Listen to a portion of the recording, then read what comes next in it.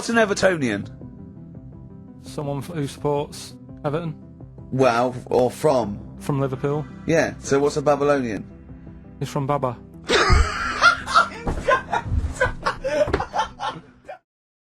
Talk then. Someone should talk. It's obviously already a shambles. Can you believe that? I'm amazed that we're back on the air and it's already a shambles. What are you doing? What? What are you talking about? I'm talking. No one was speaking. The record was ending. No one was speaking. It was just. Well, I might shoot off. Already, I might shoot off. It's Been like busy. nothing's changed. Boys are back in town on XFM 104.9. We're back then, haven't we, Carl? I'm Ricky Gervais, with me Stephen Merchant and Karl Pilkington. I'm not coming back, I'm definitely not coming back. Oh, care someone, care that I'm not coming back.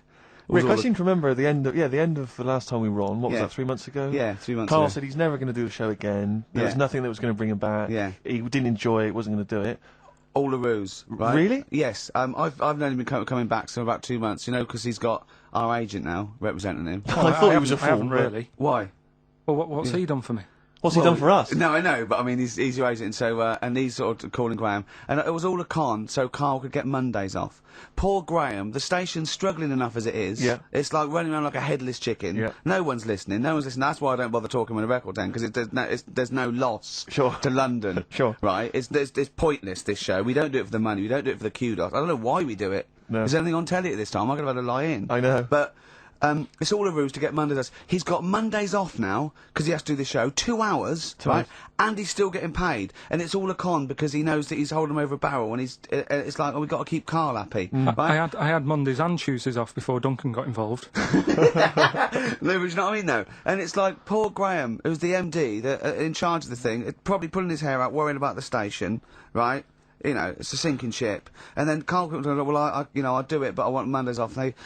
He's probably sitting home now. His family, he's probably ridiculed by his wife. His kids almost certainly would have lost all respect for him. That he's been his fooled mates. by Karl Pilkington. He calls his mates and goes, oh, I'm busy, Graham. I don't, I just can't think. It's just... It's embarrassing. But do you know what I mean? And you think it's funny, and you think you've got one over him. He's going, I don't Monday's think off it's for funny 2 enough. hours. Yeah, you do. You think, and now you're not embarrassed. We've said it on air. But you're only conning yourself in the long run, because... Do you know what I mean? I hate that sort of, the world owes me a living, how much can I get, what can I get out of the world? What are you going to give back to the world, Carl? What are you doing now then? Are you going to prepare Mondays? told you, What have you prepared for this show now? You've had 3 months to prepare. Yeah. What have you got? What have you got for us? Okay, what's happened in the last 3 months? What, in this place or just my life? Well, what have you got for us? 3 months, we're cloning about. You get Mondays off, you're getting paid for it, you've got a cushy deal, you're having a laugh, you're taking the piss out of the management, right? So, what have you got for us? Give it to us. I've kind of updated Rockbusters a bit, Right, brilliant. Yeah. right? So, and you said don't mess with it. If something's good, don't mess with it. What do you mean it wasn't good? It was never good. It was never good. No, Of it was course we never had to good. fix it. It was fun to do. It was a laugh. I mean, I imagine it was much more fun for me than the 450 listeners. You know what I mean? I enjoyed it. I enjoyed squeezing your head and dressing you up. No, but that's just it. When I had a meeting with Graham, right, I said, look, I'm not being funny. I don't want to do it anymore. I've had enough of it. Yeah. And he was like, oh, what's up with you? You sounds like you have a right good laugh. I said, yeah, but that's all good acting and stuff. I said, it's hell in there. I said, like he's talking about Vietnam. Yeah. I said, having my head squoze, right? What? Squoze is still squoze. not a word. We've been away 3 months. It's still not a word. Right? Yeah. I said, he's putting a dustbin lid on my head. Yeah. You told this to the MD. He's hitting me with a tray. Yeah. He's chucking toilet paper at me. Yeah. And he said, yeah, but that's all over 2 years. I said, no, that was the same day. So, Okay then, what has changed in 3 months? They're listening. They've been listening for 6 minutes now. Come on, give us something. bit of Nickelback.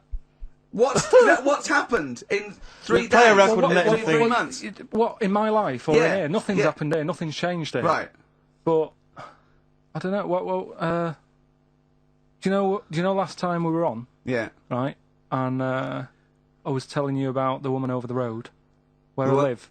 The one that walked around naked. There's a woman who walks about the flat Oh, naked, this right? is when Carl was watching a woman naked. Then she looked at, saw him looking. So what he did, this is the genius he did to get out of this. He pulled his pants down, so he was naked too. His girlfriend comes in and goes, Carl, what are you doing? He went, I can't tell you now, but don't look out of the window. Yeah, go on, Well, sorry. that woman, she's bought some blinds.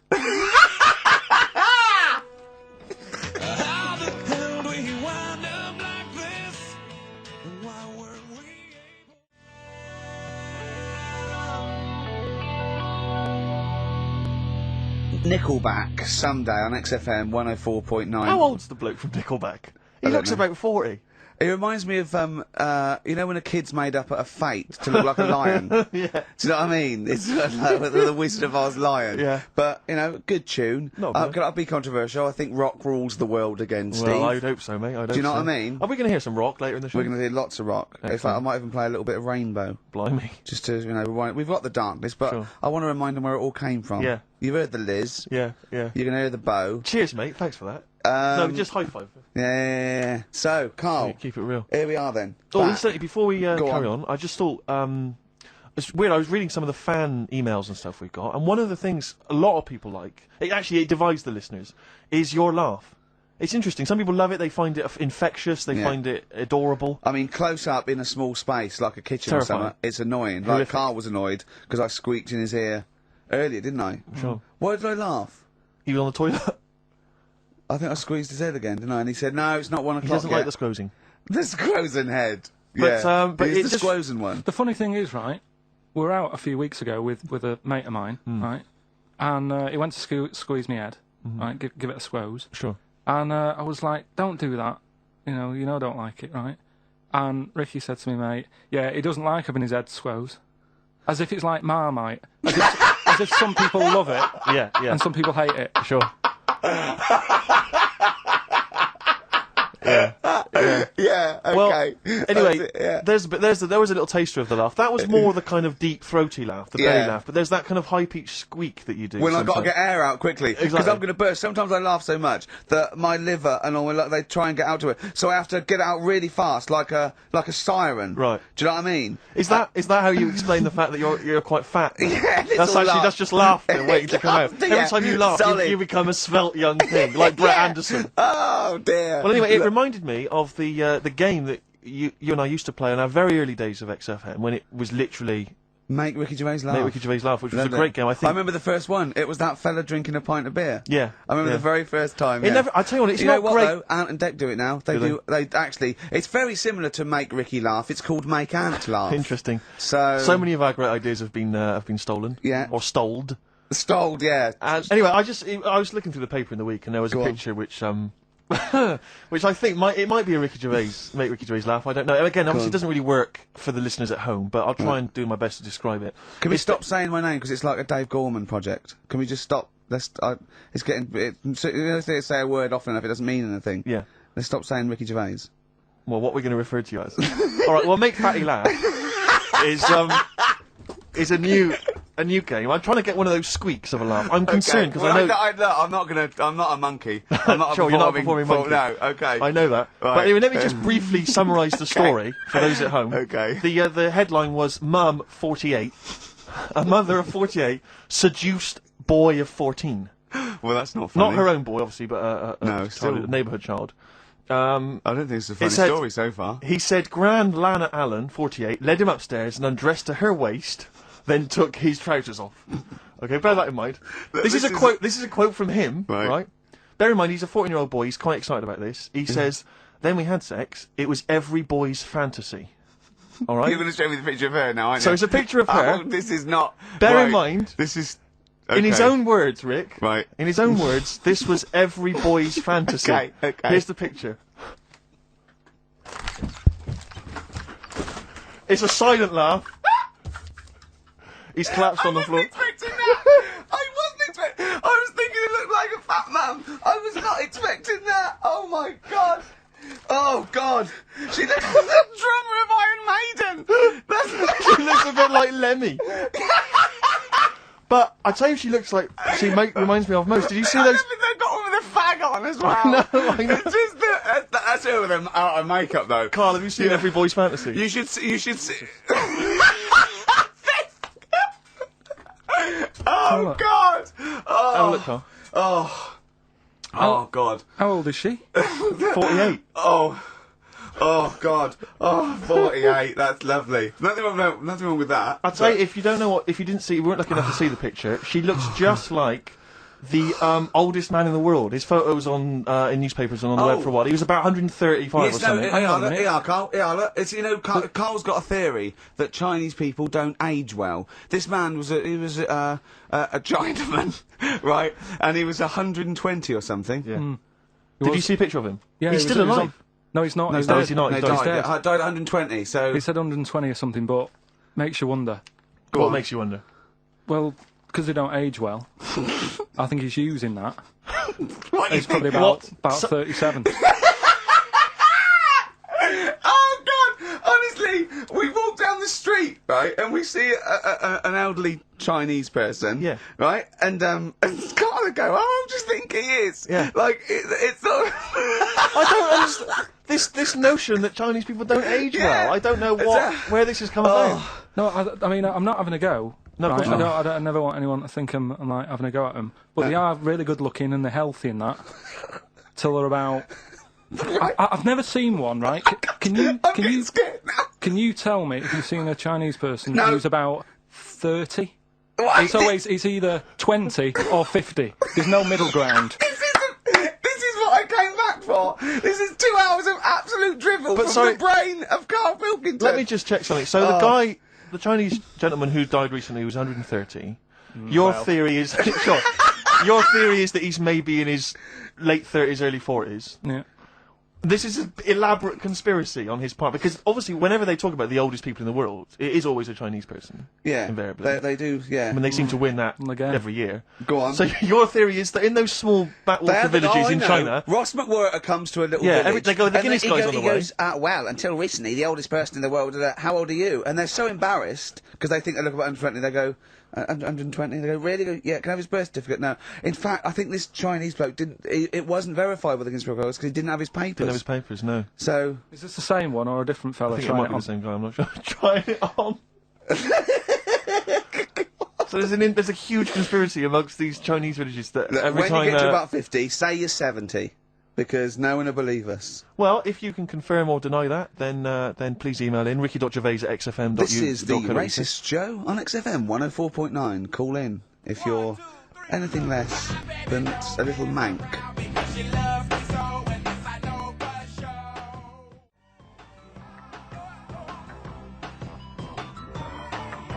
Outcast, Hey Ya, on XFM 104.9, with me, Ricky Gervais, you, Stephen Merchant, GQ Presenters of the Year. Radio Personalities of the Year. It's official. We're the best radio personalities of the year. We got that award sent to us, didn't we? And we did Yes. a little thing. But it was only our two names on it. It had your name, Rick, definitely. I remember that. It had my name. And your name. Didn't see Karl Pilkington's name anyway. No. And yet he's the one with the day off and the money and He's got the free day conning off. the MD and making him cry at home. Let me and his just mate- remind. Go Can on. I just check that Go again? on. So he's made a fool out of the MD He's made a fool and out of all the the MD. major, All basically this- all the all capital this shit shareholders. about, oh, I'm not sure if I'm coming back or not. I want a day off then, which is the same day off as his girlfriend gets off. So he's just like walking round, I don't know, Hyde Park, Yeah. just feeding ducks, when he Yeah. should be working out what he can do instead of Rockbusters, which is basically Blockbusters with a word changed. Christ's sake. Right, little If that's annoyed you, I'll tell you what has really wound me up. Go on. The last week or so, this postal strike. I tell you, Rick, I have got no sympathy for him. I'd be a scab. I'd be walking through there, and I'd be giving him the finger. I go, you can intimidate my family. I don't care. I don't care because the post has got to get through. Because I tell you what.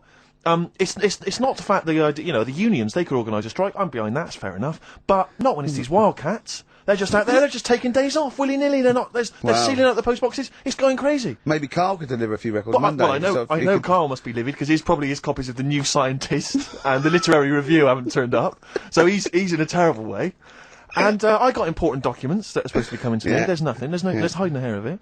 And I was cooking last night, and it got me panicked because I was thinking about if this just is going to spread now amongst other organisations and other Yeah. groups. And do you know what? Like It's a part- cancer. It was partly because I was cooking. Yeah. But I suddenly become terrified that they might go on strike. Go on. The guys in charge of the potatoes. Oh, I'll tell you what, anyone involved with I had potatoes, so much the mash farmers. last night. I had so much sausage mash, right, second helpings, that I had to sit on the edge of a seat so my stomach could hang down. I love spuds. Spuds and bread. I could not do without But spuds and bread. I feel like maybe I could make my own bread. Spuds, I wouldn't know where to start with a spud. Yeah. And it's like they're amazing. You can boil them, you can broil them. Yeah. I don't know what broiling is, Nor do but I. I suspect it's tasty. I don't think it's as good as. I mean, obviously the chipped potato is For the working everyone's classes, favourite. the chip. It was always on. The chip fat fire was always on in my household. The ceiling, the death trap fire. What's it? Polystyrene ceiling was yellow. Exactly. Come Wednesday in our house. Yeah. And always had chips. Because all I remember hearing, if I think back to my childhood, all I remember was, got to stop and get some potatoes, or phone your dad, tell him to get some potatoes. Well, that was your job, wasn't it? Get Carl? the potatoes. Yeah. It's, I mean, it does concern me because What did you have to do? Did you have to fill a diary out for your Well, it's teacher? do you know when you're at school? I don't know if you do the same thing, but you get like a little red book, right? And every night, I think it was a way of the teachers sort of keeping an eye on you. So if you went out robbing, if you wrote it in your diary, they'd go, what you're playing at, Sure. right?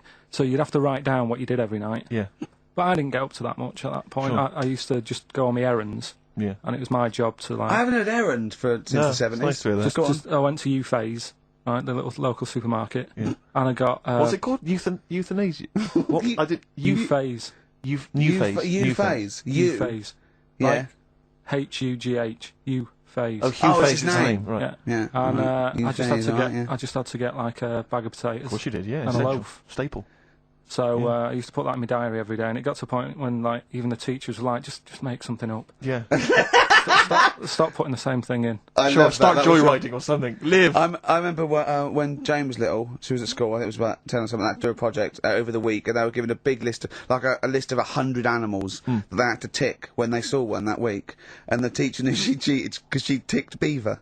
So she was trying to win and get a bit, but she knew, unless it was Susie Dibblethwaite's beaver, I know the school Dibblethwaite had one. slut. I She don't did know, have one, maybe. Dibblethwaite. I don't know, but yeah. So I'm just, as I Potato say, strike. it feels like the potato people have got me over a barrel. You know, I mean, they could hike the prices up. I still have to buy the potatoes. I got nothing else. I got to have that. You know, you got your fancy pastas for the upper classes, but for the working classes, it's chips or mash, isn't it? Really? yeah, no, I wouldn't worry. I don't think people who do potatoes are going to go on I strike. don't think so. Could we just go and pick them ourselves, wouldn't we? Or grow them ourselves? Sure. What would be the most pointless strike? What would be the strike that we went so? Do you know what I mean? I'll tell you one strike that would go so. Those guys who do sketches in Covent Garden.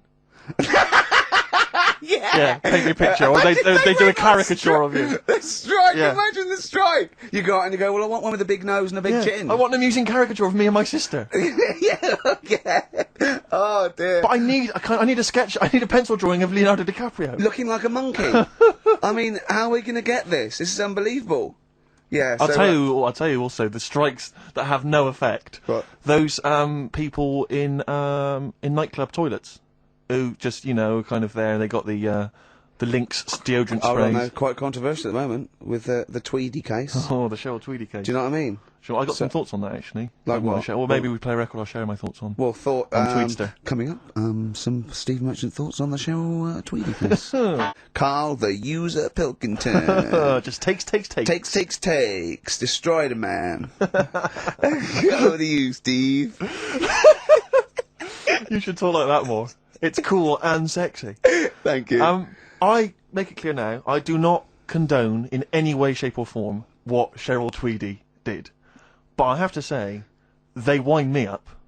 By they, you mean toilet attendants? Yes, No- yes. Right, Yeah, yeah, not not- Pop Idol winners. That's what I thought you meant. Yeah. So go on. But because I'll tell you what it is, you go into a club or pubs or big trendy pubs, you go in there, and there's the toilet attendant in there. He's got his little display of aftershaves, sprays, some sweets maybe, Blue Stratos, whatever it might. Yeah, and maybe a blue lollipop. Stratos, maybe a lollipop.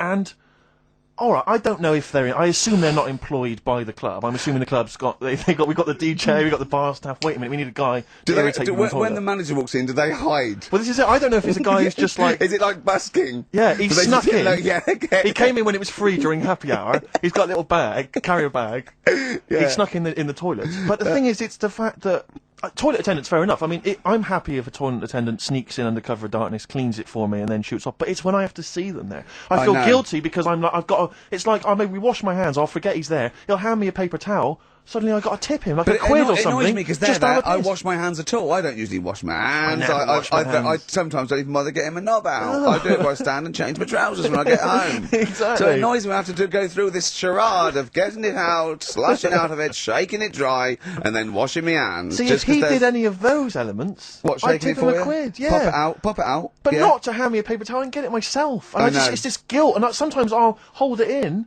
because I'm nervous I don't want to go back in there. What It's annoys costing me me a is that, fortune. like a posh award ceremony, it's a pound of piss. It is a pound of piss. Do you know what I mean? So, Or in a top hotel or something. Yeah. It's absurd. And I tell you what's worse than that.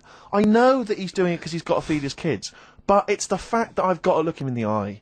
You know, Yeah. it's like he's humanised. You know, if he was only dehumanised, Rick. Yeah. If I could see him and I didn't think he was a human being, I wouldn't feel guilty. If he know. could sort of hide under the urinal, perhaps, or if And he could just put hide a underneath the handout sink. like thing from the Adams. He just puts out, he you could know, just pop a hand out. Doesn't say anything. with a Just hands me glove, the paper so you don't towel. even see, like, you know, hand go, and then I'd put a pound in, I'd take the thing, put a pound in, nick a lollipop and run away. No aggro. Exactly. It's the fact I got to see them and I feel guilty because, you know, I'm on the radio, I've got a cushy life. I know. Here's a guy who's just trying to make ends meet. It makes me feel bad, it ruins my evening. Yeah. I'm just pleading for them. Can they not do it anymore? Can they maybe get a job, illegal mini cabin or something?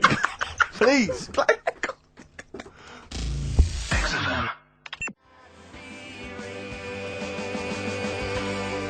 Born Again, Star Sailor on XFM 104.9. We're back. It's the 1st of November. Ricky Gervais, Steve Merchant, Karl Pilkington. It's the same old email address if people want to get in touch. ricky.gervais@xfm.co.uk. We've had a couple of emails, Rick. Someone, on. actually Ian, he's emailed in. He said that because of the blinking postman, it's his wife's birthday today. She's had no cards or presents because presumably because she's got no friends, but also because of the postal strike. But you won't be able to use that excuse for Suzanne's birthday again, because she knows that the postal strike won't be on around that time. All right, Carl. So. But anyway, so would you just say happy birthday to Have Tracy? those condoms run out yet that you got for Christmas? Carl. Still got them. Have you? Just say happy birthday to Tracy. It'll make, Happy it'll birthday, make her Tracy. happy. And hello to Aidan, who's phoned in to let us know he's actually listening in Northern Ireland. Oh, God so bless him. we've gone international. Sure. Now, there's also a questionnaire has been sent in by Ruth Chamberlain at Cordwainers College. Cordwainers College seems a weird. Cordwainers. It used to, yeah. It's either used to be a poly or a laundrette. One I think of it's the two. yeah. Anyway, it's something that she's doing for she's studying product design for the fashion industry. And anyway, she's got some questionnaire, and we're too busy and important to fill out the questionnaire. But we thought maybe you could answer it, Carl. Look, It's about- Carl, look, he's yawning, he's looking round, he's only got to do 2 hours and he gets a whole day off and he's getting paid for it. Do something, Carl. Be grateful. You've probably ruined a man's career. He's ridiculed now for doing this, that he's so weak where he should have squoze your head and kicked you out of the building. So, let's have a little bit of effort. You've only got an hour and a quarter to do, then you get 2 days off, alright? Right, Carl. It's a questionnaire about happiness. Oh yeah. There's one person. Well, that should answer it right where. The first question, Carl. On a happy scale of 1 to 10, where are you on the happy scale? Is it at this moment or in general? Well, I would say generally. Okay. Yeah, but you don't always have to like. I mean, I Jesus think I'm happy in that, but I don't always show it. You never show it. No, but it doesn't mean I'm not happy in that. Like I'm all right at the moment. I'd say I'm probably on a. I was probably on about an 8. I was probably at about a 9 when I woke up, right? And then sort of fell out with Suzanne over a haircut. Yeah. Right. She went for a haircut and came back with something that I didn't like. Sorry, what did you say? So when your girlfriend walked through the door, she had her hair done, you said, I don't like it, alright? You Well, say she could that? tell by the look on my face. I said, But don't you say, no, I'm happy with it, I just can't tell. I'm loving it. because then she might have it done again. Oh, you've gotta Carl, I let just people cannot know. get over you. I really can't, No, I but cannot... you haven't seen it. Right? Oh, So then I was fed up, but then I thought... Sorry, what authority have you got to talk about haircuts? yeah, you had the, well, officially from a barber in Manchester above a railway station in a shack, it was £2 a cut, told you had the hair of a Chinaman. Well, you wish you had the hair of a Chinaman now, you got no hair. You're a little bald mank with your mouth open, so don't... Is she listening to this, Suzanne? Sitting at home with a woolly hat on? I don't know. But she knows now, doesn't she? What did you say? What words did she did do you say? about I it, just though? said you look like someone out of Slade. Interestingly, that's what I look for in a girlfriend. Oh, God! Which one of Oh. Slade? That one with the funny... Not Dave Hill.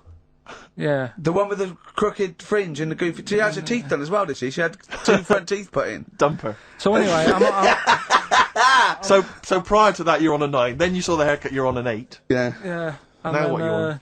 I'm probably on about a 6 at the moment. Why? What's happened? Well, while Star Sailor was on, bit more head squeezing going on. So yeah, about a 5 or 6. So generally speaking, what would you say you're on? About normal? 4. You're on a 4 normal. Alright. What would you give someone who wasn't very happy? What would you give them? What are you thinking, Carl? Depends why they're not happy. They're low, okay, so what would you give them? I mean, yeah, depends, innit? If it's someone who's just lost their arms and legs in an accident, you don't give them a lollipop. Sure, or some mittens. Yeah. You give them a hat. Yeah. Yeah. And dare I say it, a smile. A skateboard. Yeah. Yeah. I don't know. You don't know. You got to answer the question. Alright, so hang on, let's assume that you've upset your girlfriend because you slagged off her haircut. What are you right? going to do feel now to go and guilty. make her happy? How are you going to cheer her up? And And not buy her a baseball cap. I don't know yet. I haven't thought about it because I've got this to sort out. Haven't I? So when I get home, get her some gel or something. Oh, God! Oh, Christ. Okay, Oh. and alright, just name something that always puts a smile on your face, Carl. It always cheers you up. If you're feeling a bit blue, it always cheers you up. A monkey, innit? Learning something. Right. That's a bit weird. I love the qualifier. That's No, I a think bit it was weird. I think it was 2 different sentences. I think it was learning something. That's a bit weird. Yeah. Oh. Learning something that's a bit weird. Okay, and finally, if you could have something to make you happy, what would it be? Little chimp, wouldn't it? Little chimp in a suit. Well, don't answer for him. Don't put words into me. You could have anything you want. It'll cheer you up and make you happy. What would it be? You can't say a skin of titanium. It's got to be something possible. Yeah. X-ray vision. No. What would you have? It can be conceptual. It could be world peace. It doesn't have to be, you know, a new watch. Let someone else wish for that. Sure. It'd be a waste. Yeah. Why should you do it? And then someone else gets a nice new watch and there's world peace. Exactly. You're walking round, it's nice and peaceful, you know what time it is. He's swanning round, he's got a lovely new watch and there's no threat of him being bombed. Exactly. I'm quite happy the way I am, really. I don't really want Are that you much. really? But you're on a 4. Yeah, You're on a happy scale of 4. Yeah, you're on a 4. Surely you want to get to 10. Surely the point of life is to be on 10. Yeah, but what's a 10? Do you know what I mean? No. What's a 10? Contentment, absolute contentment, joy Bliss. in your heart, Yeah. inwardly and outwardly. Not walking round with a little round mank head with your mouth open going, what's the point of that? I've done it once. Is that why you've still got all the condoms? Because I've done it once. What's the point of that? Alright, we're going to get some hair gel. Come on. 10. Just one thing that would make you happy. That would cheer you up if you were feeling low. Tuesdays off as well? I'll have the MD just, resign straight away, shall I? I honestly don't know what would make me happy just like that. Because I am happy. I know you say I'm fed up and that. Do you know But- what? Do you but I know? am He fed- said I'm alright. he wouldn't want to be too rich. He said because if I was too rich, then Suzanne would say, "Let's go around the world." He said he wants to be rich enough so they're happy in that and they got their bathroom and everything, but they can't. They still can't afford any more holidays a year. Think of that. Think of that wish. Think of that capping your wishes. Yeah. Do you know what I mean? Putting a ceiling Yeah. on your ambition. I love it. It's genius. Look at his face. Play a record. You're an It's idiot. like if you'd won that ticket round Charlie's Chocolate Factory, and he'd said, actually, Carl, I want you to take over the factory. It was a test. You'd have said, I just wanted to look around the chocolate factory. Yeah. I'm happy to go back and live. No, he'd have said, poor. I'll work it, but I'm not working Mondays. Exactly. Play a record. Imagine giving a chocolate factory to a kid. I know. Idiot. Give it to the fat one at least. He'd Yeah. enjoyed it more.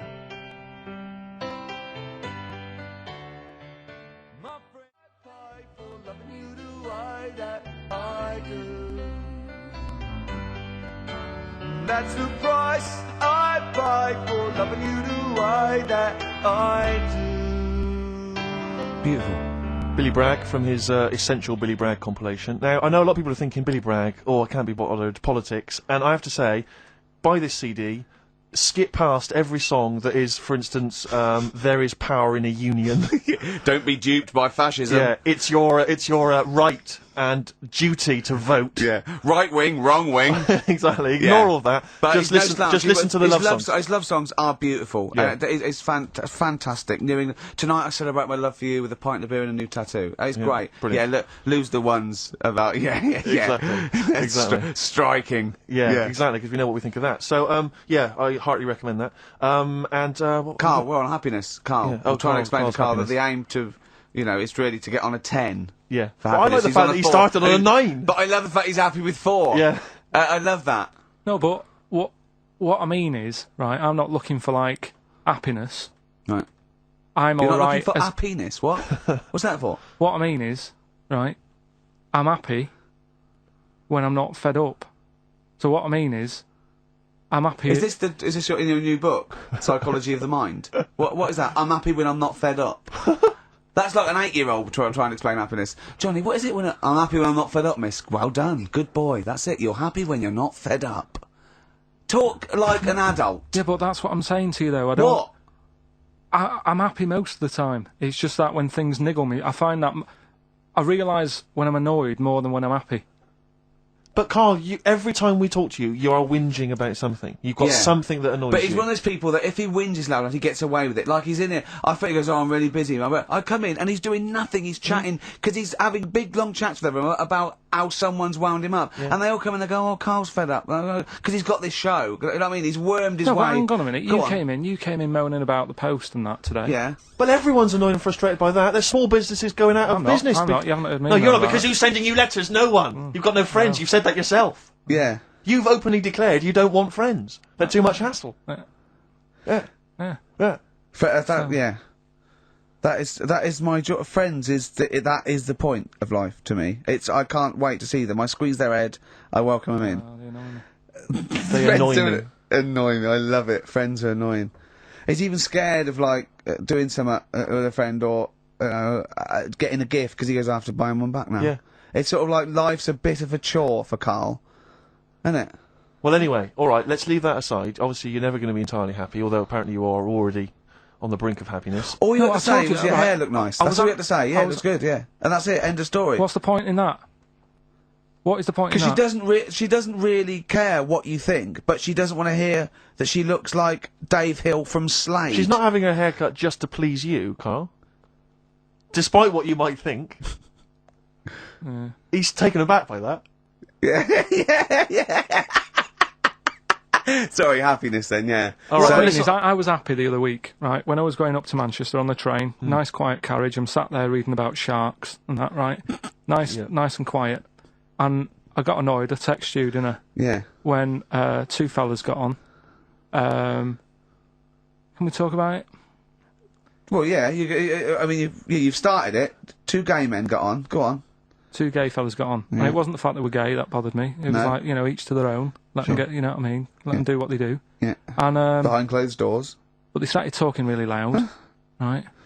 And they were going on about. That's meeting annoying up. anyway. That's annoying whether you're straight or gay. Talking too But do you know loudly. that theory I have about they go out late? Yeah. Gay people always go out late. Yeah. Yeah. Right. When we're, I mean, what time do you go out in the evening? 7:30. If you go out about 7:30, if Yeah. if I'm out of work, I might go out about 8 o'clock or something. Yeah, I guarantee I'll sort of be in bed by about 12:30. sure. At that time, they're still sort of ironing the jeans, right? And the funny thing was, I've in their jeans. always said this, right? Dancing And along you to sort- ABBA. You sort of said that's rubbish. I'm sat on the train reading about sharks. These two are talking, and they're going, "Oh, we can't wait to get there." And his phone goes, and he goes, "Hello," and on the end he goes, "Anyway, I'll see you at 1 then," right? Right. So I thought, well, maybe that's tomorrow. Yeah. Could be 1 in the afternoon. That's when most people would meet. Yeah. And then he carried on talking. Most people would meet. Carried on talking, and he goes, "Yeah." So anyway, like I say, see you tonight. 1 o'clock is meeting someone. Yeah. I don't know You were why you go livid. out that late. Do you remember when his favourite record of all time is The Killing of Georgie? Sure. He said, would he have been killed if he'd have been back at a decent time? There's a no fair mention point. of the time in Sure. this song. And then the funny bit was actually that did make me laugh, right? When he'd finished talking on the phone, he said to his partner, right? "Oh, there you go. Let's have a little chat." And the fella said, "Who was that?" And he said, "Oh, it's Dave." He said, "Which one's Dave?" He said, "The one with the shaved head." I thought, in the gay community, Yeah. that isn't a good description. No. Do you know what I mean? Yeah, I know. They've all well- got little shaved heads. Before we move on, was the Sharks article interesting? Did you learn anything? It's pretty good. Was it? Go on, Yeah, what I'll was teach it? you something about that later. Oh, okay. Is this educating Ricky? It wasn't, but I can teach you a bit. Yeah. All right, That's good. play some ads and that. And Play some ads on a tune, and then have we got maybe a competition? Yeah. All What have we got? We're all looking forward to that. All right.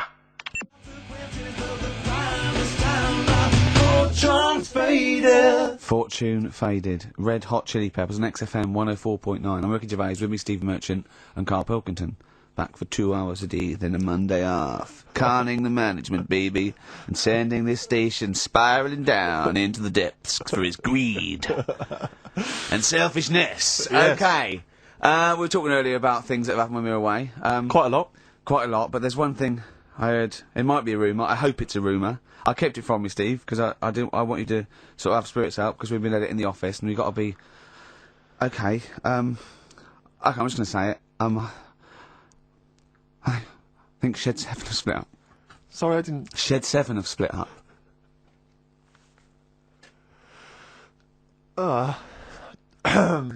Sorry, I think I got something in my eye. It's just a bit dusty, you know, I think. So, okay, if it's true, it's true. If not, at least we got their music. Their music. The music lives on. So we're going to dedicate this show to Shed 7 and all the bands they Influence. So we're just going to play. Just every artist that formed a band after they'd heard Shed 7. Just play them from now on, and obviously the hits, all the hits, the Shed 7 hits. When I saw this, I saw it on a website. It said about, is it true Shed 7 have split up? And the next, one of those dorky message boards, someone came on and said, you are joking. Oh dear, what else has I happened just anyway? pray that it is just a rumour. If you It can is just a confirm rumour, that, then get in touch. Just call in if it's true. Well, Maybe no, call in yourself. Well, Monday. Shed, if Shed's listening, Yeah. and he's not busy, he's got Mondays off now. Call in and say what was the split all about? Tell you what I read about. while you were Sharks, away. monkeys, or jellyfish? It's 10 past, isn't it? We haven't done a little bit of knob news. No, we haven't done no news. No, But it's been 3 months. there's It's been- been 3 months coming. there's this thing. I don't know the full story. I don't know how it happened, right? But little Russian fella. Yeah. He was sort of having sort of emptying his bladder, right? And Yeah. somehow electrocuted himself, Right. And sort of did a bit of damage. How did he I slashed don't onto know. some I don't live know. wires or something? Something like that. So Did anyway, it damage to himself or to an electric fire or something? no, to himself. To himself. Yeah. And so the doctor. Didn't slip and curling tongs went up his arse when he was pissing, because that's happened a lot. In Yeah, we've all been hospitals. We've all shoved the old curling tongs up the arse when having the piss. Right. So I can't even be bothered. No, go on. No, we're interested. We're interested. Come on, we're interested. Don't You give can't up. be bothered. You get Mondays off. Do some work.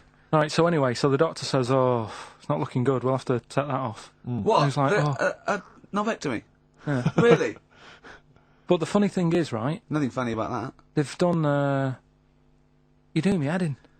You're doing Just me head tell in the today. story. Just doing me head in. Oh, you can chill out on Monday. I've only got 15 minutes, but I'm going to talk to you every Saturday. I'm going to get the money's worth out of this, because you get Mondays off, and I can't bear the fact that someone's getting away with something like that, because it's terrible. So you're going to stick this out, or you're going to have to work Mondays. So take it on the chin, right? Okay. Just finish the story. Yes. I command you. Just do it. Anyway, so they said, he said, you know, will you be able to sort me a little knob out? A prosthetic Now, cock, yeah. Yeah. But they put him out Yeah. for the operation. Yeah. He woke up, Yeah. right, and he's thinking, oh, thank God that's over and done with. Yeah. They've only grown it on his arm. What are you talking about? You twat. Shut the don't you an idiot. What do you mean they've grown it on his arm? Apparently, like, that's the way they do it. Oh, yeah, but to then put it on... That wasn't a mistake. It wasn't Dr. going, did it go there?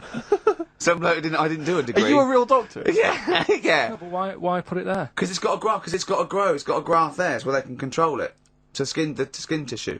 But on your arm. Well, But they're On going to your remove back it or- from the arm itself. What do you mean on the back? on your back. Somewhere, well, we can't wear a T-shirt. Yeah, but you That's could have a ridiculous. He's quick- in hospital. This way you can still have a little tug, can't he? But they'll leave it there for quite a bit. It's not... Do you know what I mean? It's not going to be like, oh, it's just there for a few days. Yeah. It's there for a bit. That's not good, is it? So he's got a cock on his arm. Yeah, what's up with that? What do you mean, what's up with that? Well, I mean, he could say it's a thumb or something, couldn't he? Yeah. But they remove it. Be good And for attach hitching. it down below later. If you had a knob instead of a thumb and you went hitchhiking, just tickle it. And they can see it like a mile down the road, couldn't they? Boasting. Yeah. If I'd lost my knob, I'd go, oh, I'm not going to have all that stuff. Just whack a pair of tits on me. Do you know what I mean? I think, oh, I'll have just forget it. But why not just put it where it should be straight away instead of messing about? Where should it be straight away? You know. On the you forehead. Listen, are we doing a competition? Let's then? play I a can't be tune. bothered. Let's Come just, on, let's Carl, just. you can't be bothered. Right, Alright, okay, bit of we're rainbow, going to bit of scrap rainbow, this yeah? and you're going to work Mondays again. Shut up.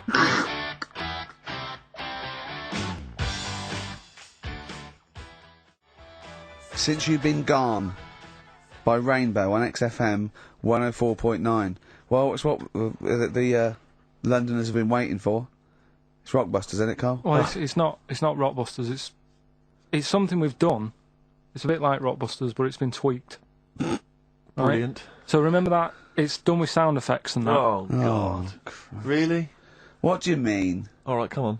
Right, remember this one? We tried it before. Hold on, when wait a minute. There's headphones on, right? Hold on, wait a minute. And this is one you've done in the past. This is not the competition. This is not the competition, but I said, like, what song is this? Smack my bitch up, yeah. Brilliant. Brilliant. Smack my bitch up. Yeah, yeah. Right. So it's kind of that, but rather than just doing songs, it's that film or song sounds good. You know, when you do these things, you can't do them in the week. You've got to do them either Saturdays or Mondays. Yeah, I do, yeah. Well, I'm going to check on that, because that really annoyed me. Because it's been done, so it doesn't really, you don't have to worry about it when it gets done, that, do you? Because it's done, so... Well, yeah, but I don't want you taking time out of things you should be doing at work. You're already weaseling way out. XFM's going down the tube, and you're taking the piss left, right and centre. Right, so here's this week's little grab. That film or song sounds good, so what is it? Come here.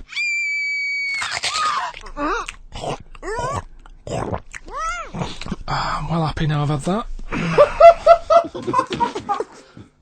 What? Right? It's a film or a song title, is it? No, it's a film or a song. What do you Forget mean? that. It's a film. What are you talking about? That must have taken you 3 minutes. I did not on a Tuesday, though, because that's cut into precious time. Have you seen how long a trial takes him? About 30 minutes. And he's Sorry, do one a week. let's just concentrate for a second. Okay, right. This is a film. This is a film title. The title of a film. Yeah. Play it again. Come here.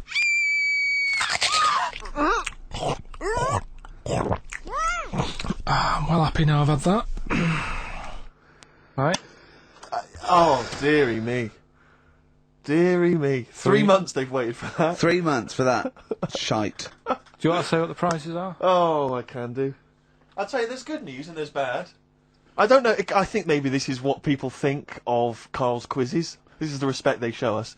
Because you know that the various companies, they'll send you product which you can include in competitions. It's a promotional tool. Yeah. They've sent us I'm Alan Partridge, Series 2, Yeah. and Fawlty Towers, the complete series. Brilliant. On VHS. I mean, who's got a video player anymore, Carl? It's for losers and the working classes. Yeah, for up north. They still sell them up north, I think. Thankfully. In market stalls. It's been redeemed. I mean, I wonder how we got hold of that. Yeah. Yeah, The Office Series 2 on DVD. That was a nightmare getting hold of that one. The best album in the world ever. It's got stuff on there. Super Furry Animals is on there. Supergrass, Gold Frap, and also the best of the Boomtown Rats, which is not bad, and a couple of Teachers DVDs. So some good stuff there amongst the VHSs. And you can win all of those treats by identifying this film. Oh, God. Come here.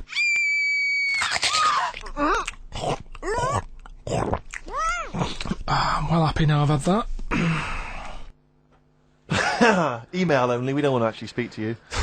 ricky.gervais@xfm.co.uk. I'm sorry if that's brought you down, it's made us feel Can bad. I just say something? What's the phone number, Carl? 08700 800 1234. 08700 800 1234. Call up for no reason, because I want Carl to answer the phone. He hates doing it. So call up and talk to Carl. Ask him anything you want, just talk to him. Okay? Right, answer the phone, they're going mad.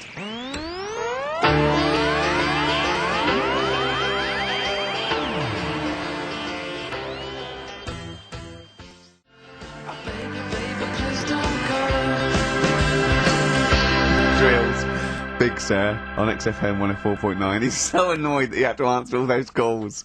Why did you like it? We're wasting time, aren't we? That's your listenership. No. They want to speak to you. No, that's nice and everything that people call up. Yeah. But we should be concentrating on what we're doing.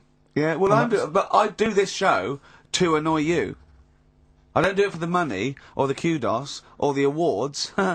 Do you know what I mean? I do it so you have to be here and do what I say for 2 hours, because you're getting away with murder here in the week. I don't like seeing that. I don't like injustice in the world. I try and fight it wherever I can. So I do it to annoy... It's good of you, Rick. Thanks for doing that, mate. Yeah. It's interesting, though, that you're passionate about fighting injustice, but you focus specifically on Karl at XFM. One of the world's lesser crimes. Being a little bald mank twat. Exactly. I know, yeah, but nonetheless, it is a crime. Look at him, look, he's got his head down like one of those, one of those chimps that have, like, lost their mate in London Zoo. He just sits there like, a broken animal. Karl, what are you thinking? Where are you on the happiness scale now, of 1 to 10? Karl? On about a 3. Go on, Steve, what are you going to do? Well, we were talking earlier about stuff that happened while we've been away. We don't talk... I haven't been this upset since Skunk and Nancy broke up. Yeah, I know. Cheryl Tweedy. Tweedster. We've done that. We've done the Tweedster. Well, of course, the war. Is that all done and dusted now? I think it's pretty much over. I think we've sorted that out. Okay, good. What annoys me is people going at Tony Blair and Bush, right, for like bombing stuff and all that. But my point is this, right? Those bombs have all been bought and paid for. Yeah, you, the taxpayer, they're yours. They're bought and paid I'm not for. a scientist, but I think bombs go off. I think so. And if you don't use them, you lose them. So let's use them. Exactly. Do you know what I mean? It's like tinned food. It lasts for a while, but eventually it's going to go off. It's like anything. Oh, we better eat that. No, don't open the fresh stuff. Don't build the fresh ones. Let's use the old ones. Exactly. So because they're just stockpiling there, and they cost us millions. I know. We want to see if they work as well. What? We've never tried that one. Use them. Use them on just Oh, exactly. Karl, who would you bomb if you could? I wouldn't. No? What do you mean? Well, imagine you could bomb a country. You're not actually going to bomb them, but you're just going to frighten them. Just going to put the frighteners on them. Frighten them, yeah. You're just going to go, I'm going to bomb you, and then obviously they'll go running behind and under tin shelters and that. Yeah. Ricky's house? No, come on. What country? No, what country? I wouldn't. Honestly, no one sort of makes me fed up or anything. No one makes you fed up? Not enough that I want to bomb a place. Well, you're not actually going to bomb them. I You're wouldn't just get putting the frighteners involved. I on. just say, let someone else do it. Sure. It's typical, isn't it? What about you, Rick? I got a list here. Do you know who I'd threaten? Go on. The Swiss. Oh, they've had it easy. They've always had it easy. They've always chickened out. It's that equivalent of having Mondays off. Exactly. Like, oh, we don't want to fight. Exactly. You can both walk through it. You know what I mean? Yeah. We're a carpet. Exactly. While we're busy sorting out fascism, Yeah. Or Osama bin Laden, they're just chilling out. They're holding ours and Hitler's coat. Exactly. Do you know what I mean? Little weed. We should have both turned on them. Yeah. And I'll tell you who else. This will just frighten them up. Just shake up a bit. Iceland. They've had it easy. Because they have stayed out of everything. They have not been involved in anything, as far as I can tell. But you don't have to bomb them, do you? Eskimos, they've never been involved in I know, anything. but don't bomb them. Just pour hot water on their igloos. Exactly. Just send a plane over with warm water. Yeah, with a big flask.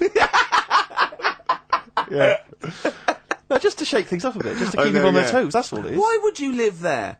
If you could choose, I If know. you're an Eskimo and you're born, little baby, you grow up and you go, what? I'm sorry, I'm eating ice and fish for the rest of my life. Well, fair you're enough. having a laugh. Fair enough, like years and years ago. But now, presumably, they're aware of the proper I house know. and the fact you can live in, say, Somerset or the south of France. I know, but it's like, haven't they learned? It's sort of like, well, they haven't even got, they're not even on as good a thing as the North American Indians. Now they're sort of pierced up. They got smoking gambling. fags. They live in lovely little cages. Drugged up. They're all brought to their little village. They're having a whale of a time. They don't have to go hunting anymore and anything like that, killing buffalo.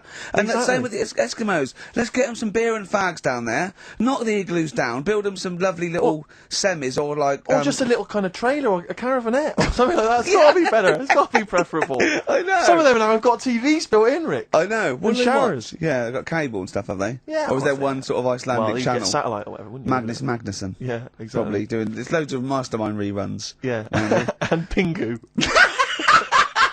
Just on a loop. That's porn over there. Yeah, though. exactly. Oh, brilliant. No, that's like a hardcore documentary. That's it, yeah. This is Racist FM 104.9. Yeah. So, who would you like to see bombed or not bombed? Not bombed, but just put the frighteners on them. Yeah, it would you Email like to scare Ricky.Gervais, the shit out of anyone, Yeah. any nation or anything. Karl, thoughts? Play a song? You're not working for your money. You're not having Monday off. We got to do something Monday. Let's plan something Monday just to get him in here.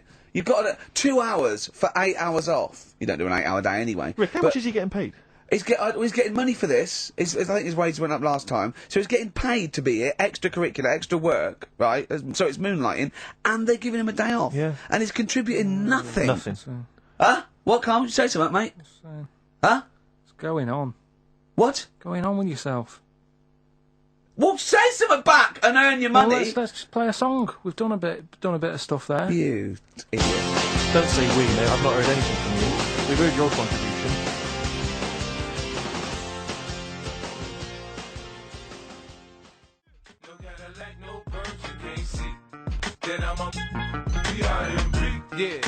PIMP, 50 Cent on XFM 104.9. Me, Ricky Gervais. You, Stephen Merchant, and you, Karl Pilkington. Alright? What are we doing then? How are we going? Karl, how are you feeling? What on a scale of 10 now, happiness scale? Just building back up again a bit. Yeah? Why? Probably on about a 5. Oh, that's not bad. What changed it? What changed it? Just calm down a bit. Yeah? So. The chilled out vibes of PIMP probably helped you. Yeah. I think we should just say, give massive props to Adam and Joe, who stood in for us. Oh yeah, for stood a in couple for of us. months. Did a great job. Yeah, great, really good. In fact, interestingly, I listened to the show. Are they going to get their own show here? I think they should. Yeah, they'll probably get something. Well, there you go. Well, it's interesting, as I was listening to them, they had quite a nice selection of features. They had a couple of good competitions and things. Now, I don't know if, having done them for XFM, is it somehow they may be kind of under some kind of XFM copyright?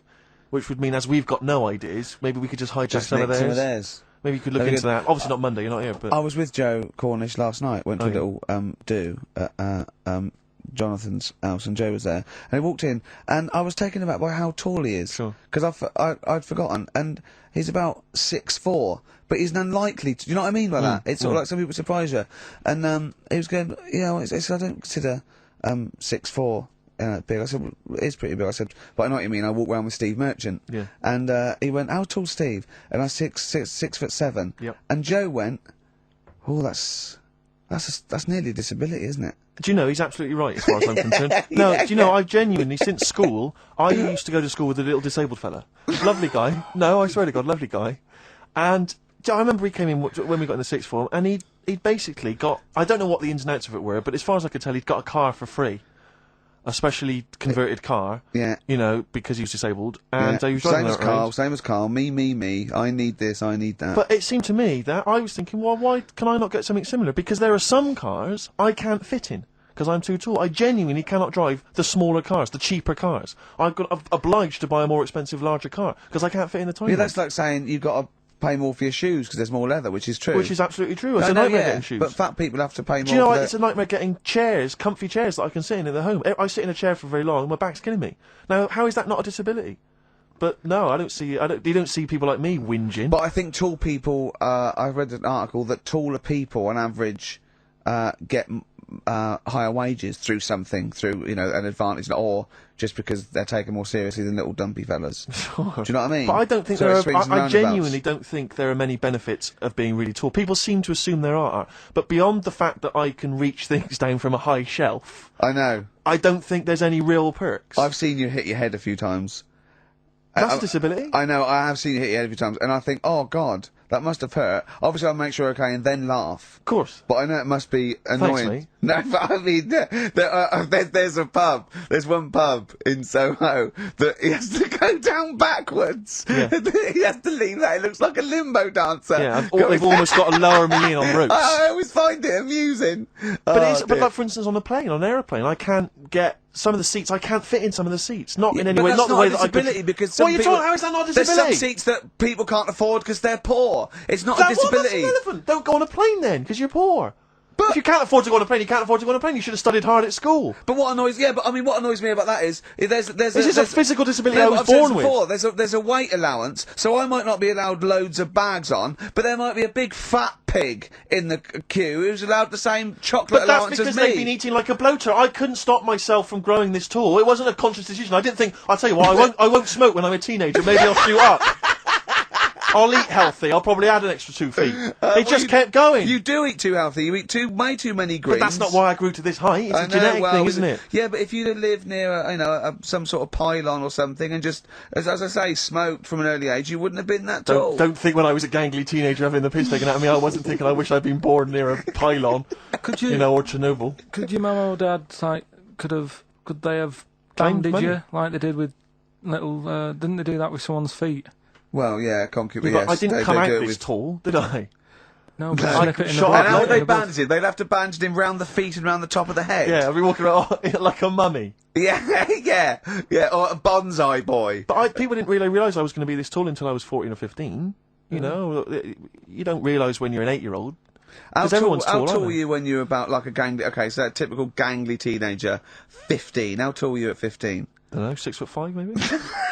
And I bet you were like a beanpole, weren't you? Well, of course. Yeah. And what sort of glasses did you have? Cool. No, what did you have? I don't know, a monocle. No, I can't remember. Did you wear a bow tie once? Did I wore a bow tie? I thought I was trying to preempt the styles that might be coming round.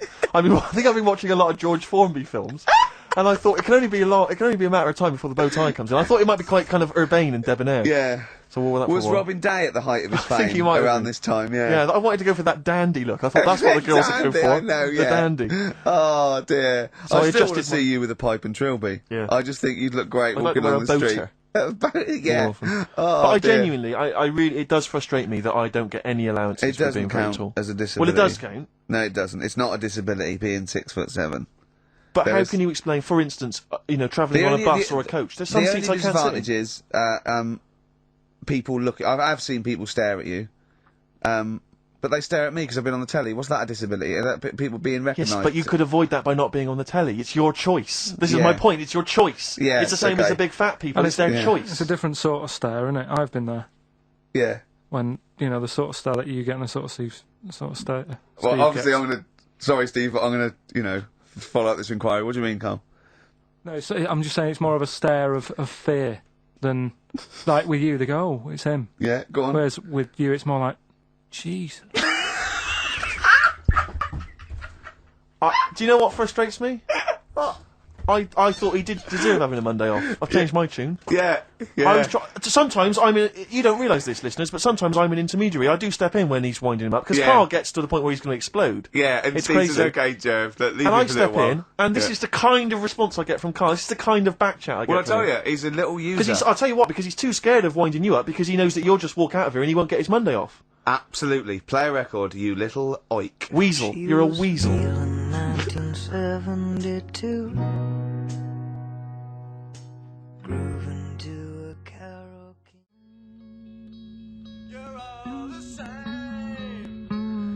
Joe Jackson, Different for Girls on XFM 104.9. Ricky Gervais, Steve Merchant, Karl Pilkington. He's annoying me now because he's got a day off and he's got 2 hours and he's miserable. He's not even doing anything to the show. It really annoys me. Well, hang on, wait a minute. What? You've forgotten his brilliant film quiz. Yeah, He's contributed that. that he probably did during the week. Well, Do you know what I mean? What are you going to change your attitude, Karl, or what? Or should we just not bother with this show? Told you. What? Don't annoy me, and you'll get the best out of me. Yeah. I told you. I told you. This show is to annoy you. You knew that. But this is what you're gonna get. Do you know what I mean? But no, you got to be good and get the day off, or there's no point for any of us. Right. If you were having an operation, would you annoy the doctor? What? You can't concentrate, can he? Don't wind And him the up. fact that he's a doctor. all of a sudden. Yeah. He's got to press a button and find out what a monkey did in 1932. And he's Where's the monkey news? It's been a bit quiet, hasn't it? I've been. What, in the keeping an last eye 3 out. months? Okay, there was something that I found last week about one that was in an old people's home. It escaped from some zoo. It was wandering about. It was enjoying itself, and then when it got to the night time, it was like, "Oh, what am I going to do?" And the first place it came across was like this old people's home. Yeah. Went in there. I think it was there for about a week and a half without anyone realising. No, No, it did. No. So the helpers and the nurses and the social workers and the matrons and all that, they thought, well, Mr. Sanders looks a bit hairy. But I mean, that happens. You know, it comes out your ear and your nose when you get to about 70. And he stooped over. Yeah, of course he has. He got bow legs. Yeah. And he eats more fruit. Of course he does. Well, that's when they realised. Why? Because someone in the kitchen said, "Hang on a minute, getting through more bananas than we normally do." Right, Sure. do the competition. Do the one thing you've done this week, probably in their time again. You're getting paid for it. You're having Mondays so off and yeah, you're not that- into it, so That waste of film, time. That film sounds good. It Yeah. was like this. Yeah, okay Come then. here.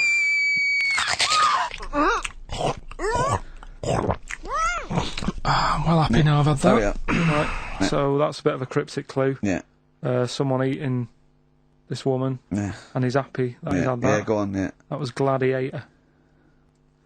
Yeah. So, who wins A the stuff? couple of people sent I in, think sent you in should- Hannibal, which would still work, Yeah. and someone else sent in Maneater, which I suppose works as well. Although he did put the thing in about, I'm well happy.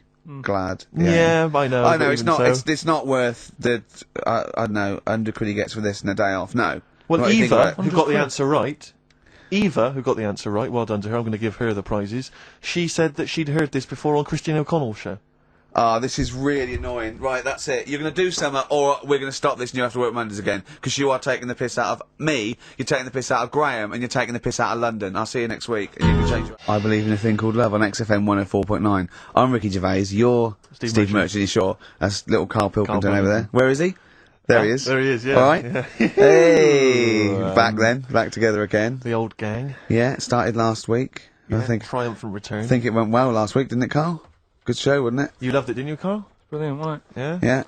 Now, you weren't speaking to Suzanne last week at this time because you said she had a haircut, probably quite an expensive haircut. She's a lady in media. She's got to look good. She probably doesn't go to the barber like you or just shave it at home. Probably spent quite a little bit of money on it. She came home. She thought, well, my Lover. sweetheart, my lover, my sweetheart, you know what I mean? The man in my my beau. life is gonna love this. Well, he adores everything about me. He's going to love my hair. She walked in. Hello, Carl. All right. You look like Dave Hill from Slade. Is what you said to the poor woman. And then talked about it on air. She was furious about that. So what did you listen, do? Carl? She did listen, yeah. She wasn't happy. Did you hear you slagging her hair off? Yeah. Well, what So annoys this me is though- probably annoying her now. Well, no, it doesn't matter. We can do a lot today because she's at work. So And of course, no one's going to tell her. let's have a chat about a fat arse, shall we? So, hold on. Oh, dear. You are in so much trouble. That's. Look, he's realised he is a little bit worried. Oh, didn't you go and buy her a coat or something? Took her out on Sunday and treated her to a new coat and that. Yeah. But I offered, I And a said as baseball well, cap. I said I'd pay to have it done again. Oh no, Carl! You have. Oh God! Oh my Christ! So she listened to the show. What did she say? You got home. She'd heard you slagging her hair off. Imagine that. He thinks that's a good thing. Sort of like, we've won the pools. Brilliant. What are we doing? Well, you can have facial surgery now, love. It's sort of like, it's just, Christ. You offered to have it done again. Unbelievable. Yeah. but But I got home and she's like all being moody with me, right? yeah. You thought something's wrong, so you must have listened to the show when Yeah. I was slagging off her hair. Well, his first thought was she's probably looked at herself in the mirror. She agrees with me. Yeah, that barber's been round again. Yeah. And she just said, "Oh, that wasn't very nice of you, was it?" Oh. So I just said, "Hang on a minute." I said, "That's what we do on the show. When I'm slagging off, Chinese people looking old or whatever." I said, "You never interfere." Sure. I love the fact. She's got to get her priorities right. I love the fact that she's in the same queue as a billion people you've never met. Yeah. That's fantastic. She's in the same queue. Well, you didn't complain Well, when I no, was because slagging off. Carl, I don't think Carl has ever admitted he might be in the wrong. Ever. Certainly not to your eye. So did That you admit... is so true. Isn't it? That is so true. He's never admitted that he might be in the wrong. So did you, in this instance, agree that maybe you'd overstepped the mark? No, I just said she took it badly. Do you know what I mean? It's only a haircut. Yeah. Yep. Well, So, Steve, you You haven't see- seen it, so you can't start interfering on this sure. one. No, okay. No, I haven't seen it, but I very much doubt she looks like Dave Hill from Slade, who, if I'm, unless I'm mistaken, used to cut his hair with garden shears blindfolded. Well, So, you know what I mean? And did her teeth stick out when she started speaking with a Brummie accent as well? I've got used to it now anyway. So, And so did you bought... So at some point you came crawling back and you said, do you want me to buy you a coat? I just said let's leave that. Let's go out and have a good weekend. Sure. But get your hat before we go. And treat her to a new coat and that. 'Cause it's a nice coat, so it takes people will look at that rather than looking at the head. So if anyone, Does it do flash? It's got obscenities across the back. if anyone who knows Carl's girlfriend is listening, Tell her. and maybe you're a work colleague and you're listening to the show, Because or I think or this is something, terrible. get her to phone him now. Get her to phone him now. I mean, Get her forget to phone the on hair. the XFM number. What's What's the fat ass complaint line? Because you are in deep shite.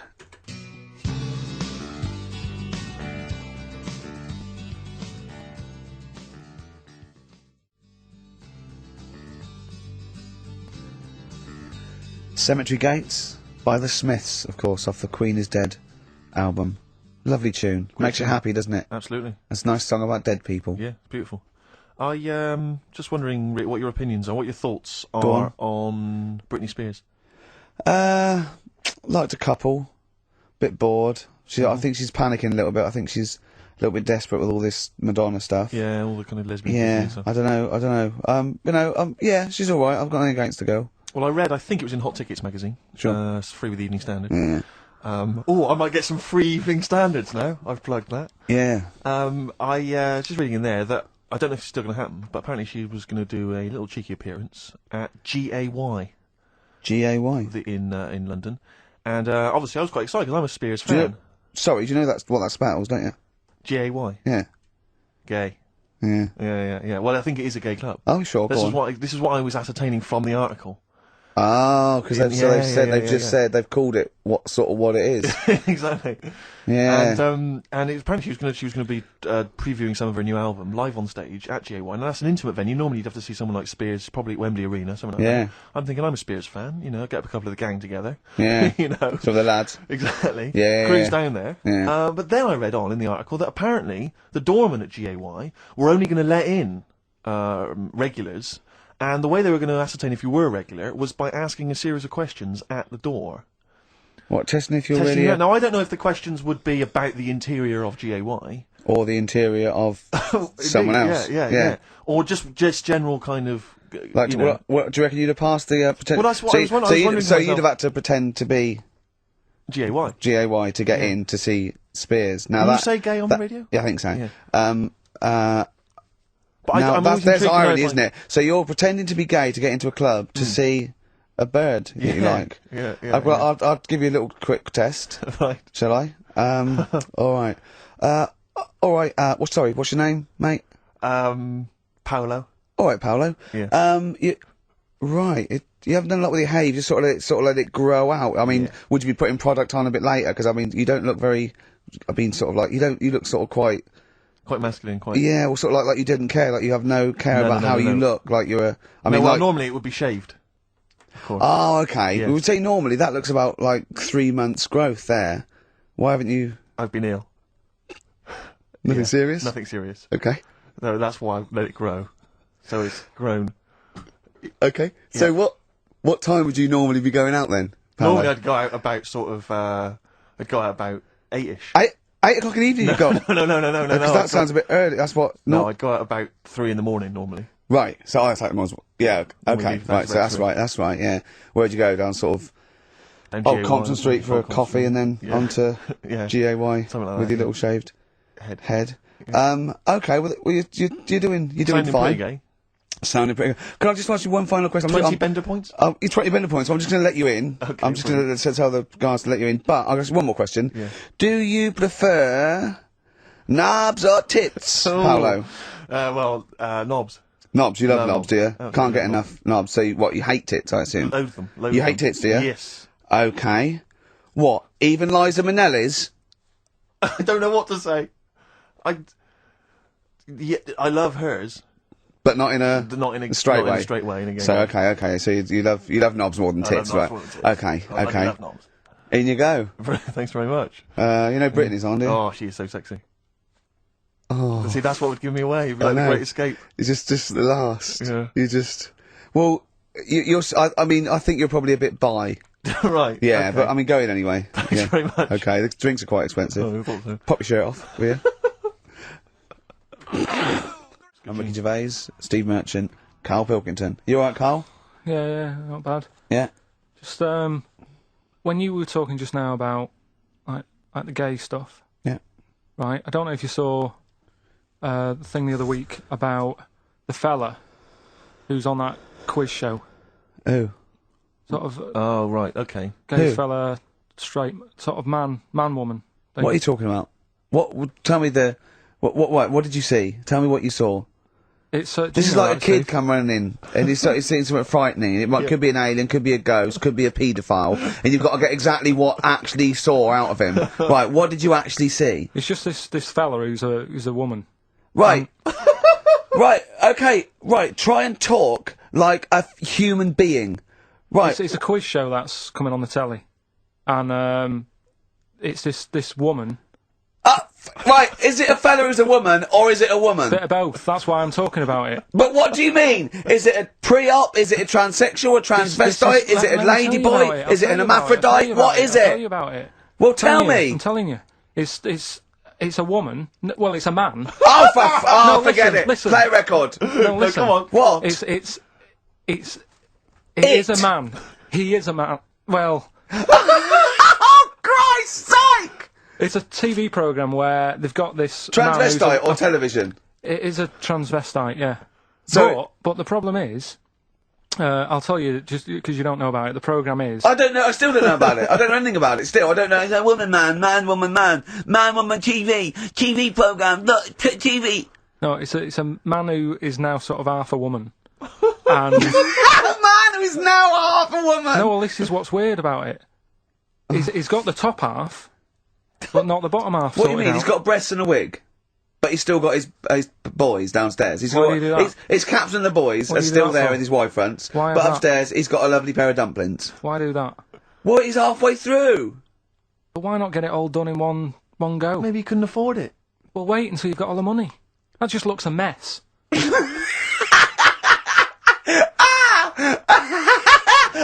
And who's he pleasing there? When he wakes up in the morning and everyone. pleases himself, he can't believe his luck. He doesn't know where to start. No, but what I don't understand, I mean, I don't want to see him. Well, can I just seem finish that ignorant. sentence? What you don't understand is just about everything. Yeah. Right. What? I find it weird, right? I sort of get, I understand the gay thing, right? But, Do you? What do you mean? well, I know. Well, tell me the gay thing. Explain the Well, gay I thing. just know if you're a fella, you like men. I don't know much more than that. What do you mean you don't know? But what I mean is, with a transvestite, what's going on there? What do they want? Now, transvestite is a cross dresser. See, I don't get that either. Because You mean a That's transsexual? that's a man who likes to dress in women's clothing. It's not necessarily, they're not necessarily gay. They're or not gay. straight They're or often anything. not gay. They just happen to like wearing women's Those clothes, aren't yeah. but then why not wear women's clothes that could be seen as a bloke's, like Suzanne wears jeans? No, but they Just but that's buy the women's thing. jeans. But that's their problem, is it? They like being seen as a woman. They like being seen as a woman. It's not just that it's more comfortable or they'd wear a kilt. They like being seen as a woman. They feel more comfortable. All right, and what's the deal with this fella who's got? We don't know both? who this fella is. No, we don't know this man who's half a woman. He's called Miriam. Oh, that's helps. yeah. Okay. Brilliant. I love this scientific basis. No, I so think- all he's done, he's had the tits done. He's probably had the hormones. Probably lived as a woman for a while. The last step, because you can probably reverse the breasts anyway, because they're probably implants and hormonal things. And whereas you chop your knob and boys off, that's you come back the next day and go, sorry, I didn't mean that. I wanted my ears pierced. It's a bit more of a bigger operation to put them back. So doctors are probably making sure that he's just up Surely to if you've had the top half done, you're not going to go back on what you've said. But no, what's the top half being done? I could get you breast implants, give you a bit of hormonal treatment. Now and that you would could be a great idea for next week. and you could reverse it. What you can't do is grow a knob back. Well, you can. Last week you were talking about growing one on your arm. Yeah. We've done that. We can, so that is possible. But the thing is, the truth of it is, I think I do know about this story. I think it was a television programme called There's Something About Miriam. The Oh. conceit of which was that this pre-op transsexual So I guessed that right, yeah. was masquerading as a woman, Right. and various blokes who didn't realise that this was a man had to I've heard try about and this. seduce her, And when they found out that it was actually a bloke, and a lot of them had kissed I agree. her, they refused to let it be shown. I and there was a big agree though. outrage. So on. That's just terrible. Yeah. That's Oh, it's just absurd. But I mean, you know, that's awful. I heard it. I hated that. Yeah. Yeah. So what? I think it was a Sky One program. Is there anything other than The Simpsons on Sky One that's worth watching? Have you ever tried to watch that? Have you ever seen Kirsty's home videos? Yes. Yeah. But it's things like it's dogs on a slide, babies falling over. Do you know, it's only recently reduced from an hour in length. It used to be Really? an hour long, and it was just, if you haven't seen it, it's just like camcorder footage, like Do you you've know been what I found of like? people falling over. I like an old woman at a wedding falling over and showing her bloomers. That's my favourite. But I like it when it's Kirsty's home videos uncut. So it's kind of 4 old women, like, naked, With their tits falling out. windsurfing. Oh Christ! it- Imagine that. Does it whistle? Well, I mean, have you ever really sat and watched anything on Sky One No. that wasn't The Simpsons. or, or Star Trek? I think that's what I watch on. I think that's Or pretty much wrestling. what I watch. Wrestling. They have WWF wrestling, cartoons, and just the worst programs. I mean, it's I've seen a appalling. bit of the wrestling. It's hilarious. But It's hilarious. It's like a station that's made by a 14-year-old boy. Yeah. Well, I think that's probably what it is, isn't it? Yeah. I mean, that's exactly the demographic. Do you like Sky One, Carl? I haven't got satellite ever, so Why not? I thought you'd have loved that. no, I would love it. Discovery Channel's all about No, slugs and that and know. weird stuff like that. I know. Chimps. I was reading Has about it- slugs the other day. There's a thing on one of the channels called Monkey Business. Yeah, I watched that Yeah. because I was doing that thing, wasn't I, with Richie Bacon?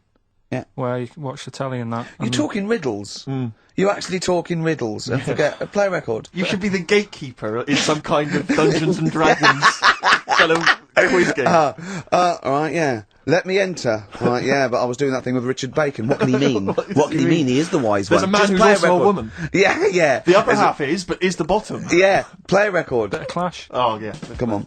Train in Vain. XFM. 104.9.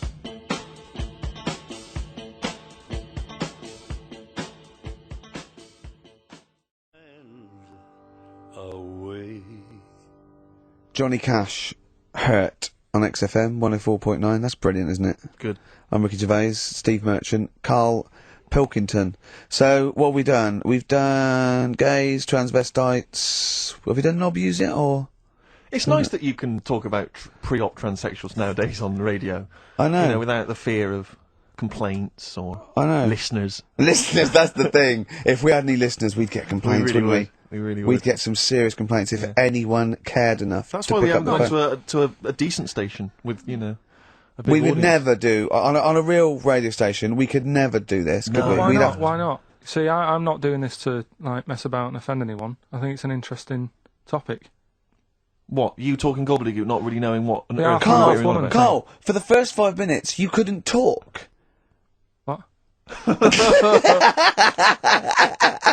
Okay, look, Although, with who's the biggest, most professional person in radio? It's probably Terry Wogan, isn't it? And it was you that said you can't tell what the sentence he's saying because he keeps going up at the end before. But he and never- after. there's never any hey, punctuation. Mrs. Yeah. so yeah. he'll just segue from one point to the next. So he'll be like, going on my holidays, Friday. We're having a lovely time, says Mrs. Dorothy Shears of Westminster. I'm thinking of going to Greece. Oh, and it's halfway. So, So he's got his knobs, but he's still got the tits.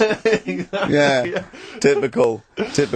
Oh, hello, Paolo. Do you want to Hello come there. into my club Yeah, to I'd see? love to go. Britney Spears, I'm a massive fan. Yeah, well, it doesn't start for a while. It's Sure. it's only about 8 o'clock, and you're not going out for hours yet. No, About no. 8 or 7. But might as well watch a bit of telly. We've got FA Cup final. Ooh. Oh, yeah. Just that's a good one, isn't it? Or we've got the Eurovision Song Contest. What do you want to watch, Paolo? Ooh, blimey. Well, I love all the camp and lame Right. of the Eurovision Song Contest. Yeah. But is that David Beckham playing? Because I love him. Oh, and I his see hair what you've and done. his legs. See what you've done. You see? So you will watch the football, Yeah. but you'll be mainly looking at Just the. looking at the legs and the tight shorts. So while Beckham's knocking them in, Yeah, you'll be exactly. Knocking one. right. Let's. Did you know? You remember? I never really looked, but when you see old clips of, say, early '80s footballers, the shorts are much tighter. Aren't I they? think. I mean, I don't know. I don't don't really know. I I don't know. wasn't Do really you, looking. I remember Carl saying when he went and there was two strippers, a bloke and a woman, and they whipped off their clothes at the same time, and you looked straight at the boys. Yeah, everybody would. You would have done. Right. You do. You do. You look at his doo-doo. What do you mean? You look at his doo-doo. No, What? I'm just saying. If you were there, you would have done the same. 2 people on the stage, Yeah.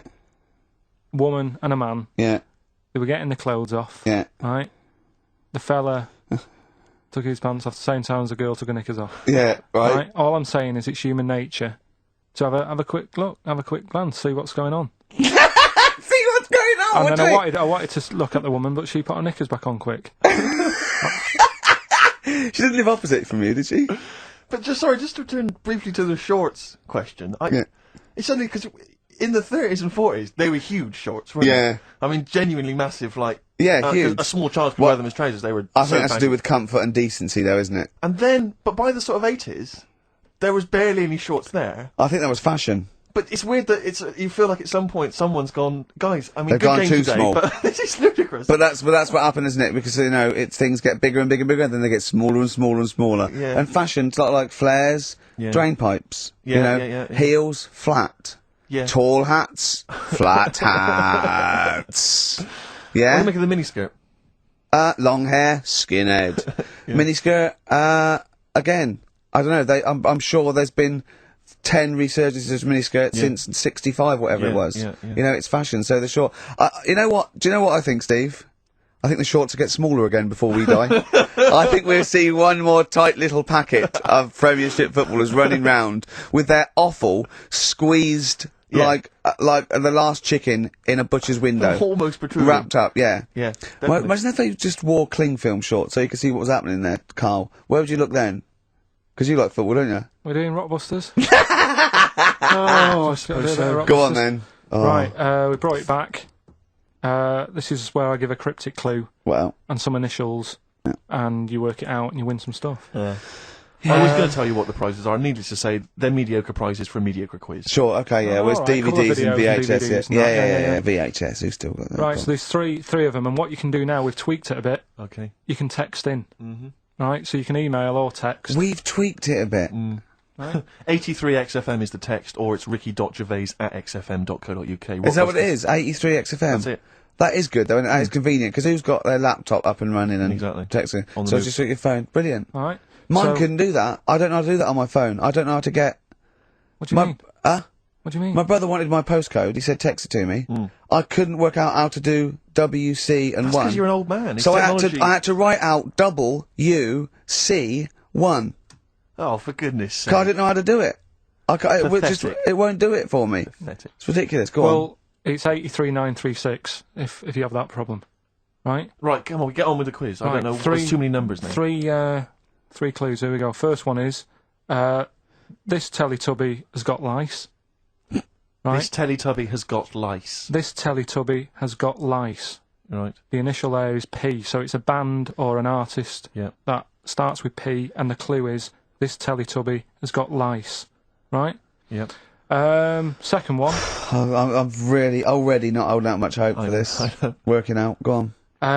Right. Second one. I've just messed that first one up. Thinking Oh, for Christ. But when I give it out later, I'll sneak it in without, right? Just don't repeat anything I say. You're an idiot. Listen, You play a really record. are No, an man, idiot. no, No, play a record. no, Play a no, record. we've got Play a someone. record. You're a fool. Play a No, record. let me just... No. Press the No, button, press you've the ruined button. it. You're an idiot. It's off. Ludicrous.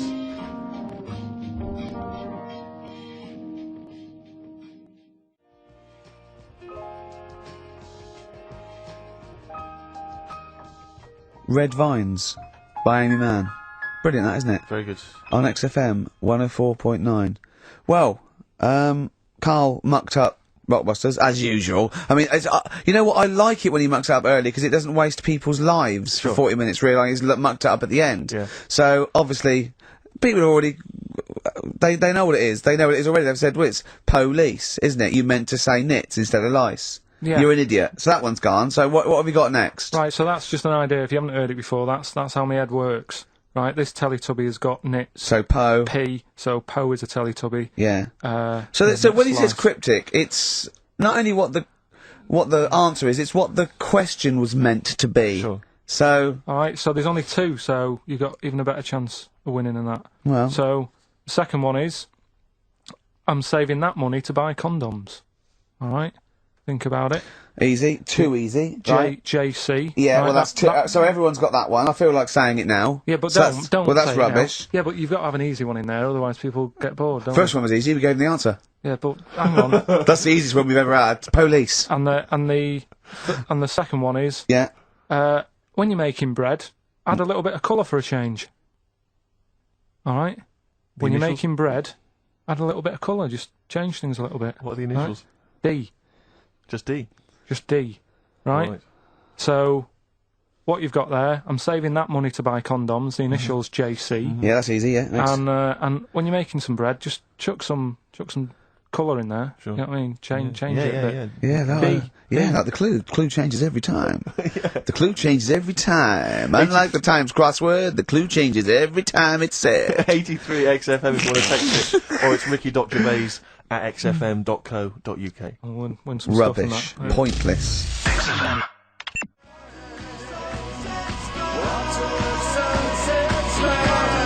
David Bowie and Waterloo Sunset. Love that. Love the original. Yeah. Love that one. Love the original. On XFM 104.9. Good work to David Bowie and the Kinks. Yeah, big time. Big time. Reading the paper there, Yeah, Steve. well, I don't normally read the paper, but I was having a glance through the Daily Express. Does anyone read the Express? Well, you do at the moment, look. Well, true. Live on air. Yeah. Read it out, and then about 400 people will know what's in it.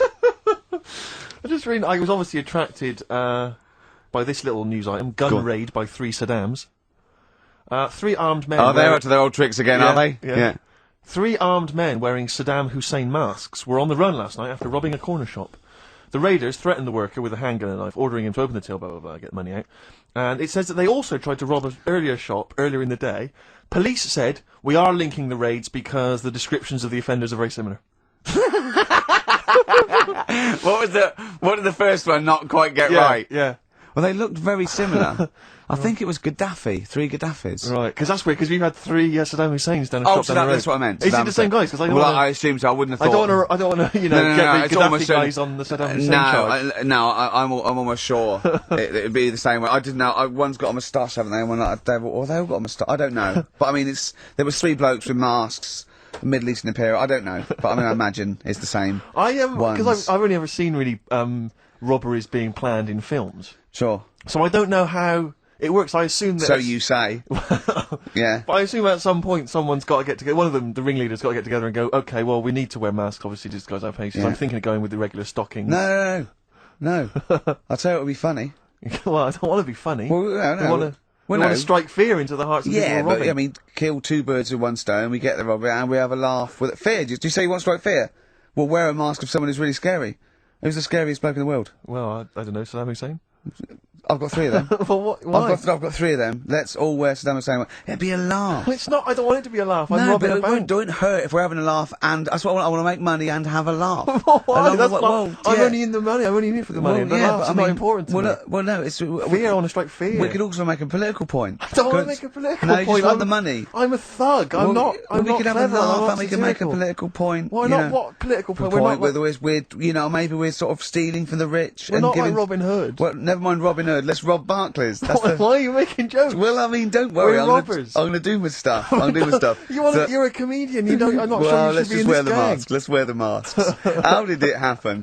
Did they go and buy them? It's separately, look, spread out. You go to the joke shop in Covent Garden. Yeah. I'll go to the one in Southampton Row. Yeah. Brilliant. See, because it's so often the case that they're using masks. It used to be Reagan, Thatcher. They were always. If I was the guy selling them, it's like when 3 guys came in, 3 shifty-looking blokes to buy Yeah. 3 identical masks. Yeah, in stockings. In stockings. Just so they don't know who we are. Sorry, Yeah. can I just check? You're not going to rob Definitely anyone not. with these masks. But just think of the police looking at those robbers. Every time they go past one of those awful sort of gift shops, they think that it's just in the window there with Michael Jackson and Shirley Bassey. Yeah, George Bush. Oh, Paolo, can I ask you something? I know you love knobs and that, and you hate tits. Yeah. What about Shirley Bassey's tits?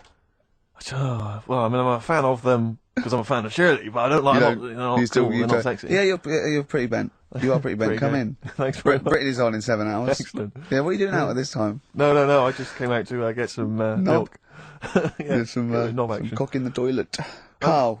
Plenty of answers, Carl, so far for your I say Yeah. quiz. I'm not sure that's really valid. Yeah, loads coming in. We're giving away some more stuff later as well. With that film thing that's coming up. That's a bit when and that. you put yourself into a famous film and you act out. Is that it? You've Yeah. done. You've done The Graduate, haven't you? Done The Graduate, done Silence of the Lambs, Yeah. done Billy Elliot. I liked it. Your what was your one? Sixth Sense.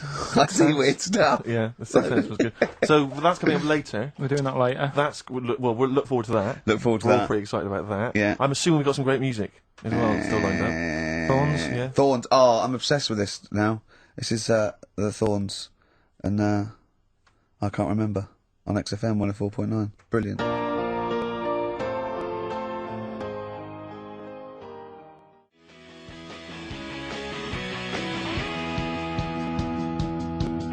Strokes, 12:51 on XFM 104.9. I'm Ricky Gervais, Steve Merchant, and Karl Pilkington. Not done a lot. Maybe you should earn your money as you get to Mondays off for this 2 hours of nonsense. What are you on about? Done loads of stuff. Go on, what? Slag Suzanne off. Yeah, brilliant. First link. Yeah, Talks about trannies.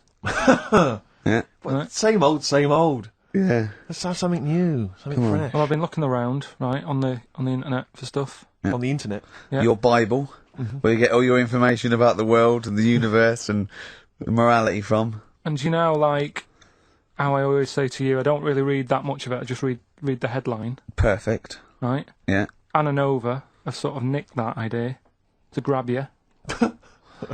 Nicked what idea? Well, to sort of get to the meat straight away at the top. Do you know what I mean? The headline to the story and everything. What? Right, these are But stories. the headlines already existed. That was why you thought that was a good not idea. like this, though. All right. Headline. Well, these are all headlines, right? Vibrating shoes could stop elderly falling. Do you know what I mean? Oh God. You don't need... Vibrating shoes could stop elderly falling. Yeah, that's the story. You don't need to read on. That's what I'm saying. Well, Right, could for you read busy. that anyway? Can't be bothered. You know Read what I on mean? anyway. Well, Read- you have a look at that in a bit, right? All right. See Oh, what's okay, so what interesting. This is frustrating radio if you're sitting at home. No, well, but it's not on. They've turned it off. If you want to know more, you know where to go. That's what I'm saying. That's what they should do in the news. Get the news done in Bong. a minute. There's a good story about Iraq. Right. Bong. Have a- look it up. Shoes. Look it up on the internet. Anna Nova. Give us another bong. Bong. Family sick of living on Butthole Road. Oh, brilliant. Bong. Man wears same shoes for 60 years. Oh, bong. This isn't that good. Some fella pulls a train with his teeth. And in lighter news. I love that. Triple Donald. This one is very good. And the last one, man fails to break clothes pegs on face record. She's always good. Well, that's the one I did read on about. I love that. All those. That's the one he read on about. Go on then. Just Why is that news? He fails to make a record. So did I today. I know, yeah. I failed the long jump record today. Yeah. Didn't even take part. No, I was rubbish. But what are the rules on world records and that? I don't know if there are rules. There are certain things you can't. I mean, it's the Guinness Book of Records, isn't it? Really, that's the arbiter, isn't it? Yeah, but is there anything, if you said you wanted to do it, would they say, well, you can't do that? Yeah, they've stopped some gluttony records. Obviously, things that are in danger. It's anything that's illegal. Yeah, anything that's immoral. Yeah, like that American serial killer that just got discovered. Yeah. Having killed 47 women. I don't think he can make that into the Guinness Book of Records. No, because people will be trying to beat it, won't they? But there was some other story about a fella eating watches and that. That can't be good for you. So why don't they say, look, don't do that, do something else? He wanted to stay regular. Do you know What what, do you I mean, mean? though? I just wondered What do if you mean he there's was any... eating watches? He just said he was eating watches. He got about 3 in about a minute. How did he time it? Do you know what I mean, though? And then the other thing is, the one that I was reading, the world record with the fellow who's pulling a train with his teeth. Does that make any difference that he's done it with his teeth? What do you mean? Well, what difference does it make? Well, isn't it? It's quite hard to pull a train with your teeth, I imagine. Well, it's pretty hard to pull a train. All I'm saying is it because he couldn't beat the fella who's pulling it with his hands? Well, so you tweak this it a is bit? my point. I think there was one bloke with the record for the running backwards 100 metres was sort of like 11 and a half seconds. And I was thinking, turn around, you'd probably have a really good go at that. Do you know what I mean? Yeah. It's sort of like doing a marathon with a milk bottle on your head. Take the milk bottle off and see how fast you can go, you twat. But you can just tweak it, like the fella who has done the pegs on the face, right? Yeah. his name's Gary Stretch Turner, right? Right. So he's sort of cheating already if he's got a stretchy head, right? but You are, right, you are one of the most stupid humans I have ever met. well, get me in the book. Yeah? Right? But listen. So Gary Stretch Turner, right? His record is 153 pegs. Yeah. He did it again, and he only got 150 on. So he hasn't broke his own record. Right. But what I'm saying is, if he tweaked it a bit more, would that make a new record? What? Well, if he said, I've got 150 pegs on, but at the same time as eating a burger. I see what you mean, yeah. Yeah. He'd be the, Or he the said- world record breaker for pegs and eating burgers at the same time. Yeah, just change it a bit. If you know you're not going to make it, just do something else. I'm assuming the rules are set at the beginning, Carl. That's Yeah. it. That's where they say, right, you're just going to do the pegs thing. You're not going to introduce burgers halfway through, are you? Definitely not. And Okay. then they have a go. I was on one leg, not interested. How many pegs? 150. Can I just ask very briefly, I was quite interested by the family had to move because they lived on Butthole Road. Yeah, I quite like that Now, one. I don't know if I've told you before, Rick, where I used to live. I'm not going to tell you the name of the street that I used to live on, because not on air, because my parents still live there, and I don't want, Right. you know. But I'm going to write it for you now. This is the name, the genuine name of the street I used to live on. Just imagine when you're at school, Yeah. and Oh. like in class, for instance, in French, you've got to say you've got to answer where you live. Yeah. J'habite wherever. Yeah. That's the name. This is actually the name of the street we lived on. No, it's I not. swear to God. That is... I absolutely right. I could phone my father now and he could confirm that for Well, you. no, I swear because he doesn't want to God. And I tell you that. What? But listen, do you know what worries me? It's the apostrophe S. I know. Because that's blatant. Yes. Amazing, isn't it? That is incredible. imagine how embarrassing So that if was. I look that up in the You Bristol... will find that in the Bristol A to Z. I swear to That God. is really... Why have you never told me that before? I can't believe I haven't. That's I'm incredible. still embarrassed now. Do you know if whenever I have to phone up, if I have to give that address, I always spell it instantly. Really? Like somehow that'll hide it, that'll disguise the name. But it's interesting. My friend Rufus, his parents lived in a place called Fockingham. Right? This is amazing. When he was growing up, they lived in Fockingham. Yeah. They moved to a village called Fingering-Hoe. No! I swear to God. Really? Amazing. Oh, God. Perhaps you come from an amusing town or street. Hello, Why mate. not get in touch? Fingering Hoe or Fockingham? Well, that's my business. Well, this family who's sick of living on Butthole Road, right, said the thing that pushed them over the edge was the sign was outside their house, and tourists were always coming, sort of having the picture taken with the pants down next to the sign. Oh, no. That's the thing that What's it called? Butthole Road? Butthole Road, yeah. Well, that's bad luck, isn't it? That is bad luck, isn't it? Who named it that, though? Exactly. Yeah, but it's not as if they've named it that after they've moved there. They bought the house knowing, oh, there's a lovely house here, so where you live, what road it's on. Well, They're not going to go, well, it doesn't matter, look at the house. Yeah. Well, where am I going? Where am I seeing this Well, house? I'll take you there. it's on- I'll take you there. I'll take you there. So Well- you don't need to look. Just don't look at that sign. Just come into the house. Lovely house, isn't it? It is nice, yeah. Well, my family wants to come later to have a Well, look at just it. tell them to. I'll meet them. I'll meet them by the bus stop, and I'll drive them here. You don't need to. You don't need to know where you're going. You'll just sort of know, won't you? You'll know from then on. Oh, we get letters. Have them delivered to me if you want. I'll bring them. I'll bring them round. Don't worry about that. Don't worry about that. That's incredible. But I can't get over that. Where Steve used to live. That's extraordinary, isn't it? Anyway, if you perhaps live in Tits Avenue, Yeah. you know, or... Wanklin Drive. Wanklin Drive, just get in touch. Let us know. We're not really interested. But it No. might fill up 5 minutes. Let's play a record. Let's come back with another of Carl's amazing quizzes. I'm going to Spunkton later. On XFM 104.9. Yeah.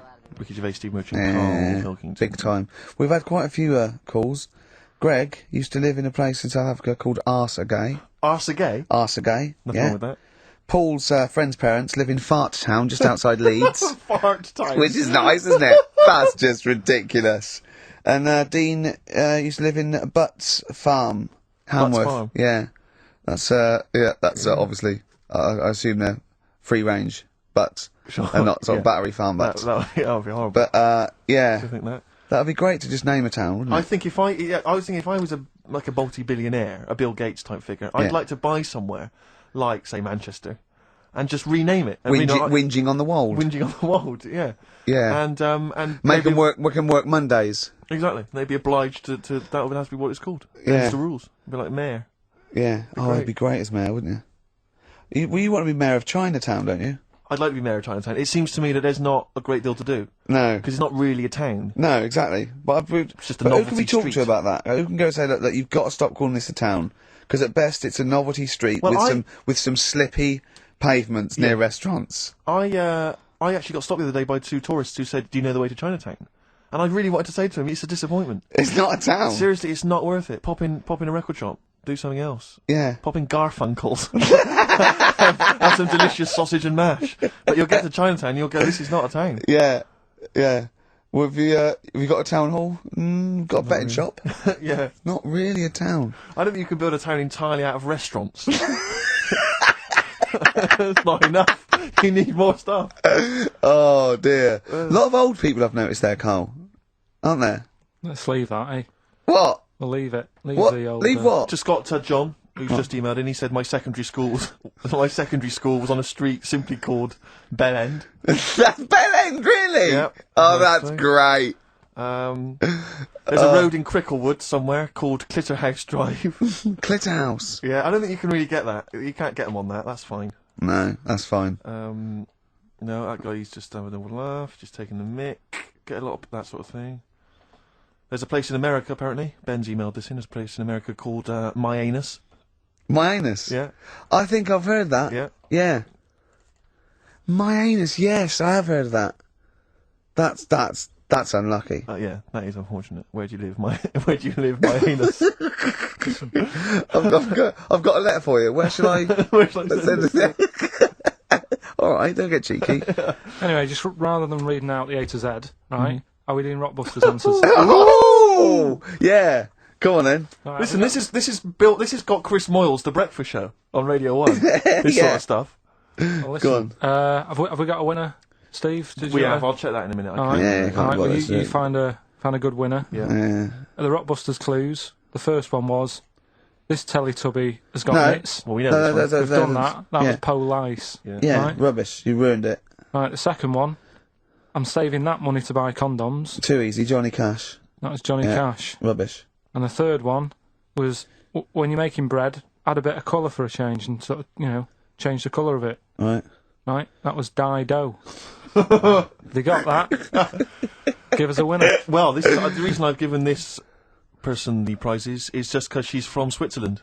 Sure. She's listening in Geneva in Switzerland. So, I mean, good luck to Tina. And she wins those Who prizes. did she want to win the war?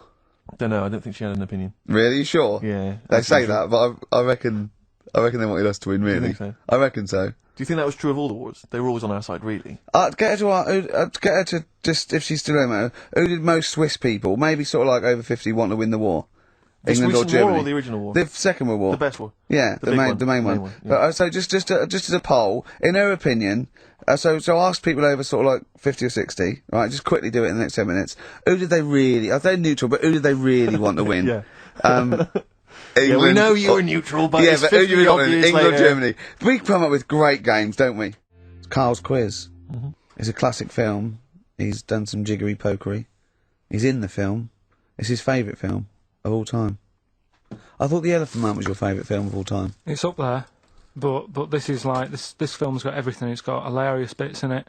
It's got sad bits in it. I've got the headphones on because I've got to hear it, and I don't usually wear headphones. But I just realised how noisy I am. Does that go out when I'm course sort of it rap? does. Does it really? Yes. So when I'm sort of like tapping and writing and that, because it's really clear. Everyone can hear that. Really? Yeah. The thing about that microphone, Rick, is it doesn't just pick up your voice. It picks up all the sounds. Oh, that must be. Like you scratching now. For instance, I don't know what it is you've That got there, must some kind be- of rash. Well, look, it's eczema. I think. Look, what's that? Oh, Eczema, yeah. Oh God, and what's that one then? That's Oh. just one of your Oh, enormous fat tits. What's that? But yeah, that must be irritating to listen to at home. Oh, yeah. Yeah, sure. If your voice weren't bad enough, Yeah, and moving the mic. I moving the mic realised. then, that makes a noise. Leave that. Eating sandwiches, drinking coffee. Yeah. Right, come on then, Carl. Right. So the film is Kes. You got to listen to it properly. At the end, there'll be a question about what's happened in there. Yeah. So you got to listen, take it all I in. love the fact that in pole position, in positions 1 and 2 of his favourite films of all time, is The Elephant Man and Kes. Yeah. That's brilliant. Yeah. Go on. All right. Am I leaving the mics open a bit when this is going out? Or what? Yeah, let's have a listen. Yeah. All right. So don't talk then, right? Just put that hot dog down, Rick. And this is the bit in Kes where it's the teacher and he gets up and he has to Glover. talk. What's his name? Is it Brian Glover? No, no. No. No, it's What's the other teacher. The other one. Anyway. Right, go on. All right, so here we go. Things that had actually happened. I've got yeah. another one. What about you, Casper? Casper! All right. All right? All right. You haven't been listening to a word I've said, have you? Yeah, I heard some of it. Yeah, you Some of it! just... Stand up! Always somebody, isn't there, eh? Right, now you're going to tell us a story about yourself. What sort of story? I want you to think of an incident that's happened to you sometime in the past that is true and that you think will interest the rest of the class. All right? All right. What about I work on a radio show at the weekend. Well, are you going to tell us about it? I'll just do. It's 2 hours, and it's with Ricky Gervais and Stephen Merchant, and just sort of play music and tell stories and stuff. What kind of stories? Well, whatever. Like last week, it was science. We were talking about this lad who was growing a knob on his arm. So it's weird. It's tricky, sir, because like with Ricky, he gets bored quick and he won't listen to the stories, and he'll start squeezing my head. All right. I'm not interested in what he does. That isn't normal, is it, sir? That. I mean, it sure is a bit gay. Is he? Just messes about, though. Do you know what I mean? I try and like come up with good stuff, like monkey news and like quizzes and stuff. But then he'll just, Ricky will just mess about. I mean, on Saturday he did it again. He squoze me head. How do you spell that? Squoze. All right, S-Q. come on. Oh, you're going to show us on the board. This is a new word to me. Squoze is S-Q-U-O-Z-E. Aye, now tell us what it is. It's when he gets me head and he puts one hand on the back of it, right? And he puts the other hand on the front of it and he just sort of swivels it. Swivel, right down on the board. Oh, swivel's not. It's spelled S-W-I-V. Like that. How many times a day? How many times a day does he swells it? It depends what time he gets in. If he gets in about 12:30, he could get a good 3 in. But I think I don't really want to talk about. Good enough, don't you? Well done, Billy. Big hand of applause. That is the effort. Yeah. Wow. That's the best thing you've ever done, Carl. So that's Kez, right? Yeah. Got some good prizes there. Not bad, yeah, good stuff. Question is, how many times did I say Ricky can get? How many head squeezes can he get in before the start of the show? Right. So if you were listening properly, the answer's in there, right? And got some good stuff Got there. some DVDs in there and some CDs, including some Jimi Hendrix stuff and other odds and ends. Good stuff. Brilliant. And just text in 83 XFM. All right. All right. Ricky Gervais, Steve Merchant, Karl Pilkington. Well, we've had loads of entries for the how many times did I squoze his head. Well, the answer was 3, wasn't it? Yeah. And who's the winner, Steve? Let's give it to John. He's emailed in, he's got it right. He said he squozed your head 3 times on Sure. average. It's not squozed, is it, Carl? That's incorrect. It's squoze, isn't it? It depends how you say it. Go on. Squoze. Well, it doesn't really, because it's nonsense anyway. It's not a real word, but... You squoze my head. Yeah. I will squeeze your head. Do you know what I mean? Depends what line you're getting it in. Sure. Tense. Yeah. Yeah. All right. Okay. Any monkey news? Any educating Ricky? Anything else? I don't feel that you've earned Monday off yet, because it's just 2 hours and you only did about 5 minutes of it. Yeah, but that took a bit of time to make. Yeah, that's your own fault. Yeah, but I bet you didn't do it Monday. I bet you did it on another day. I had to come in Monday, didn't I? Yeah, didn't but get Monday off I in the bet end. you'll do that on another day, so you're taking the piss even more, so you're doing it when you should be doing other stuff. You've still got Monday off and you've got 2 hours here. So, you're laughing either way. So don't give me that. So, do you know what I mean? What else you got? Monkey news. Yeah. Well, let's do monkey news. You want to do it now? Yeah. Oh, we may as well have some monkey news. Let's have some monkey Do news. some monkey news. You made enough noise there, Rick? You want to... Sorry, but sometimes I like to move around, lounge and that, and at the mic, Sure. you know what I mean? Yeah. Yeah. Well, let's have the jingle. We've not heard it for a while. Oh, chimpanzee that monkey news, you Right. I haven't read this through properly. So I'm just assumed that. Right. What do you mean you haven't read it through well, properly? basically, right, it's about problems with chat rooms and that, right?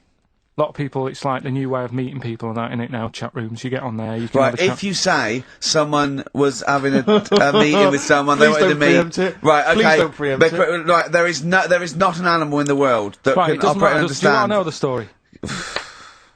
You And said that did they monkeys... get married? It was 3 months later. She realised, oh, there's a lot of bananas gone from my fridge. See, what annoys I me want is, a divorce. This is what annoys Bobo. me. You say that monkeys can do Shakespeare if they're given the time. No, that's Listen, not it. Let's not get into the It's whole a Shakespeare and philosophical monkeys.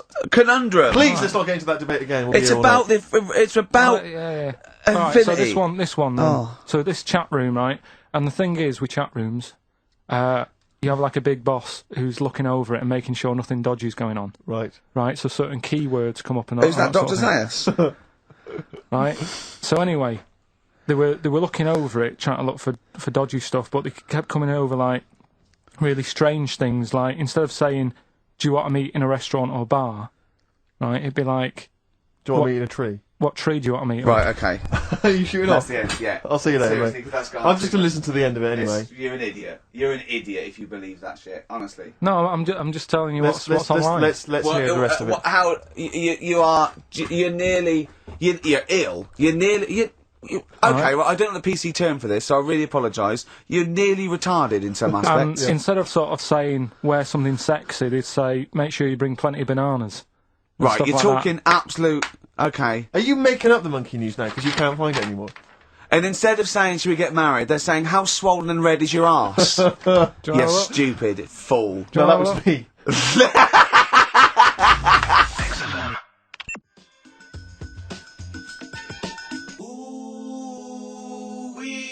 Mark Ronson and Ooh-wee on XFM. Well, what a great show. Mm-hmm. We've had... Informative. It's been fun. Yeah, we've learnt some, haven't we? Yeah. What have we learnt? All sorts of stuff. We've learnt that Carl is an idiot. Yes. That he believes that monkeys can get on That's chat more of a sites. confirmation of It something we really, already yeah. suspected. We always suspect it, but that's... I just read a little email from someone who just said that in Northern Ireland there is a town called Muff. Is there? Yeah, it's worth knowing. Yeah. What else do we learn? Monkey news. No one's got anything like monkey news on radio, have they? Think of that as a boast. Yeah. No one has got anything like this gout. Yeah. You call that a boil? Look at that, and look where it is. Yeah, exactly. Brilliant. We've Okay. not heard sadly back from that woman from Switzerland. Haven't we? I know you threw out a question. Yeah, I just thought I wanted to find out whether who the Swiss really... Well, I say they're neutral, but I would assume they'd be rooting for us and keeping quiet. You'd hope so. Whenever Germans went through, I went, oh, yeah, right, yeah, whoever wins, yeah, but they're going, oh. Whereas with us, they're going, Behind all their right, back, lads, give them the all right, fingers. lads, you want some chocolate? Yeah. Here's a cookie cock. No, don't let it go off, I'm hiding. Yeah. Know what I mean? Sure. But, sure. and they better want us to win, because it wasn't for us, and we'd have let fascism go in there, and they'd be speaking bloody German and Italian all over the place, wouldn't they? I think they do. Huh? I think they do. What? They do speak German and Italian. Why? Why? I don't know. They just couldn't be bothered to come up with their own language, and they chose that one, I suppose. Or they chose those.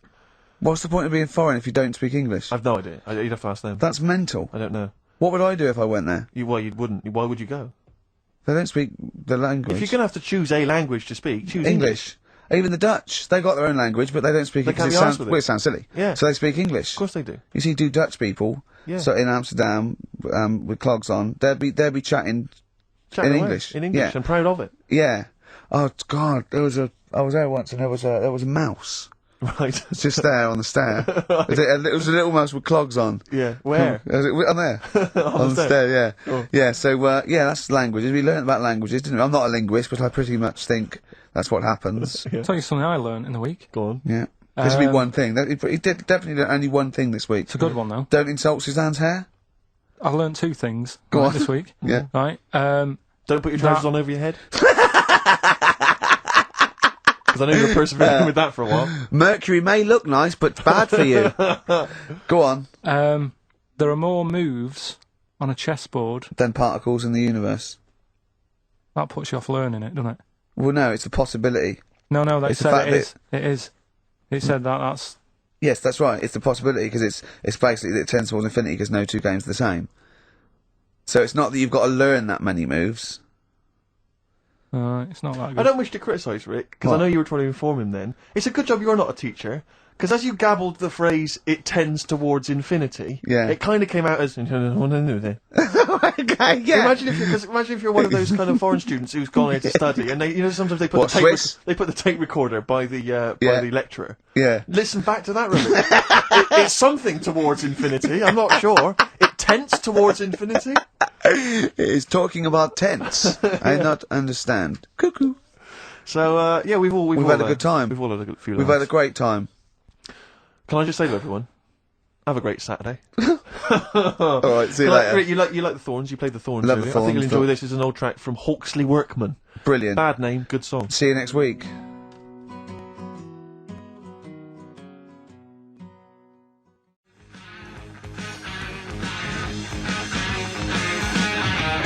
A retro cut there, Thin Lizzy. Don't believe a word. On XFM 104.9. I'm Ricky Gervais, with me Steve Merchant.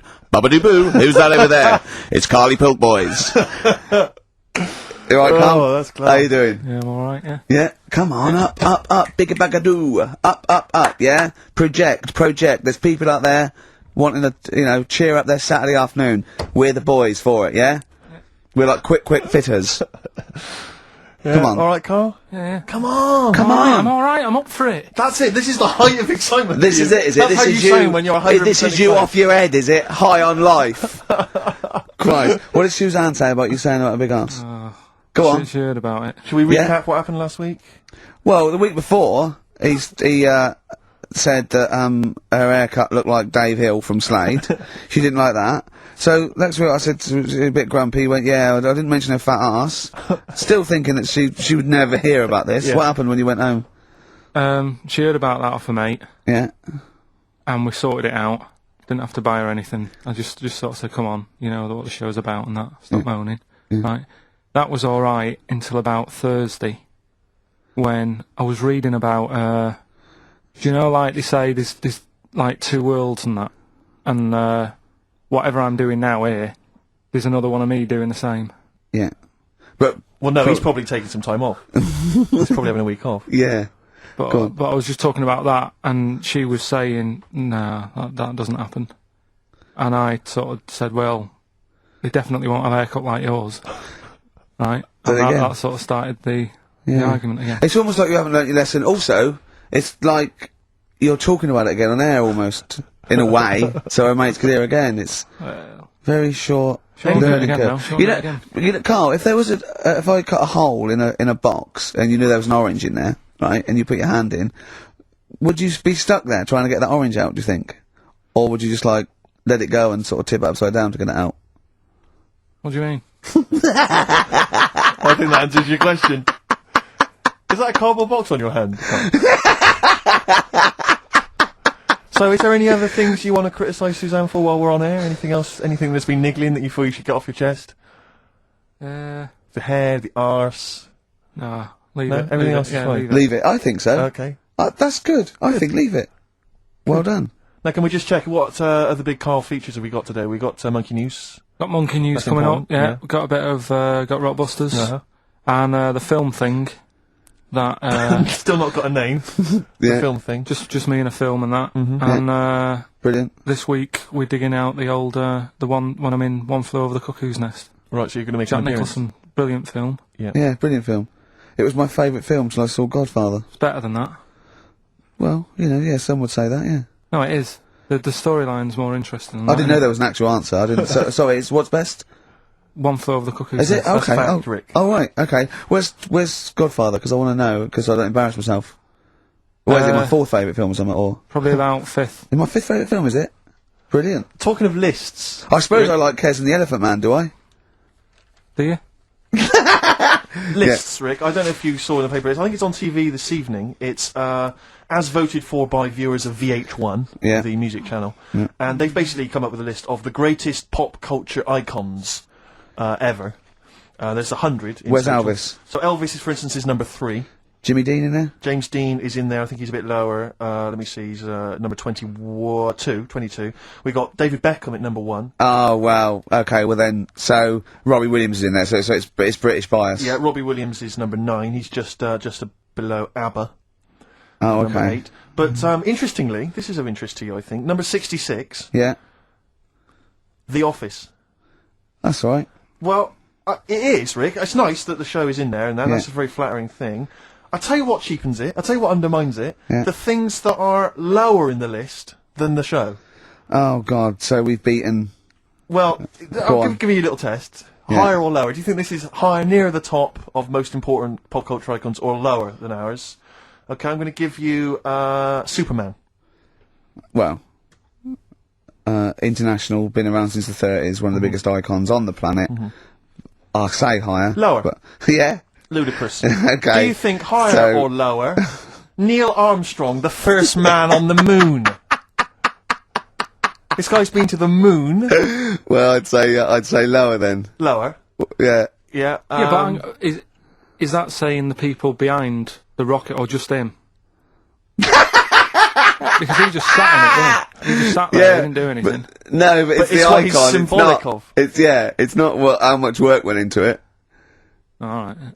A few others. What about things like Coca-Cola? Oh no, they don't really count. It tends to be. So it's for some not- reason, they don't feature. I mean, Mickey Mouse is in there.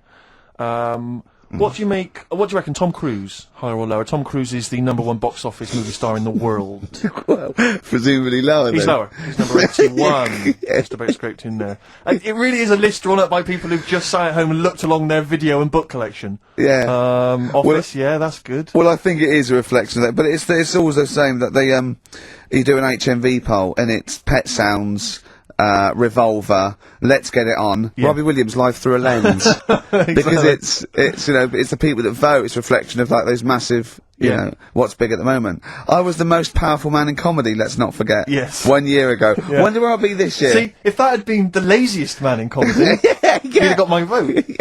Interestingly, though, at number 26, Karl Pilkington. Oh, imagine. Oh.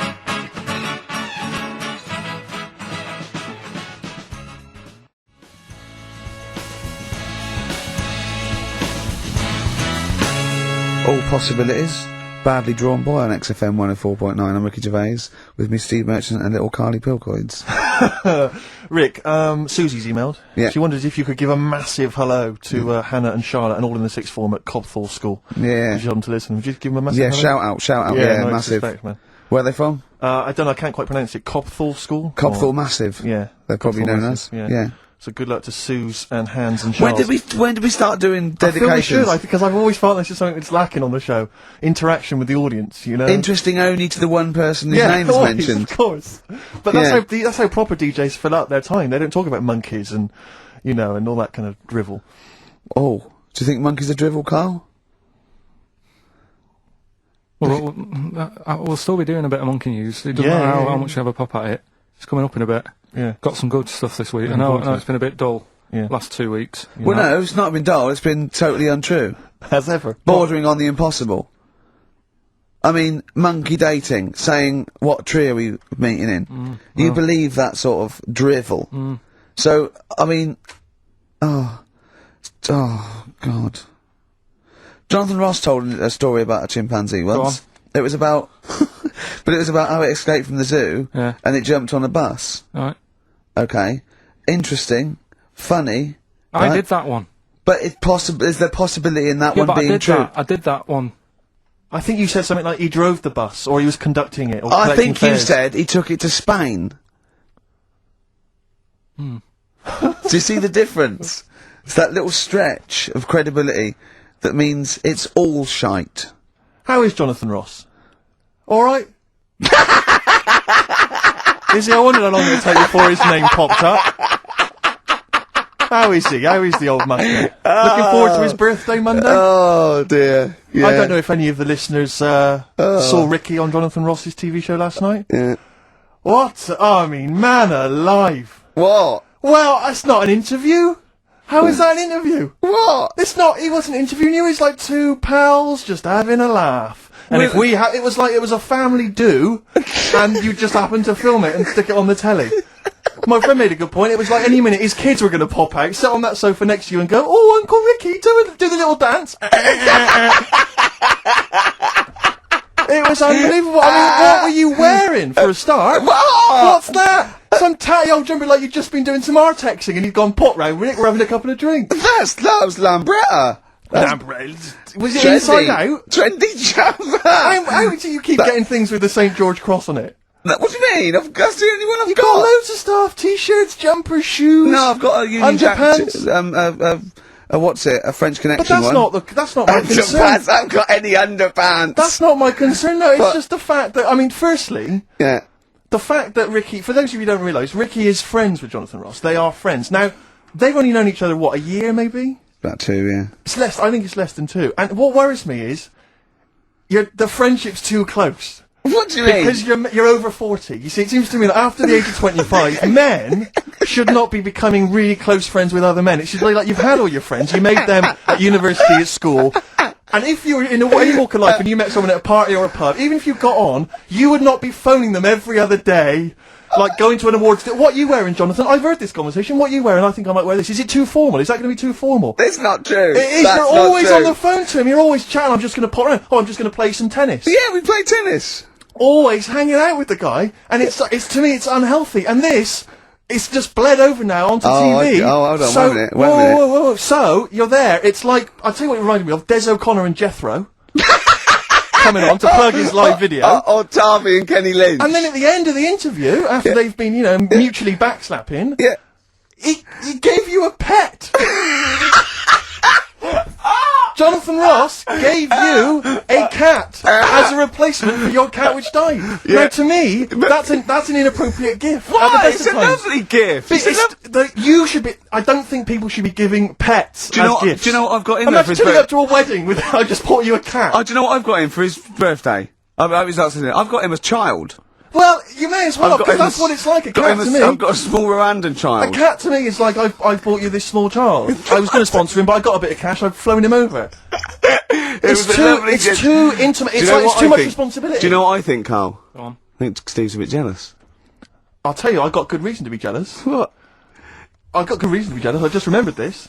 Your birthday, Yeah. Jonathan Ross was there. Karl Pilkington was there. Yeah. I don't remember being invited.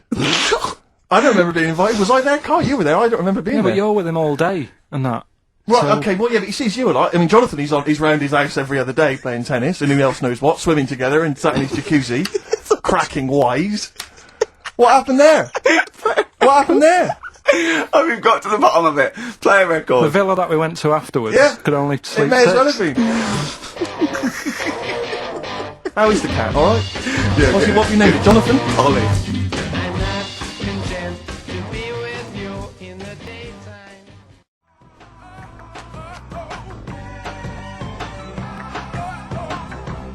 Hey ya! Outcast, XFM, 104.9, Ricky Gervais, Steve Merchant, Karl Pilkington. It's that time, isn't it? Rockbusters. Come on, Carl, what you got for us? All right, Got some- well, do you want to say what the prizes Actually, are? the or prizes we aren't just bad put it away this in week. that? Really? We've got. I'll be the judge of that. Actually, what am I talking about? No, there's a 2-disc set, Rock and Roll Legends, on the cover there. We've got Buddy Holly, Elvis, Roy Orbison, and Little Richard. So No that's- one wants that, baby. Nobody's interested. Nick Cave and the Bad Seeds, a DVD. I'm a Nick Cave fan and I wouldn't watch it. No, you'd watch it once Yeah, at most at best. when there was nothing else. Knowing me, knowing you. No, that's- I mean, Nick Cave's good, but when do you watch rock Exactly. DVDs? I Yeah. know. Knowing me, knowing you. Great series, obviously, but once again, on VHS. VHS. Who wants it on VHS? Yeah. Where are all the bonus features? Absolute pointless The so only thing far. that's half decent is this enormous hardback League of Gentlemen book, which is the scripts and all sorts of other stuff. If you're a League of Gentlemen fan, you'll love it. If you're not, I guess it's a good Christmas If gift. you're not a League of Gentlemen, there's nothing in this for you. No, exactly. So, So, you can either enter for the hell of it. a pile of rubbish. What's the well, not as bad as the competition, I suppose. So, No. go Right, on. well, you know how it works. Cryptic clue. It's not really cryptic. It's No. usually wrong. Kind of is. Yeah. Right, so the first one, there's 3 of them, you get them right, you win the stuff. First one, I'll get him close. I mean, 'cause you could win this if you got one right, possibly. if you go to Chepstow, you will. Was that a clue or is that a point? Is that something? That's a clue. Right. All Say right? it again. If you go to Chepstow, you will. And what are the initials? Just S. Just S. Right. Second one, E.T. is upset. What's up with him? Alright. E.T. is upset. What's it upset for? What's wrong with him? Right. Different. So not cryptic. So go on. M.E. The initials there. N-E? M. M-E. M for mother. M-E, right? And the third one, I had a tape with, Jesus. Imagine Bob Holness doing this against in the Gold Run against the clock. Right. I had a tape. No, I had a tape with some. listen. I had a tape with like Humpty Dumpty on it, and Hickory Dickory Dock and that on it. But I've broke it. All right. Constantly listening it to try to figure them out. Trying to solve the crime. Exactly. Who pushed Humpty? Yeah. The initials there, B-R. Right? So, first one, if you go to Chepstow, you will. The initial S. E.T.'s upset. What's up with him? Right, what's up with E.T.? I don't know. What's up with E.T.? E.T.'s upset. What's up with E.T.? Yeah. The initials there, M-E, is that right? Yeah. Yeah. Let's go through that one more time. Yeah. If you go to Chepstow, They're you like might. jazz questions. Yeah, exactly. Just free form. Exactly, yeah. E.T.'s a bit upset. What's that? What? Hey, dude, what's the matter, man? And I had a tape with, like, Humpty Dumpty on it, Hickory Dickory Dock, stuff like that. Doesn't work anymore. What's gone on there, right? What's gone on there? B-R. First time we said, well, you broke it. Well, I broke it then. Is that important or not? Yeah. I broke it. And so it's B. B-R. Okay. Right? Okay, well, you can text if you have a mobile phone. So everyone, there's no excuse to not take part. 83XFM is the text, 83XFM. Or the phone number. No, we're not doing the phone, obviously. We I think I don't know what the B might stand for. And otherwise it's ricky.gervais@xfm.co.uk. We'd love to hear from you. Oh, it just sucks the life out of me, does, doesn't it? just listening to Rockbusters. Something to bring you down even further, although it's a beautiful, beautiful tune. Oh, beautiful. Ryan Adams has got a number of different albums out at the moment. One is called Rock and Roll. It's not great. Don't really bother with that one. Do dig out, though, Love Is Hell Part 1 from Ryan Adams. It's available at different places, and you'll find this on it. Track 5, Wonderwall. His version of Oasis is Absolutely wonderful. beautiful. Fortune Faded, Red Hot Chili Peppers on XFM 104.9. You, of course, don't ever take the tube anywhere, Rick. No. You haven't done that for years. No. Take cars everywhere, or you walk. Or you get a lift from Jonathan. But me, I'm still forced to take the tube, which is also very embarrassing at the moment because You're not those forced to posters. take the tube, are you? I am. What do you mean you're What, forced? am I made of money? Well, you could How walk. else am I going to get about? You could walk. What? You can drive. Why don't you buy a car? Oh yeah, driving into the centre of town. Congestion charge, are you paying that? Are you a fiver? Hey? What do you think of that, Carl? Hey? Oh yeah, because he's Mr. Flush. He's Mr. Lavish with his cash. No, I've moved in closer, haven't I? I'm not moaning about it. I walk everywhere now. Well, good. Yeah. I'm Something pleased about for it. you. Yeah. I'm I pleased for moaned you. about it, but then I sorted it out. But you're Yeah. always whinging anyway. Let's not get onto you, Carl. It's always you, same. you. Yeah. So, What's up with Steve today, do you think, Carl? I don't know what's going on. He's having a go, isn't he? it's not helping those posters being on the tube of us. That's not helping. I don't know if you've seen those posters. You obviously don't go. Have I you seen them, saw Carl? the, yeah. I haven't It's seen it like- on the tube, but. Everywhere I go, I'm stood next to one. I can't avoid it. Yeah. I'm on the tube waiting. I look around. It's us again. And it's so embarrassing Well, because it looks like you're stood next to it deliberately. But I can't browse in HMV now. I went Yeah. last week, and you keep coming up to pictures or cardboard cutouts of Yeah. Brent, right? Yeah, yeah. And I was in a bookshop, and I was looking at there's a big almanac of comedy, right? And I was just looking through it, just browsing, like killing time, and there was a picture of me. And just as I started looking at this right up at the office, a tap on the shoulder, it was one of the worst there, said, "Do you mind signing some script books?" So she saw me looking at myself. yeah. And I wanted to go, I just turned to that page then. Yeah, I was in a bookshop looking. There was a big book on sitcoms. It was like the A to Z of sitcoms or something like that. And I genuinely was looking up other shows because it was about other Yeah, comedy sort of, shows. yeah. And I was looking something up. Guy that I knew came up to me like that. And I just started like, I'm just looking. Oh, Robin's Nest. Where's that?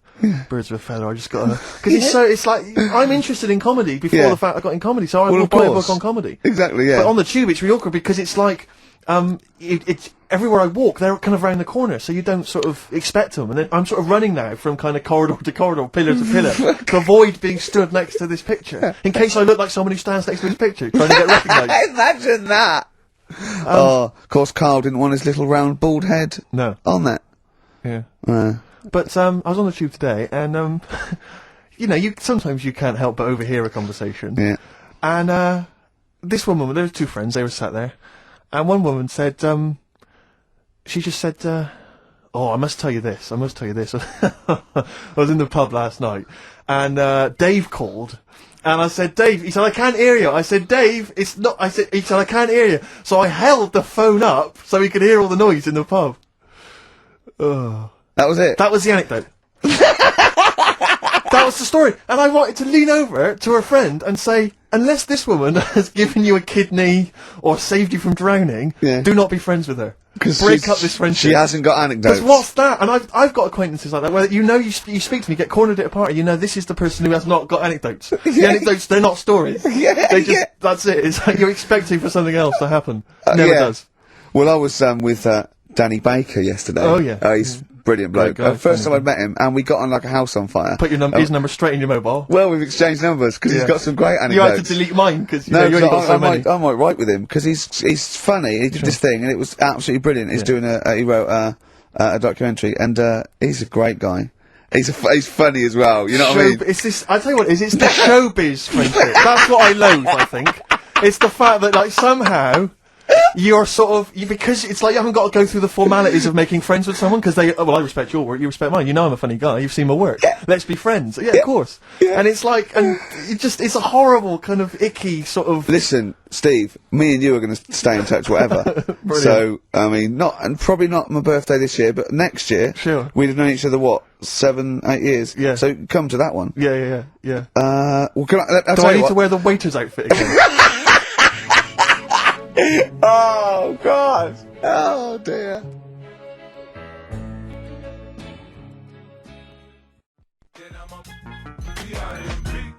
PIMP by 50 Cent, or 50 Cent as I call him. XFM 104.9. I'm Ricky Gervais, you're Steve Merchant. There's little Karl Pilkington over there. Alright? Alright. Yeah, not bad. Listen, Oh, he's perked up. Yeah. Oh, he's back in the area. Well, you got something to say? I was kept quiet in the first hour. I'll let you get on with it now. What you got to say? Is it just have a guess? Is it about monkeys, Chinese people, or little gay fellas?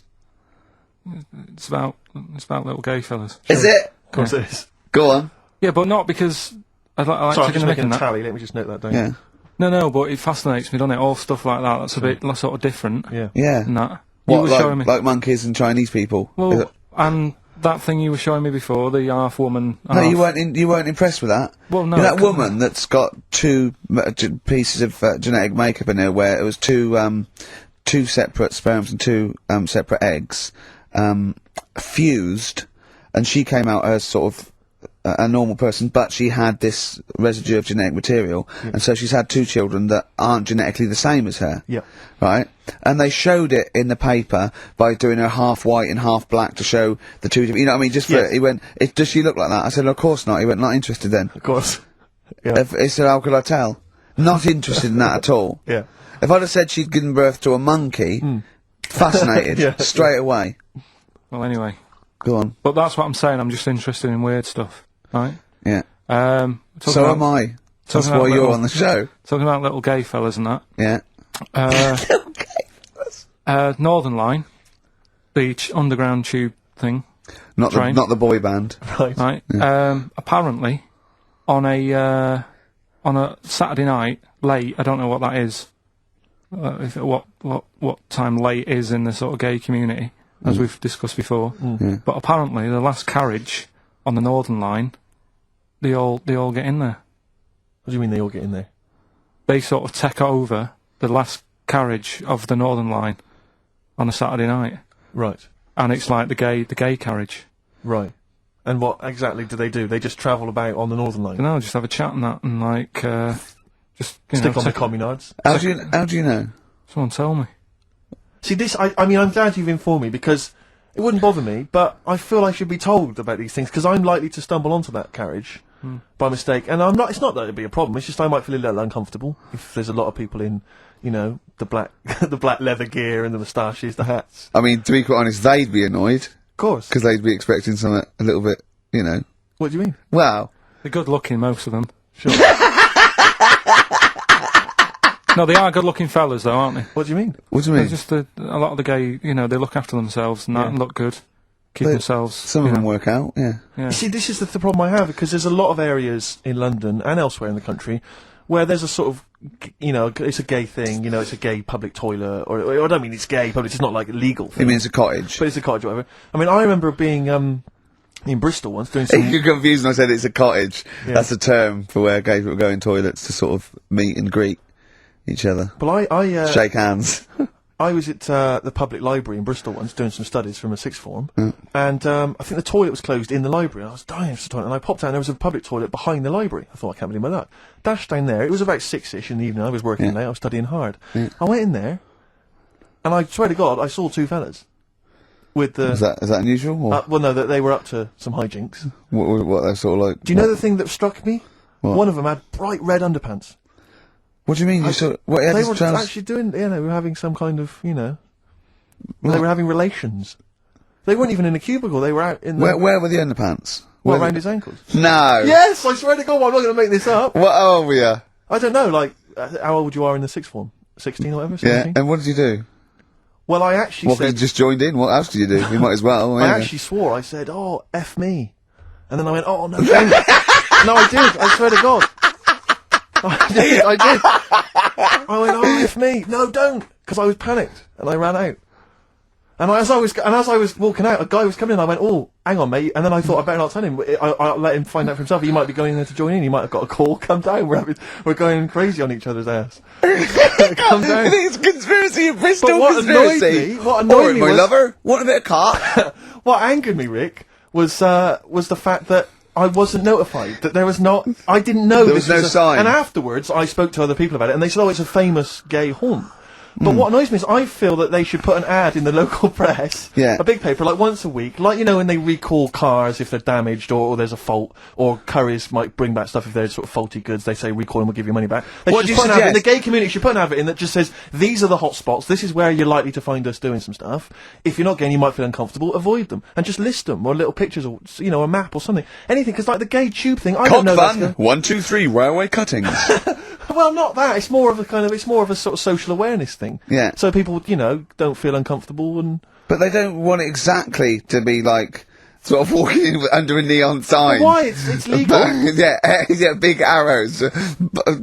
Oh, as if. What do you mean? What's wrong with that?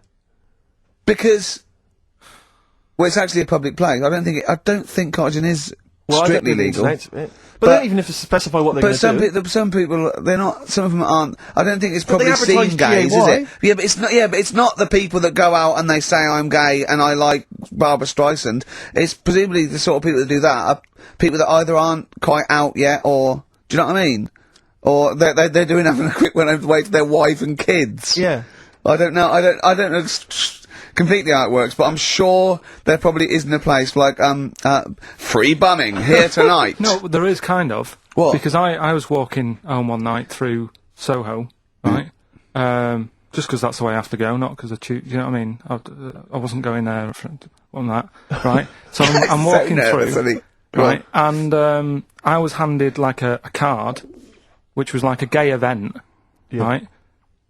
Now that's a bit weird, isn't it? That straight away he's presuming that because I'm there that time of night. Well, and you got a shaved head, and you sort of like, you know, you sort of like quite look after yourself, and you got some nice clothes, Yeah, but it's still and you look can't like a really little bit presume. rough, don't you? From Manchester, It you was look like a northern rent boy who comes down to stand outside McDonald's. But And, the card was rubbish, right? what do you mean? Had this fella on it, right? All sort of greased up and that. What would you look? Just having a look what he'd handed me and that. Right. Just having a look. Picture of him, sort of sailor's hat on, tan body, like just his arse out like that, and rubbish slogan, right? The best bum in W1. Is bum there a noun or like a verb? What do you mean? Well, to bum, is it like get the best bum you've ever had, or he had the best bum? I think it's just I don't like suppose you asked. No. I don't suppose you called the number to check. What do you mean exactly by this? Does it mean you've got a great arse? Do 'Cause you think mean mine's I will good. be well bummed, or do you mean All you've just right, got all a good? right, Come on now, let's Can I What? just a final point about, because I asked my friend how it all works up on the Heath, because I live in Hampstead Heath, Yeah. near Hampstead, and I was where I didn't want to go walking and get myself involved in anything. How can you get No, involved? but again, I didn't want to walk. Sort of like, by- is it like, oh, you don't believe it. I couldn't say no. Oh, my wrist, it's knackered. What do you mean? Well, I was there for about 2 hours. I must have gone about 43 of them. But, you know, I didn't like to say no, because they were so pleased to see me. Oh, Well, it's God. not so much the fear of that. It's not. It's Good not. skiing practice. I was doing 2 at a time for a little It's while. not the fear of that so much as the fact that, again, you don't want to gate crash someone else's party. Do you know what I mean? No. You don't. If there was a straight couple having sex, you'd want. Oh, I'm sorry, and you'd want to avoid that area. just Yeah, 'cause you, of course. But I find so someone told me how it works, and apparently you just go in, like sit on a bench or something, and then a guy just sits on the bench and they just look at each other. There's not really anything said. It's just a kind of nice evening or whatever. You know, I guess it's like 2 in the morning or whatever, and then they go off in the bushes and ding dong. But it's like I don't know how that culture's developed. I love this programme. But why can't that be the case with women? That would be amazing. You just go out to the park, and like 1 in the morning, you just sit on a bench. You just Be go, like a yeah. scene from Gigi. Exactly. Where great. he's just walking along with the perambulator. Yeah, Oh. exactly. But that would just be a joy if there was none of this formality. You've got to talk to them, buy them dinner, Oh, you know, you're joking. romance. Oh, no. Just this kind of informal thing. It'd So be what? great. So what would you do then? You go up to a woman and go, "Come on, Yeah, let's stop mucking around." we know There's why a- we're both sat on this bench. There's a nice bush over there. Yeah, Let's have a bit. yeah, and then she'd go, "Yeah, great, thanks. I'm killing some time before I, pop into town. That'd be perfect. Thanks. You make my weekend." So you're jealous of gays as well In as a me. sense, in a way. What do you think, Carl? Let's put a track on. Why are you getting scared now? You What? brought it up. Is it getting too close to the bone, so to speak?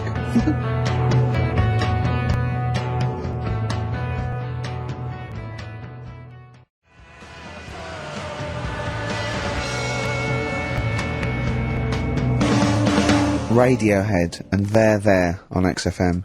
I'm Ricky Gervais, with me Steve Merchant and Karl Pilkington. I was talking to my dad the other day. He was saying he lived in Bristol, and my family live in Bristol, and so they can't really listen to the show.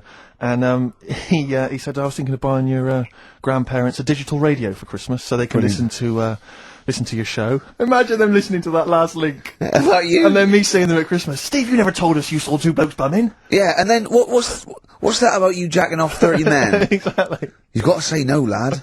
I know you're a nice fella, but just because they want relief, you're not the man for it. Oh, dear. They dear. must be so proud. Yeah. Rockbusters. Yeah, they'd be loving this, alright? 3 clues were, first one, if you go to Chepstow you will, right? The initial was S, that was sea horses.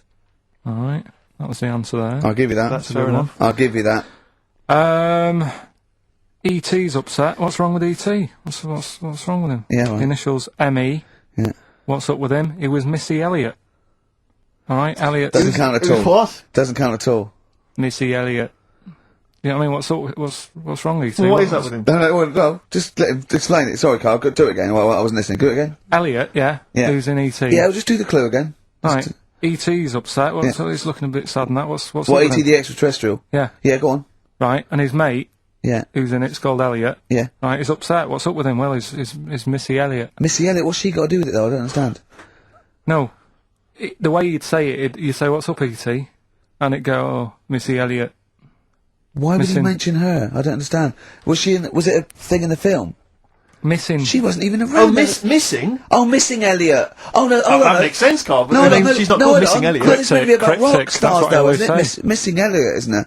So it's meant to be about rock stars, isn't it? It's though? just cryptic, though, isn't it? Cryptic clues. And Oh, no, that's not cryptic. That's shit. You. Right, the third one. I had a tape, and it had Humpty Dumpty on it, and I love when he says Humpty Dumpty. Yeah. Humpty Dumpty. Hickory Dickory Dock and that. Yeah. But the tapes broke. Yeah. That was BR. Buster Rhymes. Say that again, I dozed off. Sorry, I don't understand. What do you mean? Who's the winner, Steve? No, it doesn't. No, do you mean busted? Buster. Well, it's kind of like that. Cryptic. No, it's not. No, cryptic doesn't mean change it, so it's not the same. Steve, who's the winner? We got loads of right answers, so It's interesting. This email It's weird, system, isn't it flashes up suspected spam. If it, spam is that stuff Yeah, that yeah. gets sent around the internet. Yeah. And it flashes that up if it thinks it's going to be a spam email. And every time it comes in with a Rockbusters answer, it just says suspected spam. In a sense, in a way. Let's give it to Catherine Jakeways from Hackney. She's got those answers. Rubbish. Absolute rubbish. You know, talking about your parents listening, Carl was in Heat this week, and they mentioned that he does this thing on Sky. What is it? It's this thing with Richard Bacon, some programme about watching telly, and you just talk about what you're watching and that. And he was annoyed because he said because his parents are there, and so he's not doing it. He's not going to turn up because they mentioned it in Heat. And so his parents might watch. Yeah. Why are you worried about that? I don't like them watching stuff, do I? I told you. It dates back to when I did Little Donkey at school. I don't want people watching me. What's that? Just renew us on Little Donkey. What happened? It was just, I was there to play the drums and that in We Three Kings. I was loving it, I got a bit carried away. How old were you? About 13, Yeah. right? Really? Probably. Yeah. About 10, no, about 10 probably, Yeah. Go on. 6. Between 6 and Where 13. old were you? What school were you at? Okay, you were playing Little Donkey. Yeah. So, and, no. No, You but must- it was one of them schools where everyone sort of was in the same one. Do you know what I mean? Oh, a Manchester school. Yeah, just What the do one you classroom. mean? Well, it's like you. What, sweeping chimneys in the day and then 1 hour of learning? What are you talking about? What school were you at? Was it infants, junior or They secondary? didn't really do that. It was What one do where. What do you They didn't mean? do You that. did that? They still have to abide by the laws of the land in Manchester. No, but it was a lot more like you had infants, but Yeah. you also had like the older lot. There's kids there who, when you're in the younger year and that, you'd see kids and you go, "Is that?" Talk English and use terms that people do when they're talking about schooling. I don't even want to talk about this. No, how old were you? What oh. I'm guessing maybe 6 or 7 or 8. So you went from 13 to 6? Yeah, but like I say, it's hard to remember because Imagine if you were giving evidence in a trial. Yeah.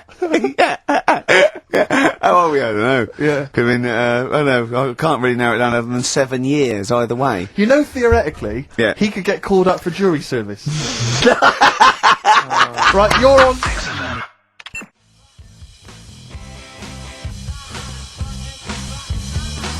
White Stripes, hardest button to button on XFM. That's a frightening thought that you came up with before the break. That Carl on jury service. Carl could be responsible for someone's rest of their life. Yeah.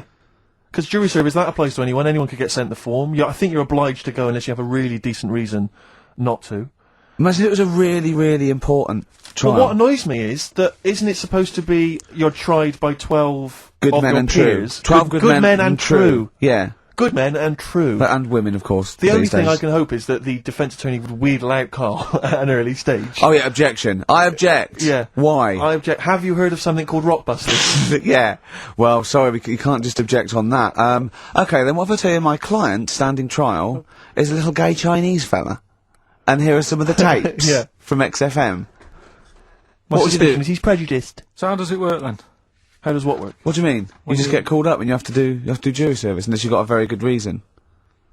And it's not, I normally have Mondays off. Yeah. Oh, you wouldn't like that. Oh, yeah, or you have to get there at 9 I've got to o'clock. prepare monkey news. Yeah. Oh, you couldn't stand it. Just wouldn't do it.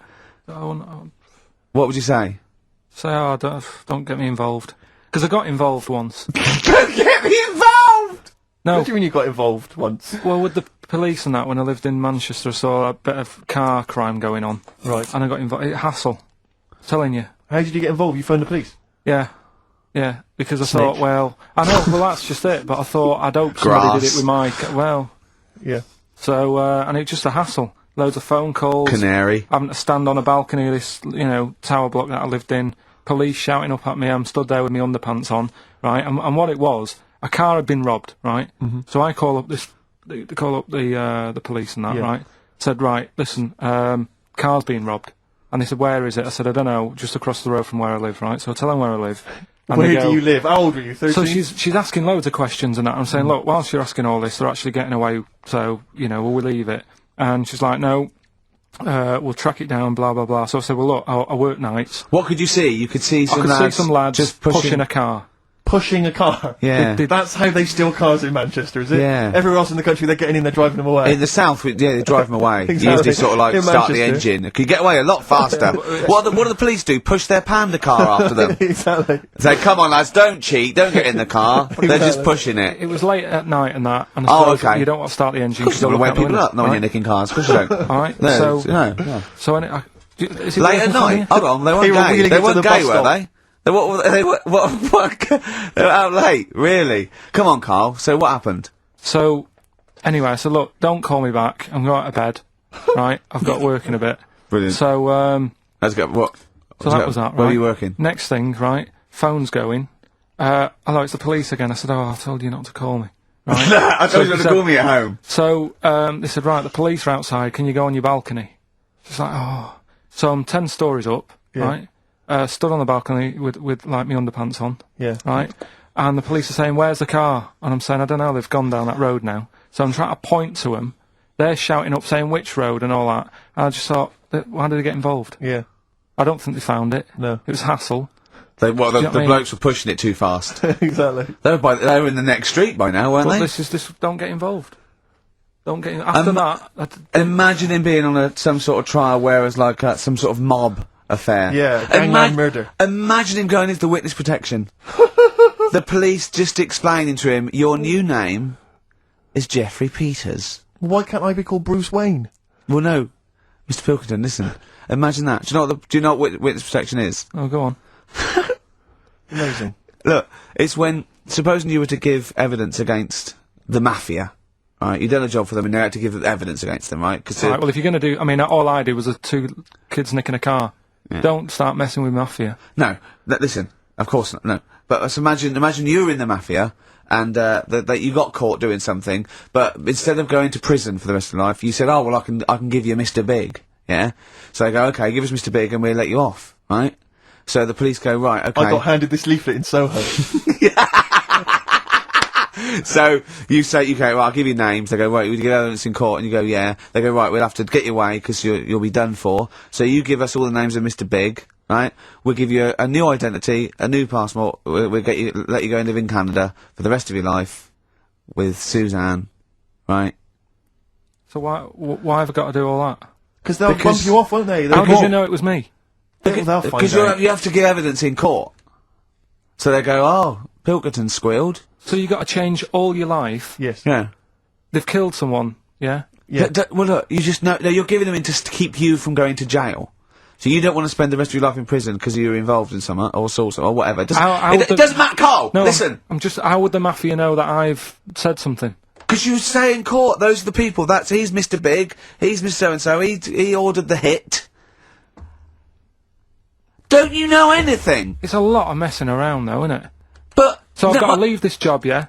Yeah, I think they might try XFM first. I'd have to... What, I'd have to bin Suzanne, would I? No, you she can can take go her and with live with you. You have to cut off all your ties with your friends and family, though. You can't contact them. You got to leave them behind. Would she have to change her haircut? Possibly. When did the murder happen? Yeah. What would the new identity be that you choose? What would you choose for yourself? What name? Probably, I wanted to be called Brett when I was a kid. Okay. Right. Brett So- what? Brett Pilkington. You got to change your surname, yeah? Yeah. Well, yeah. Yeah. Maybe go X-Directory. Where would you move to? Probably back up north. No. Well, no. No, don't do that. Don't do that. Can I suggest, maybe, Brett Hanson and go and live in Australia or Canada or something. Well, maybe when they're not operating, maybe, you know, and they just forget it. You might have to change your identity as well. You might have to grow your hair. Well, you can't grow your hair, but maybe wear a Maybe, wig or a yeah. moustache. What would you do? What would you wear?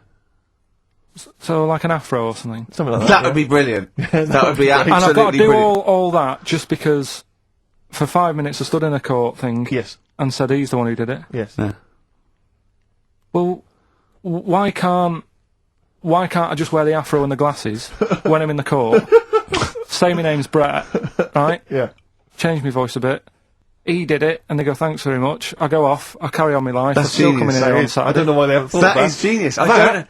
This That counts is all the witness protection scheme. Why don't they do that? Yeah. So they go, well, I'll go to court as Brett Hanson Yeah. with an afro. I don't like that. Yeah. Right, and then when I come out, I'm back to Karl Pilkington, still talking like that, but without the afro. That is perfect. You've got...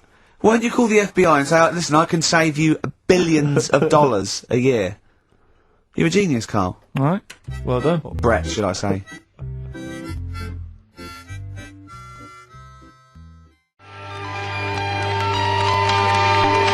Don't look back into the sun. Libertines on XFM. I'm excited, Steve. It's that time. It's that time of the week. Go on. Well, Karl's in a little film. Oh, that's what you're excited about. Yeah. Sorry, I thought you meant the show's almost over. Yeah, no. Come on in, Carl. Right, so, yeah, I'm in One Flew Over the Cuckoo's Nest. Yeah. Took a scene from it. Yeah. Got to listen carefully in that. At the end, there'll be a question on, like, the clip that you've just heard. It's sort of like what they do in the Krypton Factor and stuff. So do you want to read out the prizes? Or just Yeah, little there's these little taster? things. It's a couple of rock and roll albums. We've got the. Why is it called One Flew Over the Cuckoo's Nest? I can't remember. I think it's explained in the book, but I don't remember. I haven't read it for many years. If someone knows, just a quick email to do. I'd like to know that. Ricky.gervais@xfm.co.uk. You can win yourself, if you get the question right, the League of Gentlemen Series 3. We've got that Rock and Roll Legends again, the Best of Blondie, a nature programme, and the Old Grey Whistle Test, Volume 3. So if you're Brilliant, so over that's well 50, worth- you'll enjoy that. Yeah. And just, if you haven't seen the film, it's just about, like a... What would you call it? Well, he's a guy who thinks he's going to get away with prison by going into a mental institution. It was a new experiment, but he finds out he can't get out and he's sort of trapped. And well, people know it. Everyone knows what. Just play it. Just Well, play I it. saw it last week, so... Just play it. All right. Well, you know, I've been observing you here now for the last 4 weeks, and I don't see any evidence of mental illness at all. Yeah, no, I'm not mental. I never said I was. I mean, all right, I got an E in history, but that isn't why I'm in here. I'm in here because I had to get away from the outside world. It was doing me head in. I've been working too hard. I'm stressed out. I've been working like loads of hours Monday to Friday. I've been working on a Saturday with Ricky and Steve. Right, that's been doing me head in. People think that's a laugh when it isn't. You Right? busy right now, are you? You got something to do right now? See, this is why I'm here today, Doctor, because he's doing me head in. What do you mean, sir? Well, he's doing me head in. I came here to get away from Ricky. He is just as bad. I was smarter than him, ain't I? You're an idiot, right? You're just... We're just good friends. No, we're not friends. And if you were a friend, you wouldn't be doing that to me, Ed. How do you mean that? Well, don't ask... Come on, I'll show you. Yes, Look what yes. you've done. Get him out of it. Get him off me! Get off! Get him home. Now, you just hold it right there. All right. You get off! Doctor, will you tell him? Come here, Phil. Don't hurt you, does it? Of course it does. That's it. Now hold on to it. Not too hard. You'll crush all the air out of it with him. You normally do... Get off! You normally does it harder than that. But... No, just warming up. Warming up. What's somebody else? All right, baby.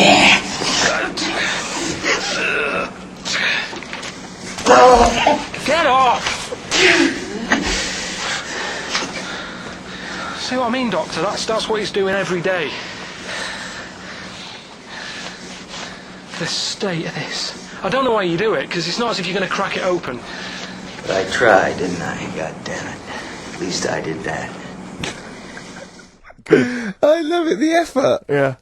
It's almost, I wonder if it's almost a strange premonition of the future. Yeah. You in some kind of home. Alright, well, What's the question? Little question then. What result did I get in history? Good. Right? Yeah, well, tricky one that. Ricky.gervais@xfm.co.uk. Or text, will we take text? I can't really bother to check the texts. Alright then, email. Thanks for that, Rick. Sneezy. Yeah. Alright, I'll play, Pernice Brothers, yeah, it's a lovely tune from their album, what's it called? Yours, Mine and Ours. Blinded by the Stars. See me like a passion that took such a long.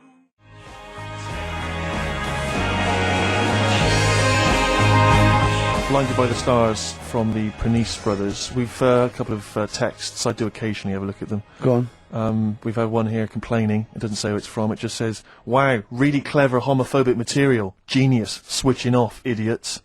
I don't know what they mean. It was not clever homophobic material. It was just homophobic. It was- Well, what do they mean, though? But how is it homophobic? We weren't being anti-gay. We were saying we don't understand the gay world. And anything that's... We were querying and questioning it. Yeah, and Carl, see, this is what I mean. Carl gets us into trouble. I can't go through Chinatown anymore. It's not really a town, though, is it? It's not really a town. It's It's more the a best. novelty street. Novelty Street with restaurants. Yeah. But I can't, and when we sort of like talk, we get tarred with the same brush as him, because Yeah. the man's an idiot. Yeah. But we often say that.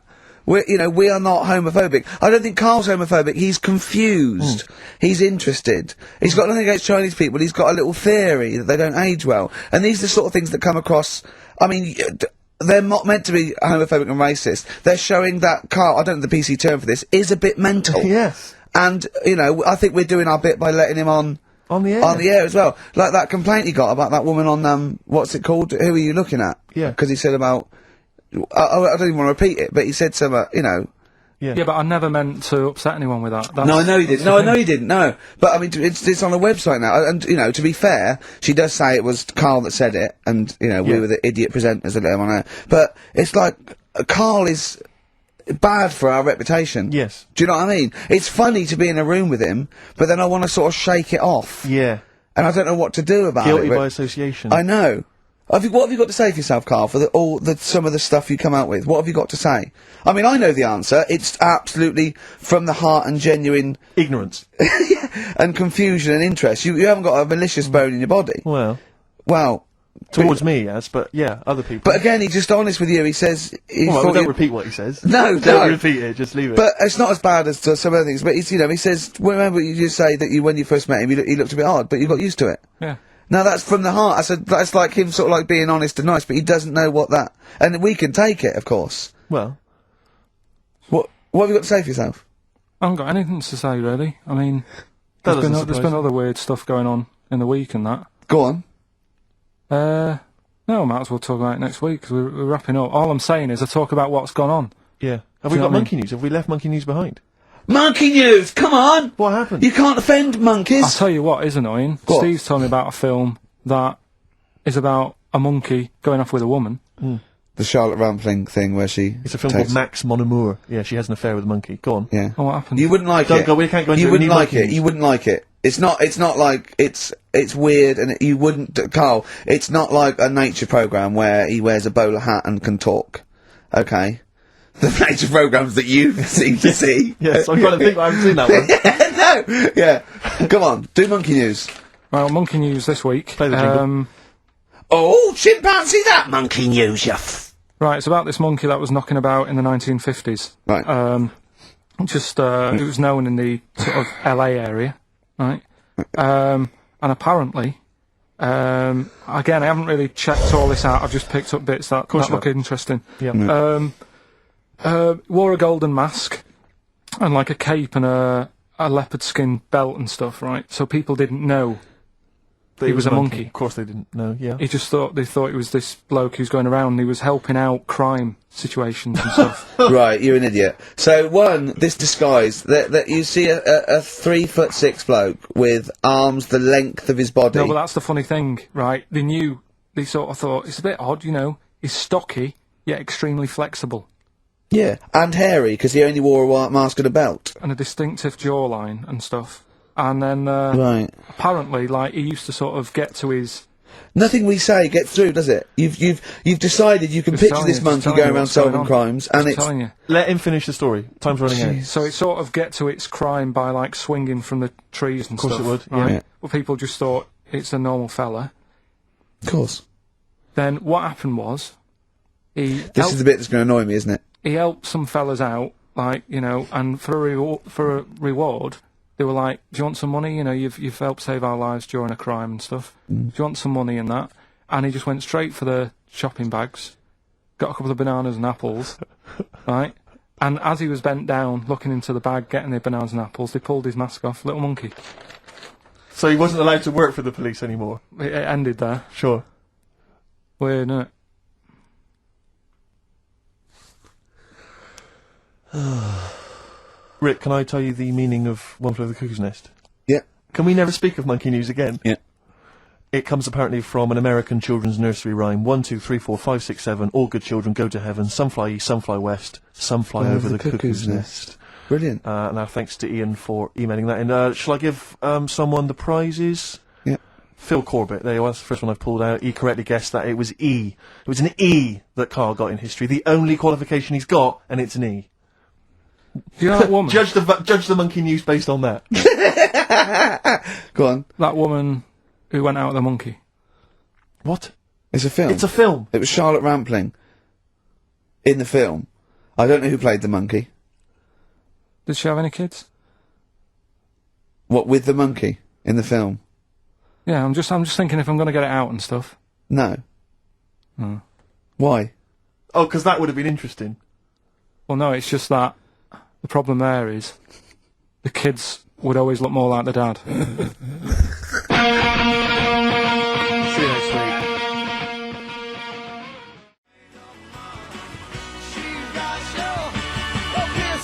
Modest Chambers, Kings of Leon on XFM 104.9. I'm Ricky Gervais, with me Steve Merchant, Karl Pilkington, and England are world champions again then, so... Oh, it's brilliant. It was amazing, wasn't it? See, I'm not a rugby man at all. I never watched rugby. I think the last time, was when we won about 12 years ago, whenever it was. And I got into it last week because I realised we were doing so well. I'll watch England win anything. Yeah. Do you know what I mean? I don't care what... In fact, I wasn't into war when I was little until I realised we were so bloody good at it. We are really good at it. It is, you know, it's brilliant. But, yeah, fantastic. Yeah, it was great. Right, that's the rugby thing over. What dealt next? with. That's it. That's all I've got. That's all I had today. It does steam me. Sometimes I watch it, and it does remind me of when I play rugby, because one of them will boot it down the field, and then someone will catch it and boot it straight back again. Yeah. Which is essentially how we I was played made rugby to at play school. rugby. We had to play rugby. Yeah. And I don't think I'd get rid of the ball so quickly. Yeah. I don't think I ever got tackled or fell over. Yeah. I think I touched the ball about 20 times in the 2 years it was compulsory. Yeah. I was terrified. Yeah, And absolutely. that's the same as cricket. I can't, I'm a terrible batsman. I'm alright at bowling, but it seemed like the pastime for people I went to school was to injure you. Yes. It was funny to see Yeah. someone poleaxe. It was funny to see someone get a cricket ball in the head. Absolutely, yeah. You know, I never so- relaxed into rugby because the first day I was going to play it, my mum, I swear to God, my mother said, "You're playing rugby today, you got the kit and everything. Enjoy it, be careful." There was a kid at my school who got, who broke his neck. And Cheers, Mum. yeah, thanks very much for that. See you later. So I just went to school absolutely Man, one thing, petrified. broken neck, is that all? Did you get better in a couple of days? Oh, No, couldn't find a wheelchair. No. Enjoy the game, though. Yeah, no, it was absolutely I was just petrified from that day See, on. at least American football, you know, Got the padding, helmets. the helmets. Yeah, but anyway, well, no injuries, thank God. Thank goodness. So, Well, I tried to play rugby, but it's awkward when you've got glasses. I don't know, there's something about you didn't really play with glasses on. Yeah, of course, well, I couldn't see anything, could I? I couldn't see anything. How else was I going to play? Oh my God! And So you're bound to be cautious, because inevitably you're a bit more cautious when but you've got presumably glass you were next the to your tallest face. person on the pitch as well. Yeah. I mean, you were when you were about 14, you were probably 6 foot already, weren't Yeah, you? yeah. And everyone else was what, 5'2"? Yeah. So you were Towering above them. and with glasses on. Just with the glasses on. And you've got pretty cool glasses now. Thanks very You've much. had a bit of a makeover. It's like Trinity and Suzanne said, Yeah. first thing to go, the glasses. Sure, sort them out, yeah. Yeah. And presumably you used to have those national mouth sort of bottle. Pretty much. Yeah. Is it true? You've never been able to mosh at I a tried to concert? mosh. 'Cause Because it's I've scared. always watched people stage dive in, moshing at concerts. I've always thought that looks like brilliant. You know, when they ride above Like a everyone's wave, heads. like they're surfing on across someone's yeah, hands, and so amazing. everyone's like, yeah.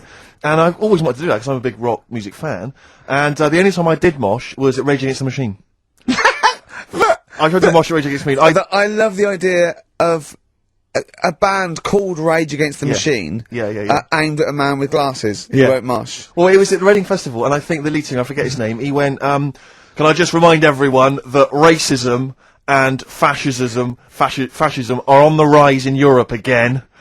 Let's not let it happen. What did you do? And we all cheered, obviously. I mean, if there's one thing that guarantees a cheer Yeah. at Reading Festival, it's down with fascism. And what did they do about it after the concert? Pretty much went back and went home and took had a some cup of drugs, tea. probably. I don't yeah, know what they sure, got up sure. to. They didn't go to Europe then and try don't and stop. think they no? don't think they got involved politically in Europe. I think they just continued to rage. Against the Machine. Yeah, Mainly. but largely in America, I think. Sure, But sure. I tried to mosh, and I got moshing, and glasses flew off.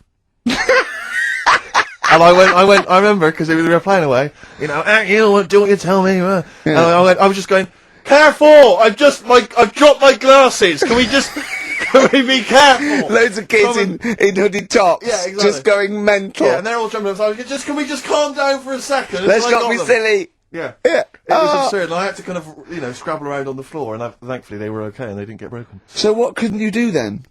What do you mean, what couldn't I do? What, at school? Can you not see without glasses? No.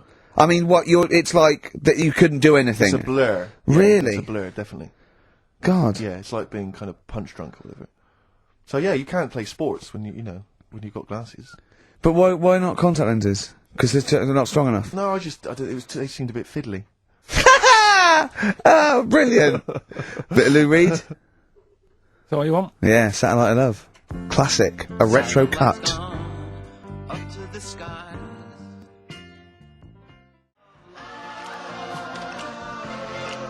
Lou Reed, with a little help from David Bowie there in the background.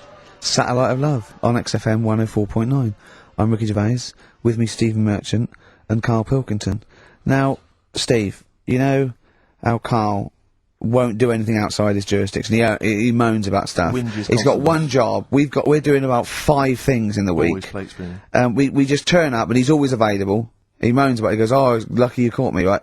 He's chatting. He's one of those people that whinges enough and people think he's overworked, so he got Mondays off, right? He's just a whinger. I haven't got Mondays off though, have I? Yeah, well, anyway, 2 hours on a Saturday. This is what the phone message he left me Wednesday on my mobile, but just he's chatting about certain things that are going on at the moment. What he does need to know. Duncan, who he mentions, is my agent, and you understand a few other things. But this is the sort of message I get from Karl, right? Window. Old messages. Alright. 12:10, Wednesday. Just getting loads of people calling me all the time about shit. Yesterday, DVD's signing for BBC London. I don't work there, but I've been dragged into that. I've got a woman on leaving a message from Talk PR going on about do you want to go and see Pop Idol again? Right? They're just saying you and some listeners can go, so I'm sure you'll love that. I've got Jim Benner wanting you to introduce the tin buckets at the Astoria, so can you just let Duncan know that I'm doing his job whilst he's sat on his arse with his thumb firmly up his arse? Can you let him know that I'm running around like a here sorting shit out for you? Alright, see you later. Message So, do you know what I mean? I know, but that's the kind of phone message he's leaving. Do you remember who he was before you? But he's even annoyed that he gets a phone call. I remember he got a phone call for you to do a voiceover and didn't pass it on. You missed a voiceover. That was thousands of pounds. No, I did pass it on though. I told you. You I said you said someone had phoned. Yeah. That's not good enough. But who's that? Well, she didn't say, and I didn't ask. But Of course she said. She didn't say. Rubbish. So you didn't take the number down? She went, "Oh, can you tell Steve to call me?" And you went, "Yeah." Yeah, well, I just thought you'd know her already. I should have known. It was a woman, so I should have known. He's having a go, you see? Unbelievable. I don't know how it's come back on me. You're the one who was picking on it. Yeah, exactly. I'm saying. I'm defending. Why is he having a go at you? He never picks on Ricky because he knows you are his bread and butter. Seriously, do you know what I mean? The only reason he's got Mondays off is because you're still doing this show. Yeah. That's why he's scared of you. That's why he has a go at you on the phone, but he always picks on me because he knows, I'm a pushover, I'm a nice guy. He's scared of you. I can't believe I don't know how it works. Is that true? Steve, I'm always sorting you out. I look after you. I'm Sorted you out with tickets. I sorted you lager I out. got you today. Why are you picking on me?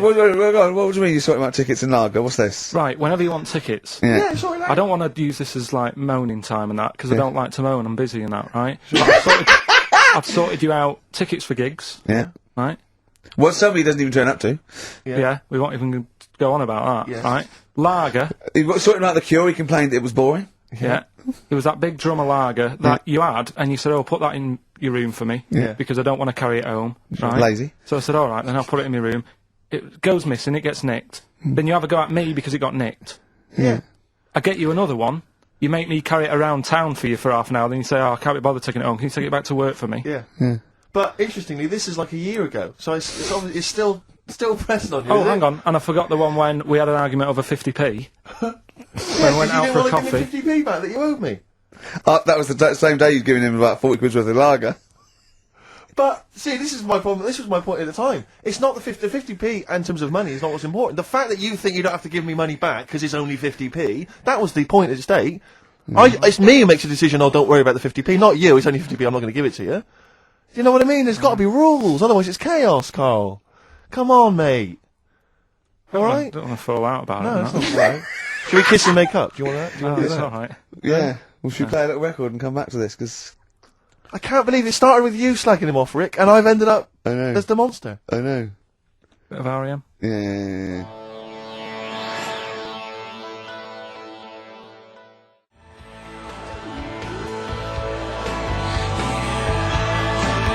R.E.M. and Animal. Animals would be R.E.M. and their Animals. What are you talking about? Well, no, I'm just thinking. I wonder if there's done a video for Animals and the Animal on a DVD, an Animals DVD. Huh? What are you No, I'm just talking about? saying. It's R.E.M. there. It's just a good link. R.E.M. Animals on a DVD would be. I've got an Animals DVD out. My got an DVD, Animals yeah, my DVD DVD, my live stand-up's out. Buy it. HMV and I don't think Virgin. you should- Well, no, I don't I'm just think you saying. should plug Animals. your- No, it's I don't funny. think you should 'cause plug no, your no, stand-up no, I'm on not the show. plugging it. It came up in the Animals from R.E.M. came I don't up. think you should plug your DVD. Well, buy it now. It's a really good stand-up DVD. If It's out you're going to for- buy anything, I think I ought to balance this out really. If you're going to buy a DVD, you should probably buy the Office No. series too, because Well, I get no, money for That's that. been on telly. Animals. See, Animals hasn't been on telly. The Office has been on telly. It's involved with it. But I don't get any money for the No, I know, Animals but that's DVD. what I mean. I get wasn't everything involved. from Animals, whereas I've got to share The Office royalties with you and some of the other actors, whereas I get the lion's share. Lion's an animal. The lion's share of Animals. It's all mine, you see. So, The truth of it is that it's not. I mean, it's your stand-up, and it's Yeah. not great. It's a bit no, but weak. nor's my A acting. lot of the observations Nor's my are quite acting or poor. writing. No. But You're a great actor. I'm rubbish in The Office. One trick pony. Well, I I just agree with touch that, my tie and I look at the camera, bored with that. Yeah. Animals, whole new side. Yeah. But 15 frankly, you've been 15 quid. You've been doing so much publicity on TV that, you know, if people have seen it all, they'll have probably seen all the best clips. No, yeah, And, but I mean, The there's only a Office, couple of decent gags. It's only really the dance, and you can get that on a JPEG. So I Some other wouldn't- great stuff. Don't in buy there. The Office. There's some other great stuff in there. No. Phoenix Nights is better than The Office. So buy Phoenix Nights. Don't buy The Office. Okay. Well, right. Let's get on with it. That's yeah. that. Right. What else is You've happening? probably heard most of the stand-up observations on this show, so. Right. What have you got for us? Available in HMV. Go on. Oh, well. I'm annoyed. Office. I was walking away from the show last week. I was walking towards Berwick Street. I like to look at the records and the record shops. And I was on my mobile phone, and I was chatting away to someone, and what can only be described as a prostitute. Go on. Stood on the street Was corner. she a woman that gives you sex for money? Yes. That is a prostitute. Yes, that's what I thought. Go on. And as I was walking by, she said, "Do you want to buy sex?" No, You sure it wasn't a market trader giving 6 plums away? No, it was something? definitely 6 for a quid? No, it was definitely Go a on. prostitute. Yeah. And what annoyed me about it, what I wanted to pick her up on something, was the fact that I was on my mobile phone.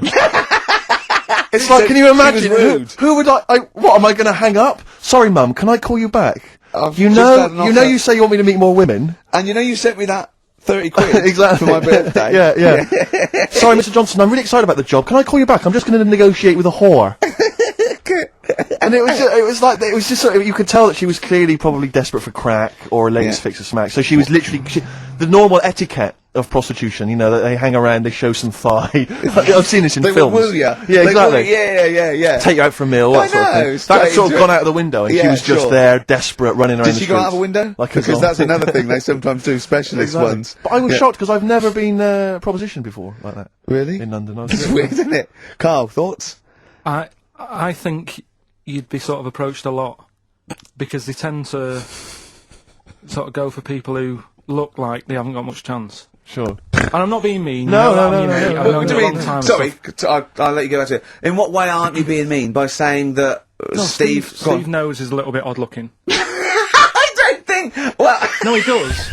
Do you know Yeah, before... no, but it's not what he thinks of his looks. No. It's what he thinks of you talking about his looks on... No, but it's Go on. like how you were talking before about, you know, your eyes are bad. It's nature's little way of saying, look, nothing to see here, right? Don't get that! I don't know what you mean. But when you look in the mirror and that, they've gone, look, he hasn't got the looks, let's make his eyes bad, right? Yeah. Nothing to see here. Yeah. That's what I'm saying, See, balancing it out, right? Yeah. And it's funny, right? Now we're on the topic. Sorry, Right, I wasn't- Johnny Depp. Now listen, I'm gonna... My chest is gonna burst at this moment. Whenever we get because- onto this conversation, I always think to myself, Carl, do you know what you look like? I'm gonna... Do you know, seriously, can I be honest with you? You look like, you know, if you've got like a balloon, a hot air balloon, right, just a little balloon like a party balloon, if you drew a little face on it, right, and inflated it about halfway, that's what you look like. right, So, no, play a record, I don't want to get into this, Listen, it's too now, intense. now you've got onto this, let's just nip it in the bud now. I'll tell you something that I wasn't going to tell you because I think... I don't want to hear it, I don't want to hear Well, it. right? It was on the tube, right? Well, I wasn't. Someone told me they were on the tube, right? And the tube pulled into a station, right?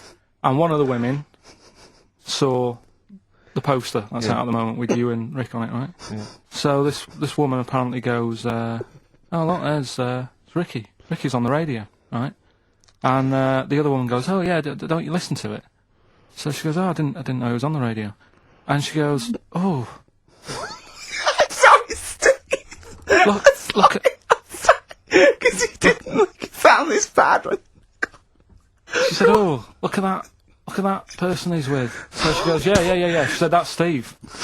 She said, I was sort of aware that he looked odd because Karl mentions it on the radio. Yeah. So it wasn't as much of a blow to me, but I can see how it was a bit of a shock to you.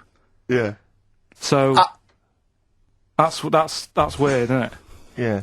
And that isn't me sort of telling this woman to say anything. That was all happened without anybody else sort of bringing it on. Yeah. Do you know what I mean? Yeah. So... Was it... Sorry, you seem to be relishing this. Was it because of the little balloon story that made you... I honestly, Steve, I wouldn't have told you, but if you're going to start, having a pop... Yeah. Do you know what I mean? I can't just sit here and take it and that. No. I mean... all mates. Yeah, it's just... Yeah. Well, I mean, I was Shame mistaken that's for Johnny Vegas. Steve's got a story about that, if you want to have a go at me. Well, someone just thought you were fat with a beard, which is true. Well, don't have a go at me, because he said you looked... Well, you started it. No, I didn't. Yeah, no, you I did. didn't. You were milking it. You were egging him on. I was laughing. You were egging him on. I sort of was. Yeah. But let's not, Oh, it's a good job you've got lots of good mates like Jonathan Ross you can go and hang out with. Don't need other friends, people who've helped you in your career. He's a good-looking bloke, isn't he, Jonathan Ross? He's a good-looking fella. Play a record.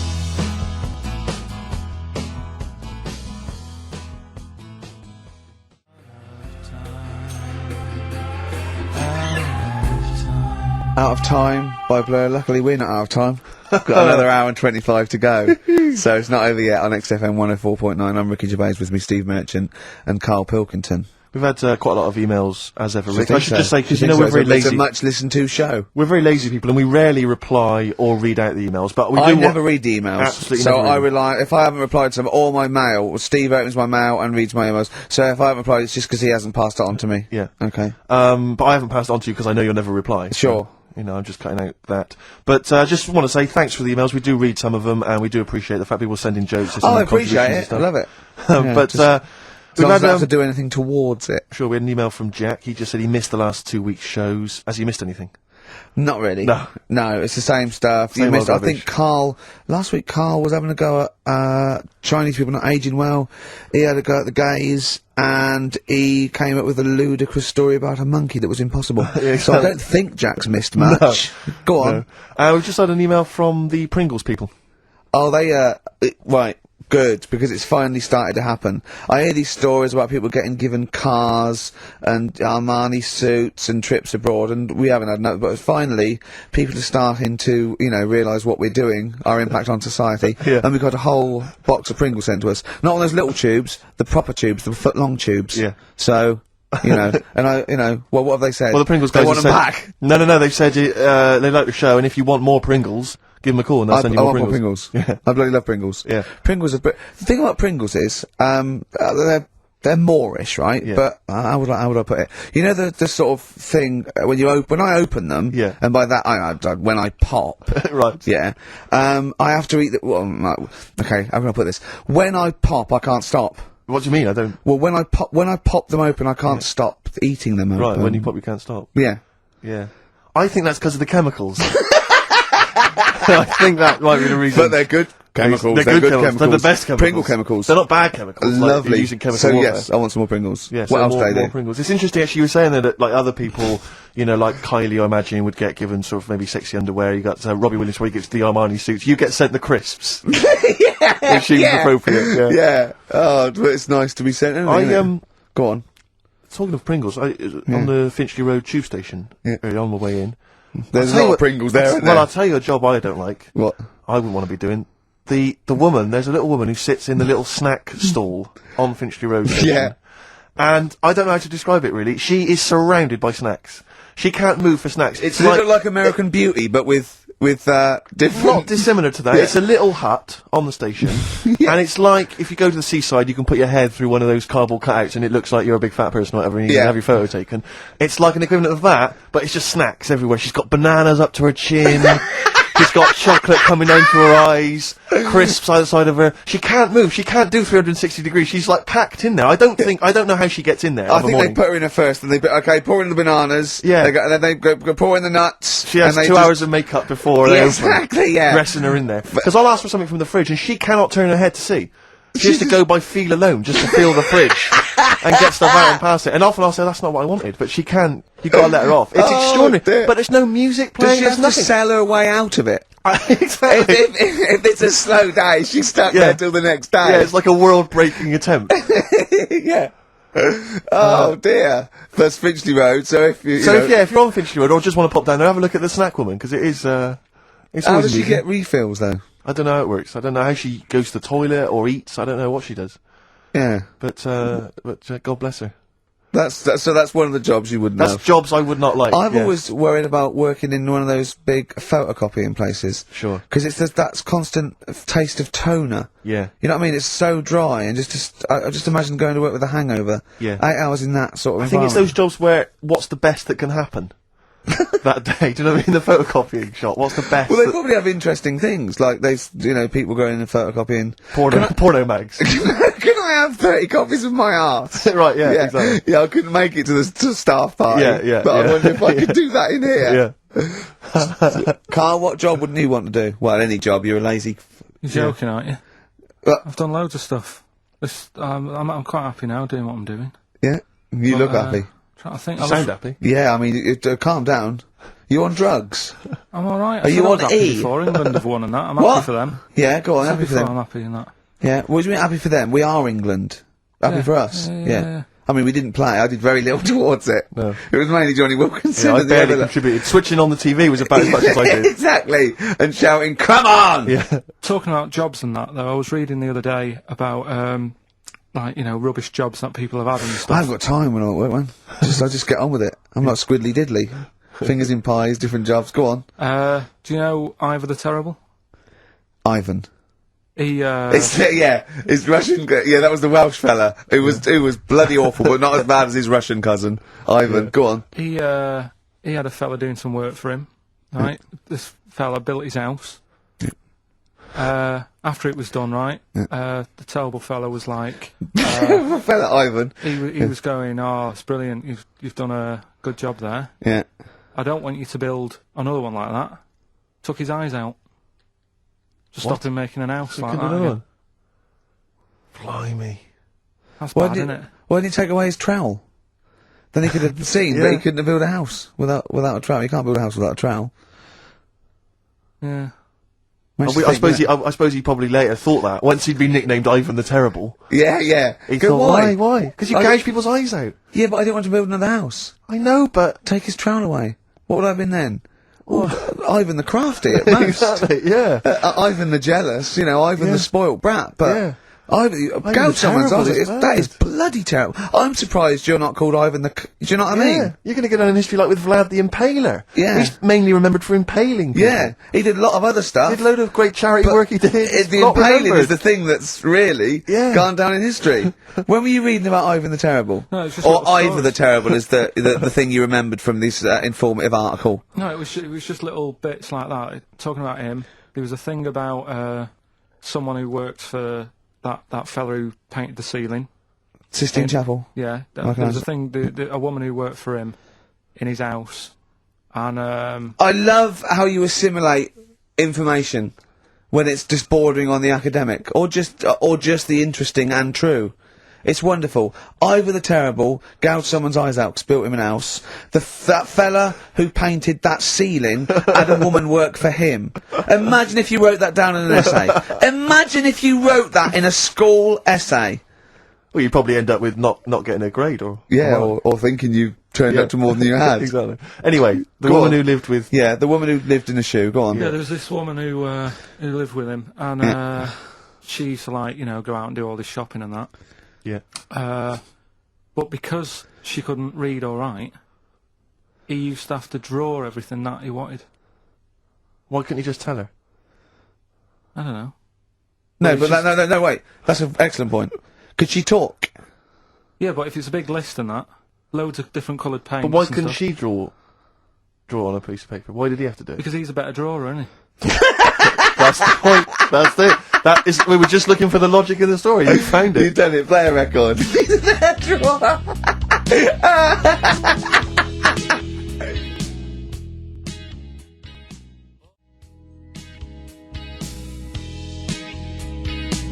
I Don't Owe You Anything by The Smiths on XFM 104.9. I'm Ricky Gervais. With me, Steve Merchant and Karl Pilkington. Karl, over to you. This is the time where we play, well, the world famous quiz, isn't it? Rockbusters, isn't it? Yeah. Which is Blockbusters, but with music. See you later. Cryptic clues and that. Do you want to say Not really, Steve, not really cryptic, but go on. We got a number of DVDs to give away, including some teachers' DVDs. We've got a bunch of CDs here, and also Ricky Gervais's live stand-up DVD, Animals, brilliant, which cool. is not good at all. I really would not encourage people to buy that. It is weak observations, poorly performed. I would recommend The Office Series 2 on DVD. Rubbish That's in still that, I'm available. awful in that. You can actually see me forgetting some of my lines. That's true. Go on. Right then, so cryptic clues. Just an example, might be new. I reckon people will be staying in today because it's raining and that, so might not have heard it before. So, like, or they have and they're not listening. yeah. Well, whatever. Oh, good. You gave up on that, did you? Well, give us an example of the sort of thing. Jeez. All right, maybe don't. Listen, It's gonna take that long. I'm a broadcaster. Yeah, words are my tool. Go on. Alright, forget that. Come on, Baldy. Right, three clues then. Here's the first one. It's a band or an artist. Yeah. Right? I'm going to the northeast. What are you going there for? Good point. Good question. Right?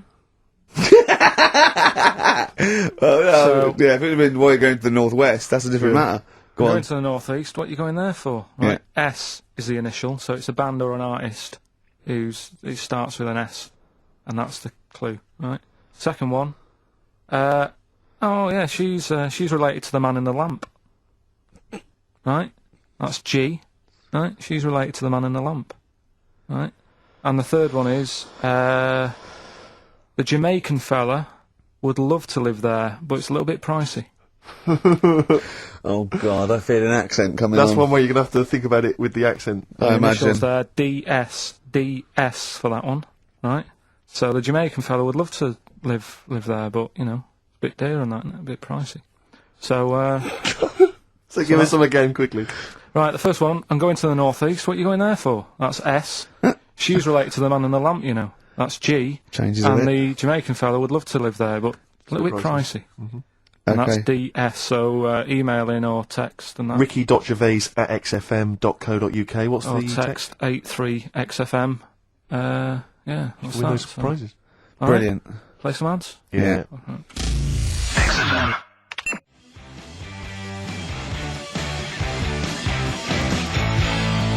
Steve, is there anything wrong with a bit of old-fashioned rock and roll? Yes or no? I do not believe so. Well, then there's Jet. So roll over DJ on XFM 104.9. Who are you? Ricky Gervais. Who are you? Steve Merchant. Who's that little bald mank whinging twat over there? Karl Pilkington. Yeah, sure. One and only. All right. Now, Oh, go on. Rick, as you know, there's always junk lying around in this studio, and not all of it is Rockbusters prizes. No. And there's I'll just be flipping Some of through- it's the playlist. Yeah, exactly. And I was just flipping through an old copy of the Guardian Guide from last week. Sure. You know, the little listings thing. Yeah. And you know, I don't know if people might have seen it. There was a documentary on this week about the transfer of British sitcoms to America. Yeah. And we did an interview for that because I'm remaking the show over in the States. And I'm just flicking through, and I noticed there's a little write-up about it here, and it says blah, blah, blah, blah, blah, and it says, quoting me, it says, "We don't care if David Brent becomes a woman," burbles Steve Merchant, eyes bulging with imagined riches. No, my eyes bulge normally. That's not me being greedy, that's you know just that thing me. I did on it when I sort of like rub my fingers together and do that stupid Brent. People take that seriously. I know. Yeah. It's extraordinary. Oh, some people got it, but I think it was something in the paper the next day said Gervais's mannerisms could have been transferred as dollar signs. Well, I was doing it sarcastically. I was doing it like that. I was pretending that I just cared about the money. Yeah.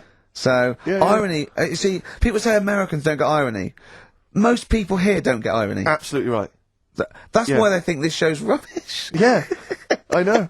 We fooled them. Yeah. We've had the last laugh. We think it's really good. Exactly. Carl, come on. Let's have some news. Let's do some proper radio. Have you, all your news comes from Ananover, doesn't it? What will Dr. Fox do about now at 2 o'clock? He'd do some amusing news. It's coming up for 2, and here is the news with Karl Pilkington. Well, like I said, it's just headlines and that. I don't bother reading on if I No like point. the headline. And it's all from You get the Ananover, story. not from a newspaper or... It's not made up or anything. These No, are real okay then. Well, headlines, let's see. Okay, imagine Trevor McDonald doing this. These are real news headlines. Okay then. Well, they're real to Karl. Okay, here we go. And here is the news with Karl Pilkington. Bong! Man hid in wardrobe to avoid work. Yeah, good. Right. Bong! Teenager gets stuck in washing machine.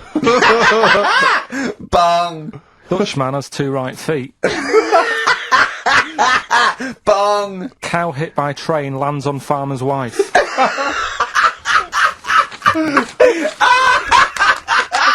That is the real news to you, isn't it? That's brilliant. I was just thinking of the cow flying through the air! Yeah. And the wife's going, oh no! Yeah. Oh dear. Dutchman has 2 right feet. Yeah, he's having some operation or something and, What, they put the wrong foot on him? he's got 2 right feet or something. Well, maybe it was only a right foot that was available. Good dancer. Yeah.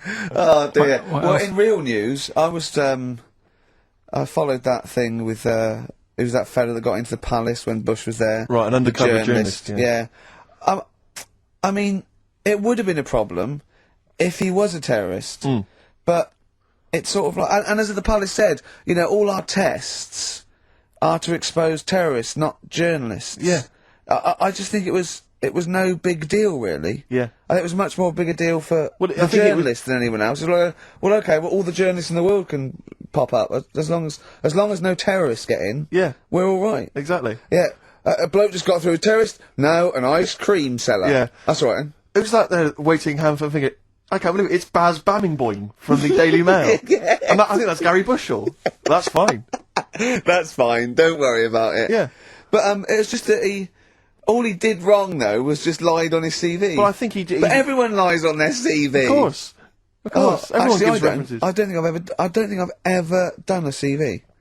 I tried to lie. I did one once when I was at ULU and I was an events manager. I applied for a job at Radio 1 for events manager. Didn't even get an interview. Yeah. So I just stopped the CV lark. Sure. No, I just, you know. The one knocked back and that was Exactly. it. No, well, yeah. So, You've lied on your CV, have you, Carl? Yeah, loads. Yeah. It's just, it's like something from Little Britain. Yeah, no. Yeah, loads. Yeah, go on. Come on. there was Radio, one when, there was a job going at Granada. In fact, this isn't even lying, and I still didn't get the job. Go right? on. But, Well, you Granada, don't get a job just because you don't lie. It's not, have you lied? No, you got the job. Yeah. No, but there was they ask you loads of stuff, don't they, that you think, well, that's got nothing to do with the job. I don't know why you're bothering me, asking me certain stuff, right? Qualifications, things like that, yeah. Yeah. But, well, it was languages, Yeah. right? What did it say? It just said, you know, put your name, put your address, languages, right? And, What? Oh, yeah. And I What, you don't speak any other languages, do you? well, I just put English, quite good. You didn't! No, I did. Honestly, ask Suzanne. I think you told me this before. Did you really put English quite good? Yeah, honest to God. Didn't hear back. Well, you know what they meant now. That you know what your error was, don't you? Yeah, Are you fluent in French, German, Chinese? but I didn't want them to think I've got loads of big words and that. Do you know what I mean? Well, I don't use loads of big words and stuff. No, they There's meant, no do you point. speak any other languages? It's any other languages, Carl, not the They one your assume that you native can language. speak English because you're filling out a form. Yeah. Oh, well, it's like language is none. They assume you can speak something, and they probably think it was English. And to put quite good when you are English. Yeah. English is your first language, yeah, I'm quite good at it. I see your point, though. It's true, though, isn't it? I'm not sure quite good is accurate. No, poor. English, weak. poor. Weak. You didn't get the interview, no? What did Suzanne say when you told her you'd put that? She just laughed. It was Really? too late. It was too late to do anything. How's her hair?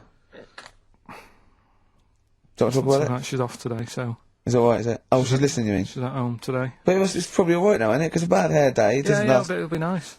It'll be nice, not today. You're scared of her, aren't you? No.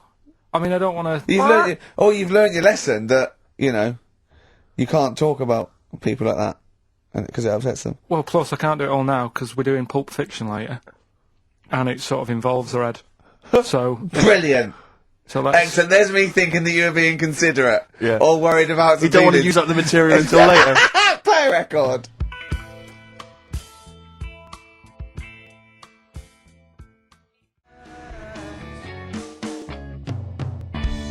Travis. Beautiful occupation. What's the best job you've ever had still, Carl? Talk about occupations. It is still Paper round. Is it still the paper round? Yeah.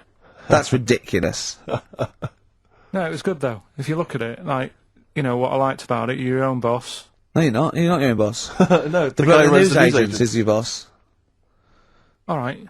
But then once you get out and you've got your papers and that, you sort of, you're on your Do own. what you want can as long think as you about deliver the stuff. papers exactly to the places he said you are in the time he said. Yeah. It's and I did. freedom, isn't it? Any jobs you wouldn't do? I've just thought of one that you wouldn't do. Go on. With your sort of mild homophobia. Well, I'm not. Proctologist. What's that?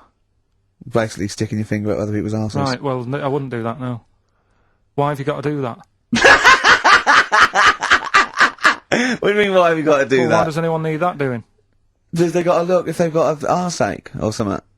Which trainee doctor makes that their speciality? Do you know what I mean? That must be, right, we got a place for proctologists, and it's you, Meadows. You came last. Oh, seriously, what? I'm not the arse doctor, am I? Yeah, you came last. Oh, I'm a bum GP. I can't believe it. Yeah, you got to, oh, I can't believe this. Yeah. That must be it, mustn't it? Well, presumably no one would choose it. No one would purely. If they can have the brain surgery, Well, hearts. what if you were brilliant but you were shy? You couldn't look people in the face. Yeah. You could you could do anything you want. No, I just don't want to look at them. I just want to do their asses. Yeah. Really? Just want to do the asses. Yeah. Yeah. Look at Carl's face. You didn't know there was such a thing as an arse doctor, did you? No, not really. Specialised. He does nothing all day but that. Well, he probably has a sandwich about 1 o'clock. Yeah. Washes his hands. What do you mean he does nothing all day but that? You don't say that about a brain surgeon or thoracic surgeon, do you? No, but that all day. That's not good, is it? I love the fact that I can blow his mind with just things that people take for granted. A dentist just looks in mouths all day. Yeah, but that's a bum job. Just think of that. Oh. So what do you need to know then there? It's a lot to know. You gotta have nice nails. Yeah. No rough edges. Well, you'd be alright, because you got that job handing out biscuits to the old people because you had nice hands, didn't you? So, yeah. And I know a lot about biscuits. I know my biscuits. Do you? Yeah, I know which ones they like and that. Do you? What do they like? What do old people like? Bourbons, rich Do they tea. really? Because that's my least favourite. I would never eat a bourbon. I could be starving and I wouldn't eat a bourbon.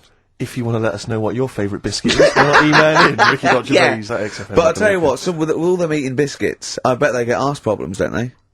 So you could double up, couldn't you? You could be handing out biscuits in the morning and checking out. So why would you go and have that done then? What sort of problems then? What do you mean? Loads of problems.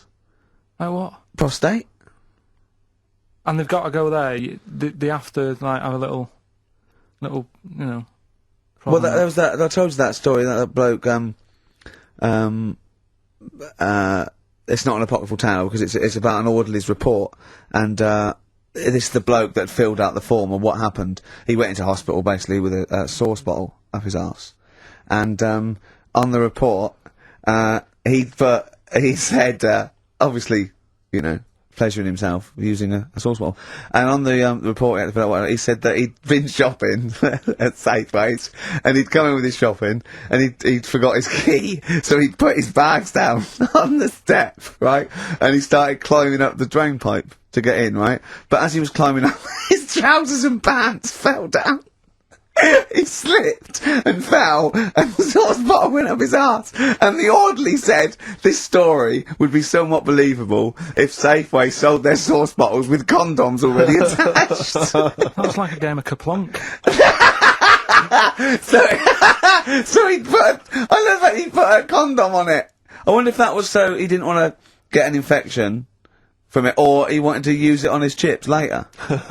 So waste not, want not. Talking of arse, yeah. Blockbusters.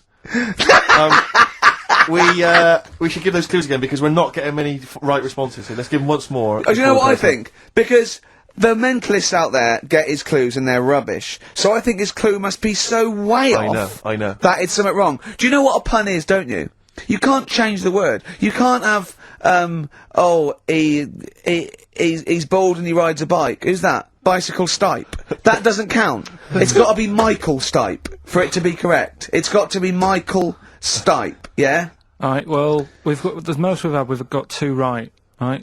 So... Let's hear the clues again. Right. First one was, I'm going to the northeast. What are you going there for? S. It's a band or an artist that starts with S, right? I'm going to the northeast. What are you going there for? Second one, she's related to the man in the lamp. Right? That's G. Band or an artist. The last one. The Jamaican fellow would love to live there. It's a bit pricey though. Right? DS. Right? DS. DS. Email in or text in. ricky.gervais@xfm.co.uk. Or on the text, 83XFM. Right? Bob Dylan. Dylan's of course playing in London this week. Yeah. And good luck to him. Classic.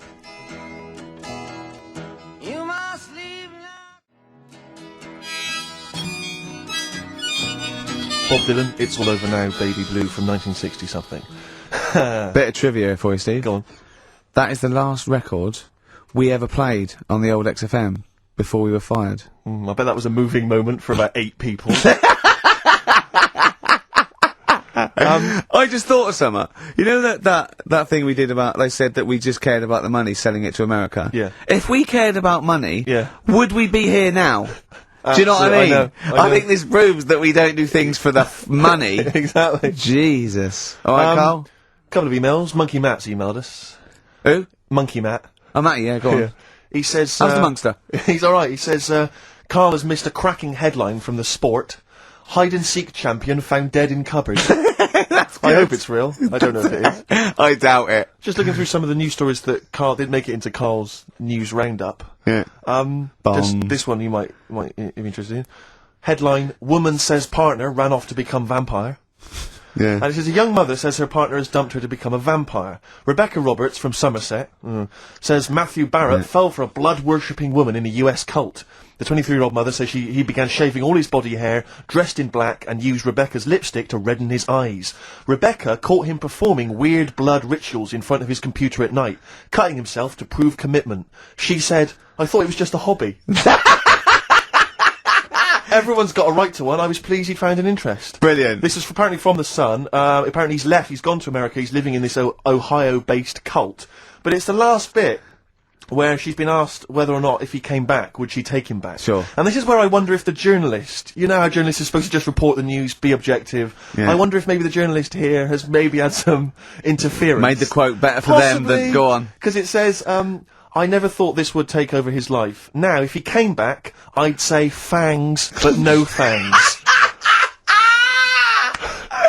Oh dear! I can't believe. Imagine you're the woman, Rick. Okay. And I've come round. You're the journalist. I'm the journalist, and I've come in and I've said, okay, I read about this. All I have to do is not say that thing. You've come. I understand you're obviously quite upset. It's gone gutted. Off. If he came back, would you take him back? Definitely not. Right. Really, what would you say to him then if he came back? Just get lost. Right, but I'm really pissed off with you. Would you perhaps say something a bit more pithy? Not in this situation, no. You're upset? He cuts himself, he drinks blood, he's left me. Sure, Sod off. I'm not interested, mate. Because I tell you what. Go on. I mean, I like what you said there, but I wonder Yeah. if we could condense that a bit more. If he came back, would you say... Go away. Would you ever say something like, thanks, but no thanks? No, because it makes it flippant, because I'm really angry. I know you're annoyed, And I'm but- upset, so I wouldn't Sure. say... I certainly wouldn't say thanks. I might say no thanks. But what if you sort of said it, like, aggressively, like, you're giving him the finger? Thanks, but no thanks. Like, you didn't really What, mean sort it. of sarcastically? Sarcastically. Would you possibly say I that? might say thanks, but no thanks, and Right. that'll be it, and that's Right. and I'd leave it there. I'd never change that. Sure. I'd never change those words. Can I ask you a question? Go on. Do you like puns? Hate them. Right. I don't like It's Countdown. interesting. I don't like QI. I don't like any of those posh Cambridge, Oxford types. I hate puns. If you had to say thanks, but no thanks in the form of a pun, what would you maybe say? I wouldn't. I never would. Right. I'd say thanks, but no thanks. I would. I mean, I feel embarrassed that I'd even say that because I don't think I would even say thanks, but no thanks. Okay. But if I did go that far, I'd leave it there. Sure. So, have you ever noticed, as I have, go on, the similarity between the word thanks and fangs? Not really. It's only very similar. Not Thanks, really. fangs, FTH. There's a K. Fangs very much. G. It's A and S. Well, the A, the N, and the S, but that's about Would it. you agree it sounds marginally similar? Yeah. Is it possible you might one day say fangs but no fangs? I wouldn't know. Right. I could put that though, could I? But don't say I said it. Right. I mean, yeah. Fangs, but no fangs. Yeah. This is the thing. Just, if you ever read an article in The Sun, The Mirror, anything, do not believe it. Really seriously question and query it, because... If it ends with fangs, no if fangs. it ends with a pun, Yeah. almost certainly they never said it. Yeah.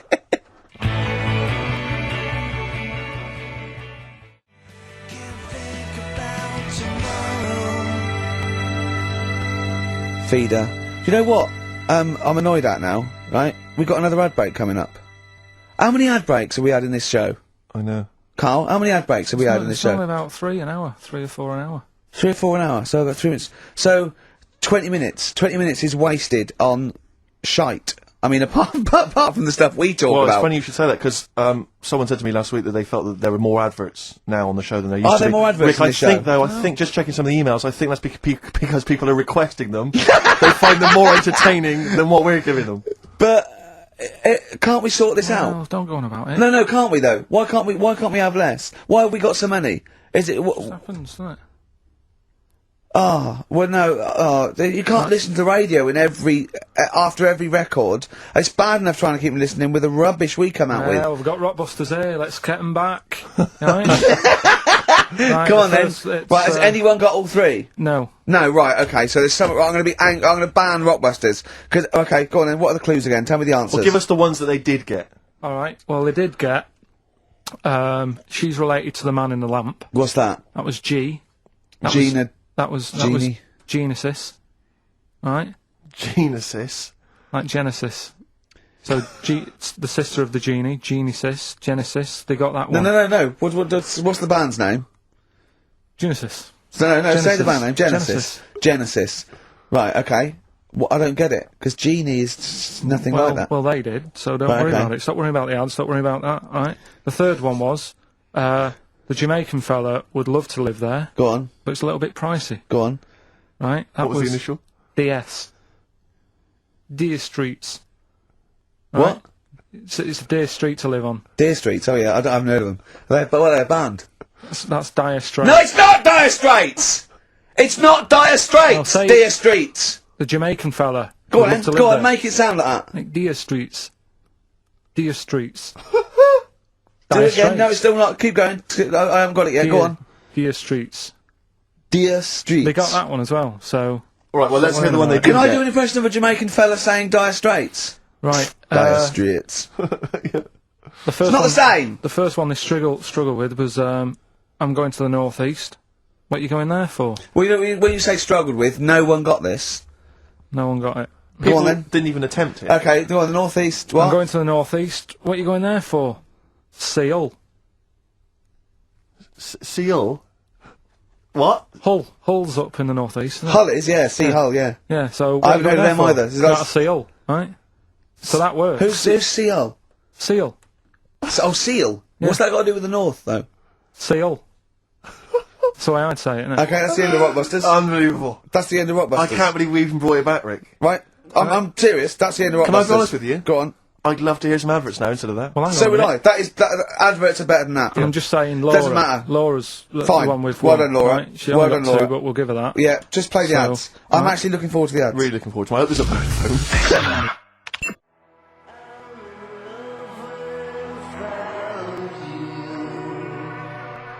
Black Rebel Motorcycle Club. We're all in love on XFM 104.9. Sorry about Rockbusters.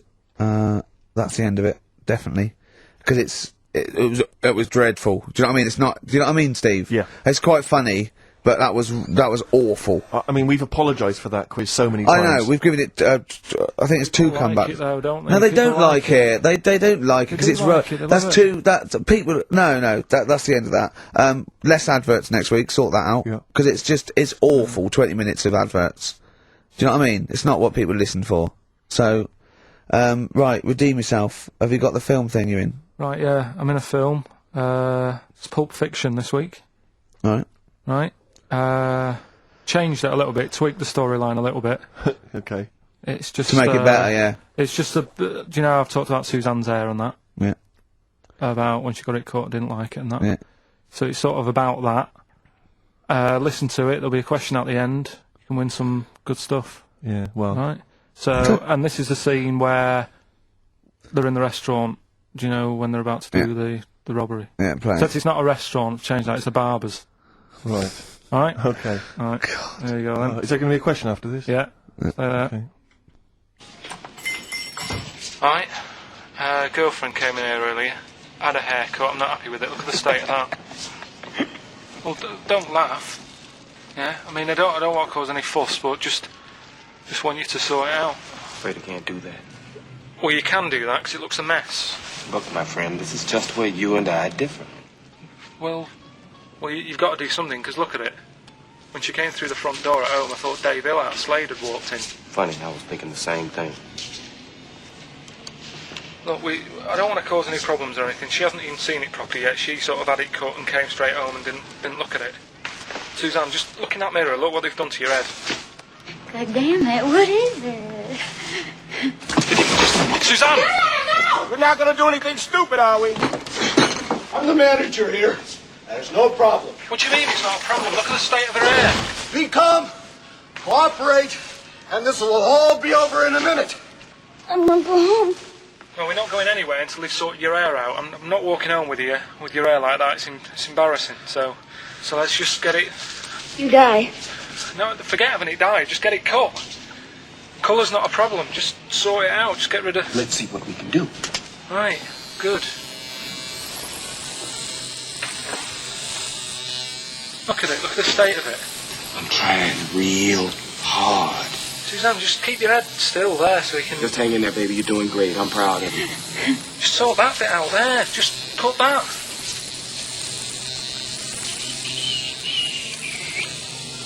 My barber says I've got the hair of a Chinaman. Have you heard that before?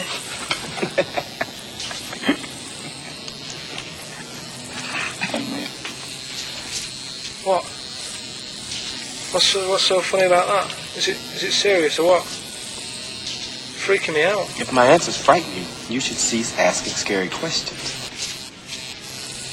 It's almost over. There you go. No, it's not brilliant, but that'll have to do, won't it? I reckon we'll have to buy her a hat on the way home. Yeah, that's probably a good idea. Do you think Suzanne's listening?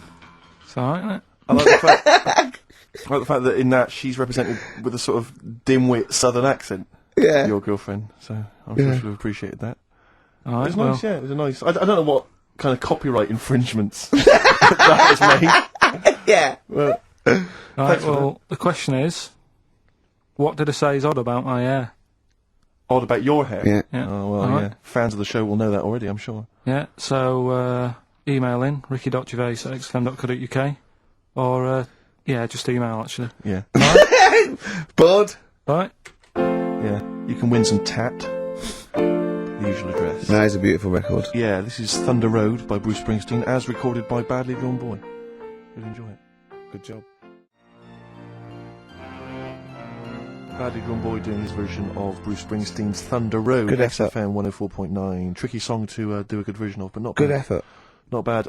Badly. Tell you what, who's also made a good effort? Go on. Stephen Gunning of Tooting. He's correctly identified that Carl's hair is like that of a Chinaman's. Or it was. Yeah, and many other people have emailed in saying, how can we know what your hair's like, because you are a bold mank twat. Yeah. So people have correctly... Is our that. language okay on this show, in general?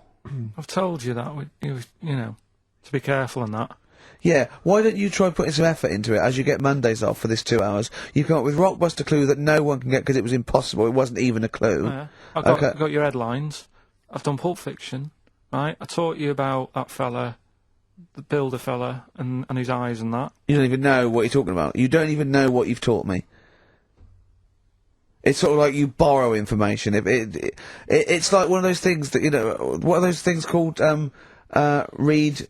write once, read many. You can just pass it on, then it's yeah. One of those CDs you can just play once. Well, it struck me that is you and information. It goes in. If you tell someone once, it's like you've lost it. It's like passed the parcel with knowledge. It's gone now. You don't even remember what you told me. The chain letter. What? You mean chain letter, don't you? Shut up.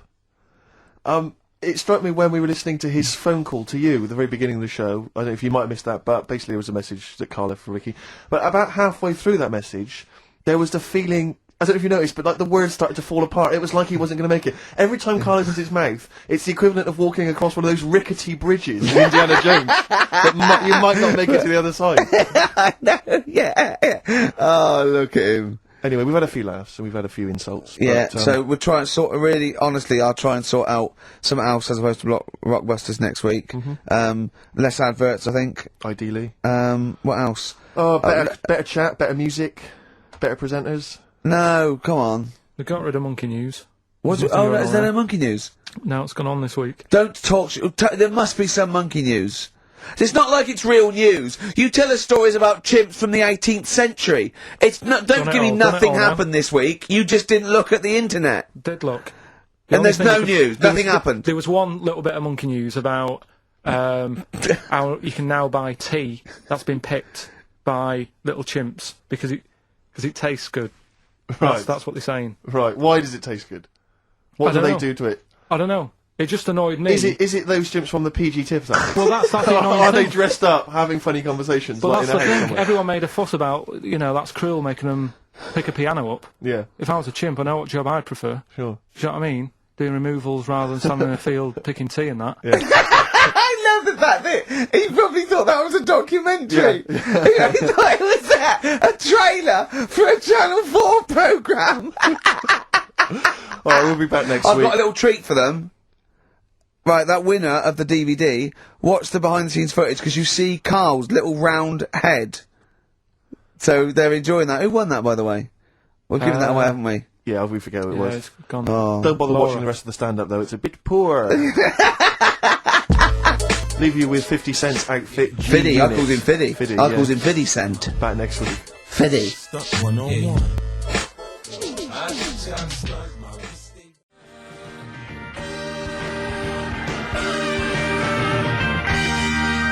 Don't steal our son. Please, lads. Thrills. On XFM 104.9, I'm Ricky Gervais. With me, Steve Merchant and Karl Pilkington. Yeah. Little Carly Pilkington, little baldy mank, whinging little twat. How are you? Yeah, All right? alright, yeah. What are you doing? Happy? Feeling a bit happier today? You look as full of spunk, as they say in America. Yeah, I'm alright. Just a bit of a miserable day, though, isn't it? Yeah. A bit miserable. Yeah. Walking in today, right? Do you know I walked through, like, the, sort of the gay district of London and that? Right. Well, you don't walk, you mince, don't you? Well, just walking through on the way to work, and I'm always interested in their little shops and stuff that they have, right? Loads of... Their little shops. That's don't be ashamed of. If you want to go in and buy something, go and buy something. I was just having a look at, looking in the windows and stuff. Little postcard just near the entrance. Yeah. That's meant to tease people in, to make people go, that sounds good, I'll nip in, right? Little postcard. Free butt plugs with every sale. That's great. How did we get from 5p off milk Yeah. to free butt plugs with every sale? Wow. What's society come to? Well, it's because we're liberated, Rick. Yeah. You know, it's an open society. What did you buy to get them? You didn't buy. No, I didn't. But what's the purpose? What, of the poster or of butt plugs? Butt plugs, because I really, honestly, You don't. shove them up your arse, don't you? Whoa, slow down, bum. Shove them up your bum. Yeah. But when is that? Just like when you're doing whatever, doing stuff around the house, or I think it's not to keep things out. Is it like you would use a plug in the sink to keep, you know, the water in the sink? Oh, if you're not gay. Get that, oh, yeah, no, I know what you mean, yeah. I don't know. No entry. What is it? I mean, I don't understand what I they're don't know. I assume it either feels good or are they... well, I've got to be careful here. Or are they sort of like breaking it in? Right, yeah. Do you know what I mean? Like it's like a shoehorn.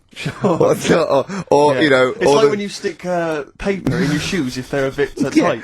Or those people who sort of like put little bits of wood in their lips, and then as soon they've got big plates in their lips. Yeah. Same as the butt plug. It means you can, you know, you're ready for anything. I don't know, do I? And then it comes face! Well, if you know what butt plugs are used for, then why not get in touch? Ricky.gervais@xfm.co.uk.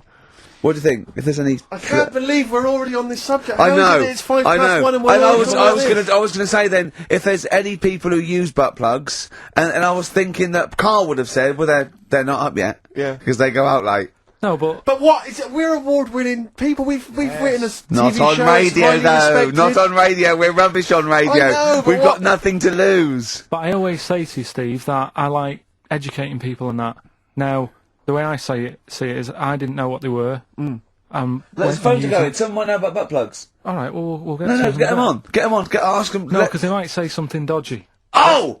Yeah, whereas what have we just been doing? Just take a chance. Take a chance and tell them not to swear. Well, you tell them. Okay. Right, Steve. I haven't got my headphones on. Hello, who's there? Oh, Come on, here, hold on. Who, sorry? Nicholas. Nicholas, hello, mate. You're not going to swear, are you? No, I'm not going to Keep it clean. Yeah. Keep them keen. What were you calling about? I'm phoning about your plugs. About well, not my plugs, but sure, plugs in general. What do you know much about them? No, Are you a plug user yourself? No, I'm just thinking if maybe you've got some gay friends and you're spending the night at their place, you might want to use one. Right. What, you mean experiment with them, or? No, so you can make sure they're not going to do anything while you're asleep. Could I suggest? You know, just lock the door.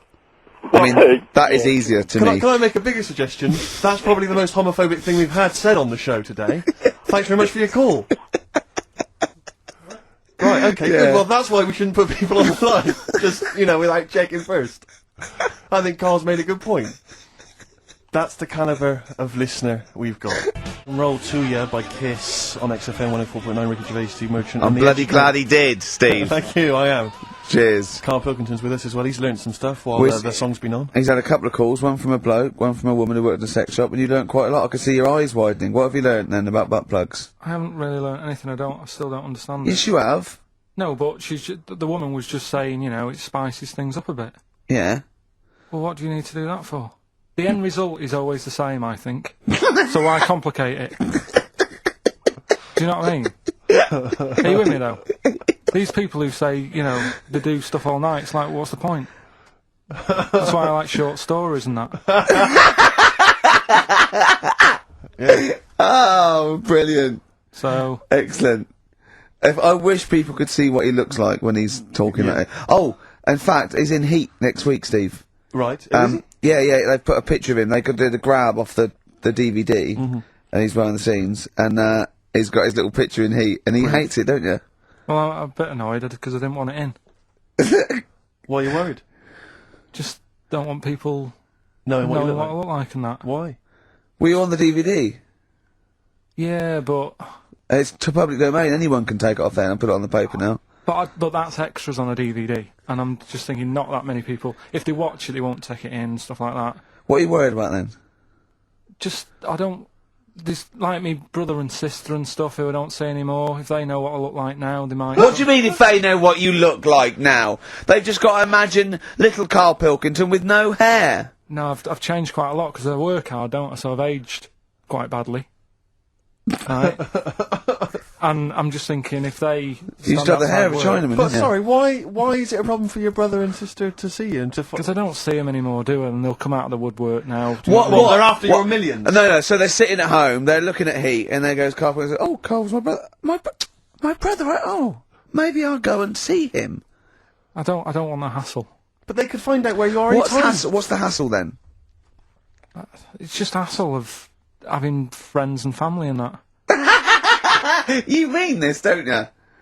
Yeah, it's that I'm not into having. But mates if and either that. your brother or your sister came to your door, would you not welcome them in and give them a cup of tea? Do you know what? He bumped into his sister, right, after about 7 years in a car park somewhere, right?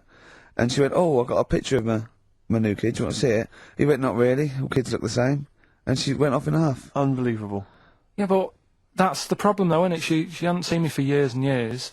That's the way I am. I'm not like being rude or anything. I'm just says what comes in my head. Oh, don't give me that. Don't do that. I'm not rude. It's what comes in me head. That's a rubbish excuse. Not know rude. me, know my ways. Yeah. Right, am I wrong then? Let's look at it. Let's look at what I said. Hey, there's Nouts Obama's cakes. Know me, know my ways. Get out, you twiddle flunked. What is that? What sort of philosophy is that? Know me, I'm rude and take it or leave I'm not being rude. You are being rude. What, saying that all babies look the same? It's your nephew. You didn't even bother to have a look. You could have been courteous and had a look at the picture. If it was a first, I'd say fair enough, but she's got loads of kids. Oh, fair enough.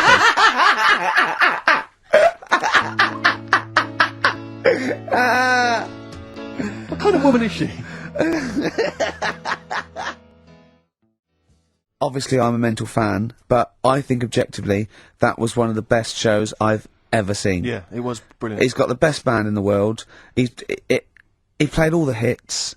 It was an amazing show. The sound was incredible. Do you know what I mean? Well, It's his just voice as well. I think people don't realise how incredible his voice is. It was absolutely soulful is the word I'd use. brilliant. Yeah, it was absolutely brilliant.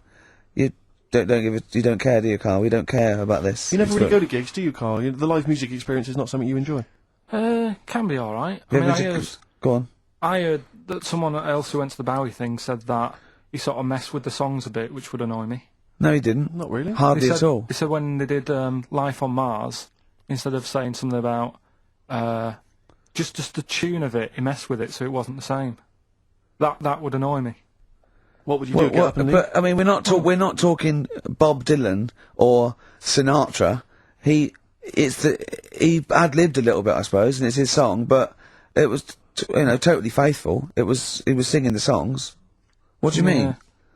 Well, it's just don't mess with stuff. It's like if you went to see Titanic and then the boat didn't have a crash, you go, what they doing? It's like, oh, I fancy messing with it. Well, he That's what I didn't. mean, Well, don't I'll mess tell you, he didn't mess with it. Relatively speaking, he did not mess with the songs. They were brilliant renditions. That would be a hell of a film, though, where Titanic gets to New York. Absolutely fine. Oh, Carl. But, oh, you're amazing. It's because I work here, though, and there's a lot of gigs going on all the time, and then you get to a point when, you just go, get a bit fed up with that. Well, when was the last time you went to a live experience? Well, I've been to gigs, but the one that springs to mind probably is when I first sort of tried a gig out, and it wasn't a music one. It was Bottom. Do you know with Bottom the live thing with Rick Mail and Mail Edwin yeah, in When was that? Years ago, because it was in Manchester in about, I don't know, 87, 88 or something, and I was set up for a blind date. Right, this a mate of mine sort of set me up to see this. What? Girl. So you said let's go to Bottom? Well, I didn't tell her. I just said meet us at the Apollo. I bet she was over the moon, wasn't she? Met her there. Said right. Romantic. Going to see some middle-aged men run round in pants. Brilliant.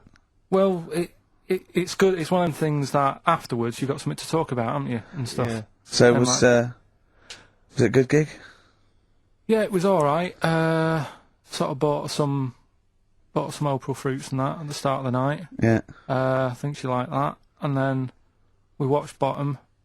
Then afterwards had a bit of a chat. And then... You didn't see her again, I take it? I would have done, right, because she was all right looking and everything. Yeah. But when we were chatting, she said she had a problem with a marrow. What? And that. She what? She had a problem with a marrow. She had a problem with her marrow? Yeah. You mean her bone marrow? Yeah. Oh, I thought you meant she had one stuck up her fanny. No, just the... Thanks for that, Rick. That's an image I can't get out of my head. No, I wondered what. Oh, I see. A marrow. I think it's a marrow. Her marrow. And is that serious, that? Well, I just was put off it because I thought... If you Well, I think it's more serious than the problem with a marrow. Yeah. I mean... with a marrow and that. It's an idea if you're bored with butt I plugs. love it! I love it! Everything he says is like someone from Kes. It was just that thing that... You didn't want to go out with a girl who might be ill in some way. Well, yeah, I thought, what's the point in spending time with her, spending money on her and stuff, and then she's going to die on me? Oh! No, but seriously, God! no, but I'm just... But, see, this is what annoys me. Oh! You asked me to be honest, but I'm just saying, what's the point in me getting upset and stuff? No, but it's not the... It was the one thing he said, what's the point in spending money on her if she's going to die anyway? You got to realise that's not a normal thing to say. No, but what's the point in getting to really knowing someone and thinking, oh, she's really nice, I want to spend my life with her? It's good that she told me when she did. Carl! What, during bottom? This is the most amazing thing you've ever said! But Steve, don't you understand what I'm saying? But no, because... What? Well, firstly, it's the assumption that she's going to drop dead and you're going to think, I'm well, not I just bought her some open fruits, I'm doctor, livid. I don't know what it means when you've got a problem with a marrow and that, but she looked pretty serious when she was talking about it. So I was like, oh... Christ almighty! I don't understand what's so bad about it. Play a record! I'll tell you. I'll explain to her during the break. Play a record. Libertines? Yeah. If you're morally objectionable, why not email ricky.gervais@xfm.co.uk. It's okay, he's an idiot. True.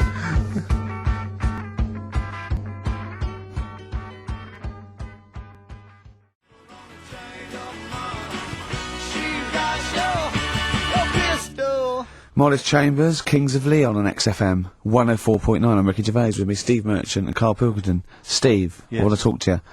I think it was, might have been Wednesday night. I was in the pub. Phone goes. Carl goes, "You're watching that thing about parasites?" Right. I went, "No, I'm out." He went, "Oh, fellow with a maggot in his head." Fellow with a maggot in his head? Yeah. And he go, "Oh, no, he's pulling it out now." Oh, God. I said, "Well, I'll get it. I said, "Yeah, see you later." About 5 minutes later, I get a message on my phone. Beep, beep. I look at it. It just says, "Oh no, there's a fella with his fish up his cock now." There's a fellow with a fish up his cock? Yeah. Right. Okay. Do you want to explain that, Carl? Is it one of those little ones that swim up if you're having a slash in the Amazon? Yeah. Yeah. That's weird, isn't it?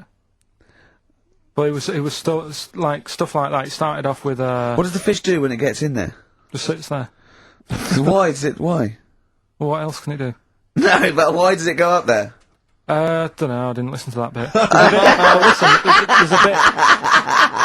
There's a bit. It started off with a fella who had a bit of meat and got a tapeworm inside him, Yeah. and he grew it for however long, and then it came out at the end. It was about 7 foot long. On purpose? Yeah, he did it on purpose. Yeah, for the program, right? I think yeah, probably slimming, isn't it? Well, I was thinking that could I mean, you're a fan of Waller. Could he purposely have about 8 of them? What, Rick Waller? Yeah, It's a good idea. because they were saying how they eat, a lot of stuff when they're in you. They just eat. Well, all they the- take enough so you don't die, and nor do they. Yeah, but I mean, you've got to keep taking them out, haven't you? Because you'll still have the same weight, because it's got to go somewhere. So you'll have them in you. What you got to do is like let them eat your meal and then take them out. Do you think worm watchers will catch on? Yeah. So anyway, so that happened, right? And then there was a woman with a maggot in her head. A woman with a maggot in her head? She went on holiday, it got in there somehow, and Stowaway. it just it was massive. And the thing is, she had a hole in her head, and she's there being interviewed with the doctor, like, and you can see it just sort of sticking its head out. Like, do you know when you see a cartoon with a maggot in an apple? Yeah. And it looks out and looks around like that. Yeah. Why didn't they just take it out there and then? I think they could have done, but the doctor's messing about. It's like, well, it's good for the show, isn't it? And they left it in there. Right, that's libelous. Well, that is libelous. But I found it weird. Why not just grab it? Because there must be a reason. There must be one of those medical reasons that you don't really know about, Carl. Right. And another bit. This was the best one. Right? Grab it. Right. There's this fella, and he was he was on his bike, right, Yeah. cycling to work or whatever, and he sort of sees this thing in the corner of his eye. Right? Literally in the corner of his eye.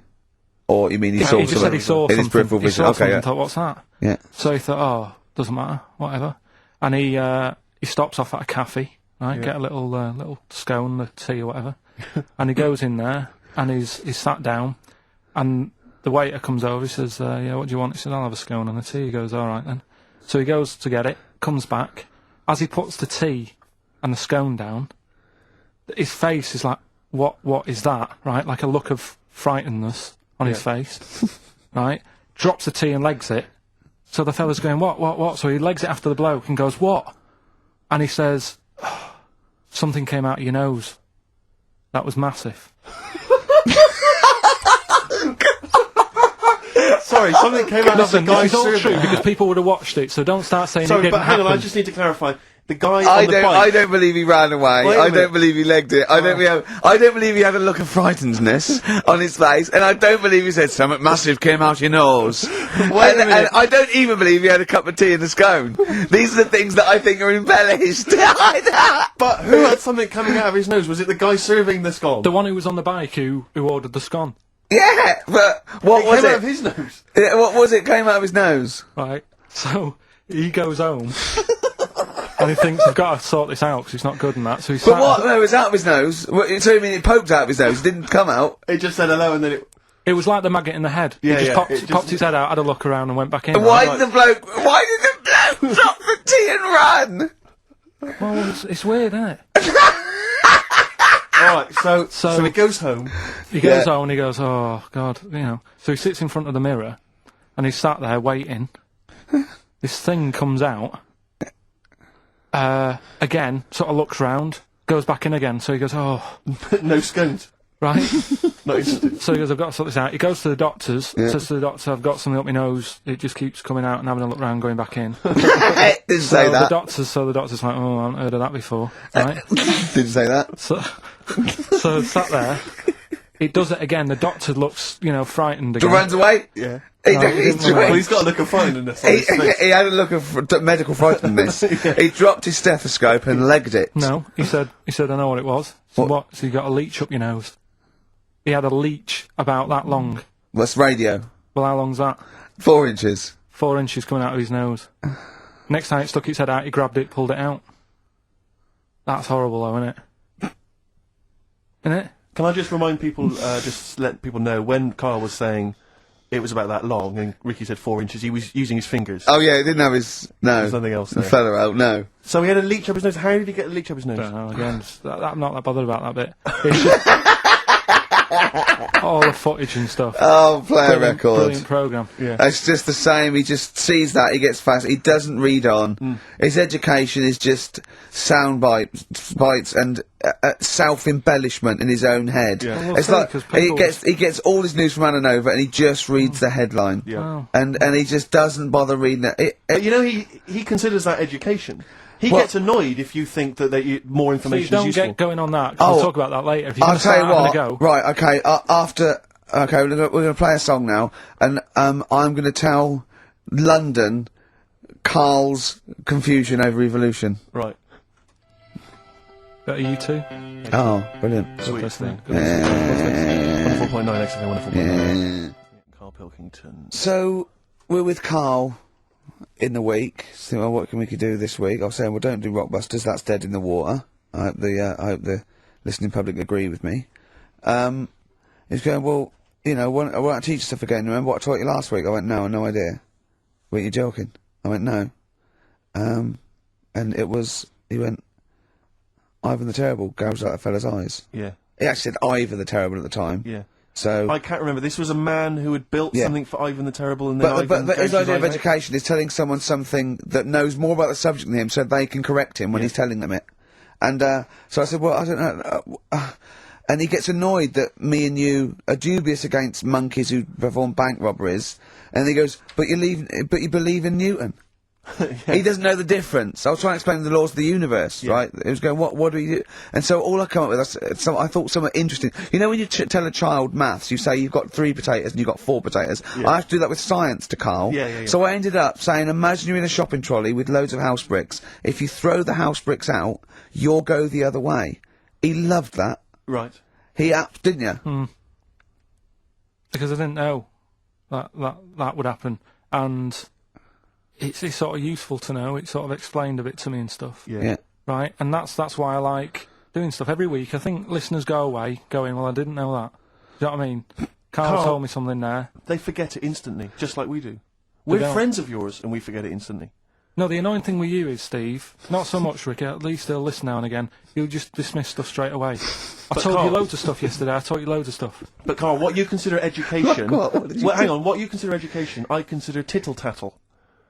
Well... It's not education. Do you know what I mean? You seem to think it's education. It's just kind of gossip, stories you've sort of half-read. Right, alright, example of yesterday. Goldfish have longer memories than people think they do. Yeah. You said no, it's rubbish. No, we didn't. We said, where'd you get that from? We said, oh, really? Yeah. There's not enough information there for it to be educational. Because what you because said it's is longer also than you relative. think. I don't know. Because that as a statement, it has no objectivity. Goldfish's memories are longer than some people think. That isn't a fact. Exactly. Because we don't know how long do people think a goldfish's memory is. Do you see what that isn't a fact? Whereas Newton's laws of physics and the universe are. Right. Yeah, but it was just a little thing. And I taught you more than that. I said about there's loads of Chinese people, if you put them in a line, you can't get to the end of it. I don't know what that means. I don't know what that means. There's loads of Chinese people. We know that, but what? If we put them in a line, we can't get to the end of it? We just say there's about 1 billion Chinese people in the world. But what really annoys me is, right, I read something on the internet the other day, because I'm always trying to learn stuff. Yeah, no, you are. I know you are. Right? Yeah. And you're having a go at me because you're saying, well, what does that mean? Yeah, there was a report on, I think it was Ananova or BBC News website. It said, the world may end in 32 million years. Right, first of all, it says may, it doesn't say it will, and 32 million, who's going to argue with that? And yet they're allowed to put that on a website. You're not having a go at them. No, but you didn't read on. There's more information. It wasn't like, that wasn't meant to be a newsflash to worry people. That was like, oh, scientists have discovered that possibility. That was just like. Yeah, but again, possibility. No, but Karl, yeah, but it's the 8 other paragraphs that you haven't read. You see, that'll have to give explanations as to why they think that might happen. So therefore, it becomes a news item. It becomes educational. It's not just the headline, the bullet point. The headline's just supposed to. It's supposed to draw you into the story so you read on. That's not all the information. But then I was trying to come up with things to excite him, and I realised that I was opening a can of worms. I was trying to come up with facts for him. He was going, give me facts. So I said, oh, okay. Why can't an owl? Why does an owl have to turn its sort of head 180 degrees? And I said, it's because the eyes are so large, that's a huge focal point for its sight, that they can't move within the skull, right?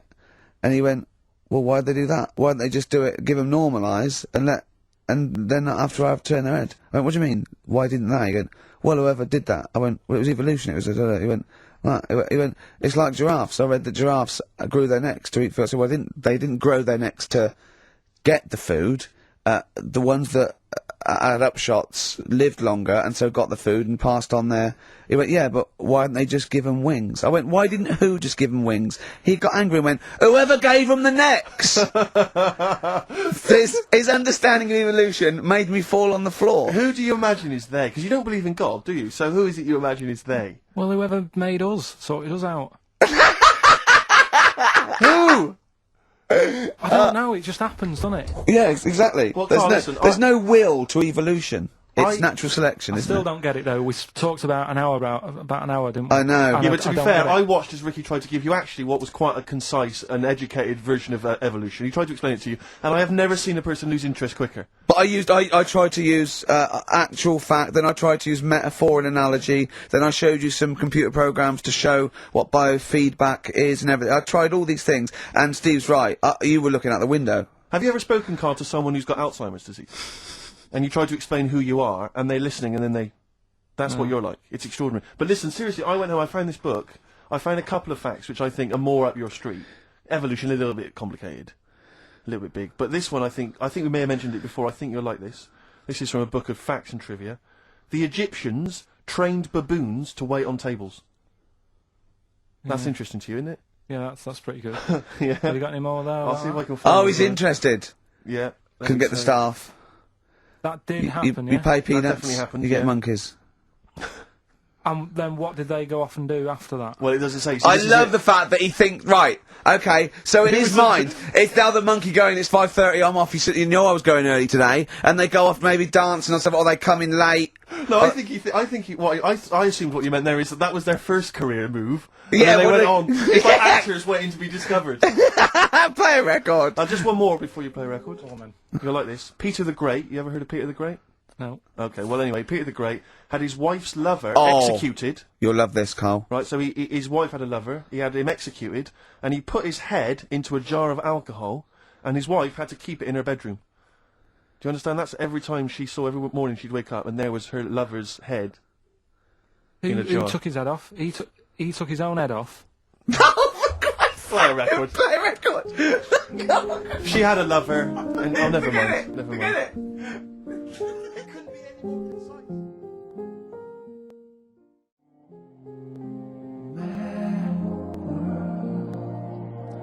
Mad World on XFM. We just had a text, Rick, from Andrew Barnes. He says he watched the same documentary, it would appear, as Carl did in the week. And he says here, just to clarify, the leech nose man got it up there when drinking from a muddy stream. And he goes on, one can only imagine the frightenedness he experienced. Oh, Carl. Explain to him once more what happened with Peter the Great. Alright, so we've got Peter the Great. Yeah. Okay. And his wife had a lover. That's on the another side. man. Another man. Not Peter the Great. She was having an affair with someone else. Right. And Peter the Great, he found out about that. Okay? Yeah. So he sliced off this bloke's head, he killed him, he executed him. Right. You with me so far?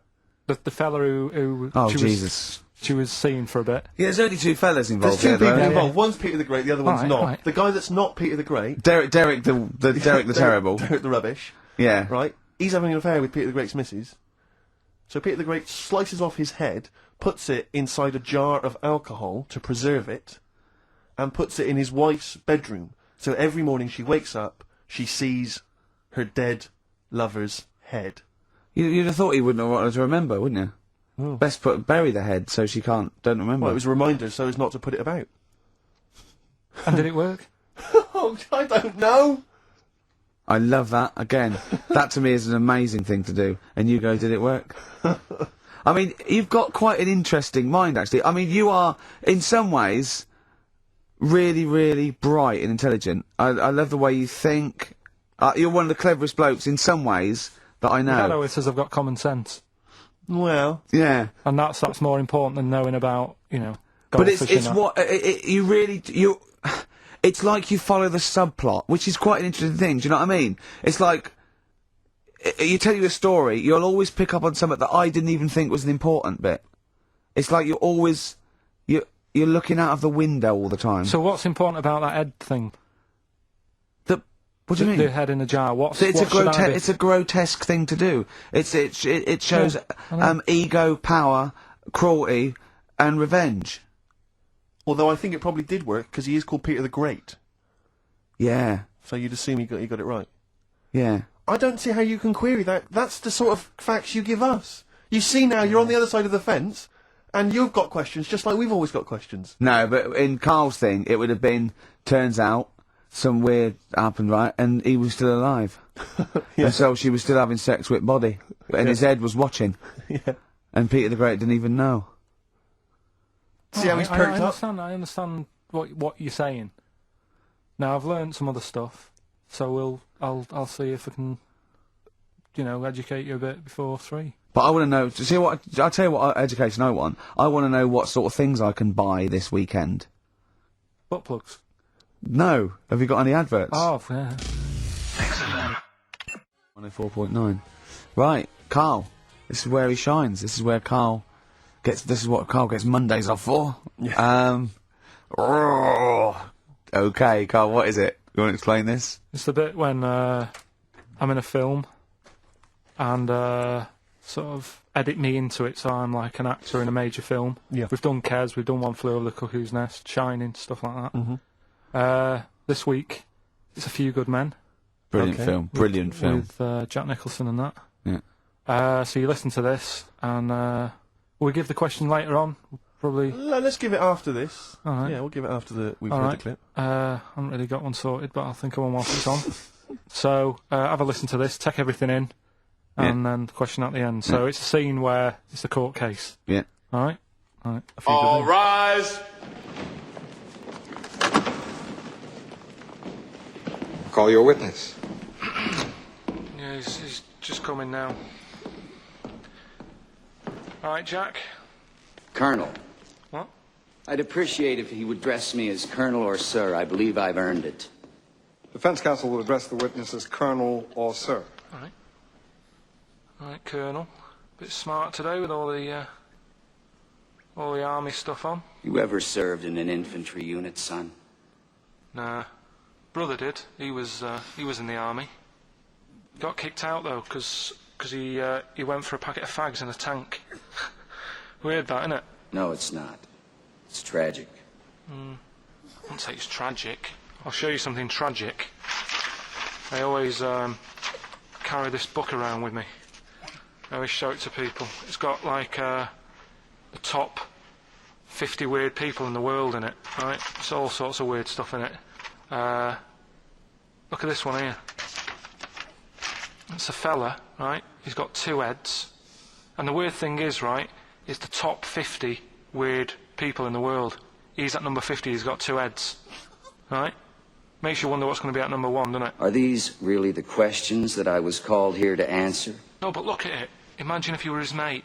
You wouldn't get a word in edgeways, would you? If you Maybe he didn't have any friends.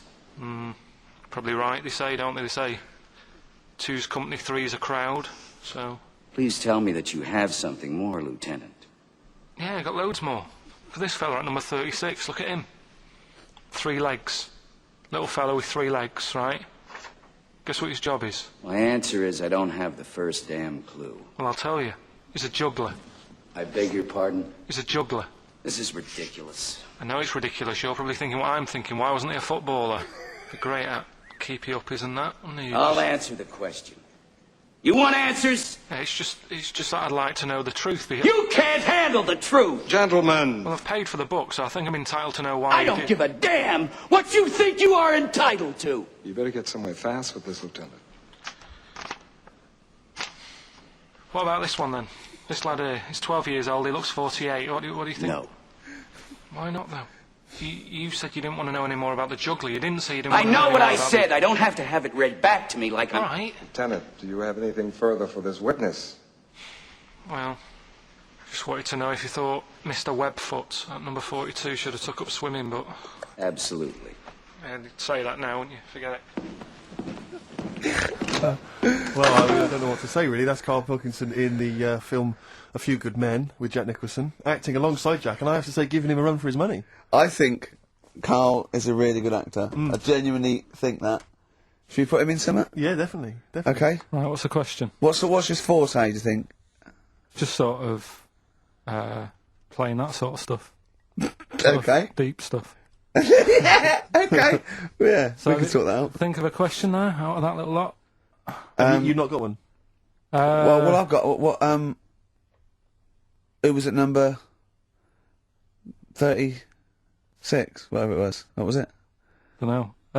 Let's. It was number 50. It was at number 50. Yeah. All right. Then. Okay. Yeah. Who's number? What? Yeah. What was odd about the guy who was at number 50 in the In the 50 book. weirdest people on the list? And just text in 83XFM and put your address on there as well and that. What Brilliant. prizes are there, Carl? Loads of stuff. Yeah. Oh, that's actually not bad. There's Lord of the Rings on there. Michael Palin's Around the World in 80 Days. If you've not had a chance to see that yet, it's been repeated about 80 times. Look Around You, which is an excellent show. That's Yeah, funny it's if you've not brilliant. seen that. There's some other good, so it's not too bad. And also the relatively poor stand-up DVD, Ricky Gervais's live Animals show, which is mediocre. Can't give him away. Yeah. All right. And you can win all those prizes if you can answer which question again? Who was the fella who was at number 50 in my book? What was up with him? Excellent. All right. So let's got to play Thorns.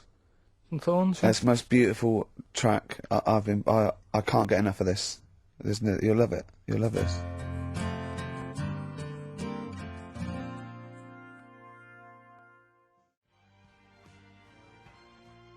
Carl, come on, what's the matter with you? What? Thorns. That's all. No blue sky. Beautiful, isn't it? And that great track. It's alright, yeah. Just had an email, yeah. That woman who opened the Office script could have her head cut off, apparently. When a letter is posted, it becomes the property of the Queen until it reaches the person it was meant for. By opening it, she's committed treason and could be killed. I don't know if you're familiar with this story, Carl, are you? Go on. Apparently, some copies of the Office Christmas specials, scripts, got sent to the wrong address. Some woman. And, I mean, I don't know what you do in that situation. Normally, if I get mail that's not addressed to me, I just give it to the postman or put it back in the postbox. Radio 1 tried to speak to her, but apparently she's got a gagging order, which makes us think that she sold it to the Sunday, so we'll read it.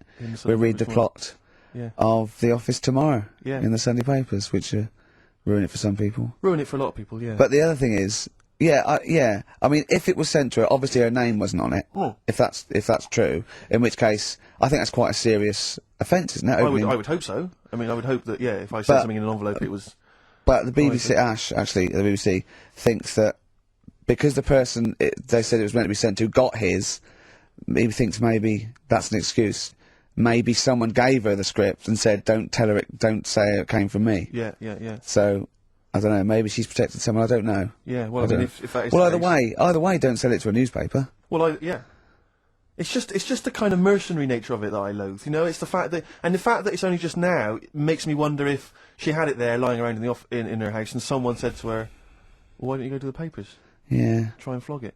But I just don't think I don't think she's going to get a lot for it, because people are going to see it soon. It's not like it's the Hitler Diaries. Well, they're not very well written. But, I mean, I don't know. I tell you what I'm frustrated by, is just the fact that it's like we've worked hard to give people some kind of pleasure for this Christmas, you know, because a lot of people are very depressed, Rick, very low at this time of year. They've not got what they wanted. But we're trying to cheer them up, give them a bit of happiness. Yeah, but I think she'll be happy if she gets a lot of money. True. I don't know. I think it's just tacky, really. It's like, well, I just say, if you're a fan of the show and you don't want to know what happens, then don't read the Sundays tomorrow, or at least avoid it when it says we tell you what happens. But the papers might not ruin it. The papers might go, we've got them, but we're not going to ruin it for people. Well, That'd be a nice gesture. Ideal. But I don't know. All I can say is it's a good job that I send out the prizes. Because that Michael Palin around the world in 80 days will be going to the person who won it. Yeah.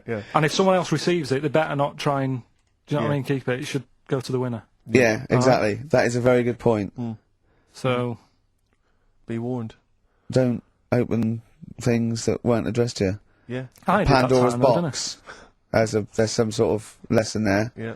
What happened? All the evils of the world, wasn't it? Pretty much. What? Yeah. Oh, don't try and explain brilliant. it to Carl. No, Pandora's box. Go on. Well, told not to open it, opened it, released all the evils that are in the world now. But did the person say if you open it, loads of evil will come out? It's not true. It's not true. It didn't really happen. It's not like evolution. It's not the truth. But you remember that? Yeah, you won't listen to some of my stuff. Like goldfish and stuff. No, it's not that we don't listen to it. It's that you would pass off how all the evils in the world got here. Because on Ananova it would be, Pandora opens box. Actually, speaking of headlines. Oh, here we go. Okay, look. Imagine if Pilkington was on News at 10, okay? We should just explain, you cannot be bothered to read an entire news story. You get everything you need from a headline, don't you? Well, I think it's enough. I think if they did... Well, let's see if this is enough. Let's see if Trent MacDonald just read this on the News at 10, it'd be short and you get back to the football, whatever. Yeah, there we go. And here is the News at 2:15 with Karl Pilkington. Bong! Man who walks backwards around lake falls in. Bong! Chinese woman eats dirt. Bong! Man lives in rubbish dump for 10 years. Brilliant. Bong! Czech family says they've got a rabbit with 3 knobs.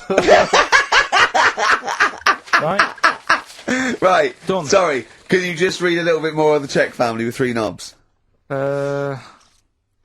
Just about a family... Not read it to yourself. Read it out on air. It's just about... He can't read it to himself. I told him to read it to himself. We still hear it. No, he was, because I could see his lips moving. Come on. Just this fella who had 3 rabbits. Right, just think of this is Trevor MacDonald. Yeah. Okay, carry on, Carl. Okay, well, here's the news. Right, good, brilliant. Go on. There's a fella. He's got 3 rabbits and that, and then he checks them out. Right. Yeah. 2 of the rabbits have got 2 knobs each. Right. And he goes, that's a bit weird, isn't it? Sure. And they're throwing them around, sort of chucking them, you know, showing them around the family and stuff, saying, look at that, that's weird. Picks up the 3rd one, it's got 3. Yeah. So they ate the 2 with 2, because they thought they best keep the 3rd one, because a little bit lucky in that. Yeah. It is lucky, 3 knobs there, yeah. Now here's the sports news, and that's how it would work. Yeah, okay, brilliant. We'll read about the Chinese woman who eats dirt. I'm interested in that. That's it, that is the story, isn't it? What more do you need to know? It's Well, I just want to saying, know a little bit more. Can you just embellish it? 78-year-old Chinese woman, she says she's 78. Makes you wonder. Yeah. With my theory. Carl's theory is that Chinese people don't age well, and so those Chinese people that are saying they're 112 are really only 33. That's why he doesn't want to be recognised, because he doesn't want to walk out from here into Chinatown. Yeah. Go on. It just says she's been eating soil for 70 years, she's ate about 10 tons of the stuff, and it's done her no harm. Kept her grounded. It's probably alright for you, isn't it? Because it passes through, doesn't it? Yeah. Well, they say, don't they, if you're having a kid, let it play in soil and that, because... Well, that's to get it immune, yeah, to get it, yeah.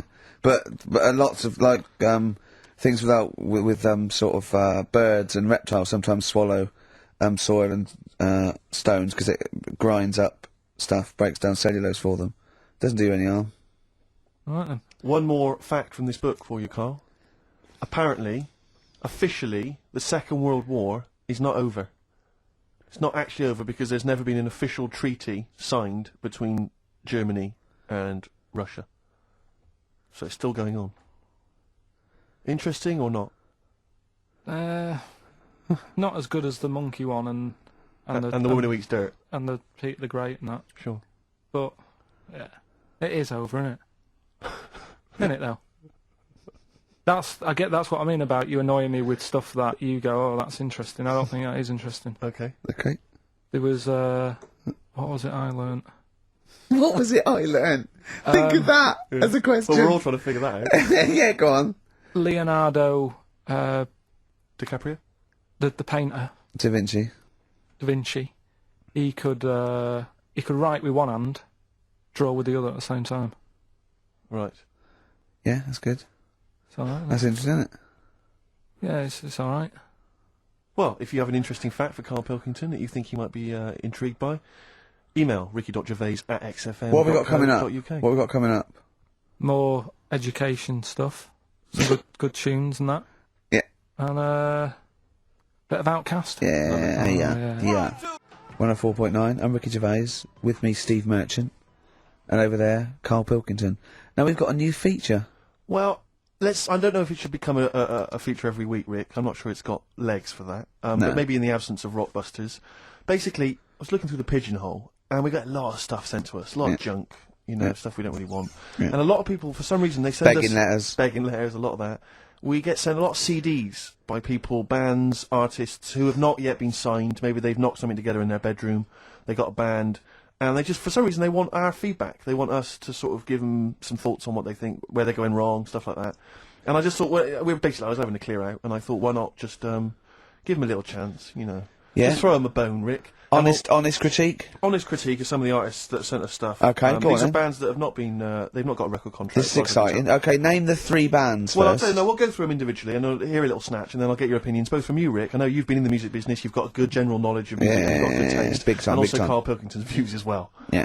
We know what to think of them. So this Go on. first band is called Kellerton Road. I'm sure they're very excited. As I said their name then, they probably can't believe it. They're phoning each other now, they're getting so excited. All friends are phoning them now. Yeah, Turn your exactly. phone off. They for can't people in believe this that. band, you don't want to... Yeah. Well, okay then, Kellerton Road. Kellerton Road, play a track from them.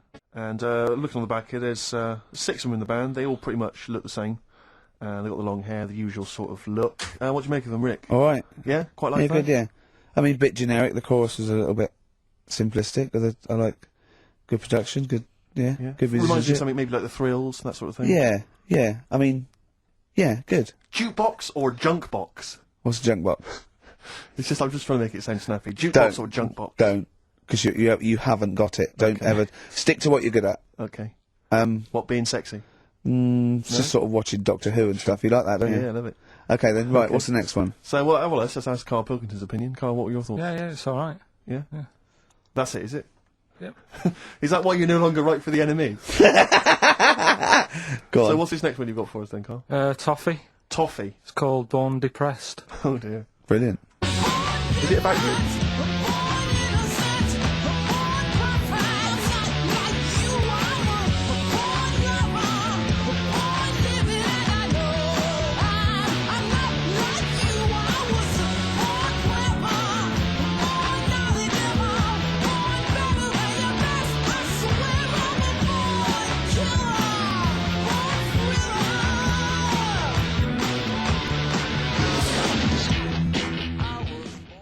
I quite like that. Yeah?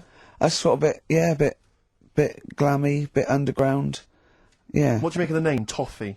I don't like the name. It's not great, is it? No, but I quite like that track. Quite like the track. If I'm just that's looking at the representative. CD, they've made it themselves, and basically the band feature on there completely nude.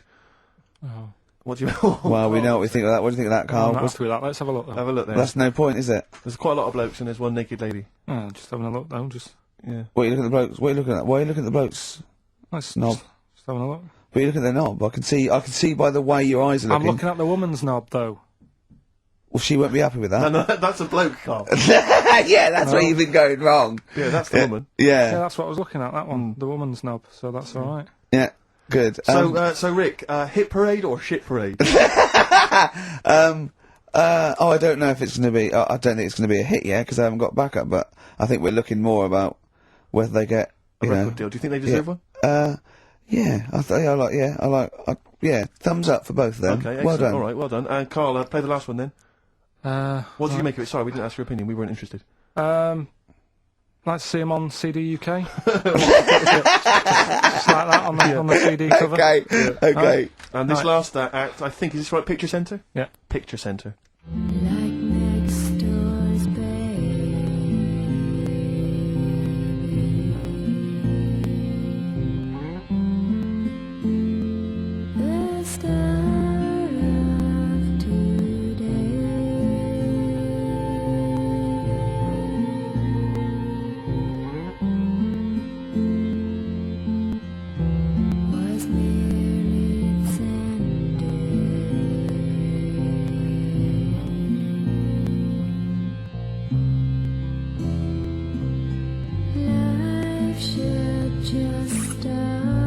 Picture Centre. My favourite. You like that? Yeah, that's my favourite out of all of them. Good. There's a bit of Amy Mann in there. A little bit Cocteau Twins. Yeah, Yeah. No, really good. I really like. Really good. Really intriguing that. Karl Yeah. Pilkington? Yeah, it's alright. If you didn't like it, what would you say? It's weird though, isn't it, music? No, do you know what I mean? It's like, it depends what you're doing. Do you know what I mean? That's alright. If you're just having a game of crib or whatever, it's just on in the background. That's the thing with music. I don't think you can sort of slag any of it off. It's times, and it depends what mood you're in and stuff. Yeah. So this it's is a pointless pointless. feature. It's a pointless Pointless feature. feature. We'll do it well, I again didn't then. come up with it. No, I don't. All right, don't slag it off. Okay, won't do that again then. I was quite enjoying that, but okay. No, do you understand what I'm saying? Well, That it's not worth having an opinion about music. Well, I'm not that bothered. I'm just saying. imagine if he was on the panel of fame and going to be your pop idol. Yeah. That'd be great. It'd go along, and Nicky Chapman go, yeah, you've really improved. I really like that. I don't know what you're wearing. Dr. Fox, you were hot, baby. I loved it. Like your legs, like all your boobs and all that. Brilliant. Come to Carl. Not bothered. All right. Yeah. Brilliant. No, we'll keep it up. You know, Play a keep it- record. Yeah. And roll over DJ on XFM 104.9. All right. Carl, just an email. A question for you. Can you please let me know which school Carl went to? What school do you go to? Cessav. What? Cessav. Cessav? Yeah. What does that mean? It was on Cecil Avenue. Cecil Avenue in Manchester. Yeah. It's just he says, I'd like to know so that I don't send my kids to the same place. He also says, he says, P.S. Does Carl look like Gollum in Lord of the Rings? Yes. He does, doesn't he? Yeah, that's very good. Yeah, in fact, I was just putting a little bald wig on you, wasn't I? Like he needs one. Yeah. So, if you Just want some a of the fun picture... and games we have when the songs are on. Yeah, did it hurt? Just a little bit. The bit that worried me is when you said, let me just staple it. Yeah, well, I was trying to get it under your chin because it looked funnier. And he was scared. Oh, I remember remember I did that thing with the tea towel? Have you told Steve about that? I don't think I have. It's not something I'd shout about, to be honest. Go on. Went round his place, and he said, "Oh, before you go, I must try something." Because I couldn't get squeezing hard enough. I can't, because I'm not strong enough to hurt him anymore now, or am I? I think I can take it a bit more than I could at the start. Yeah, so I wanted to squeeze his head more, so what did I do? So he said, just hang on, I've got a tea towel. He brought a tea towel in now. I need something sort of long and thin. What can I get? He's asking his girlfriend, where's that? Comes in with a spatula, right? He puts the tea towel on my head, and manages to sort of put the spatula in and turn it round so that the tea towel is tightening on my head. Yeah. Using little pressure, would you say, from you? Yeah, just little, it's brilliant, it was like a tourniquet, and I just turned it a little bit, and he screamed almost straight away, didn't you? It hurts. But but why did you think that was good? When would you need to use that tool? I knew, I did it on my other bald mate, Rob, who was over, and he screamed as well. Because he just put a tea towel round, like a little bandana, just stick the wooden spoon down the back, just turn it, and it's even half a turn, isn't it? And it really... Hopefully children listening will be trying that on their phones. No, they won't. Don't try that at home. I've got another fact for you, Carl. Might be of interest to you, just the final one. The ancient Babylonians had few... What? Can I just stop you there? What's a Babylonian? My head's gonna burst! What do you mean, what's a Babylonian? I've never heard of one. No, but we'll work out, what's an Evertonian? Someone who supports Everton? Well, or from? From Liverpool. Yeah, so what's a Babylonian? He's from Baba. Yeah, well anyway, some people from Baba, ancient Baba, they didn't have very many doctors in those days, alright? Because they felt that illnesses should be left to the wisdom of the public, right? So if you were sick, okay, you were placed in the city centre, right? And then a passerby... Outside Baba. Outside Baba. And a passerby who had suffered from the same ailment, or who had seen it treated in the past, they would pass by, they would give them advice on how to be cured. Do you understand? So there'd be no doctors, just people passing by would see, they'd say, what's wrong with you? And they'd say, well, blah, blah, blah, I've had the same thing, here's some advice. And pedestrians were forbidden to pass such an individual without inquiring about the complaint and prescribing for it if they knew how to. So hang on, so there's someone ill. Yeah. It's outside the town hall. Yeah. People walk past, go, what's up with you? They go, oh, my foot hurts. And they go, oh, you've got to do this to get rid of that. Yeah. And were they ever right? Well, what do you mean? Were they ever right? Well, how do we know? What are you telling me? What? What have you just told me? What am I meant to take from that? You just said strangers sort of say, you've got that wrong with you. I think he's sulking. I don't think he's ever going to take anything we tell him again because we don't. No, but I don't like the fact understand that he goes, monkeys can do armed robberies, and we go, no, they can't. I don't understand what the problem is. But how is that different from telling me that a Chinese woman ate dirt? How is that not the same sort of thing? Because that's weird. Someone sat in Trafalgar Square going, I've got a headache and I go take some Nurofen, isn't shocking. I'm not a doctor. I've given him a bit of advice. But neither is the dirt lady. She's not particularly interesting. Neither of them are particularly interesting. I'm just trying to give you an example of the same sort of drivel you feed us every week. Would you sort of have tea round at her house? It's weird. The Chinese woman. Right, so it's weird. Okay, now we're getting somewhere. It's weirdness that you're interested in. See, I thought that you were actually interested in sort of learning interesting sort of stuff. But if it's weird, it helps. If it's weird, it helps. Yeah, I mean, it doesn't have to be major news. The other day there was something about this fella who I think he wanted to be an actor, right? And he was trying all his life to be an actor. Couldn't get a gig anywhere, right? So when he died, he said, right, I'm going to leave all my money to the theatre as long as that theatre uses my skull in that play they do with the head. Hamlet. In Hamlet. So that's that sort of news, and it's weird. Right. What money did he have if he'd been struggling actor? He had some money in that. What did he do? I don't know. Oh, that's what I'm interested in, what he did. Yeah, No, that's what me and Steve. Yeah, that's what me and Steve are interested in, what he did, how he earned his money. So, because you were going to educate us this week with some interesting facts. Oh, yeah, come on then. Is that it, or have you got more? Well, that's weird. But that's not educational. You didn't give me his name, you didn't give me when, you didn't give me what No, theatre. but also to take from it. Do you know what I mean? If people listening and go, well, I'm a bit like that, it's like if you've got to be dead and have your skull on stage, that isn't the job for you. That's what I'm saying. If it takes that much, give it up, do something else. Right? What else have I taught you? I don't know. You haven't taught us, you've never taught me anything. See, we'll just have to sort of... What, agree to disagree? Right. I don't know what you can sort of learn from this. Go on then. 7 Up, the drink. Yeah. Right. This is, we're actually on air now, aren't we? Yeah, this is right, it, okay. this is it, baby. This is a radio show that we're paid Forget for. that, then. Forget No, that. come on, 7 Up. It's not really... Not It's not important. it's not interesting. Or Go on, important. no, come on then. Come on. The little red dot, that's above the 7 on the can. Do you know, it says 7 Yeah. Up and there's a little red dot. Yeah. That red dot's there because the creator of it was an albino and he had red eyes. And he had that little thing there as his little trademark. Is that true? It's true. That's quite interesting. Right then. So that's what I'm saying. It's not that important, but it's interesting. If it's true, that's interesting. It isn't. It's true and it's interesting. Okay, that's good. Any more? You know, Coke used to contain real cocaine. So Well, like they used to be medicines, didn't they? tonics, yeah. No, they were medicines. I read that tomato ketchup and Coca-Cola started off as medicines. Probably not a medicine, probably more of a tonic, because it probably a pick me up, wasn't it? If I had Coke in it and caffeine and sugar, and same as ketchup, probably lots of vitamin C and lots of sugar. It was probably more of a tonic. It wasn't really a medicine. They didn't say cancer. Have this on your chips. It's some HP. Wasn't a medicine. It was.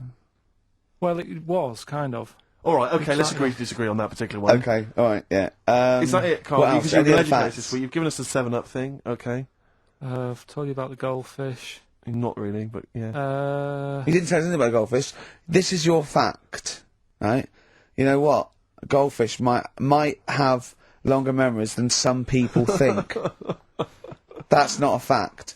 That under no circumstances would imagine Magnus Magnuson saying, what animals might have longer memories than most people think? This is goldfish, correct? Imagine that as a question. How is that a fact? If you ever have children, are you going to educate them with this kind of drivel? Is this how you're going to raise your kids? So their minds just pump full of That'd this be my rubbish? job. I'd keep them interested with stuff like that. Right. Yeah. Suzanne does the proper stuff. Yeah. So you agree there is some proper stuff? Yeah, but I wouldn't make him do it. I'd just sort of leave the book there, and then if he read it, I'd go, that's good. That is. What book would you think? What, the 50th freakiest people ever to be born? Give him that to start with. What would you tell me your favourite was? The little fella who was playing the keyboard? That or the three-legged fella. Yeah, okay. So he's learnt that. That's the first day at school. What would you teach him the second day at school? I don't know, because... Why do owls have to turn 180 degrees to look the other way? Because they've got big eyes. Yeah, and what's that mean? What do you mean? What does it mean? Can I just... I don't think you should have children. Well, Suzanne's always saying, she'd like to hear tiny feet running around the flat. Stuff. Yeah. I just said, let's get a little midget cleaner. Right, haven't got long. We better give the winner. We got monkey news coming up. We haven't really got any monkey news. What do you mean? What do you mean? There's nothing going on, seriously. What do you mean? The last few weeks I've But keep telling you. No, right. This really annoys me when you say there's something going on, because you call it monkey news, but it's not monkey news. You have stories, dubious stories. But shut up a minute. About it's always chimps, which annoys me. You call it monkey because they're apes, right? And it's often from the 18th century, so it's not news anyway. So don't tell me there's no monkey news what I'm this saying week. is, if there's monkey news worth doing, I'll know about it. And there isn't anything, Right, so let's leave it. Right, okay, you are going to give me some monkey news, I'm telling you, you are going to give me some monkey news, or we're not leaving. Right, well, my mum sent me some.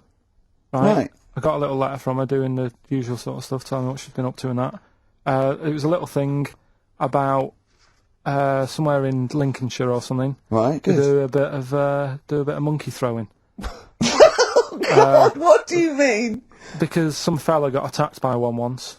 And sort of to remember him, on this certain day, they go, oh, it was today, wasn't it? And that fella got attacked by a little monkey and that. And something about chucking monkeys about. That's horrible. I don't know if they're real, I think it's just like to remember. Alright. But that's the only sort of stuff that's knocking about out there. But it's not. That's not. I've got my mum and dad on it, looking all the time for stuff.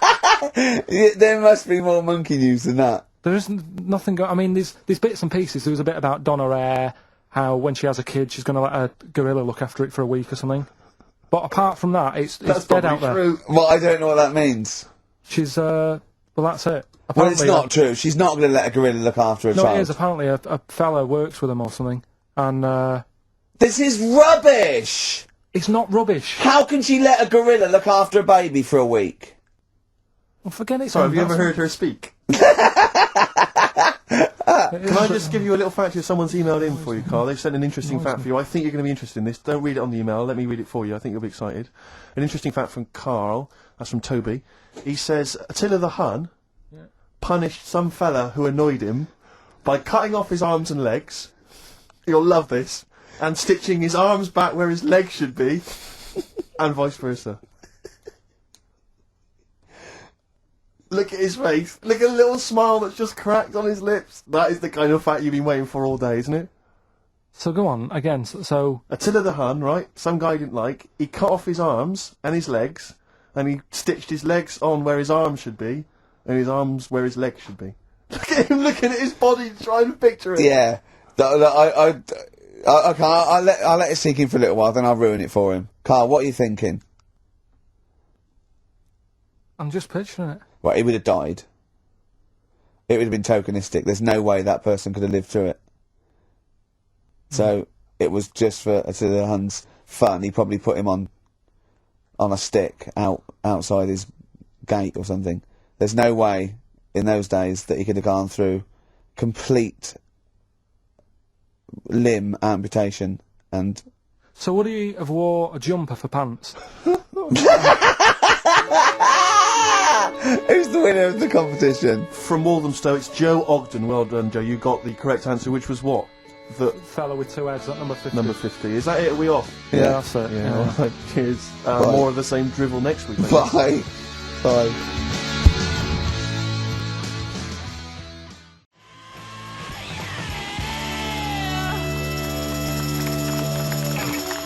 Jet, are you going to be my girl on XFM 104.9? I'm Ricky Gervais, with me Stephen Merchant. Over there, little roundy bald head of Karl Pilkington. Good news and bad news. Good news is, boys are back in town, we're here for 2 hours. Hello. Bad news is, we have no monkey news, gay fella news, or little Chinese fella news. Really? We're going to try and, leave that for a week, and then maybe come back to it. Yeah. Why do I get the feeling that within 20 minutes we'll be talking about little gay Chinese monkeys? Carl, think of that. We have got monkey news. Have we? Oh, yeah. So we've already broken that promise. Oh, okay. I thought we were going to try and sort of talk about something else. I've just done Jonathan Ross show, and they don't talk about the same things every week. It's weird.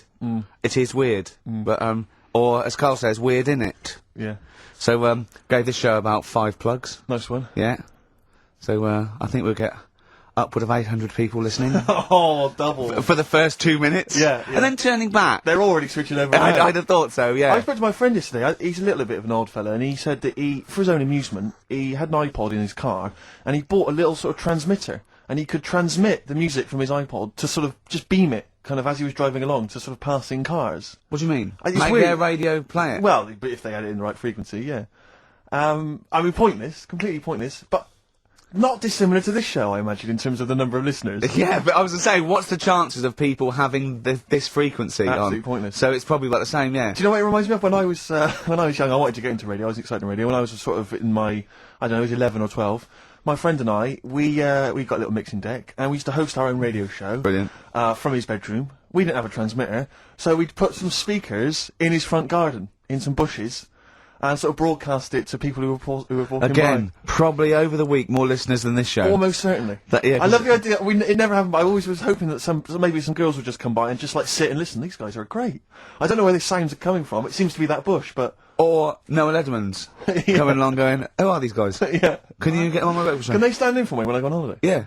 Yeah. I did, did I say I did sort of pirate radio? No, go on. Got into hospital. yeah, the normal radio, but you had an eye patch on. Go on. Dad was in hospital, right?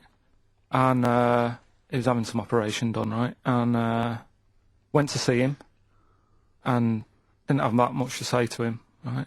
So Well, I you was, don't, your sat, I was sat there. Well, it's awkward though, isn't it, when someone's ill? Yeah. And you don't know. Boring, isn't it? Boring. So I was flicking around on that little radio thing they have. Yeah. And I heard, like, he had a radio station in the hospital, so I said, I'm going to go and join this. So I wandered off to go and find it. Yeah. Sort of joined that, did a little show on there, thought I can sort of get out to the masses here. My mate made a little transmitter, did a little pirate radio show from the, got kicked out because they found out, and apparently I put the station at risk, because all the stuff could have been taken off us. But from Little Acorn, 16 years later, he's on a show with less listeners. Yes. Brilliant. Can you imagine if you've gone into hospital, you're already pretty depressed, there's the fear of these bugs, super bugs in the hospital. Yeah. Maybe you've got some quite serious illness, you know, Yeah. you don't know if you're going to make it. His voice is what you hear to cheer you up. Alright, weird, isn't it? I saw a programme about a parasite the other night. Yeah. Apparently, they get in through your eye and eat their way up through your genitals. Anyway, You here's think you've got it Radiohead. bad? Yeah, exactly. Play a record, Carl. Bit of Stone Roses here? Oh, fool's gold. What's in there? Cheese and onion. Cheese and onion? Yeah. Because I've never ever seen you make sandwiches before. I've seen you take a piece of bread out of a loaf Yeah. and sort of fold it in half, crumbs everywhere. Well, Jane made that for me because I was in a bit of a hurry. I didn't think for a minute that you Why? made Because it looks yourself. neat. Well, they're wrapped in the tin foil. A knife has been used. As opposed to chewing round Yeah, the baguette. exactly, Yeah, breaking it in half. Yeah. A la Albert Steptoe. Yeah. Yeah, brilliant. Yeah. Nice. It's great, but the onions are strong. Are they? Making my eyes water. Yeah. If I go and breathe on you, Yeah. it'll cure any sort of skin disease you might have. Skin disease. We watched that, Carl, you know, that Carl was raving about that thing about parasites, about worms coming out your brain and that. And I watched What is it. this? Is it a TV show? Yeah, called Body Snatchers. Right. And it was pretty fascinating. And, I mean, amazingly shot as well. I mean, it's got to win an award for photography. Yeah. And there was one bit that this little girl had been bitten by a mosquito and laid her eggs, and it went to the doctor. She had a lump on her neck, like a boil. And they pulled it out, and it was like a bullet, this maggot. Oh. And they put it down, and it was wriggling in her blood, right? But the hole left was sort of aesthetically pleasing. You know, like that feeling you get, like, I once had an ingrown hair, and I quite liked it when I pulled it out. And it's a perfect little hole. And I thought, I wouldn't mind having those as long as they sort of, like, healed over. What are you talking about? I don't know, it's weird, isn't it? But why would you want a hole in your body? No, it's like pulling something out, sort of like pulling something out of your body. It's I sort of don't know what you're cleansing, talking isn't it? No, but it's sort of like, I don't know what to This write. is it. You watch one programme recommended to you by Carl. You've turned into Carl. You want a hole in your body? No, it was like, you know, like squeezing a really good sort of like spot. I mean, I haven't squeezed spots for ages, and I'd never had spots, but maybe that's it. I didn't have spots, Right. and I always thought that'd be nice squeezing a spot. I don't know what you're talking about. Why I would don't these know. things be I don't know what I'm pleasurable? talking Why would an ingrowing hair? That's Yeah, it great was good. fun. That was good because I got it. It was like a little lump, and I pulled it, and then it pulled out, and it was like left a little. I know hole. what you mean. 'Cause Because yeah. I get thick hairs Yeah. and Yeah. like really. Oh, and when they come out, it's like a bit of wax. Yeah. Like putting out a little candle. And I that's- love that. What? Yeah. Because I've got not much hair on my head, No. right? It sort of grows thicker on my face. No, not true. Sure, but go on. Yeah. No, it does. Not true, baby. Go on. No evidence for that. Just made it up. So it grows sort of thicker on my neck and that, and now and again I'll see like something that's like a twig, right? It's really thick. Yeah, you feel it, and then you think, oh, I'm going to have that, and then you work at it, and then when you get hold of it, it's brilliant. It's like pulling out, it's fantastic. It's waxy and build up, and it pulls out, and it stretches your skin, and it leaves a hole. I've just realised why we talk about Chinese people, monkeys and gays every week. Why? Because this is the sort of replacement. This is what we've got if we're not talking about them. But it was great as well. And there's this parasite, right, that lives in a fish, right? And what it does, it changes the fish's behaviour. Because to breed, it has to get its body temperature up, so it has to get into a bird. Right? What needs to get into the bird? The fish? parasite to The complete parasite its needs to life get into a cycle, bird, yeah. right. So it changes the behaviour of the stickleback, and it makes the stickleback sort of suicidal. So the stickleback doesn't flee when it sees a heron; it gets caught. Right. Because this stickleback has changed its behaviour. Carl didn't quite understand this. I Did still you? don't really get it. I watched it, and you see like the fat fish and that, and you go, oh, it's not well. But I don't understand. Well, all it does is it has to get into a bird because it has to breed. To lay its eggs, it has to have a raise of body temperature, so the fish is cold-blooded, so it has to get into a bird which is warm-blooded. There's lots of things, there's certain things at Yeah, that but level. why is it doing that? Because it needs the temperature, it needs the heat energy for its reaction. Just like, for example, that's why your balls are on the outside. Because the cells have to be a certain temperature to survive. I don't know if it's the sperm or Sertoli cells, but they have to be a couple of degrees below body temperature. Otherwise, they'd be in a nice cage and we wouldn't get kicked in the nads. What do you mean? That's why your testicles are on the outside of your body. They have to be a couple of degrees below body temperature. Yeah, but it's not. That isn't why they're there. You see, this is like the chat we had last week about the giraffe having a long neck. What do you mean? They're there because that's where they happen to be. They didn't go right. Well, that's what evolution is. It's a selection process. It's not a will. The balls didn't say, look, I'm too hot, let's get us outside, let's get outside of here! Alright, hang on a minute then. What? So a little man monkey, right? Theirs are in the same place as ours. Yeah. But they're walking around naked, so it could be anywhere. They could be, like, on the back. It doesn't matter where they are. They call it, well, they could be on the back, yeah. So why aren't they? This is a completely different... Steve! You started it! I wash my hands of the whole affair. And we're not only back to balls, but we're back to monkey balls. Yes. In one thing from about parasites, we're back to monkey ball news. Yeah. How do we get back to chimp testicle news? Alright then, so this worm's in a fish. Yeah. It's like a little platyhelminth. I think it's some sort of... But what I mean is, why are they about? What do you mean? They Why? evolved. But why haven't they died out? Because they're very successful. Yeah. What do you mean, yeah? What do you mean, yeah? Tell me the brain event that made you say yeah in that 1 second gap. Because in a way I don't get it, and if I think about it too much, it hurts a bit.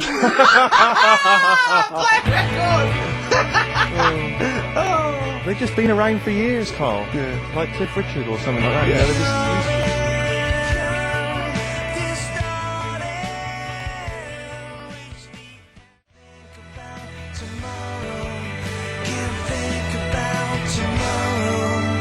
Forget About Tomorrow by Feeder on XFM 104.9. Carl is in some pain now, isn't he? What angers me is the fact that the listeners, at least they get a record. They get 3 minutes where they can just relax. They don't have to listen to this drivel. I've got to sit here for another 3 minutes while you try and explain to this idiot why we have a parasites and why we have fish and why, you know, it's just interminable. Oh, Carl's question is, what's the point of a parasite? I was saying, well, they evolved alongside everything else, and it's part of the ecosystem. He's going, but why is a parasite in a fish, in a heron, back in a fish? And I said, what's the point in anything, right, apart from the balance of the ecosystem that survives at any time? And then Steve went, Carl, you should have done this when you were in sixth form. Yeah. Questioning the point of life. Yeah, and you should have existence. had these existential questions, you know, when you were younger. Did you ever used to lay awake at night thinking, where did the universe end? No. I did that when I was about 6 or 7 for about a year. When someone said it was... He was lying awake at night thinking, where does Manchester end? I assume it goes on forever. They've made a map, haven't they, for the for the universe? Yeah. Right. Well, yeah, as far as they can, yeah. Big, is it? It's massive. Yeah. But if you're that lost, you know what I mean? Forget the map's not going to help you. Sure. If you're that lost, forget it. Look, we're never going to make it. We're not going to live 400 light years. We're not going to... Of course, you could take a shortcut through a wormhole, couldn't you? What's that? Oh, no! Let's not talk about the universe, please. Let's talk about something that you could comprehend, Carl. Well, Were listen. you on Richard and Julie yesterday? Right. Yeah. Tell us about that. It was good. It was good fun. Yeah. It's a bit surreal. Is it? Yeah. It's nice. That's nice though. There's something charming about them. Do you know what I mean? They go off on tangents. They sort of digress.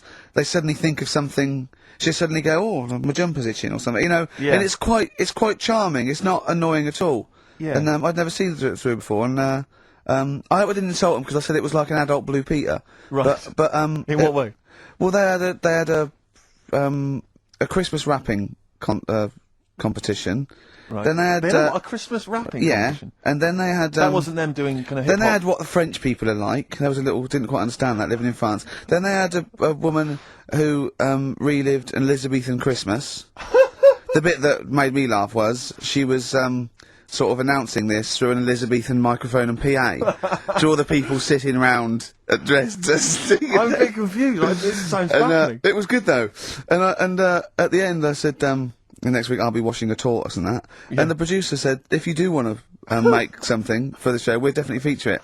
So I might make some of those things that you spoke on Blue Peter, like send in sort of, you know, I remember they made a chest of drawers out of 3 match Matchboxes. Yeah. For Barbie doll or something, or Action Man.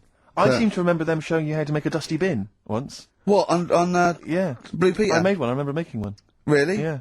I haven't watched Blue Peter, obviously, for, like, 25 years, Yeah. but is it the same sort of thing? I think it's pretty much the same now. Yeah, they occasionally they'll have kind of larger sort of dramatic scenes, so that all the cast will kind of act out sort of murder mysteries and stuff like that. Oh yeah, there's a bit more of that going on. Do they still have the Kodo drummers from Japan over? I think the Kodos come on like twice a week. With the shiniest buttocks I've ever seen. Yeah. Greased, they're in like sort of nappies or whatever they call them, and they're playing the drums, and you see them from behind playing these big drums, and they've got shiny buttocks. The lights really pick up their arses. I think they've kind of funked it up since we were younger, because I remember it was always stuff like, let's have a look at this traction engine.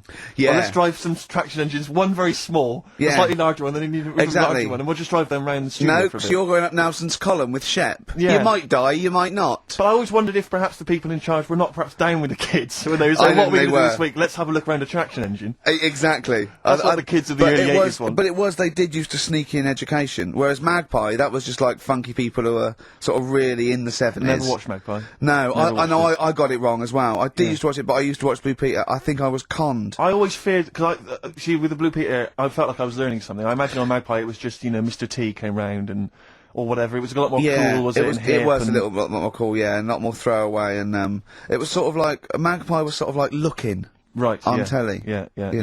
What happened to Looking? Don't know, it used to be the Junior TV Times, I don't know. There's probably people listening who've never even heard of Looking. Is that what it was? Apparently so. But there was cartoons and things. Yeah, it was just basically an advert for ITV, Looking. Oh, was it? Almost entirely, yeah. And did it have like a Laurel and Hardy strip or something? No, it would have things like the story of 5 Star. Really? And, is it like the ones in the News of the World? Not dissimilar. Brilliant. Yeah. Hey, I've had 5 kids. Next picture. Bought one of them a guitar. Next one. We're at number 7. Yeah. Brilliant. Next week, Tina Turner. I love the fact that 5 Star is still touring. There's only 3 of them now. Really? They're still called 5 Star. Really? Yeah, there was 4 Boney M's at one point.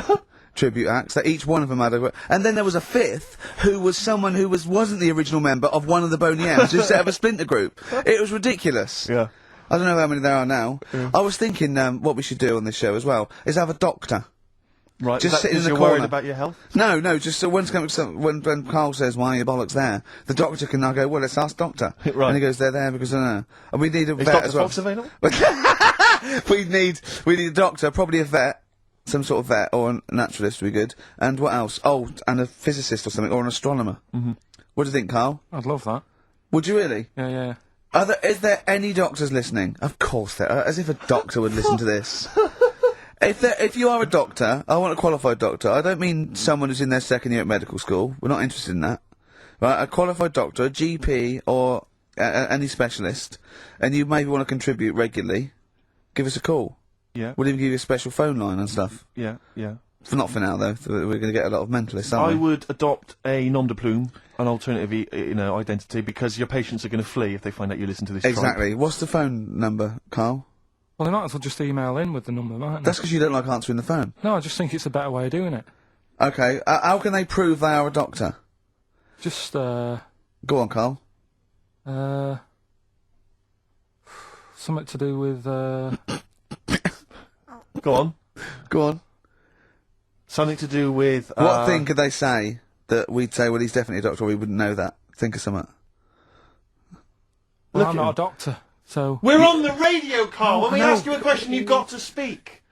I know, I'm just thinking, I don't know how you'd know, because you never ask them, do you? If you need their help, you don't think of going, no, before you do this, do you know what you're doing? But saying that, right? Go on! Go on! Talking about this the other day. Yeah. Oh, what was it now? Listen, a fella... Play a no, record. listen. Do you want, Play a this, Alright, no, come on, alright, he's got it now. Go on. This fella goes to the doctors, right? Oh, right, okay. Right, if this is in any way apocryphal, stupid, illogical, impossible, right, you are never, ever speaking again on radio.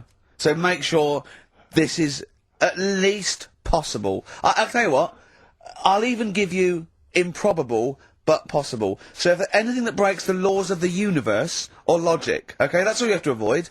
On you go. Right, so this fella, right, he goes to the doctors because he's got earache. Right. Okay, if a chimp's living in his brain...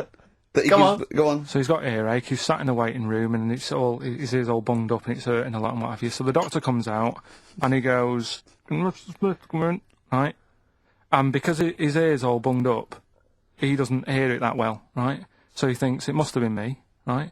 So he wanders in. Keep going, keep going, keep going. Anyway, I'm going to hate this. I can just feel it in my bones. Steve, I'm going to let you take over. Okay, Let's go on, let's hear it. Come so on. the doctor says, sit yourself down there, right? So he sits himself down. He goes, right, take your pants off, right? So he's thinking that's a bit odd. Anyway, he heard that though. He apparently he took his tackle off. The doctor did some operation. What, there in the waiting room? No, in his office. In his office, yeah. What? Wait. So he removed what? His genitals? Yeah. In his office. Why, Carl? Why, Carl? Because he hadn't called him in. Oh, he'd called in the bloke who wanted his testicles taken off, and he didn't do it. You. What? So the doctor went out and said, Mr. Jones, who's here to whip off your cock and balls just here and now, right? Bloke comes in, didn't it? It must have been me. So the bloke who wanted his balls taken off didn't say, I think he said me. So he didn't interrupt then. So the bloke goes in, he starts taking his testicles off, and he doesn't say, I'm here for me ears.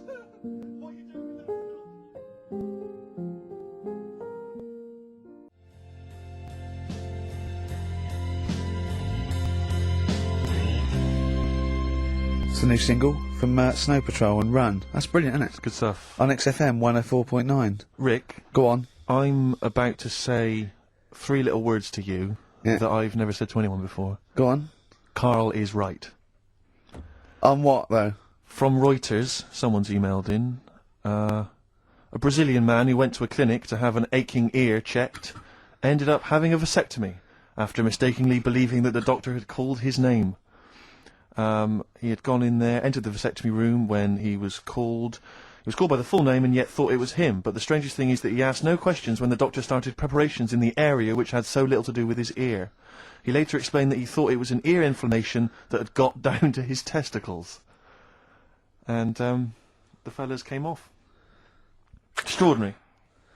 Right. I'm stunned. Amazing, isn't it? But there's lots of things that keep coming true with Karl's nonsense. There's a programme on next week. The boy who gave birth to his twin. Oh. And he's there. He's like pregnant with his thing. You know? How long ago did we do that? Yeah, you discussed that years ago. When I talked about it, it was a baby who had a baby. Now it's a boy who's like a grown man and that. It's took them ages to sort that out. I did it in one link one Saturday with the full story. Right? Keeps happening. We've done Donald McIntyre's thing, right? He's been ripping us off. I did Cheap as Chimps. Yeah. He's been doing it. No, he hasn't. He has. He's done some programme about how much it costs to get a monkey and that. Right. What else have we done? He believes this. Yeah. There's loads of stuff we've done like that. You had the maggot coming out of the head. I laughed at you. Yeah. Didn't in the programme. Didn't see him wrapping the head in bacon, but I mean the principle's there. Bob Holness has ripped off Rockbusters. Yeah, and he ripped you off years ago. Yeah. He's been ripping you off for years, which is even more annoying. Yeah. So, yeah. Interesting. Yesterday, Rich and Judy gave you the tea picked by monkeys. Yeah. I told you about that, either last week or the week before. Yeah, and then you also told me that there's a place where they grow coffee, where the weasels come out and eat the coffee. Right, but they have too much of it, get dysentery and vomit, and they sell the vomit because it makes the coffee smoother. Weasel vomit. Yeah. Absolute shize. It's not. Right. When you say it like that, it sounds ridiculous. Yeah. Well, it's the way you'd say it. Yeah. No, Why do they keep taking the coffee? Probably addicted to it. You get addicted to it, don't you? Caffeine and that. Yeah. Why do they stick it up then? Because they have too much. Because they're tired, they can't sleep. They sort of. So they get ill, it eventually wears them down, they're sick, and then they sell it. I showed those people send monkey news all the time for Karl, and I showed him one earlier which said there's a new monkey hospital that's been opened. Yeah. Karl, now, that's for the treatment of monkeys, right? But he immediately thought it was run by monkeys in white coat. Did he really? Yes, and he was disappointed because it wasn't. He was assuming there'd be little janitors, is that what you said? Yeah, little janitors mopping up. Carl! Little chimps with the ECG machines or whatever they're called. Yeah. Exactly. Brilliant. He was almost angry. Yeah. Disappointed with it. And what's this about Donna Eyre giving her baby to a gorilla for a week? It happened. No, it didn't happen. She had a baby.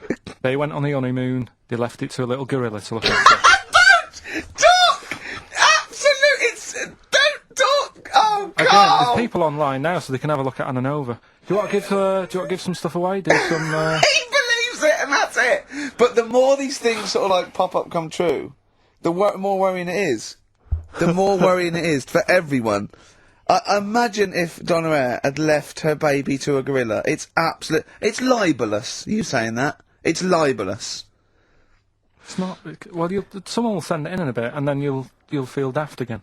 So I'm not even worrying about it. Okay. Right, you've got some rubbish to give away, do you say? Yeah, we've got some stuff to give away, DVDs, stuff like that. Well, let's play a record, let's do the Any competition VHSs? Any films on VHS? Yeah, a couple of them in there. For $4.99? Yeah. Supergrass. Yeah, excellent. What is the competition, incidentally? Doing songs of phrase. Oh.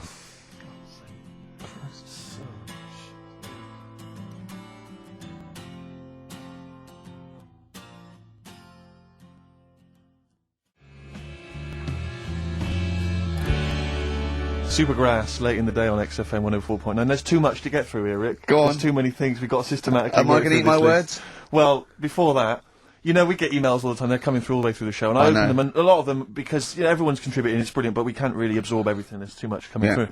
So I tend to open them quickly. I have a look, see if there's anything we can sort of make sense of, and close them again. Sometimes Carl looks at the emails as I'm opening them. One opened just a minute ago.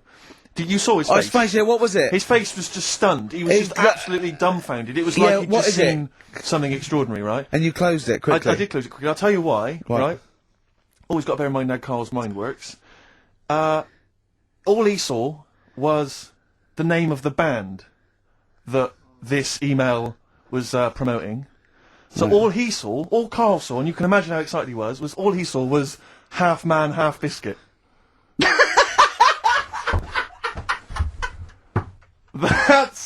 That's all he saw. I've never seen anyone so excited! Oh, God! It was actually just plugging the popular joke novelty band. How you heard of them, then? No. Imagine how excited he was. That is fantastic. Half Biscuit! Brilliant! Mr. Garibaldi! Oh, Half Man, Half Biscuit. That is genius. Oh, amazing. I just saw it, and when you closed it again... Yeah, but the thing is, if he hadn't have told you that, and he'd have erased it, next week you'd be saying, about what they've done in Scientists, they've cloned a man with a biscuit. He's got currants for eyes. Never go swimming. What? Never go swimming. Anyway, just to, I don't know what the world's coming to, but someone sent us a link to one of the web news pages. Go on. The headline, Donna Eyre to hand her baby over to a gorilla. Well, it's not. It's not going to be what he thinks. Listen, Donna Eyre and her zoo owner boyfriend, Damien Aspinall, intend to place their baby daughter in the care of a gorilla. The couple plan to put Freya, who was born in September, in the gorilla enclosure at the zoo near Canterbury. They will then let her be carried off by the female of the group. Neither parent has any qualms about letting their daughter be taken off, despite 5 keepers being killed by animals at Howlett's and his sister's park since 1980. I don't understand. What do you mean? Well, that's it. That's the It's a newborn baby, and they're going to put it in a gorilla. But I mean, well, he said, "Why would I not trust them? I know them. I grew up with them. They're my friends." Yeah, but I'm not saying that they're aggressive, but it might roll over on it or something. I don't know. Take it up with with them. I mean, Donna Eyre's not the brightest spark in the box. No, but I it don't would seem think her husband is. I don't think that would she'd endanger. I mean, they must know something we don't. I still can't believe they're just going to leave the gorilla with it. Why would you though? But why would you? Even if it says, well, it's cheaper than a babysitter. Well, I don't know. Well, how cheap is a gorilla babysitter? Carl knows, because there's probably some sort of organisation. Right, are we... Competition then, come on then, what is it? Oh. Songs of phrase. Remind us of this? We've got the film one coming up later as well. But Songs of Phrase is the one where I take a popular phrase from the show. Well, no, it's not a popular phrase from the show. It's sometimes something you said once. There's this airy Chinese kid. Yeah. And I get all different bits of songs, so, you know, I make up that sentence, and you have to email in with the artists that you hear. What's right? the popular phrase then? What's this popular phrase that's sweeping the nation? It's what we talked about last week. Go it's, my girlfriend had a problem with a marrow. Right. Yeah. Alright. Okay. She wasn't your girlfriend? Oh, yeah, but I couldn't find sort of No, okay. blind date or whatever. Mm-hmm. So seven artists it's taken to make up this Me songs of girlfriend had a problem with her marrow. Well, that's at least 8, so... Well, I maybe not. think I've managed it in 7. Anyway, Okay. here we go. Oh, We want the yeah, artists. We'll look yeah, up the names the of the artists, artists. yeah. Get a What- pen and paper, make a note. What artists are you hearing here?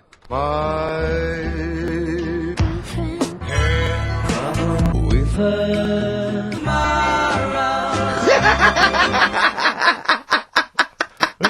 Very good. Oh, okay. Alright, What's so, more? So, what are the artists? with her Very My good. girlfriend had a problem with her marrow. We want the names of the artists. What can we win, Carl? Just can I just recap that story? Girl can't went on a blind date. But when he found out that this girl had some sort of bone marrow problem, he said he didn't want to see her anymore. What's the point in getting to know someone that's going to die? Yeah. So that's what you're dealing with. That is what you're dealing with Karl Pilkington. Would you buy a car with a Duff engine? It's a fair point. Ricky.gervais at xfm.co.uk.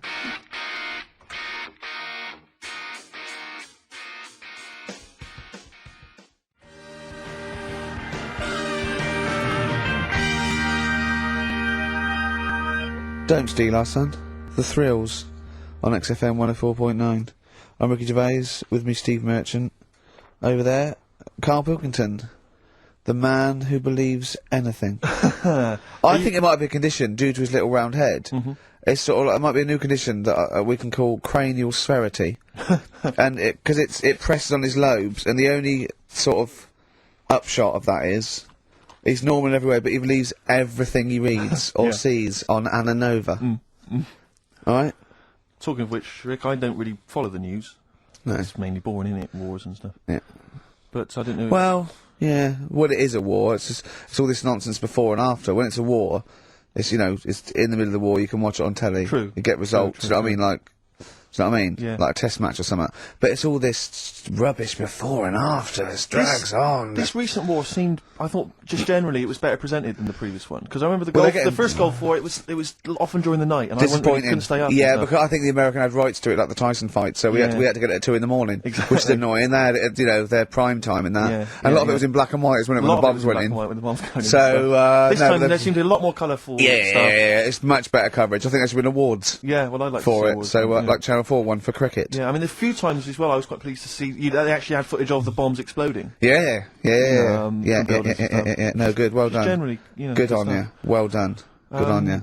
Yeah, I don't know if Costs a lot though, doesn't it? It isn't a costly War's thing. a lot more when you got something like a Jimmy Carr game show, which probably costs about £100. Yeah. Like half an hour war I costs know. millions. It's almost as man. expensive as like Terminator 3 or something. Yeah.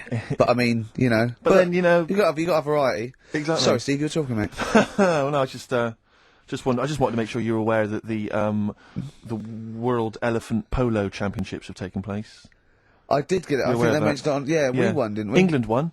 Yeah. Well, my question is, where have they been practicing?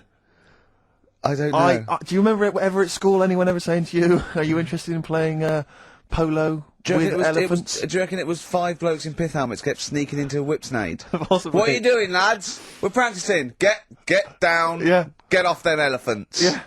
I didn't even know he had a team. I can't Elephant- believe it. no, But it's like Johnny Wilkinson and the rugby lads, they're going to get MBEs, all sorts. The elephant boys, the elephant polo boys, nothing. They're gonna get nothing. I haven't seen the But sun talking like to them. be fair, it's not like horse polo where I don't think there's a stick long enough. I think the elephants kick it, don't they? I think you might be right. I think they're not allowed to use their tusks. They burst it, won't they? I think that's... They go, oh, Start again. Raheem! Yeah. What do you mean the elephants kick it? Alright, I've opened a can of worms here. Normal polo on a horse, they have like, yes, they reckon mallets. that. yeah, they whack 'em, right? But I think it's, obviously they're too high up. I think, I might be wrong, but I'm pretty sure they just train the elephant to kick it. So it's like- why are people talking about? Why not just let them have a kick about without... Imagine that! And why does horse racing have to have a jockey? Won't they just let the horses go, oh, yeah, okay, lads, on your, no cheating, on your marks, get set, go. You know, get back here. Get back here. Brilliant. Why do you think, I'll tell you what, now, I'm going to be like a teacher now, why do you think? They sort of get mixed up which end they sort of go in. Which end they've got to get the ball in. Sort of. Yeah. Right. Yeah. How do you sort of steer an elephant, as it were? How do you ride an elephant? It seems quite a complicated procedure. I don't imagine they're quite as versatile as a horse. No, you can't sort of like pull it and its head goes, no. can you? I mean, I don't really know how you... I mean, you'd have to have a huge playing surface, wouldn't you? I mean, these are big creatures. Yeah. They use Kent. Well, exactly. Yeah, they drop two big, huge jumpers.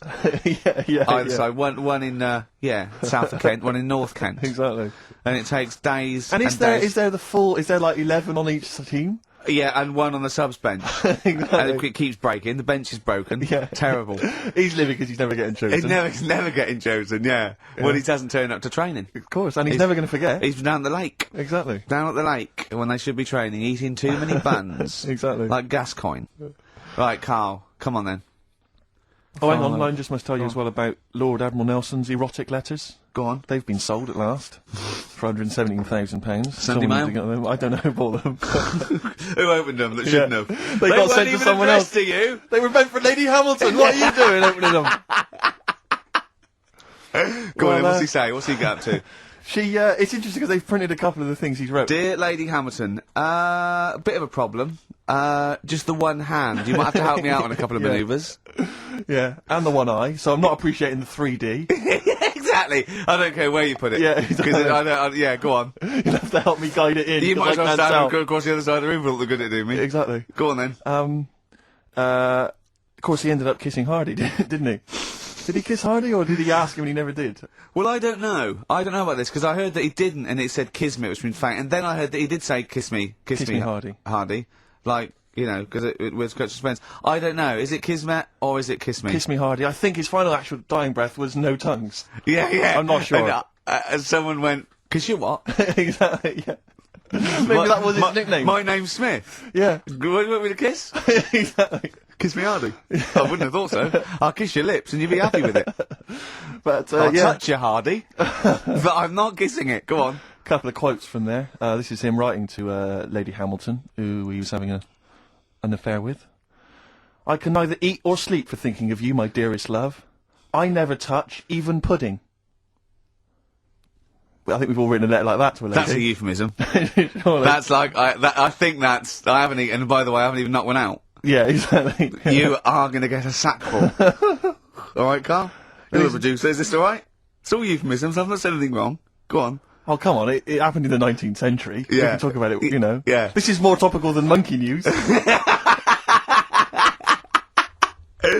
Anyway, listen, sorry, we better get back to the competition. I'm worried that we've lost sight of that competition, because I'm not going to lie to you, we've had no entries whatsoever so far. I can't believe that, because I actually got up most of those. That's actually a more accessible one. I think I know all the artists, and I'm stuck on, Girlfriend, but I think I might know who that is. Let's hear it again. I'm surprised.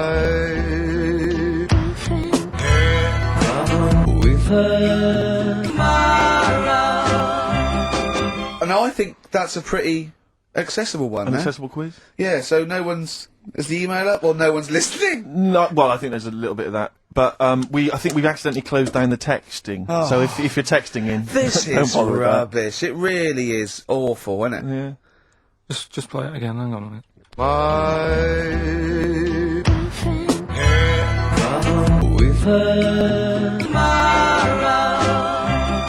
I'll tell you what it was, we didn't give out the prizes. We didn't say what the prizes were going to be. That's the reason. Yeah, I think the emails are going to go mental when they find out it's the first series of Open All Hours on VHS, they'll be flooding in. Let's see what and the Bridget Nielsen video. Exactly. Right. Oh, dear. Oh, no, actually, it's not too bad. Go on. The best air guitar albums in the yeah, in the that's world. still going. That's Volumes that's 1 and evergreen.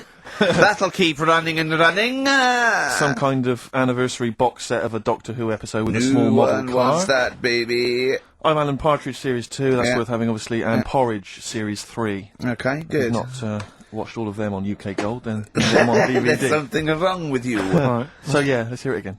Alright.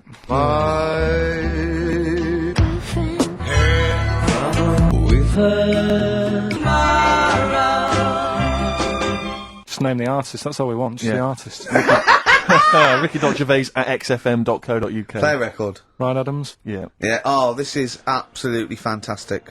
His version of Wonderwall, if you've not... Radiohead, Fake Plastic Trees on XFM 104.9. Someone just emailed in and said, just want to know what you think of that cover of Wonderwall. We told you. We said it was great. Yeah. Listen. But they must have been listening to hear... the song. Yeah. Extraordinary. Although maybe they just turn off... when we start talking. Yeah. That would make sense. That would make sense. I mean, it would make sense in a sort of preserving of sanity type way as well. Objectively, Rick, if you were listening at home, if you didn't know us and you were listening to the show, would you listen to it? Would you bother? I know that's a hard thing to get your head round. It's difficult to say, isn't it? I've no idea. I've no idea what people coming to this for the first time think. I mean, I love you like a brother, but I get sick of you. Yeah. I mean, I get sick of me. Yeah. Sometimes I go up and It's weird you should say that, because someone's emailed in. Yeah. A recent survey's been done by Cheltenham and Gloucester. The most desirable neighbour in Britain. Number 1. Shane Ritchie. Johnny Wilkinson. Oh, right. It doesn't actually give me the full rundown, but David Beckham was in the list. Yeah. Shane Ritchie was indeed in the list. Yeah, he's flying at the moment. As was Ricky Gervais. Really? Well, that's what it says. It doesn't tell me where you came, though. And there was actually a neighbour from hell, and you weren't in that list. Well, I'm a good neighbour. Oh, come on. I am. I'm quiet. I don't keep myself to myself. I never... Do you know what I'm thinking of? What? If it was best friend. Yeah. Now that would be a nightmare. Yeah, exactly, yeah. Most desirable friend. I'm a good neighbour. I'm quiet, you know, yeah. Yeah, I mean, I imagine being stuck in a room with me writing all the time, with me squeaking like a chimp. Unbelievable. Although I don't physically abuse you, I save that to my bald mates like Carl and Rob and that. I just like to squeeze their head. I don't squeeze your head. Yeah. You know what I mean? I think it's because you command a little bit more respect. Well, thanks very much. Do you know what I mean? You're not that sort of... You're not an idiot. Oh, sure. Alright, Carl, got anything to say?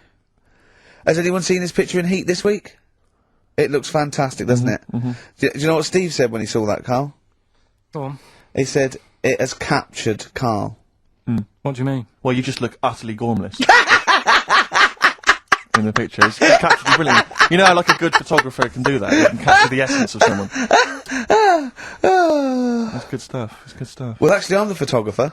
Yes, Because you it was are. a screen grab from the behind-the-scenes footage. Well done. So I got that gimpness. I captured the essential gimposity. Exactly. Yeah. Carl. Yeah. Alright? Captured it. Yeah, well, I did a little article for Time Out, and I think Boyd from Heat has sent over that screen grab to them, so he might be in Time Out. I'm going to try and get him in every publication. Yeah. For 1 year. It's like Well, you've managed it in the last 2 weeks. Exactly, yeah. It's like a Dave Gorman project. Are you Karl Pilkington? Yes. Let's do that, shall we? If anyone's got a publication, it doesn't matter how little, just take it from Heat. That's mine, so you're welcome to it. Just try and just put his picture in anything. Next to round things is best, isn't it? That'd be good. You alright, Carl, with that? Yeah. Alright then, good. What have you got for us, Carl? News headlines? There hasn't sort of been that much going on. Sure. Sort of headline-wise, you know. Sure. No, because I look for good headlines and that, don't I? That sort of get you interested, like the... Well, then when you're interested, you don't read on. No, I did. Okay, go on. Like the one, do you know the one I read out a couple of weeks ago? That was, man lives in dump for 10 years. Right? I remember the Chinese woman eats dirt. Yeah, well... That was a cracker. Man lives in dump for 10 years. I read on with that one yesterday. I found it in my bag because I took it home, so I thought I'll read that when I get a minute. Yeah. Right? News. Imagine that. News. I might read last Thursday's Sun. Yeah. Just to catch up. Do you know how he got caught?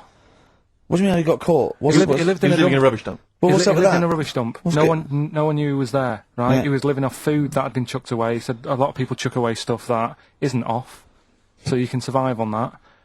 He had a nice little place to sleep and that, and an old mattress that was alright and stuff.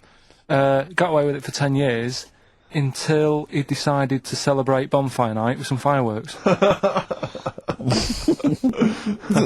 you believe that?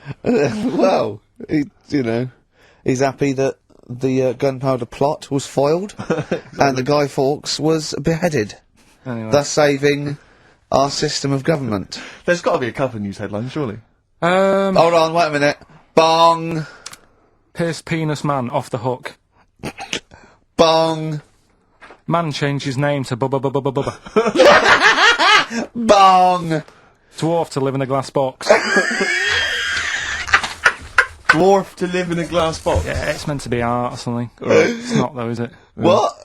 Meant to be art? Why is, whose idea is this? Is art, or is someone hired a dwarf to live in their box? It's just a box, and he can even leave when he wants, apparently. He can, like, go, I'm hungry, I'm going for a walk, and he puts a little note. If it's Damien Hirst, he might end up in 4 bits. So, just be careful. But to me, that's like that thing when I said to you about the woman in the jar. What woman in the jar? The woman in the jar, they go, oh, come and see the woman in the jar. And then it turns out it's a big jar, so Yeah, it's it's a like, big well, jar. put me in there as well, then. Exactly. It's not special. Yeah. And that's the same with him. It's a big box, he's a small fella. What's good about that? What do you want to do, though? To compress matter? But hang on, it's not a world record-breaking attempt, it's supposed to be art. No, what's art about that? Well, I don't... What's art about that? Oh, can we do a show for BBC 3? Karl Pilkington going around, what's art about that? Yeah. That is brilliant. What's art about that? I'd love that. Would you? I'd love that. Me and Steve are going to do a thing called Is Art Rubbish? Where we'd go round and we'd chat about it. Yeah. But we can hand that over to you if you want to do that. If anyone from BBC 3 is listening, Karl Pilkington, what's art about that? Alright? Weird, isn't it? And what would you go around like Sensation and things like that and Saatchi and going... Dali and that. You put a sheep in formaldehyde, what's art about that? Our butcher does it. Alright, weird, isn't it? What do you make of Dali and the melting clocks, all that stuff? Talked about it, haven't we? Have we? Told you. What do you think of that? He sort of milked the idea a bit. Right. Because everything had a melting clock on it. It was like he had a bit of success with it once, and then he just ruined it. Do you know what I mean? It's like... It's like you with the monkeys. Like Status Quo? Yeah. Sure. What's your favourite artist? Don't say Lowry. Lowry's my favourite Why is Lowry your favourite artist? Captures life, doesn't he? Going on and In that. stick form. I know you're a big fan of Where's Wally as well, aren't you? You've never found him, have you? You've never found him yet. No, Carl, that's not Wally, that's a stain on the table. You've come off the book again. Anyway. Listen, are we doing what's in a bit? What? Right, What? We don't know what you're talking about. Play a record. What? Yeah, we'll be doing what's it in. Yeah, what's it? Coming up after the break. The film thing. The film thing. Oh, idiot.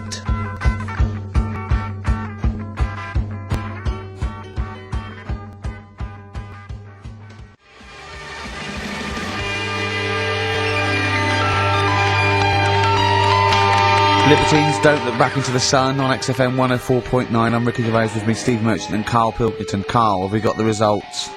Yeah. Go on then, what are they? Songs of phrase. Okay, songs of phrase. These were the songs.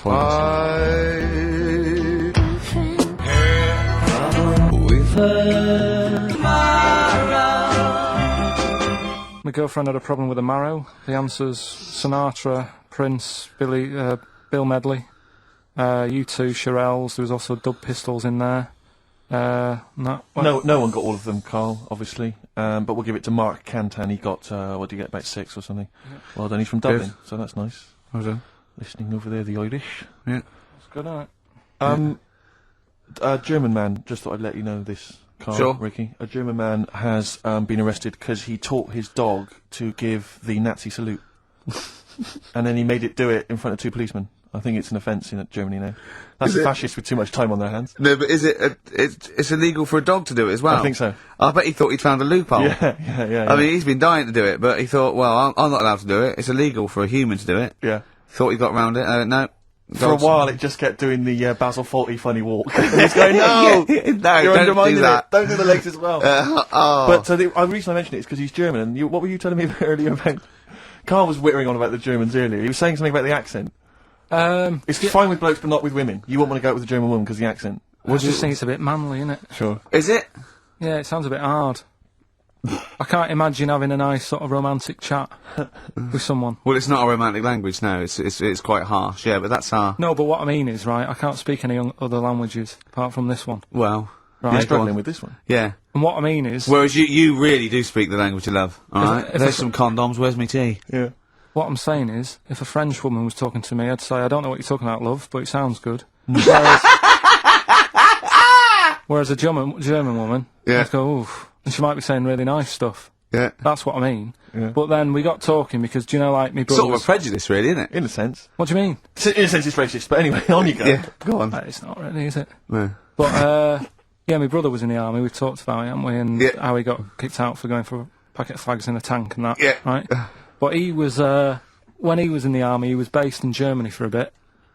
And he used to be one for sort of, you know, picking up the ladies and that. He always had, you know, new girlfriends and stuff. Yeah. He's a Pilkington. Used to get through loads of them. Yeah. Well, I didn't. I wasn't that bad. But Well, my no, because brother, you had things like you had trouble with your marrow and that. No, you might die. I'm not interested.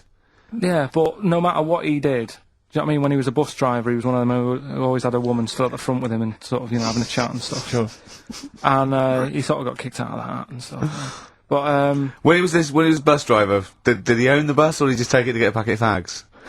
so he's in Germany. He's in Germany, and the army people say to him, "Now we know what you like, Pilkington, right?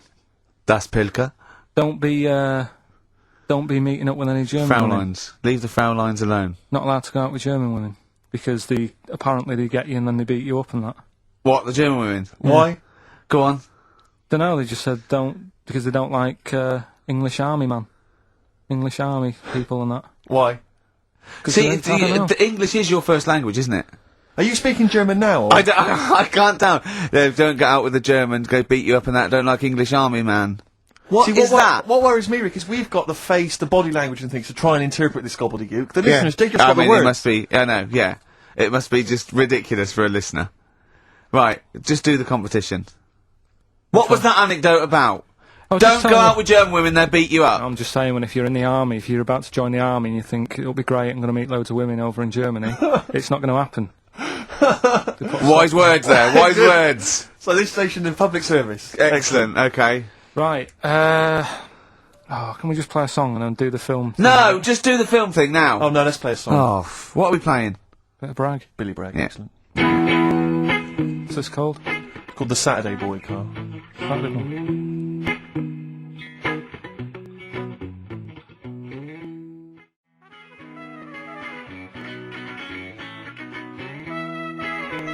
Billy Bragg, The Sunday Boy on XFM 104.9. Ricky's laughing because he's just thrown something at Carl. It made him jump. Yeah, that's worked well. Here are the prizes for the film quiz thing, which I think is what it's called. Brilliant. People will be loving this. It's Trance Anthems, Brilliant. 2003. We know we got a lot of trance fans listening. The best air guitar album, obviously. Yeah, of course, yeah. The best club anthems. Yeah. Series 1 of Happiness by Paul Whitehouse. The very best of Father Ted on DVD. We got Teachers. We got Knowing Me, Knowing You. Not too bad. Yeah, a few bundles there. Good stuff. Christmas gifts and things like that. So That Knowing Me, Knowing You, I've noticed on VHS, which is good. Yeah. That's quite quaint. Excellent. Brilliant. All right. Yeah. So what's explain the conceit of this? It's when, you know, we sort of dig out a film that I've been in, and this is. Don't know if I'll tell you what film is, because that might be the question. Thinking about it, because there isn't that much going on in the clip. I think we need to know what the film is. Do you? Yeah. All right, it's Rain Man. Okay. Why is he called Rain Man? Is that going to be the question? Yeah, I know the answer, Carl. Don't worry. Don't look at me like that. I do. Oh, well done. Yeah, you watched the film. Yeah, you should. Right, so it's you, Carl, in the film Rain Man. Yeah, it's the bit when Tom Cruise is in the doctors with the ill man. All right. There we go. You ready? Well, I'm not a psychiatrist, but I do know that his brain doesn't work like other people. Wait, I am sat here. Don't go talking about me like I'm some sort of div kid. Got a good brain. Works well. It stores all sorts of information and stuff, doesn't it, Tom? He remembers things, little things sometimes. Well, don't say like that, little things, as if it's stuff that isn't important. Are you good with numbers? The doctor's asking you a question. Yeah, I know. I'm just thinking. Good with numbers. It depends. Not that good at maths, but I remember facts that have got numbers in them. Like I know that one person in 2 billion will live to be 116 or over. Right? Weird thing is, a lot of them are Chinese, so you know, sort of makes you wonder if they're lying. I'm afraid I don't understand what you're talking about. What do you mean you don't understand? It's not. Alright, here's an easier one for you then. Goldfish have better memories than people think. He's right.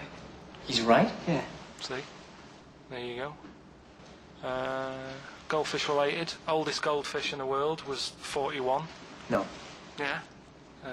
Funny thing is there, if it was a goldfish with a dodgy memory, it could have been older. Could have been, pushing 45. That's amazing. I mean, that is amazing. He should work for NASA or something like that. Well, don't go that far.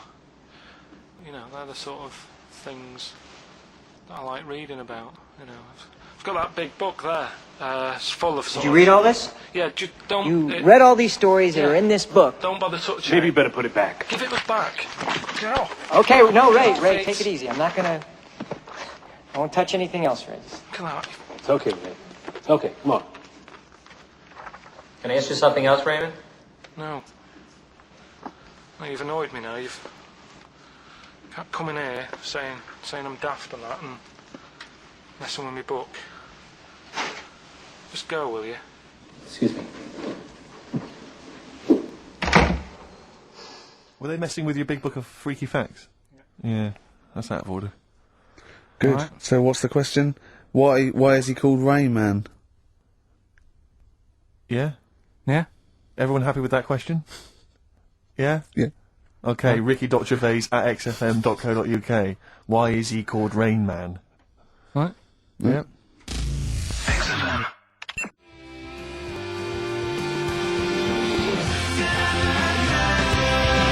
Bad Day, REM, XFM 104.9.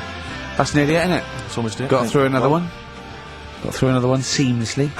The film Brilliant. quiz, obviously, we had just moments ago. It was Karl featured in Rain Man. The question was, why is he and the film called Rain Man? The answer, Ricky, was... Well, Tom Cruise's character, when he was little, couldn't say Raymond, and he used to call him Rain Man. Okay. Plenty of right answers, but we're going to give it to John Steele, who, interestingly, is from West Yorkshire. He's listening. That is interesting. It is. Yeah. So that's pretty much that. Is there time for Monkey News? I think we've got to have Monkey News. Let's and play then that second track from the Ryan Adams Let's album. play the jingle, though, if we can. Oh, chimpanzee, that Monkey News, you Right. Now, it was back in the 1980s. Right. So it is quite topical then. Okay. When did this happen then? 1980s? Yeah. Yeah. It's about a Colombian F1 sort of, Formula One driver. Yeah. Apparently these races were going on, right? And someone kept winning them. Right, okay, forget it. No, don't do it. Because it's rubbish. Because it's rubbish. Right, so someone kept winning the races. So this human that kept winning the race. So this human being that kept winning the races, Karl, what was his name? His name it's Jimmy something. Yeah. How tall's he? Just out of interest. Let's hear the story. Was he about 4 foot You 8? might find out if I tell you the story. Yeah. Right? Go on. So anyway, he kept winning and everyone was like, oh, he's brilliant, this guy, who is he, and all that. Yeah. But his gimmick, right? Was never showing his body or face? That's right. Never You're took his joking. helmet off. You're an idiot.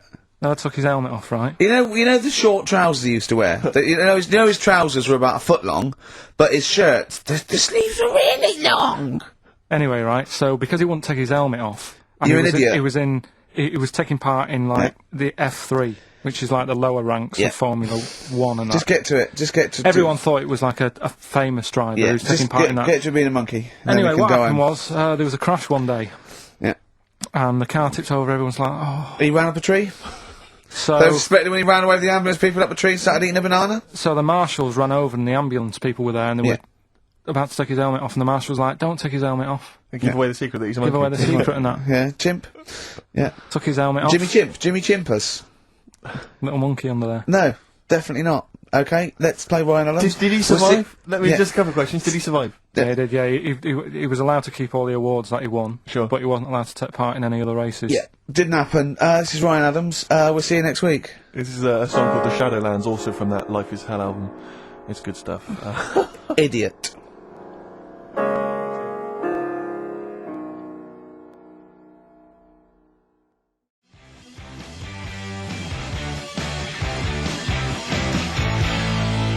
Roll Over DJ by Jet on XFM 104.9. I'm Ricky Gervais, with me Steve Merchant and Karl Pilkington. Alright, Carl? Yeah. Bit miserable today, Carl. Let me explain why. Go on. Steve, and to you, the listeners.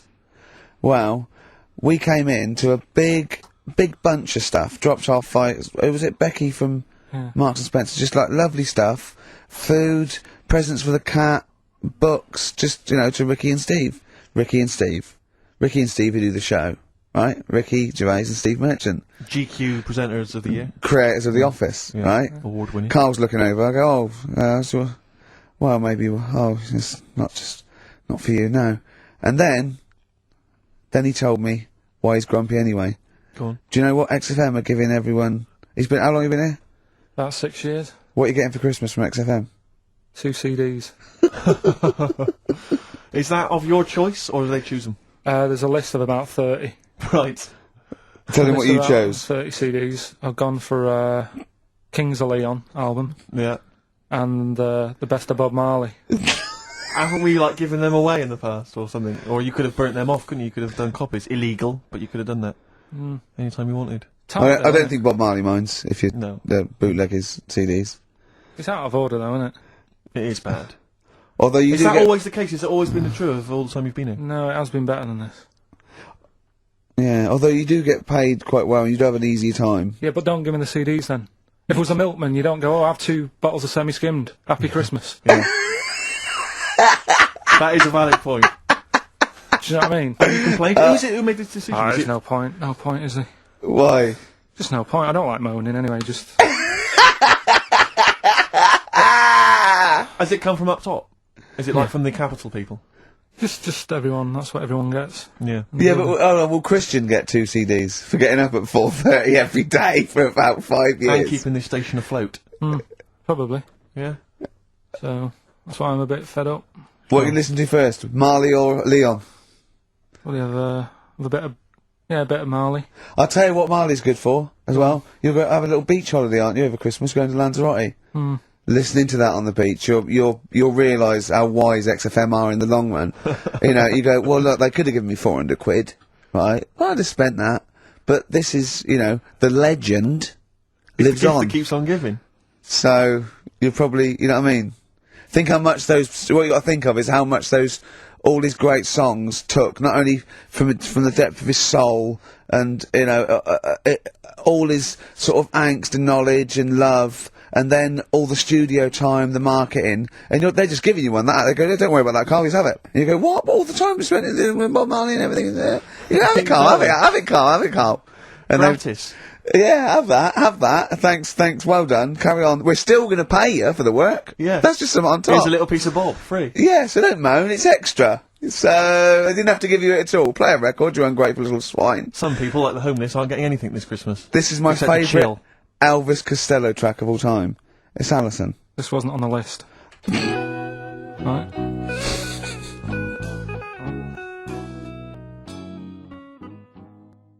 Good idea, Carl. Just beg. Just ask for other things. What do you want? What do you want for Christmas? You must have a big fan base out there willing to make you things. Maybe like a little, I don't know, pair of gloves. Just a little woolly hat. If you want to send a necklace in for Suzanne, that'd be handy. Oh yeah. That's what she wants. Is Suzanne listening today? No, she's out. Right, okay, this is the dilemma. Me and Steve, yesterday, were trying to convince Carl that it would be a good idea to buy Suzanne a Christmas present. Okay? Now, why aren't you going to buy her a Christmas present? Explain, Carl, why you don't think you should buy her a Christmas present. No, I've told her I'll get her one, but in the new year. We're going away on holiday and that, so there's no point taking stuff away. Yeah. Going to Lanzarote next week. Just get her something in the sales after Christmas for this, Yeah. Right. And me and Steve were trying to explain to Carl that she would love it if you bought her something on Christmas Day. Yeah, but she knows now. Knows what? I've told her. So no, well, I'm going to tell her. Do you know, right, this, dear listener, this was Carl's worry. I said, I bet she's got you something. And Carl was worried in case he got her something and she hadn't got him something. Yeah, he'd be livid. He didn't want to be down. He didn't want to be a present down. Yeah. Look at his face! So buy her a nice necklace. Don't spend, spend 100 quid, you know, just a little token. We're going away. I'm taking her away on holiday. No, you're not taking her away on holiday. What, you're paying for it, are you? Yeah. Are you really? Well, half and half and that. Right. So you're paying for you to go on holiday? That's good of you. So the gift is your company, really? She's done alright. She's done alright! Why do you talk like you're 60 years old? and you've been working down the mines? I love that she's done alright. Do you go over to her and say, Suzanne, you're bloody lucky. I mean... You've fallen on your feet. To Look be who fair, you've Rick, got. What? I'm not sure she has done alright. I don't want to be critical, but... Oh, dear. So what are you going to get in the sales? What are you going to get her? Oh, it depends. I'm thinking... I mean, I'll give her the choice. She can have Kingsley and or Bob Marley. Right, I'll let her decide there. Oh, dear. I can't wait to see you. Where are you going, Lanzarote? Yeah. Where's that? Don't know, Suzanne sorted it out. I said, Lanzarote, is that Africa or is it Spain or Portugal? Just thought he was, don't know. I went, what do you mean, don't know? I goes, well, what's the currency? He went, don't know. I said, Suzanne booked this one, did she? Yeah. I thought, where is it? Is Lanzarote African or? Foreign. Somewhere foreign. I was looking last night, and doesn't look that good. Like one of the highlights of the things it says you've got to do is go and have. Apparently they've got restaurants in caves, and that's like one of the things they say you must do. So, if that's a highlight, do you know what I mean? Right. So we'll do that. Go and see what that's like. Yeah. When you're on the beach, Carl, do you wear the very, very tight Speedos? No. Do you walk What do around you with wear? them? Sort of longish shorts, Yeah. t-shirt on, probably with a sort of a light shirt on top of that. Right, sure. So quite wrapped up then. Covered up. Do you wear a hat? Because obviously the bald head, there's risk of sunburn. No, I just put a bit of lotion on it. Lotion on there. Yeah. Just have a bit of a wander down the beach, have a look. Yeah. See if there's any old blokes with their tackle out and a backpack. I'll have to look forward to, so Yeah. there you go. Yeah. Well, we're looking forward to finding out how you get on. Yeah, I'll let you And know. Interested to know what she gives you on Christmas Day. Probably get More anything. scintillating chat after this next song. Right, bit of placebo, Yeah, love it. special needs.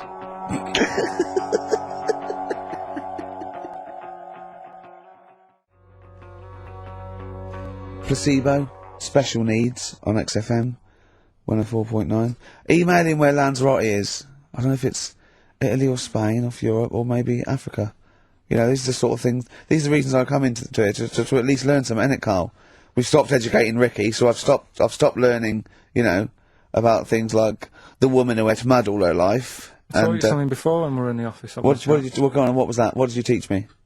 They've just counted how many fish are in the sea. Though. No, they haven't. They've just done a census. A census? What, a fish? Yeah, some fellas have gone in the sea and they've got to work out. There's about... Mrs. Spratt, is this your son? No, he's a lodger. Okay, well, let's mark him down. That's 2. Oh, I've lost count. 6,000,004. Oh, darn.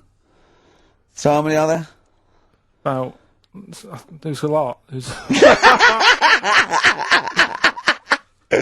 Oh. Well, there are more species of fish than bird, mammal, and reptile put together.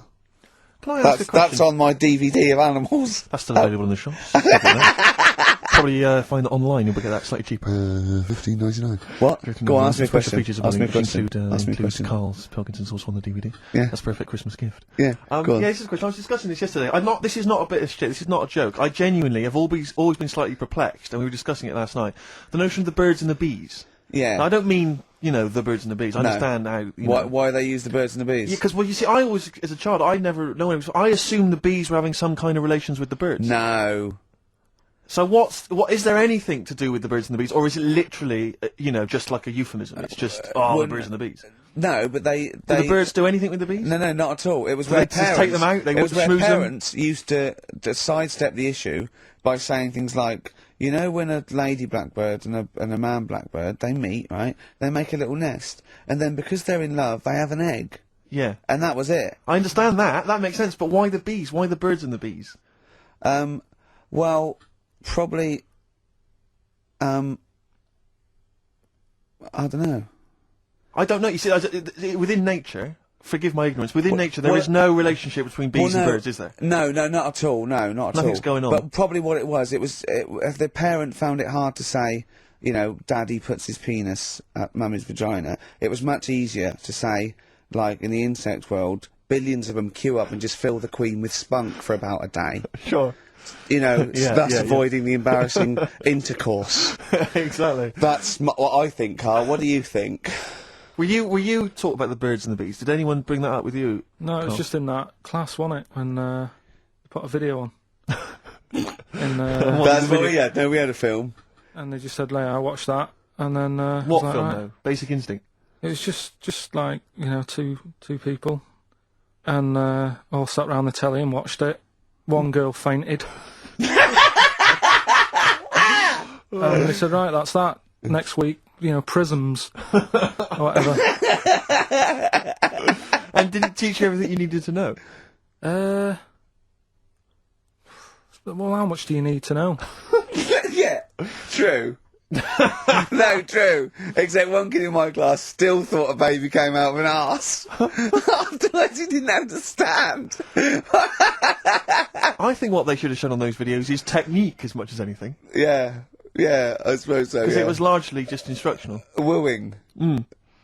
Wooing. What it didn't tell you was how to get into a position where this might be of some interest.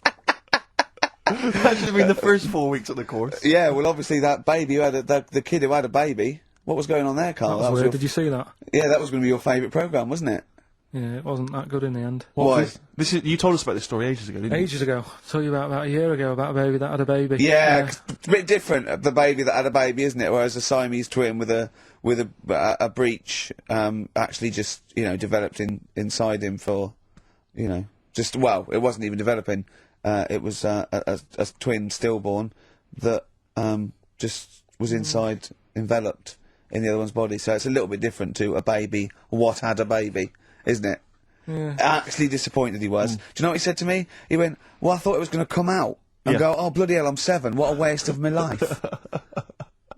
Like he'd been in there going, oh, hello, hello, 7.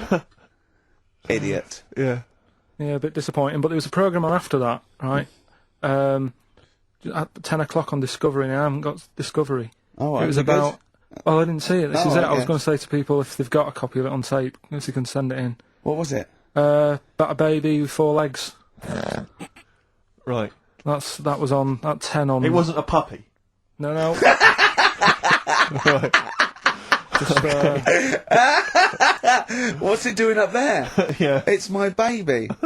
Oh, is it, Mum? All right, then, fine. Yeah. It's got 4 legs, yes. Yeah. Sometimes they do have Look, 4 legs. Dad's gone, he's never coming back, you've got to get over it. So, if anyone's It's got not a baby. send it in. Oh, Right, dear. okay, Send it in. good. So you want to tape with a baby with 4 legs. You're going to be disappointed again. It's not going to be like a baby with 4 legs who's running up the curtains. You know what I mean? It's not going to be that. It's probably going to be 2 legs and then 2 sort of like floppy appendages. You know what I mean? They're not going to be brilliant. It's not going to be like Jake the Peg. You're going to be disappointed. Apparently Lanzarote is one of the Canary Islands. Oh, is it? Although we've also been told it's part of Spain. Right. I don't know who to believe. I don't know who to believe either. That puts me back, because I knew it was either one of them. Yeah. Yeah, I knew it. Worry about it. Pilot knows, doesn't he? Pilot knows where he's going. Oh, I thought so, yeah. Doesn't matter then. Right, we're playing Jayhawks. Let's play it. Love it. Got bored with that conversation, did you?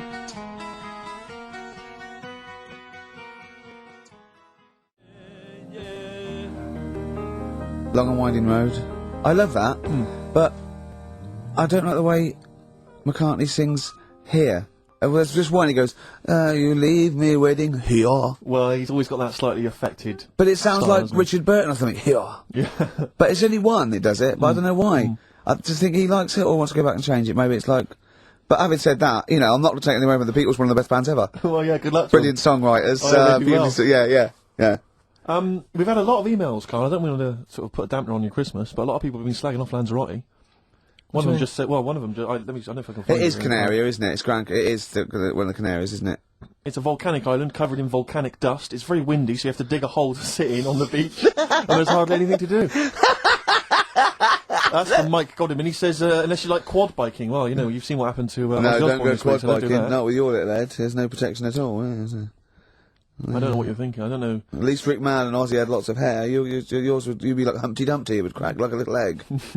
And then we'd seen, there's no kings or kings horses. Yeah, well, they couldn't do the job anyway. No, they shouldn't really send them. They're not really qualified. Horses not equipped to put back a medical man like Neil Fox in. Yes. To mend but not eggs. some kind of military horse. I bet he's had egg on his face a few times, hasn't he? What, Foxy? Yeah. Most of the series are Pop Idol. Right, Carl. Lanzarote. Good or bad? Well, you got to give it a go, haven't you? Yeah, well done. Give everywhere a go. Exactly. That's what I was saying. Don't just take the word for it. I mean, if it had said an Ananova, Lanzarote shit, he'd have believed it. Sure. If he'd have overheard it in a pub, Lanzarote a crap, he'd have believed it. If he'd seen it on a website that was mainly concerned with monkeys and witches, he'd have believed it. Yeah. As it is. Everybody raves about New York, and when I went there, I thought it was rubbish. Well, you're an idiot then, because that is possibly the greatest city in the world, along with London. Subjective, though. That's why they have holiday programmes and that, innit? So you see it and you decide for yourself and that. Yeah, but you saw Venice on a holiday programme, as you put it. You went there and you went, it was rubbish, full of black bin liners. Well, it is. Right. Didn't they show them? It stunk. Didn't Judith Chalmers say that? Oh, it stinks here, and there's loads of rubbish everywhere. No, she didn't. Did she mention that? Oh, that's what I mean. So it depends what you want from holiday, doesn't it? Well, yeah. But So... you're an idiot if you don't like New York, so next. Anyway, come on, break up, guys. Kiss and make up. Yeah. Carl, we've had an email. Some old Rockbusters. Someone's emailed in. They wonder if you can get some of your old Rockbusters clues, your old genuine Rockbusters clues. I know Rockbusters has come back. Well, of course today he can. It's the way his brain works. Well, indeed. But I think you'll. Maybe you can also enjoy the challenge, Rick. Yeah. And you at home. I remember them as well, because I remember how angry they made me. Here's some old Rockbusters. That army's got some nice trenches. DW. That army's got some nice trenches. DW. No. Dandy Warhols. That one works. It's not bad, is it? That's why I didn't get that one, because it worked. Yeah. Yeah. Okay. She's only got one sticker left. It was actually he's only got one sticker left. Oh, okay. He's only got one sticker left. Oh, the band His Last Sticker. Exactly. With Justine Fishman, yeah, His Last Sticker. Yeah. They were brilliant, weren't they? What happened to His Last Sticker? Are they still going? He'll strap some chocolate to your feet. That's A. A band or artist, A. He'll strap some chocolate to your feet. Go on. Aerosmith.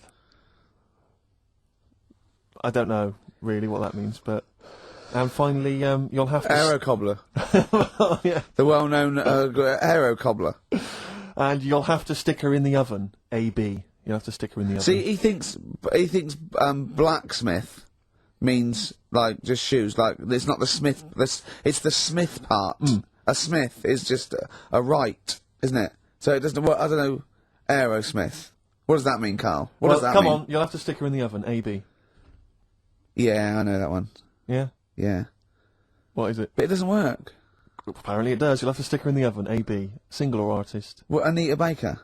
Anita Baker. Why you have to stick her in the oven? Anita Baker. Oh, I need to.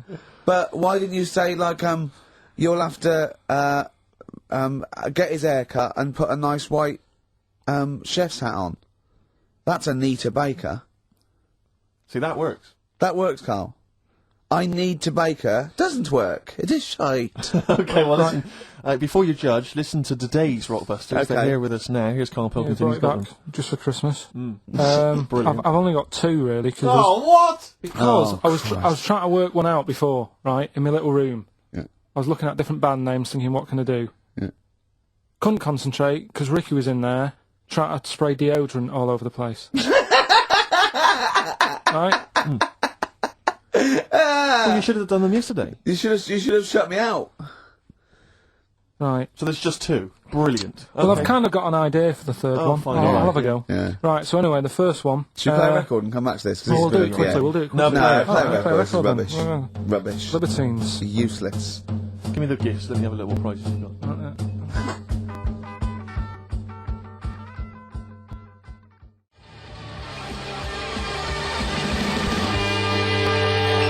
Libertines, Don't Look Back Into the Sun on XFM. Well, the general public are getting involved with Carl's holiday, and, I mean, this has been a damning report on Lanzarote. There's not been a positive word written about Lanzarote so far. Wow. It's volcanic. There's no natural water supply. Apparently there's no natural water supply. It's You have all to sit in a imported. hole.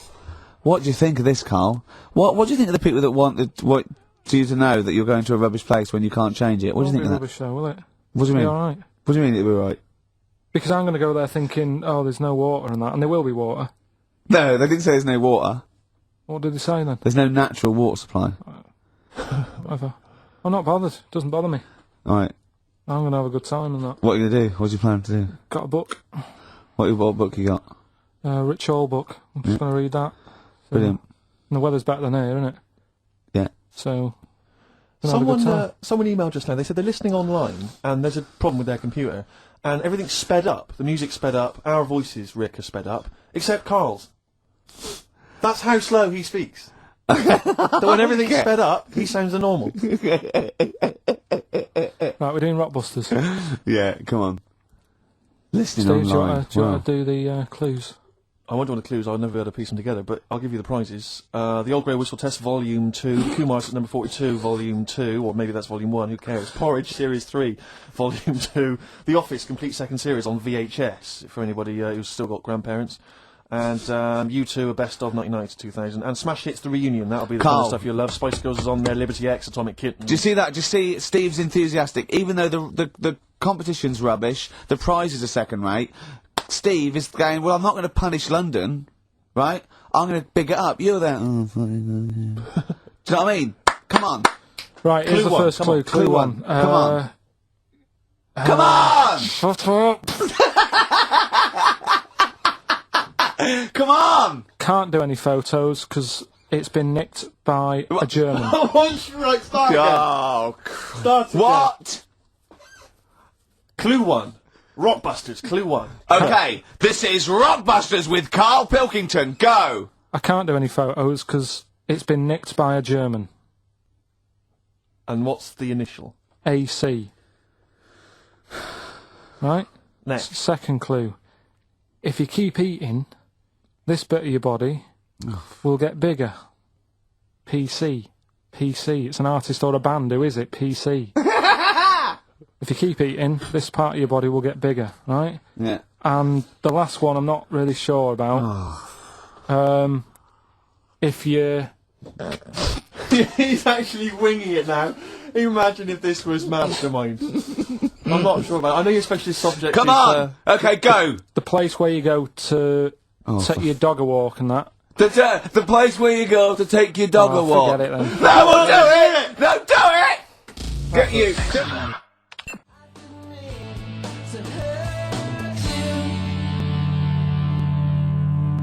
Tim Burgess.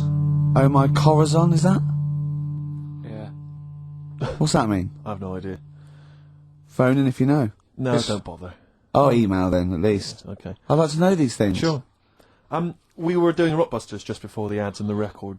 Rick, I know you were enjoying it. Yeah, come on, get this clue out, Carl. There's three. What is it? Right, the first one was... No, we don't got the first two. What's Can't the do third? any photos because it's been nicked by a German. Yeah. Second one, if you keep eating this bit of your body will keep getting bigger. Yeah, it's different every time. Go on, what's the third one? And where you take your dogs for a walk and that, or you might go there on a Sunday. What? Sort of... Oh, Jesus. Right. Please, Rick, just be quiet for just a moment. Right, okay, do this clue. Right, start from now. This is the third Rockbuster clue. That was a Freudian slip. Yeah, God, we'll get done. Oh. Right, go on then, go. Where you take your dog a walk, or you might go there on a Sunday and that. People sort of might taste that area. Right? Oh. It's rubbish. AP. Right, well the other one's AP as well, AP. What? AP. Ricky.Gervais at xfm.co.uk. AP. A quick reminder of them again with the initials. Quick, oh, go. This is such rubbish. The first one, can't do any photos because it's been nicked by a German. Second one, if you keep what was eating... the initial? AC. Don't get annoyed, that's what the game's about, the initials! Yeah.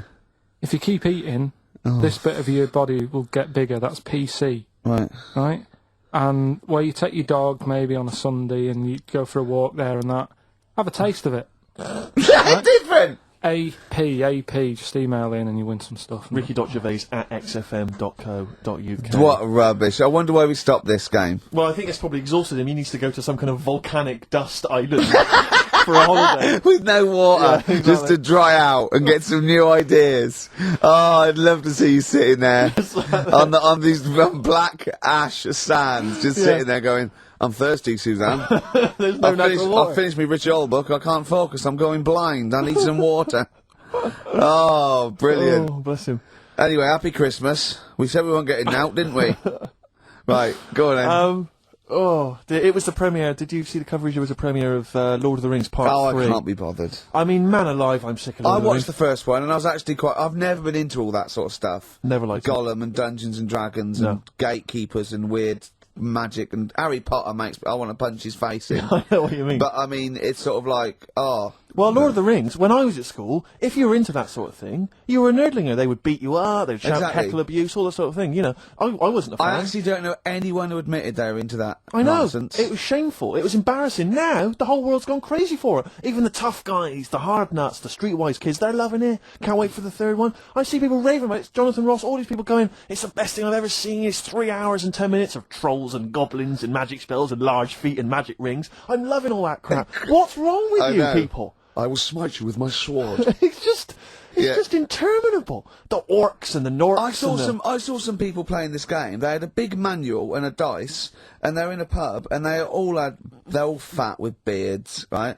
And he threw a dice, and he looked down, he went, and he said something like, outside them, the 3 miles to Mumra.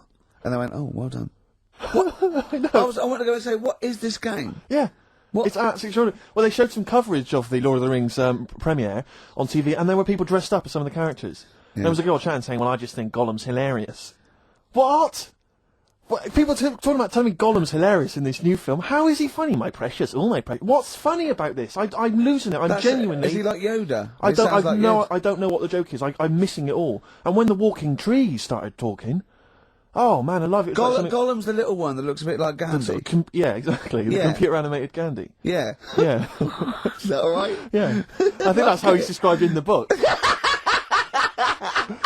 But this is the other thing. I say, then they go, Tolkien, J.R.R. Tolkien, he's a genius. You know he created his own language? Whoopee! Carl comes up with a new word every week that he's made up. He's not a genius. Yeah, well, the bloke, a look of frighteningness came across his face. Frighteningness. Yeah. Carl's new word. Although, you know, Shakespeare introduced 1,200 words to the English language, apparently. Well, he was a genius. He's estimated. And I only know one of them. Yeah, what was Brilliant. It? Brilliant? Yeah. How did he come up with that? I don't know. I reckon maybe he was reading Macbeth and went, I'll tell you this is brilliant. Yeah, and his wife said, what? This is brilliant. I'll tell you this is absolutely brilliant. I don't know what you mean. Sort of. Will. Sort of better than good. Read it, see what you think. Well, it's good, yeah, but I mean... Read it again. Well, it's getting better each time. Is it brilliant? It is brilliant. Yeah, see? Yeah. I don't know how when the audience were there on that first night. Brilliant. I know, it wasn't brilliant, it was excellent he came up with. Well, fair enough, it's the same sort of thing. Yeah. But on the first night, when everyone was in the theatre, you know, the dregs, the Karls of the Middle Ages, they're still sat there. The Renaissance, I should say. They're all sat there watching it. They're enjoying the play. They're loving it. All the kind of people dressing up or whatever it might be. The boys playing the girls not involved. All the rest of it. They're loving it. I'm loving this. It's absolutely brilliant. He's going to kill her. Well, forsooth, it was excellent. I don't know what that means. Yeah. You've lost me. Excellent. I'm shooting off. Yeah, was it? What? It was what? Wow, you know, excellent. I don't see how you can make up words. It's like, it doesn't seem that doesn't count in poetry. Well, I suppose you have to, don't you, eventually, if you want to describe something.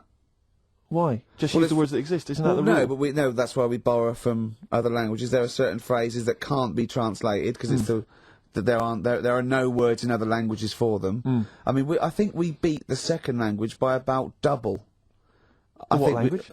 I think in English we have got about, I think Russian's second, but I think we got twice as many words. So there are obviously things that we say that cannot really be translated. Yeah. And so, you know, ours is just great for obviously poetry and... It makes sense when you think about things like blancmange. Blancmange That would is be like good, yeah. wobbly pudding. I know. In English. But I think if there are, I don't know how many there are, some would know, but say there's about 100,000 possibilities, right?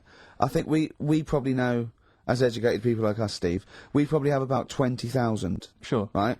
I really don't think we need that other 80,000. No. I'm not walking around going, I don't know what they're talking about. Exactly. I'm really, what did he say? What is that? I mean, that happens possibly once or twice a year when I go, what? Sorry, what does that mean? Yeah, yeah. Do you know what I mean? Carl, you look bored, mate. We had a real I conversation think there. he switched off when I said forsooth. Bruce Forsooth, you know him. So much better than last week. You know him, don't you, Carl? Put a song on, yeah. Yeah, bored. Okay, there was a monkey, right? No, he's wait. It was a professor of English. Cold outside, but I don't blame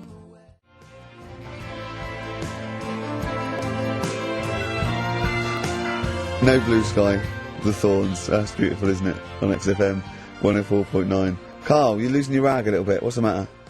Nothing, go on. See? What's the matter? No, what's the matter with I've Carl? got something to cheer him up. Someone's emailed in, Emma's emailed in, she said that, for those that know, those in the know, they referred to Lanzarote as Lanzagrotte.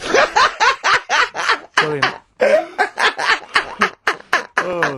He's a bit fed up. He's got 2 CDs for Christmas from a company that's he's been with for 6 years. He's a little bit grumpy about having to answer the phones. He wouldn't go and make Steve another cup of tea immediately. Selfish. Yeah. Carl, what are you thinking? Nothing. Go on, what were you doing? Come on, Carl, you're getting paid for this. Project. Out. We'll take one of those CDs away. Alright. What were we talking about? Lord of the Rings. Yeah. Sick of it, as I say. So there's some people dressed up on TV. They were dressed up as the characters. They had their sort of costumes. There was a guy I went to university with. I don't want to mention his name. Went into his room once. He was into that sort of thing. He showed me in his wardrobe. He had a full-size Star Trek outfit that his mum had made for him. His mum had made for him. But I wanted to say, well, A, you've taken this to university, but B, when are you going to wear that? Yeah. When are you ever in the mood to wear that? Well, you know, you never know when. Like on Apollo 13, wasn't it, when someone had measles or something? Someone else got in. Sure. So you might go, oh, I can't believe it. Yeah. Can't believe it. The Enterprise, Uhuru can't make it. But it's the idea of that being, you know, I'm not one to speak, but it's that idea of that sort of being attractive to women. Because that's presumably generally when you're at university, when you're 18, 19, that's the reason you wear those kind of clothes, is to try and make a bond with someone, isn't it? Try and establish some kind of connection. Yeah. Saw a guy walking down the street the other day, must have been 18, 19, wearing on his t-shirt, it just had a picture, and the words, Star Wars Phantom Menace. He probably like. But it's just the idea of a girl going, yeah, well, I love that film as well. Yeah. It's supposed to be kind of kooky and eclectic t-shirts, aren't they, normally? They're supposed to be a bit sort of radical and a bit offbeat. My favourite, though, are, I love fat goths. Yes. I really love Who fat are still goths. persevering with it, even into their 30s? I like fat young ones. I love fat 18-year-old goths. I really like them. They're one of my favourites. And I like 42-year-old goths. Yeah. Who, they're losing all their hair. They're just growing at the back. But, you know, I don't know what jobs they do. But their main hobby is looking like Nosferatu and wearing lots of silverware. That's one of my favourites. I think I mentioned to you before, I saw a girl on the tube, she had a bag, and she was quite gothy. She had a bag, and it sort of had like a Barbie's head kind of sort of defaced hanging from there, and loads of badges and tassels and little motifs and odd things, and she decorated the bag. And then had sort of things like, you know, legalise cannabis, and ban the bomb, you know, and stop the war. Yeah. And I just wanted to grab her and say, you doing much about the war, or are you working mainly on the bag? Yeah, you spent most of the year you're filling in the petitions, are you doing the marches, collecting or is it largely badges. the bag you're focused on? Oh, dear. I'll tell you another thing, that a fashion mistake that always offends me whenever I see it, is an Englishman of any age wearing cowboy boots. I had cowboy boots. I can't believe it. When I was 18, right, I went out and got a pair of cowboy boots. The cheapest, I mean, they were the only ones I could afford. Awful. Why? I mean, was that 'cause they were like clogs that came up to the knee. They were so uncomfortable. And why did you get them? Who was wearing them at the time that you thought they were cool? Clint Eastwood. Right. Yeah. And I had cowboy boots. I put segs in them. What segs? Which the little things you nail into the bottom. So they sort of clip-clop. Right. So I'm about 18, right? Those tight jeans, so tight in fact, I thought I had to went to the doctor and I said my balls are aching, and I went off. I said I've got a pain in my epididymis and all this, which I was doing biology, and he went, your jeans are too tight, they're squashing your balls, right? So I had cowboy boots, right, and pale ones, not even sort of like finished properly, sort of like just the raw sort of leather, cheap wooden bits at the bottom, segs, really tight Levi's, and a red sweatshirt with bullshit on it. That was a present. Just embroidered on? I looked pretty hot, baby. Oh yeah. Yeah. And I remember once as well. This was really embarrassing. I had leather jacket, and How old were you? oh, this is embarrassing. 26, I think. And I just had a nice leather jacket, right? But I was bored one day, and so it's about 1986, 87. Yeah. 87 must have been. And I just painted on the lapel a little acid. And that didn't last. And were you going to acid house raves at the time? No, of course not. No. But I remember that one didn't last long. That was in the bottom of the wardrobe immediately. Yeah. I knew at the time. I just thought, what is that? Yeah. But I forgive anyone sort of anything up to about the age of 25, right? I don't know. But I mean, it's getting close there, yeah. But certainly up to age of 20. But it's the 40-year-olds. It is the 40-year-olds that just still have a little go. Goths are the best. Goths are the best. Or the cowboy stuff, because there's never been a culture of cowboys in this country. I know, You know, yeah. so you see the 40-year-old guy with the kind of cowboy jacket with the tassels. Yeah. You know, or the bootleg tie. Add that, yeah. Went to that, yeah. Did all that, Because you've been through most phases. This is what's interesting to me about you, is now you're quite self-aware. But the most committed one was probably the New Romantic when I first went to university. So, 18, red bullshit t-shirt and tight jeans. Within a couple of months, David Sylvian, just full makeup and that. Can I ask, because having never really subscribed to one of those fashions, one of those styles, with something like New Romantic, which you've got to be quite committed, do you ease into that slowly, start wearing a bit of nail polish, maybe an earring, and then you work your way in, or you went whole hog? No, remember the first time I did it, was the sort of like the first disco in my first year. Just borrowed someone's makeup, put it on, stopped at the chin, hadn't quite got the sort of like a mannequin, right? And then I sort of got better at it, I suppose. Right. Wanted to look like David Sylvian. That was the idea, and then it sort of. And so you had to literally go out and sort of start again with your wardrobe, presumably. The cowboy boots went out, the tight jeans. You had to literally go to a shop and buy an outfit, a New Romantic outfit. No, it was okay because in those days it was a suit. So there was a New Romantic, you wore the suit. I didn't wear all the sort of like pirate gear and pixie boots. I sort of wore the suit and luckily before I went away I bought a suit from my mum's catalogue, which was one of those woolen ones that went bobbly. So not quite David Sylvian, but at least I was having a go. Yeah. Well, respect. Have you ever subscribed to any of those fashions, Carl? Nah, just going for the gay look now. He wears Ben Sherman's and he shaves his head. Remember wanting some Dr. Martens? Yeah. And my mum worked at a college in a canteen, and she knew I wanted some, but she got some. There was an old woman who worked in the canteen who said she had some, and it turned out to be like little granny boots. And I ended up having them for a bit.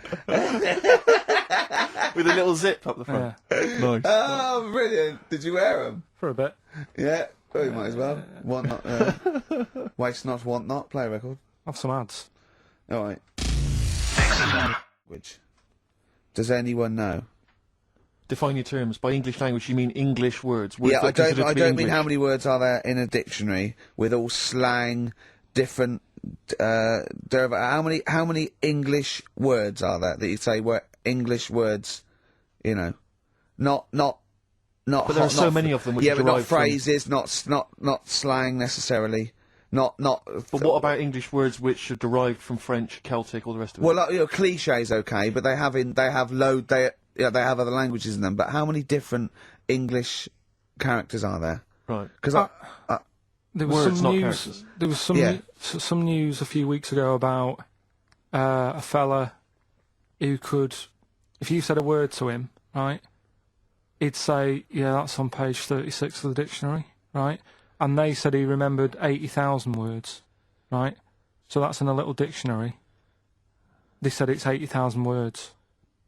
Mm-hmm. Right, so does that clear that up? Well, I thought there was about 100,000, right, English words in use, not counting all the other little bits and pieces, phrases, slang.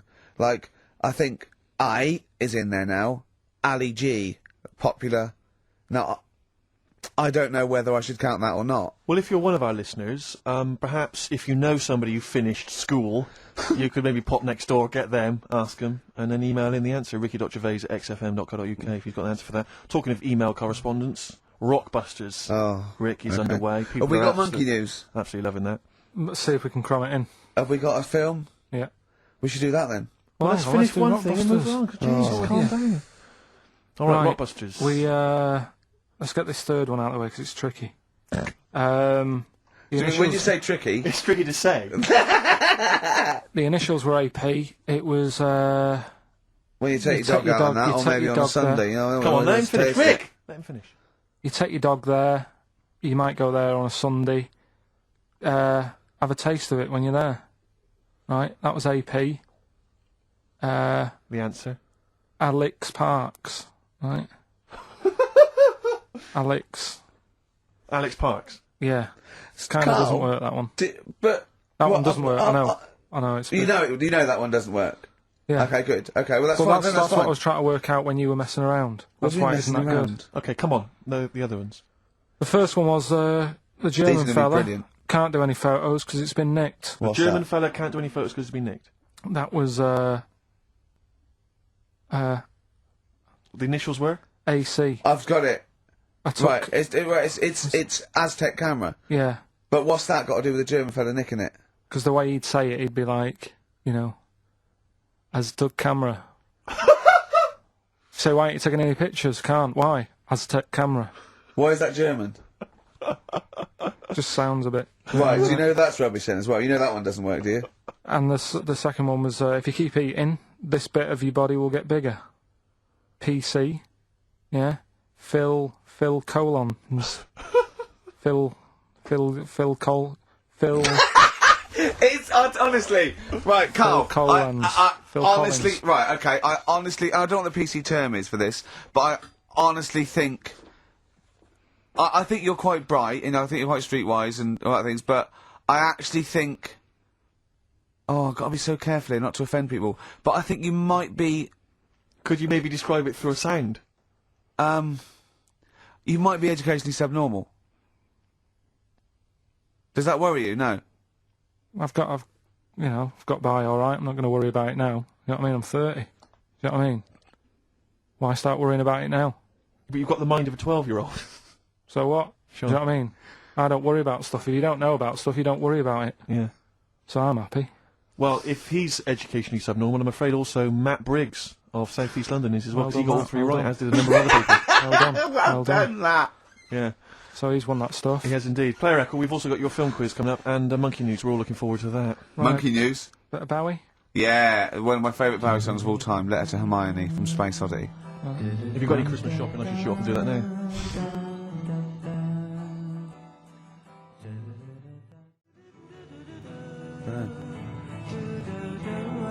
Letter to Hermione, David Bowie. Well, we've had the most convincing answer, that it's about 290,000 actual words, but possibly 3 million in our vocabulary, using all jargon and scientific stuff and all that. Sure. 290,000. Still a lot, isn't it? It is a lot. We know so little, don't we? Apparently the average person has about 20,000 words in their vocabulary and uses maybe 2,000 a week. Really? Yeah. Carl, obviously, slightly bringing that average down. Carl, what do you think of that? Single figures. What's the matter? Get by. Why have you got to use longer words messing about and that? Told you. That word about old. Anti-dipuian or something. Just say old. That's a bit old, isn't it? That's a bit anti-dipuian and that. What's the point? Yeah. Get to the point. Sure. Busy.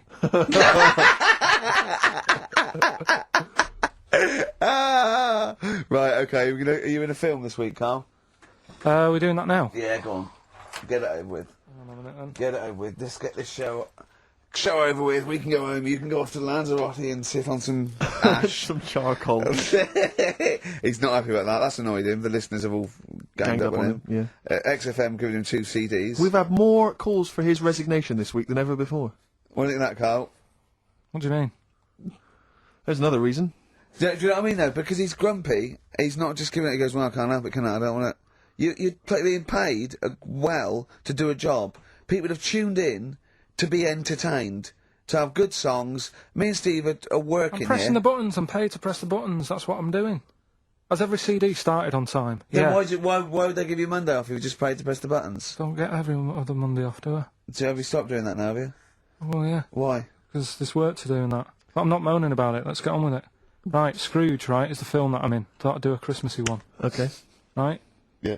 So get people in the Christmas mood and that. Yeah, you have got people in the Christmas mood. You're like Santa visiting them. Right. So It's you in the film Scrooge. Yeah. Which just version of Scrooge? The old one. Is it if it's just you moaning with bells, I'll be annoyed. Right, go That on is then. essentially Scrooge. yeah, yeah. Right, Scrooge, listen to this, and then there's some question at the end, All right. and you can win some stuff and that. Yeah. All right. Yeah.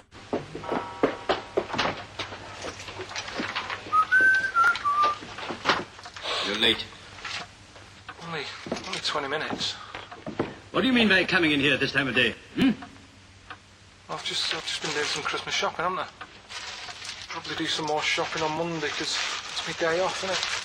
Yes, I know it is. You don't have to tell me. Got to see what I've bought Suzanne? No, thank you. I don't mind showing you. It's only a Christmas present, isn't it? Just bought some more condoms. Why? Well, I bought some last year.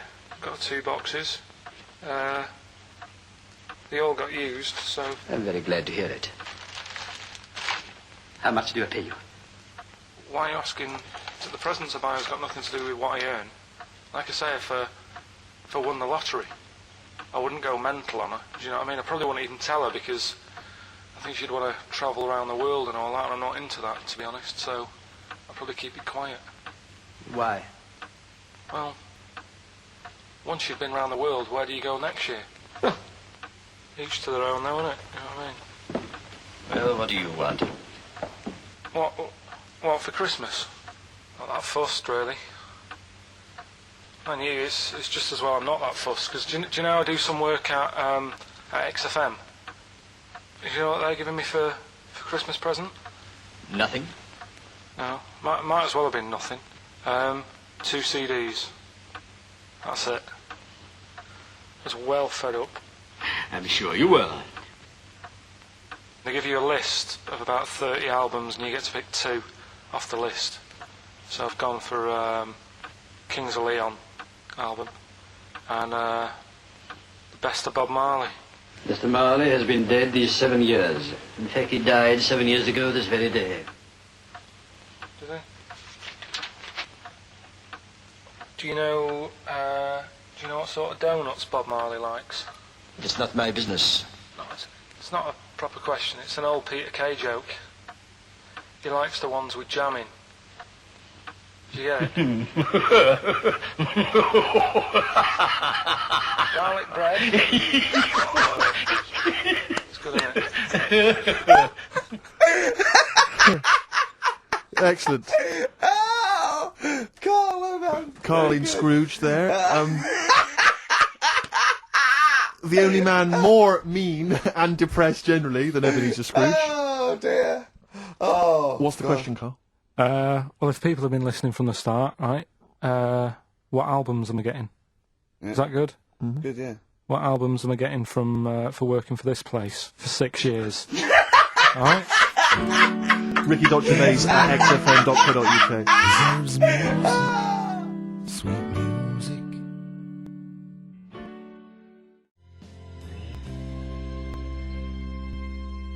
Snow Patrol and Run on XFM. Wow. Nearly your last show, Carl, for about 3 weeks. Yeah. Carl's off to Lanzarote. Next week. We're doing it with Ian Canfield next Saturday. Then we're off, because it's day after Boxing Day, isn't it? Or 20, yeah. And then we're back on the 3rd, I think, aren't we, all together? Yeah. Yeah? Yeah. Yeah, what have you got? I think we should have done something like some roundups, like Cheeky Freak of the Week. We could have done Cheeky Freak of the Year. What's your Freak of the Year, Carl, if I put it to you? What, out of all the ones that I found out about? Yeah, all the ones that have ever been, yeah. Well, no, you could have the Elephant Man in there that you found out about at the end of the 19th century. Go on. Watched The Elephant Man again last week. Good. Yeah, loved it. Probably that one, the kid who was like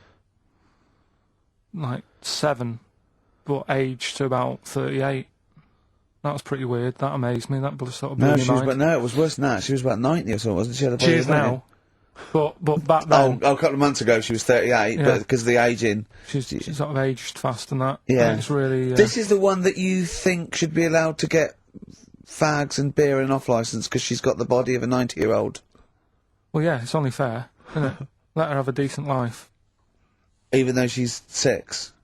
If she wants a packet of fags, the doctor said, you know, you're older than that. Even though you're 6, you are sort of 72. If she wants a packet of fags, let them have them. She was 72 September, wasn't she? Yeah. So, yeah. but it was that's Do probably you the actually weirdest think that would thing. be a good idea to give a 6-year-old with an aging disease a packet of fags? If that's what they want. If that's what they want. And a pint of Tennants. All the stress and that she goes through. It was saying something like how she has to have a passport picture done every 3 months or something. Do you know what I mean? Wow. That's what she's dealing with. So that was probably the weirdest. Can we just say that Karl doesn't take the mickey out of these freaks? No. These people. I just, you know, it's things that fascinate me at the end of the day. Yeah. Things like that are weird. And things that, I mean, there's certain things that people get excited about that I think, well, what are you getting excited for? Like what? News, just news. Do you know how I normally do the headlines and that? Yeah. Have we got any headlines? Not really, because there isn't that much going on. Isn't there? This is what annoyed me, though. There was something about a woman who's going up Everest on a bike. Do you know what I mean? And they were like, oh, brilliant. But I don't think that's that good. When someone's done it walking... Where would the woman who complained about you come in the years chart? That's What do you mean? Yeah, that's the woman with the enormous head. Lest we forget.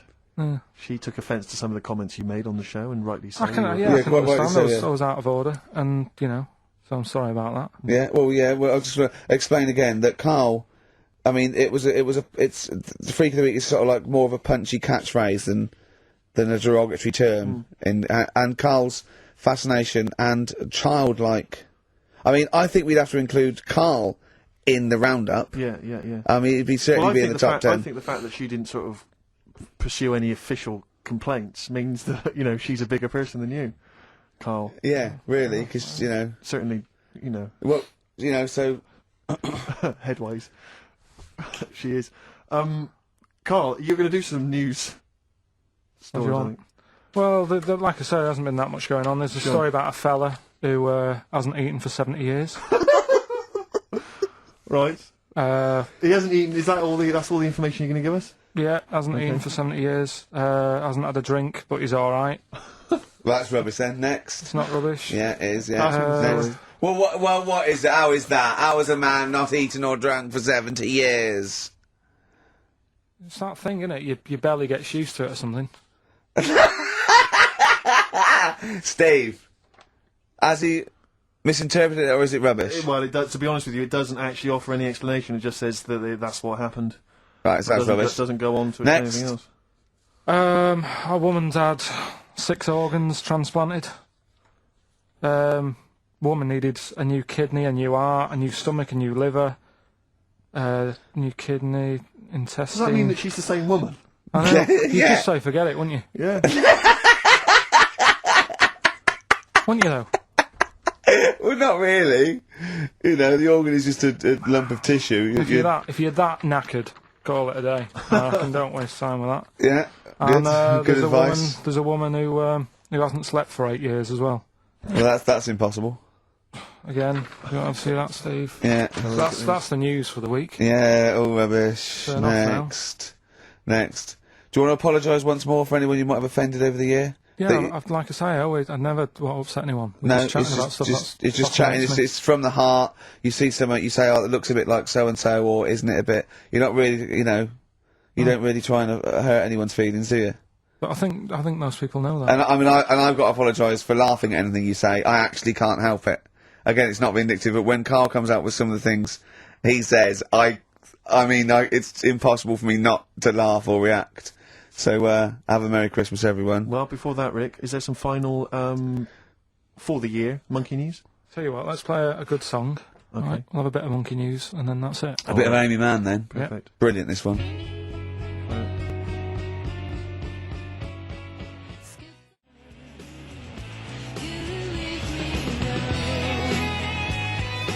No Choice in the Matter by Amy Mann on XFM 104.9. Well, now it's Monkey News. Well, before Monkey News, Rick, can I just mention to people, if they enjoyed that version of Free Love Freeway that we played earlier, on the show, the kind of alt country version. Yeah. That was by Ben O'Sullivan, and hopefully if you check out his website, if you're interested, you probably can download something, or maybe he'll tell you when he's going to release it. That's benosullivan.com, one word, benosullivan.com. Good luck to Ben, Happy New Christmas to him, and New Year, best of. Rearrange these words into a well-known phrase of the time of year. Yeah. Initials, MC. Okay, Okay. Play the jingle. Oh! What is it? Chimpanzee that. Oh, yeah. Chimpanzee that! Monkey news. Right, well, the last one of the year. It's not that good, but this is all that's been going on all week. Yeah. Little monkey. What happened is, it's this plane, right? Aeroflot, I think it is, Russian airline. Having a good flight, everything's going normal and that. This is going to be libelous. The pilot, sorry, I mustn't interrupt myself. How tall was the pilot on this flight? Okay, listen, we've had a few complaints, people saying, don't interrupt Monkey News. Okay. Don't interrupt Monkey News. I won't then. It's like the weather girl complaining while Trevor McDonald's doing... Okay, alright, go on then. Go on then. Alright, so, the flight's going well. Food's been served and all the rest of it. Anyway, someone gets upset about not having many nuts. Right, they've not got enough nuts. They hand the nuts out and that. One of the sort of passengers is going mental. What's he saying? He's just what going language mad. is he talking there? Is he Russian or English? So anyway, there's a bit of a fight going on. Fight starts happening. People are going, "What's up with that little fella?" Right? The little hairy bloke. So they sort of drag him. What's wrong with Bob Hoskins? And why is he screaming? Why isn't he talking in his usual Cockney accent? Why is Bob Hoskins screaming and grabbing at nuts? So you've ruined it. Right? Come on. Forget it. What have I ruined? Right, Rick, turn his microphone off. Okay. We can't interrupt you. Right. So anyway, there's a fight going on. Nuts are going everywhere, right? So, anyway, they manage to tie him down. They get him on the floor, tie his legs up and that, right? His little legs. Get him to... Come on. See you later. Have a good Christmas. No! Carl, how dare you! Finish the story. All that happened is they got back. It turned out that he shouldn't have been on the plane anyway. Why? His passport wasn't valid. Right. And you can't cause problems on planes and that. So he got put in a cell for a bit. Turned out it was a little monkey. Alright? Quick question, how did he complain about the shortage of nuts? Yeah. He just was going mental. Right, he didn't actually call over a stewardess, he just... Well, how did he get on the plane in the first place? What ticket did he have? Have a good Christmas and that. But you know it's rubbish. You must know that's rubbish. Right. You must know that's rubbish. All the best. You must know that's rubbish. Where was he going? Comfort and Sound by Feeder on XFM 104.9. I'm Ricky Gervais. With me, Stephen Merchant. Hello there. But no Karl Pilkington. No Karl. He's in Lanzarote. Lanzarote, But we have got a very, very special stand-in. It's Camfield. Say hello. I'm so excited to be here. It's been, the things I've learnt in the last 10 minutes before we've even gone on air. Like, you don't have a theme tune. I don't have a theme tune, I don't wear headphones. Exactly. Ian wears headphones with a preamp. He's got 3 midgets just brought in his backline. Right? They're called Dog, Mongo and Blitzkrieg. Look, Blitzkrieg is up there, they're eating a banana. Yeah. He is the King of Rock, the new King of Rock. Well, the Prince, he's the Prince of Rock. Obviously Vance is the King of Rock. But we'll be doing that, we're working out who. Over this, and by the way, Camfield, I don't want the Ian Camfield that does XFM and going, and it's fast approaching 1:23, here's Ash. I want the Camfield that goes, I snorted ants with Lemmy. Okay? So, we want the real Camfield.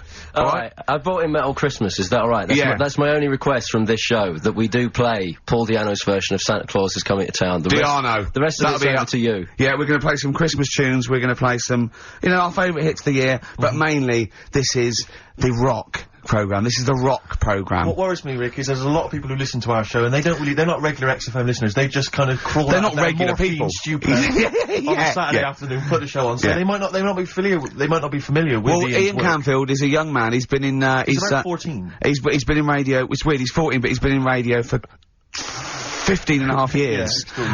He was weaned on the milk of a Vance. Yeah. Right? And, he's gonna be the new rock god, aren't you? Well, I'm trying. Yeah. No DJ Camfield. Just go, yeah! Right? And over the 2 hours, I want to work out the 4 pillars of rock, right? I want 4 names, 4 pillars of rock, right? Huge rock pillars, and then I want the king who stands astride them like the archangel of metal. So, we'll be asking Ian, every few minutes we'll be asking, right, who's your first pillar of rock? And then, keeping the one that stands astride them. Okay? And how many do we need? Well, we need 5 names then, don't we? The 4 pillars of rock and who stands astride them. Right, okay. Like the Overlord with these Axe Attack albums. Yeah. Yeah. This is Oasis. Christmas. Oasis doing their version of Merry Christmas, everyone. It's Christmas. It seems only appropriate that we play the occasional Christmas tune. There aren't many decent ones. We will be playing the greatest, not just Christmas, one of the greatest songs of all time, but certainly the greatest Christmas tune of all time, Fairy Tale in New York. Is that going to be the version done by what's his name out of Boyzone? Has he done one? Yeah. Because he's lived the hard rock and roll life. What's his name? What is his name? Ronan Keating? Yeah.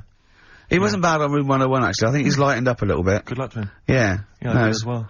Yeah. A lot of people ask me, Canfield, I'm sure you can, you've probably got experiences of your own that you might want to talk about, but people ask me what Ricky's like in real life. And I don't want to get grotesque. It's Christmas, people are listening, people are eating sandwiches, but he has a flatulence problem. I don't know if you're aware of this. It is. It's not a problem. Right. Well, it is for us. Yeah. You may not. Yeah. I think the problem with Ricky is Ricky hates to miss out on anything. He's terrified that there's going to be something going on that he's missing out on. A conversation, a joke, someone falling over, you know. And, so he daren't spend any time in the lavatory, because it's too, any period of time he spends in there, he could be missing out on some fun. So he kind of tries to get his lavatory, you know, occupying time down to a minimum, an absolute minimum. Plenty of pissing. There's loads of that. But none of the other activity, really. I mean, you keep that, really, it's like you're in, you're out, and sometimes I don't think you've done the full job, Rick. Yeah. And today, I'll tell you this, my eyes were bleeding. It's intense. It's just a word of warning, because the kitchen at XFM is out of bounds now. No one's going in there until the new year. A to J in the library. A to J in the record library. I'll tell you this, I don't know if, like, Tony Blackburn's in the building. His wig will fall off. But seriously, not that he wears a wig. He doesn't wear a wig. But if he's going down there, maybe he wants to play some Beach Boys. I mean, seriously, forget I'm a celebrity, get me out of here. Forget you might have survived in the jungle, Tony. But you go down there, mate. Tony, would you rather eat a plate of maggots or go and get Beach Boys? Exactly. Saying A to J. Oh, pot pickers. Exactly. Jesus Christ. It is absolutely extraordinary down there. Oh, so I'll just be warned. But it's Christmas. It's Christmas. Why would Blackburn be listening to this? I don't know, he's probably doing a bit of Christmas shopping. Sure. And he's out and about with probably got his little, you know, personal stereo on. Yeah. And he goes, oh, I'll listen to the boys at XFM. Exactly. And Canfield, what do you think of it so far? Yeah.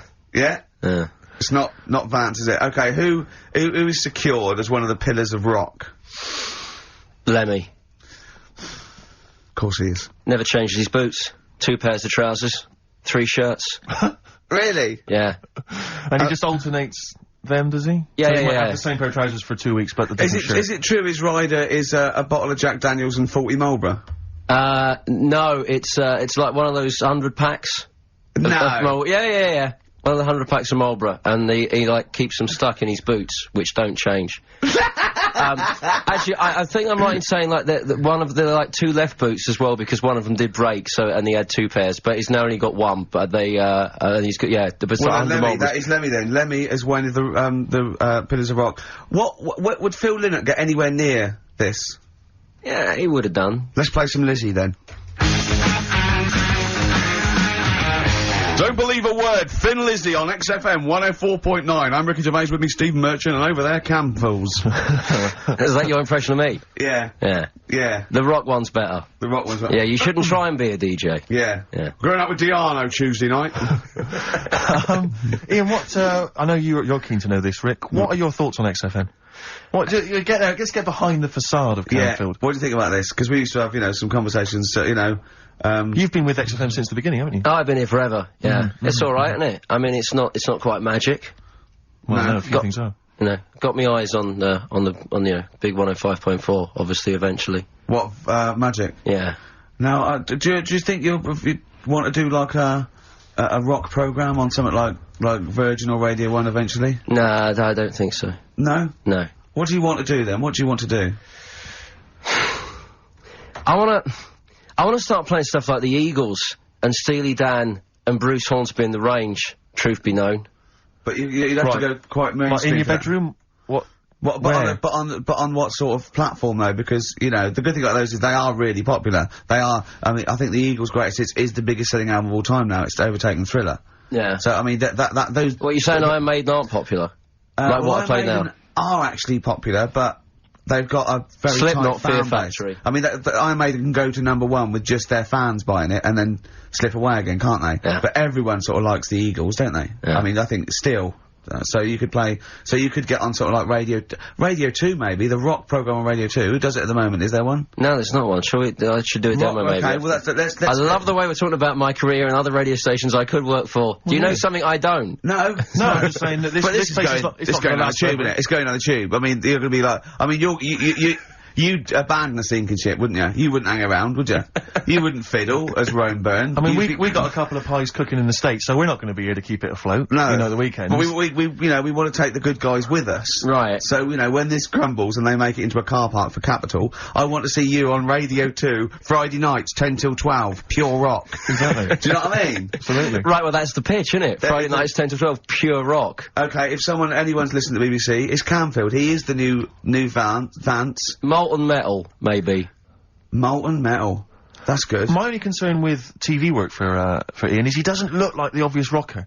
I mean, people are listening, they probably imagine he's got the long, greasy hair, but that's he's got the modern Slipknot look. T-shirt. Lots of modern bands now, they've got, I'm not slagging it off, I'm just saying I wonder if the they've fans... got short hair. It's not all long hair and strange beards and tattoos. No, the days of them all looking like Lemmy and smelling like Ricky are well and truly gone, you know? Yeah. Have you ever had the long hair? Have you ever gone in for that? No. Never tried that? No. But I've got bullet belts and stuff like that. Right. You know, if you'd have wanted me to dress up, I would have dressed up and brought CDs. I mean, obviously I should have prepared more for this show. Sure. Yeah. We're gonna play some classic rock, aren't we? I think we're gonna play The Who. We got Jump, Van Halen, that's a classic, isn't it? Yeah, I think I've got that about 5 times on every driving album I brought in for you. Okay, and so... Are we gonna play Since You've Been Gone? Yes. Yeah. What's next?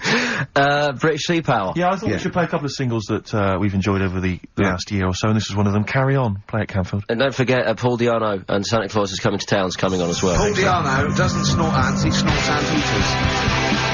Carry On from British Sea Power on XFM 104.9. Not bad at all. Now, listen, we should just point out to people that Carl's away, and we always slag him off because he provides very little. And he's an idiot. Well, exactly, to be fair. But he's obviously off in Lanzarote, and he's forgotten to tell us what the password is for our email, Rick. Idiot. So we can't get into the email. So we're going to have to use Ian's email instead. ian.camfield@xfm.co.uk if you want to get in touch. You're never going to have so many emails, Ian. Really? Yeah, right? You're going to be looking at them all week. It's going to be brilliant for you. You're going to feel really popular. You know what Heat described Carl as a bald little mank twat? Nice. Carl was going, brilliant. Is that allowed? Is that alright? Yeah. Bless him. Bald little mank twat is back on the 3rd, isn't he? Well, if there's one thing that magazine's Well, was he suggesting you can't be regionalist? What? Was he suggesting you can't be regionalist? Is that allowed? No, I just think it's a familiarity of, it's just because we call him a bald little mank twat, that a national magazine can say that. Oh, bless his little round head. Wonder what he's doing now. He's sitting in the ash, reading his, reading his Rich Hall book. Yeah, he spent a week when he went to, where was it, St. Lucia? He spent a week, right, throwing sand at crabs. Yeah. I don't think they've even got crabs, have they, over there? No, I don't know what he's gonna do. What is he gonna do? Suzanne, what is she gonna do? He's gonna be whinging. But it's sort of like, Carl must be like, you must, like, sit him in front of a video while you go and make the dinner or something. Yeah. It must be a nightmare, taking a pet. Has she got a little harness for him? To be fair though, Rick, I mean, I can't imagine you're much better on holiday. I've always wondered what that must be like. Because you always need an audience. You've always got to have someone around that you can perform for, drop your trousers for. Annoy, just generally sing and dance about. And, Jane's seen it all. She's bored of you. So what, do you just do this to other people on the beach? Holiday makers, it is me. You can't believe your luck, Ricky Gervais. What, do you want me to dance? Do you want me to annoy you? Yeah, exactly. I can annoy you for 5 minutes. Yeah. Because then I'll get bored myself. I'll tell you what, I want some ads, and after that, the fairy tale in New York. Oh. Hoax, featuring Kirsty McCall, and a fairy tale of New York. Brilliant, on XFM 104.9. That's the song I think that single-handedly keeps Shane McGowan in gin for another year. It must do well, though. I'm sure it does. I absolutely love it. I still love it. I saw it on Top of the Pops too, and it's just brilliant. I mean, he wasn't great at miming, but it didn't bother me. Sure. It was miming to a different song, probably. Yeah, in his head. It was great. Had a little visit in the week, Rick. I think Go you on. missed out. A little Christmas visit from, I know he's a friend of yours. He's a friend of he's a friend of the nation. Go on. TV illusionist Darren Brown. Oh, yeah. Yeah, he's bought a new pad. Yeah. And, he just came around to tell me about it. Yeah. And, it's interesting because... Somewhere to keep his guns. Exactly. And, I can never know kind of how much, you know, he's just playing with your mind, experimenting. But he was telling me about the place, and apparently... Say he loves you? he's got a B-day. In the house. Now, we were discussing B-days because... Never understood that. I've never got my head around it. To this day, He's not meant to. Well, no. But I don't think I've ever met anyone who's used a B-day. Oh, Darren Brown does. He's known as the cleanest arse in Modern Magic. Yeah. Shiny arse, they call him. But we were chatting about it, I don't really know, to be truthful, I don't really know how you use them. I don't know. Well, I assume you just sort of go over it and let... But do you face the wall with your knees on the tiles? No, or do you I face think away from the wall? No, it's sort of like you just... I don't... And no. you know it's got the little Do you nozzle. sit on it? Or do you sort of hover above it? Do you hover above it and just splash things onto them? No, it's a little jet, isn't it? It does it for you, doesn't it? But is there a jet? This is what I'm wondering. Is there a jet of water that goes up the crap? It's like it's a drinking fountain. That's used to have in school. Yeah. Which, I mean, I remember Mr. Mellows used to embarrass himself every time. I go, no! He's in the middle of playground, Mr. Mellows! Yeah. It's not a B-day! We're not at your French, you know, cottage again.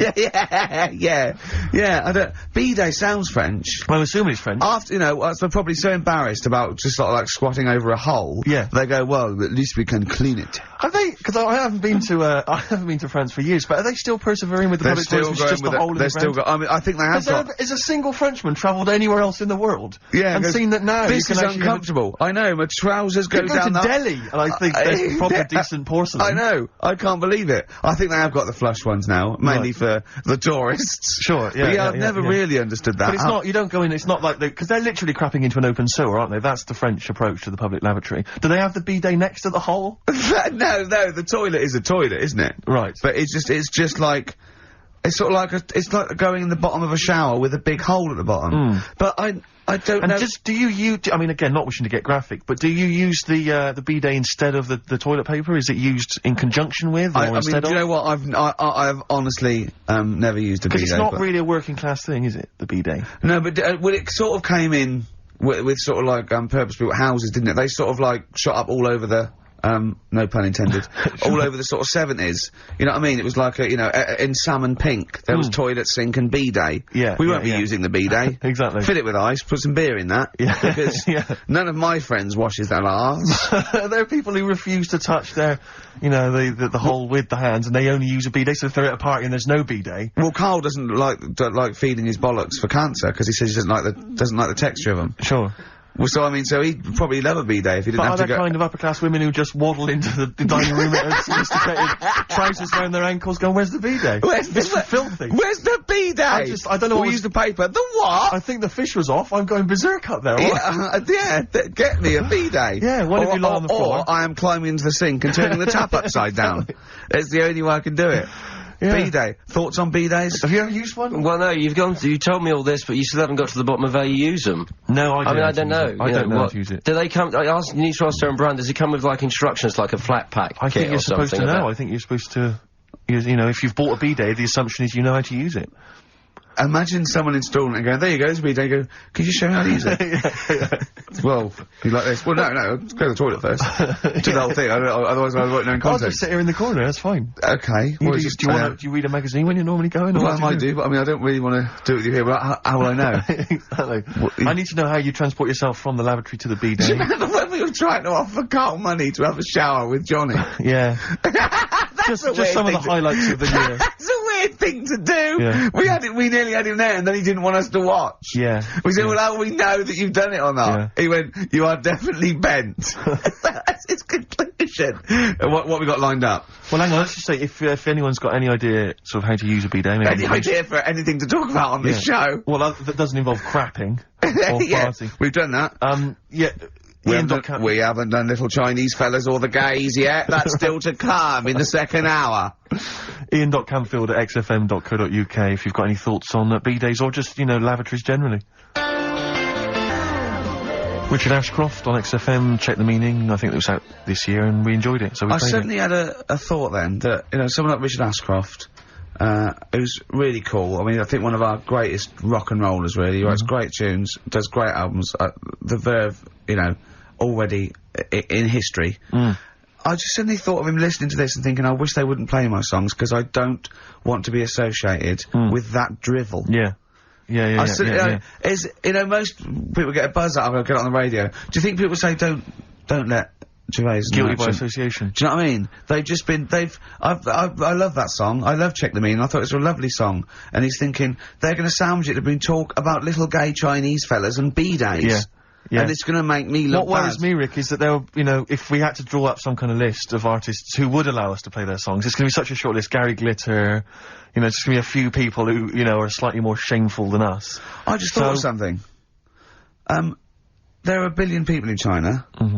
And I assume it's the same percentage of homosexuality occurs, as it were, that to 1 billion, 1 in 10, that means there's 100 million little gay Chinese fellas running around. Richard Ashcroft, if you're listening, I apologise for that last... Think about it! John Lennon, you okay? War's over. I heard a DJ in the week, I won't say who it was, but sort of like a cheesy, sort of housewife choice DJ, and he played that, and he went, weird one that, isn't it? What do you think of that the first time you heard it? Strange one. John Lennon, Yoko Ono, war is over. Here's the moment at least out there. I love that! Oh. What does he mean? That's exactly what I want from a DJ. That kind of insight. We were talking before the break about how many little Chinese fellas there are. Yeah. Billions. An awful lot of them. Brilliant, good. More the merrier. Are you familiar, Rick, with the scary fact, I don't know, Camford, if you're aware of this, and it's chilling. I don't know where I've heard this from, but apparently, and this is kind of legend, I didn't just make this up, this is well known, that if all the Chinese people in China, right, no, come on, if they all jumped up and down at the same time, apparently, this is what they say, apparently it would cause a tidal wave that would wipe out America. That would destroy America. I love the idea of coordinating that. Brilliant. Well, I like the idea, firstly, they don't need, weapons of mass destruction, they don't need nuclear weapons, because they got that threat They can't constantly. have one that, you can't count a tidal wave as a weapon of mass destruction. Or jumping. Tony Blair could send in sort of people, you know, UN people going, look out for anyone jumping. Exactly. Because all they need is an immense sort of skipping rope. Oh yeah, once a little fella in Japan holding one end, little fella in Russia holding the other. Exactly, yeah. And they go, on your marks, you'd have a lot of coordination over that one little... Maybe like someone like Mr. Motivator, kind of coordinating it all from the top of the wall, sort of looking down. The Chinese equivalent. Yeah. That would be... Because I think that's why they built the wall. I think that's why they built the to Great jump Wall. off the wall. Exactly, they just climb on that wall. That's the way it's done, that's the threat. And that's why America started the space race. Because you can see it from space. Exactly. So they go... They're up there monitoring constantly. This is, Eagle to, Houston. There's lots of little Chinese fellas about to jump. Yeah. This is Houston. Are they wearing them lampshade We just need to hats? confirm they're Chinese. Are they wearing those... are they wearing those conical hats that look a bit like a lampshade? They Yes, are. They are. We just have to confirm they're Chinese. Because if I was the leader of China, what is the name of it? Is he the king of China? We're so ill-educated, aren't we? Is it the king of China? The Tsar of China? King, is it? What is it? Is Chairman Mao still there? Is he It's still Chairman someone else probably, the new chairman. Or chairwoman, don't be sexist. And, actually, you know when I said there's, 1 billion people in China, so there's 100 million little gay Chinese fellas. Yeah. Someone phoned up to say half of them are women. Yeah. Well, of course. Yeah. Straight on the phone with that. Well, I meant little lesbian fellas or little gay fellas. Yeah. I mean, I wasn't being sexist. But if I'm just saying there's probably 100 million little gay Chinese people. What worries me, Rick, is if I was the premier of China, or if it was some of the people I went to school with. Is it premier? Oh, whoever it is, the king of China. If I was the king of China, right? Isn't he the king of China and king and I? Or is that he's somewhere else, isn't he? That's Siam, isn't it? I don't know. Is that not in China? Where's Siam then? We're not. It's Ceylon now, isn't it? I don't know. Or was that? Oh my God! Someone educated listening must be tearing their hair out, listening to 3 buffoons in a room. If I was the king of China, let's assume it's the king of China. Okay, yeah, you'd be tall. But you know when sometimes you've had a few drinks, whatever, you know, I mean, I'm sure you've done that thing where you order a pizza for someone, you know, a mate or whatever, or send a taxi round to their house, something like that. Yeah. What I do is I just phone up George W. Bush and go, seriously, mate, you better send some stuff over, money and that, and videos, because seriously, they're all outside now. 1, 2... Yeah. You know, and you can freak them out. Send us some knives and forks, because I am fed up with these sticks. Yeah. It's ridiculous. I don't know why we're still sticking with them. I can't pick up the tiniest little bit of chicken. It's crazy. It's rubbish. Send us some cutlery. I'm having a nightmare eating yogurt. Oh dear. This is 104.9 Racist FM. Absolutely. Jonah Louis. Should we apologise for that? Not at all, no. It's alright, Stand by it, yeah, it's That good. was his follow-up to You'll Always Find Me in the Kitchen at Parties. Yeah. One of my favourite lyrics. She was into French cuisine, but I ain't no cordon bleu. Brilliant. Yeah, looking forward to playing that in the new year. What happened to B.A. Robertson? Don't He know. knocked it off. I was standing in the corner and the ball came across. What was the other one he did? Don't know, I don't know. We're not as old as you. Oh no. This is all gobbledygook to us. XFM 104.9, that's Jonah Louis. Yeah, you're not listening to Classic Gold. Amazingly. I've still got my own teeth. I think, Rick, I was the subject of a Christmas con in the week. What, you mean, you bought something for £4, then saw it for £3.90 as you walked home? That would make me livid. Because I've seen you really livid. I'm absolutely furious. When I bought my PlayStation, I saw I could get it for a £5 cheaper down the road. I was absolutely And fuming. you'd already walked to about 19 places, Oh, God, I remember. yeah. I actually left you after about an hour. Yeah. No, I do. I'm furious because I got to get a bargain. I hate feeling that I'm being ripped off. Yeah. And I'll tell you this, I'm loving online shopping.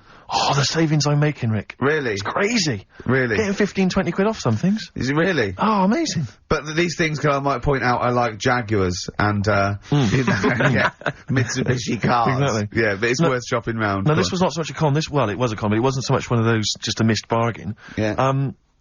Doorbell rings, answer it. It's a couple of girls. They must have been 13 or 14, maybe.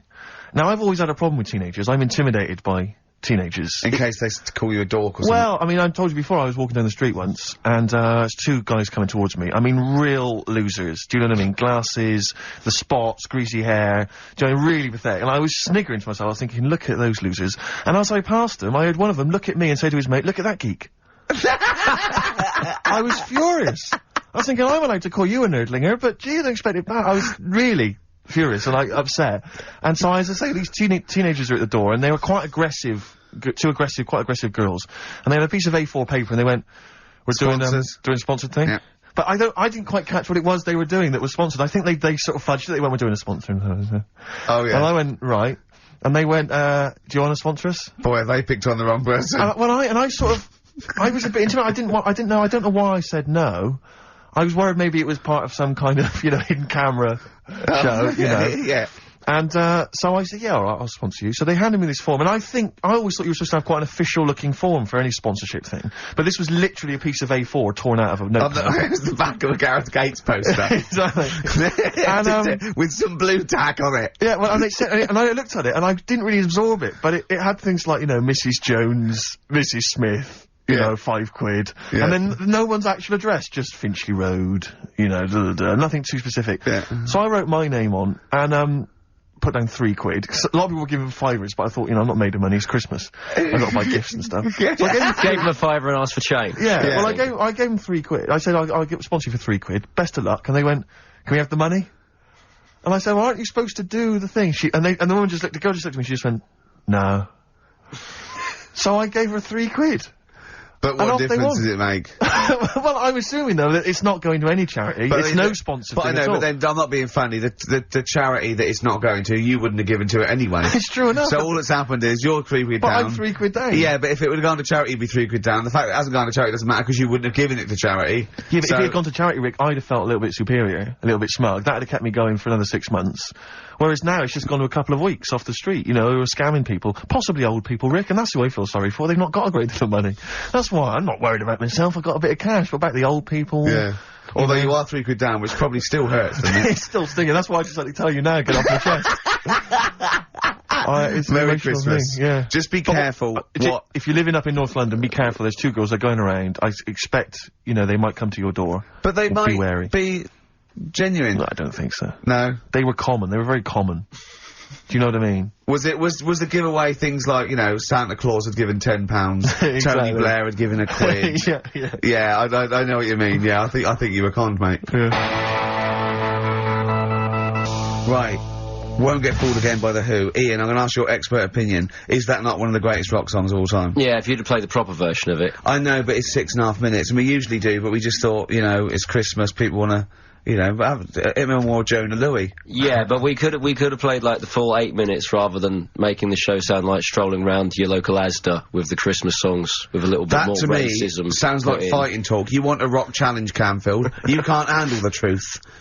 I'm gonna rock this out the last 40 minutes. Can we put Keith Moon in the Monolith? I was gonna ask you. He's my favourite drummer of all time. Will you go along with that? Yeah, absolutely. So we got Lemmy and Keith Moon. Yeah. Are we making up a kind of super rock band here? We could do. We could make up a super rock band. That's far too passé. Just call it the Monolith of Rock. It sounds more stupid. Okay. So we got Lemmy and Moon. Yeah. We need 3 more. So we need 2 more Pillars of Rock, and then 1 to stand astride it, like the Metal Angel of Death. Now, Ian, you've hung out with some of the big rock names, haven't you? Yeah. No, I'm not going anywhere with this. I'm intrigued. Tell me some of the people you've hung out with. You've hung out with Maiden, have you? I've hung out with Maiden. don't you? I've been flying with Bruce Dickinson. Yeah. And have you? I mean, it only took us 3 attempts to land at Gatwick a few weeks ago. But I don't know much about you, Ian. Are you someone who lives the rock and roll excess lifestyle? Are you kind of drink and drugs? Is that your thing? I like to be kind of, you know, on the edge, having a look at what's going on inside. Right, I don't quite know what that means. Well, yeah, it's the way they talk, Steve. Well, I mean, you know, because I mean, some of those rockers, they're hard-living boys. Can you keep up with them? Do you know, you up till 4 in the morning? Oh, 4 in the morning? Yeah. 4 in which morning? Hey, Daddy-o, man. Yeah. We're going out about 4 in the morning. Yeah. Carl reckons the gays go out late. Yeah. His favourite song is The Killing of Georgie, right? And he went, yeah, but would it have happened if he'd have been, you know, going out a bit earlier? Yeah, well, no, fair point. Yeah. Is that song time specific then? No, but he reckons he probably got, because he was out late. Oh, right, okay. He said there's one that works here, sometimes he doesn't go out till midnight. But, you know, I imagine you a little bit like that little boy in the film Almost Famous, when you're on tour with the rock legends. Do you know what I mean? You're like, you know, the little kid there, maybe the doors are being closed in your face, are they, as they go berserk? Yeah, when I started, but now, you know, I insist I see you as one of theirs. Yeah, access all areas laminate, you know, I mean, I can enter venues now with a big bottle of Jack Daniels, I don't get stopped. Yeah. Really? But seriously, have you, without naming names, obviously, what excess have you seen? Have you witnessed anything? Or have people calmed down now? Are these rockers clean living now? Depends who you're talking about. Sure. Yeah. Is there anything going on like the days of, you know, Ozzy and Motley Crue? I haven't seen, I haven't seen any red snappers, like with Jimmy Page. Do you know that story of mine? I can't talk about it then, forget about that, yeah. Oh, is it disgusting? Yeah, well, yeah. But is it worse than talking about B-days and Ricky's farts? Kind of. Right, okay. Yeah, I know. You wouldn't want the instruction manual as to what happened with the red snapper, like you do with the B-days. Sure. God.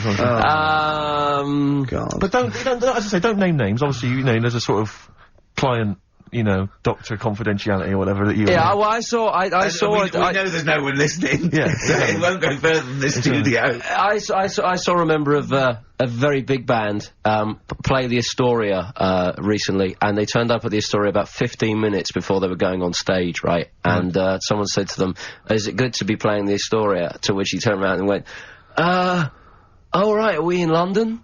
Really? Oh dear. And this person then managed it wasn't Daniel O'Donnell, was it? I can only think of the Libertines. No, that's not a very big, huge band, is it? No, bigger than that. Okay. Okay. What other rock and roll excess do you want? Oh, I was told once that if you stay up for 2 days, the best thing to do is eat some yogurt. This is just like we're going to having tips now. Sure. Yeah, you know. So if that's apparently the best thing at the end of the excess, you need some yogurt. So always keep some in the fridge. Yeah. And chopsticks are no good. Yeah, so don't, whatever you do, don't go on a bender in China, because otherwise you'll be screwed, right? No, there's no benders in China. Oh, there are. There's about 100 million. Another tune that I enjoyed this year, Rick. I don't know what your thoughts are on it. I'm fascinated to find out. Loving it. Jay-Z and Farrell and Frontin. What do you think, Canfield? Darkness #1? Yeah, well, they cheated, didn't they? Because they did their signing at HMV yesterday, so they could get in like an hour of extra sales. Why is that cheating, though? Well, you know, I don't know. Well, I suppose Gary Jules could have turned up at Virgin down the road, couldn't he? And yeah, you know. Okay, well, then in that case, they're going. Deserves to be sort of #1 because at least it's potentially a sort of evergreen, sort of Slade type classic, and they are the biggest sort of band around at the moment. Canfield, what are your thoughts? You love rock. What do you make of The Darkness? It's alright, they've been around for a while now. Sure. You know, another year, maybe. But they're all the ingredients of everything you like, I imagine. They've got a bit of glam, they've got a bit of Queen, they've got a bit of AC/DC. It's all in there. You've got a bit of Bruce Forsyth. You know what I mean? He's funny. They're a good fun band, aren't they? Yeah, they're I mean, alright. they're essentially just too close to novelty.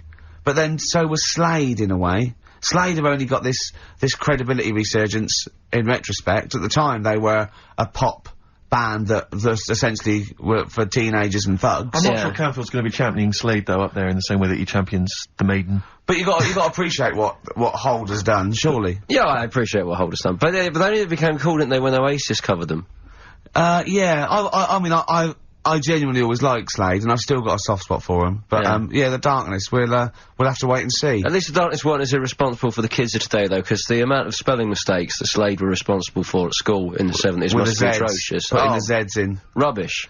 Ian, I'm gonna have to ask you for our third pillar of rock before the ad break. Right, well, we need, who have we got? So we've got Lemmy and Moon. Right, okay. I think we need to put in, we need a guitarist in there. We should maybe put in Keith Richards. I'm a little bit worried about the health scare, because the kind of air pollution around any venue that this band might play, with, like, Lemmy and Keith Richards there, you know. See, I'm surprised at Keith Richards, because I would have thought it was heavy enough for you, but the Stones have done enough to get in the annals of rock. Yeah. Okay, let's play some ads. Quick question. Do you actually speak like this, Ian? What? This is it. This is your real voice. This is real voice, yeah. Yeah. It's amazing. Do your daytime sort of voice, the X-list voice. Say it's fast. It's just coming up to 2 on XFM 104.9. After the break, we've got Feeder. Say that. It's just coming up to 2 on XFM 104.9. These are the ads. The trouble with that song is, don't know the Bell said, it could sound like he's saying something to do with Bell Ends. Well, yeah. What? Heaven forbid. What, think he meant that? Did he? Probably. No.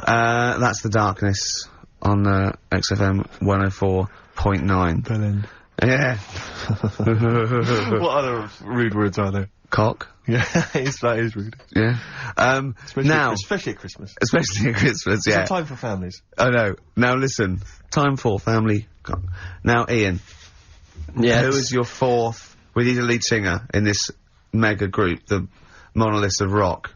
Who we got? Lemmy, Keith Richards. We've got Keith Richards on guitar. We've got Lemmy on bass. Yeah. We've got Keith Moon on skins. Right. Some terminology coming out there. Yeah. Who's doing the Vox? Who's given Golden Tonsils Award? Robert Plant. He's gone for Plant. He's Yeah. gone for Plant. A lot of trav names there. There is the group. The lineup is Moon, Lemmy, Richard, Plant. Okay. Now, our competition, Steve. Name that group. Okay. What's the best, heaviest rock name ever? Sure. This is obviously not a name that already exists. No. Okay. My Any mate of thoughts mine yourself? came up with, I think it was, Brain Hammer. which I like. Velvet Nazi 666. Sure. So we want the heaviest, most mental piece of death metal, headbanging, bleeding out your brains rock. Axe Attack. Okay? Please welcome to the stage, Christ on a bike. Please welcome to the stage. Oh, look at you! That would be great. Yeah. That would freak out the metalers. Yeah. Cheeky. Yeah. Oh, now listen. They need a manager. They need someone who can introduce them. They need someone to stand astride them. Who is the leader now? Who is the king of all that rocks? Well, it's obviously Tommy Vance, isn't it? Do you know what worries me, Rick? We've said Vance a lot today. I'm wondering if the kids today, do they know Tommy Vance? Are they What do you think familiar that, with him? If they don't know, they shouldn't be listening. Okay. Fair enough. So, Vance is their manager. He needs to, they're on at Wembley. He's got them on at Wembley. They're the greatest rock band of all time. We need the name. Please welcome to the stage. What are they called? We'll, Phone in, email in, And the prize, we're gonna get some... We'll rummage through the bins as Carl normally does. Some old tat like Carl does, some VHSs, some CDs, greatest air guitar ever. Betamax. Yeah. Do we need to give out the numbers and Well, stuff? can email, Don't can't get they? the phone in. You don't want to talk to him, Ian, seriously. No, you know when, what's his name says to Agent Starling as she's going to meet Hannibal, don't let him inside your head. Yeah. Don't talk to the listeners, Ian. Exactly, it's very much the same Please thing. don't I'm a bit concerned that my email's going to be besieged by people sending you links to how to clean out the bidet. Well, that's all right. But what's the most mental head bleeding, banging brain hammer operation this band can be called? Call in. Rick, because it always amuses me if you, I mean, I know it's cruel to put you on the spot, but so some of your former band names have always amused me. Well, the worst. The worst one? Right, I'll just leave this. Ricky's had a number of bands over the years. What was the worst one? Ready? Get ready to play that record, because I don't want any aftermath. No, hang on, before you tell me, what was the one, because these pictures of you, like, when you're New Romantic keep on being published. That was Shauna dancing. Yeah, but someone... That's pretty bad. But someone told me, they were like, oh, ask him about when he tried to be Bon Jovi. Can you imagine such a thing? I know the name you're thinking of. Right, here we go. Play the record, immediately I say this. Ready? The Sacred Hearts. Play a record.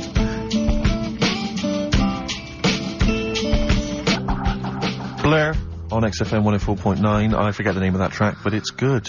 Good song. Thanks very much. Oh, good song. Yeah. Oh, right. I just thought you were complimenting giving his opinion. Right, yeah. Go on. The what? Are we still on the air? Yeah.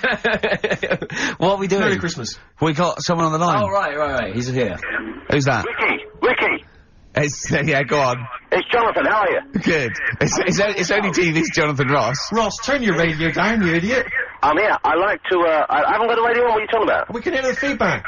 Well, I haven't got it. It's not my fault. It's your incompetent radio station. And also, didn't you hear? We said don't call him. We don't want to speak to the listeners. I'm not a listener. I'm a visitor to your shores. I'm special. You know that full well. I know you're special. Right. Yeah, exactly. What? You got a name for the band? Yeah, you ready? Yeah. Blump. B-L-U-M-P. I tell you for what, you can't have a normal word. If it's the Monolith band of all time, if it's the big, you can't have a regular word. It doesn't make sense. How can you have a regular word? All these ideas you've come up with are rubbish. You need a word which only stands for that one thing. No one's heard it before. No one will use it again. Blump. I can't help but feel that that's a more appropriate name for maybe one of Ricky's bands. Yeah. I love seeing that picture of him in that band. You see it everywhere these days. He was like a girl. He was like a little girl in a suit. It's like a little dyke at a wedding. What was that? That's got to be the kettle calling the pot black, surely. I've always got nothing but 100% heterosexual. We're not sure about. There's not anything wrong with it, I know that, but look at you. I actually had to get that in. There's not anything wrong with it. I'm Jonathan Ross. Oh dear. I was thinking the other day, right? Yeah. The Comedy Awards. Yes, sir. You didn't have to say some awful things about poor celebrities, poor has-been celebrities with coke addictions and fat lips and faces that where surgery's gone wrong and everything. And when they're on the show, they're going, "Oh, you look lovely." Yeah, I'm nice to them. Well, I'm nice to them to their face, but obviously when I'm not with them, I like to let my true feelings be known. What's wrong with that? That's how everyone. Well, I'll tell you what, you can get anything off your chest you want on this show. Any celebrities you want to talk about? There's no one listening.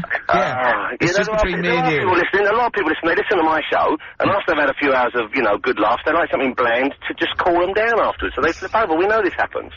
Did you mention my DVD on your radio show? You know what? I forgot to. I forgot to mention it. Christ! I meant to mention by the office, but I forgot to mention it. And then I thought afterwards, it's not like he needs the cash, is it? It's not like he needs it. It's not like it is. But he's probably earned more money in a short space. You're like a lottery winner, and you've got about as much taste. You're like one of those burglars who's won the lottery. I am. I'm dressed like an Albanian window cleaner at the moment. Burglar from Reading who won the lottery, and now he's fritting it away on what? I do feel sorry for my neighbours. I've moved into a really nice place. I feel like it's the hillbillies. No, it's nice he's moved in though, because it's nice. He's given them something to sort of talk about behind your back. You've united the whole block. Right, go and play with some Japanese wind-up toys now. I'm going home to play Mario Double Dash with my son. It's going to be a good afternoon. I phoned you once after I'd finished my show. It was about 5 minutes past 3. Yeah. And I don't mind if I said, how you doing? You went, it's brilliant. You said, this is what you said. You went, everyone's out, Jane's taking the kids out, I've already masturbated twice, and I'm playing with a new Japanese toy. I'm masturbating now. Play record! Yeah, Kings of Leon, Wasted Time on XFM 104.9. Sorry, I was sidetracked there by just some of the band names. And now listen, I want to put in 2 of my own. I want to win that pile of tat out there, right? I've got 2 names here, okay? We should just remind people in case they've just tuned in. Oh yeah, Ian Canfield has chosen his mega band of all time. He's got Keith Moon on drums, he's got Lemmy on bass, he's got Keith Richard on guitar, he's got, who have you got singing? Robert Plant. Robert Plant, and their manager is Vance. But he needs to announce them at Wembley Arena. They're already sold out. They're at #1 in the album charts. They're the greatest rock band of all time. And I've got 2 suggestions. Okay. What about this? Please welcome to the stage. Tungsten lung hemorrhage. Yeah, good. Yeah? Yeah. Please welcome to the stage. God dildo. God dildo, interesting. Nice juxtaposition there of God, the almighty creator, and a dildo. Nice use of some contrasting imagery there. Yeah. Powerful and topical. Tungsten lung hemorrhage. Yeah. We've had a couple also on the email. People didn't really include their names, but who cares? Please welcome to the stage, Balls of Steel. Balls of Steel, yeah. And we've had, like, Brain Hammer. Yeah. Brain Hammer's good. Lots I like of brain-related stuff. Quite liking the idea of tumour fish. Tuna fish, I like. Tuna fish is very good. I like tuna fish. I just wonder if there's one more contender. I don't know who this was, Ian, that phoned in with it, but possibly it's topical. Deathly Hem. Yeah.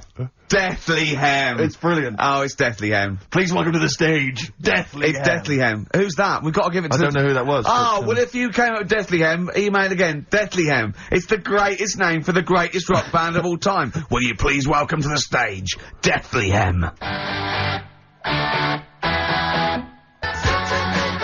It's golden tonsils, isn't it?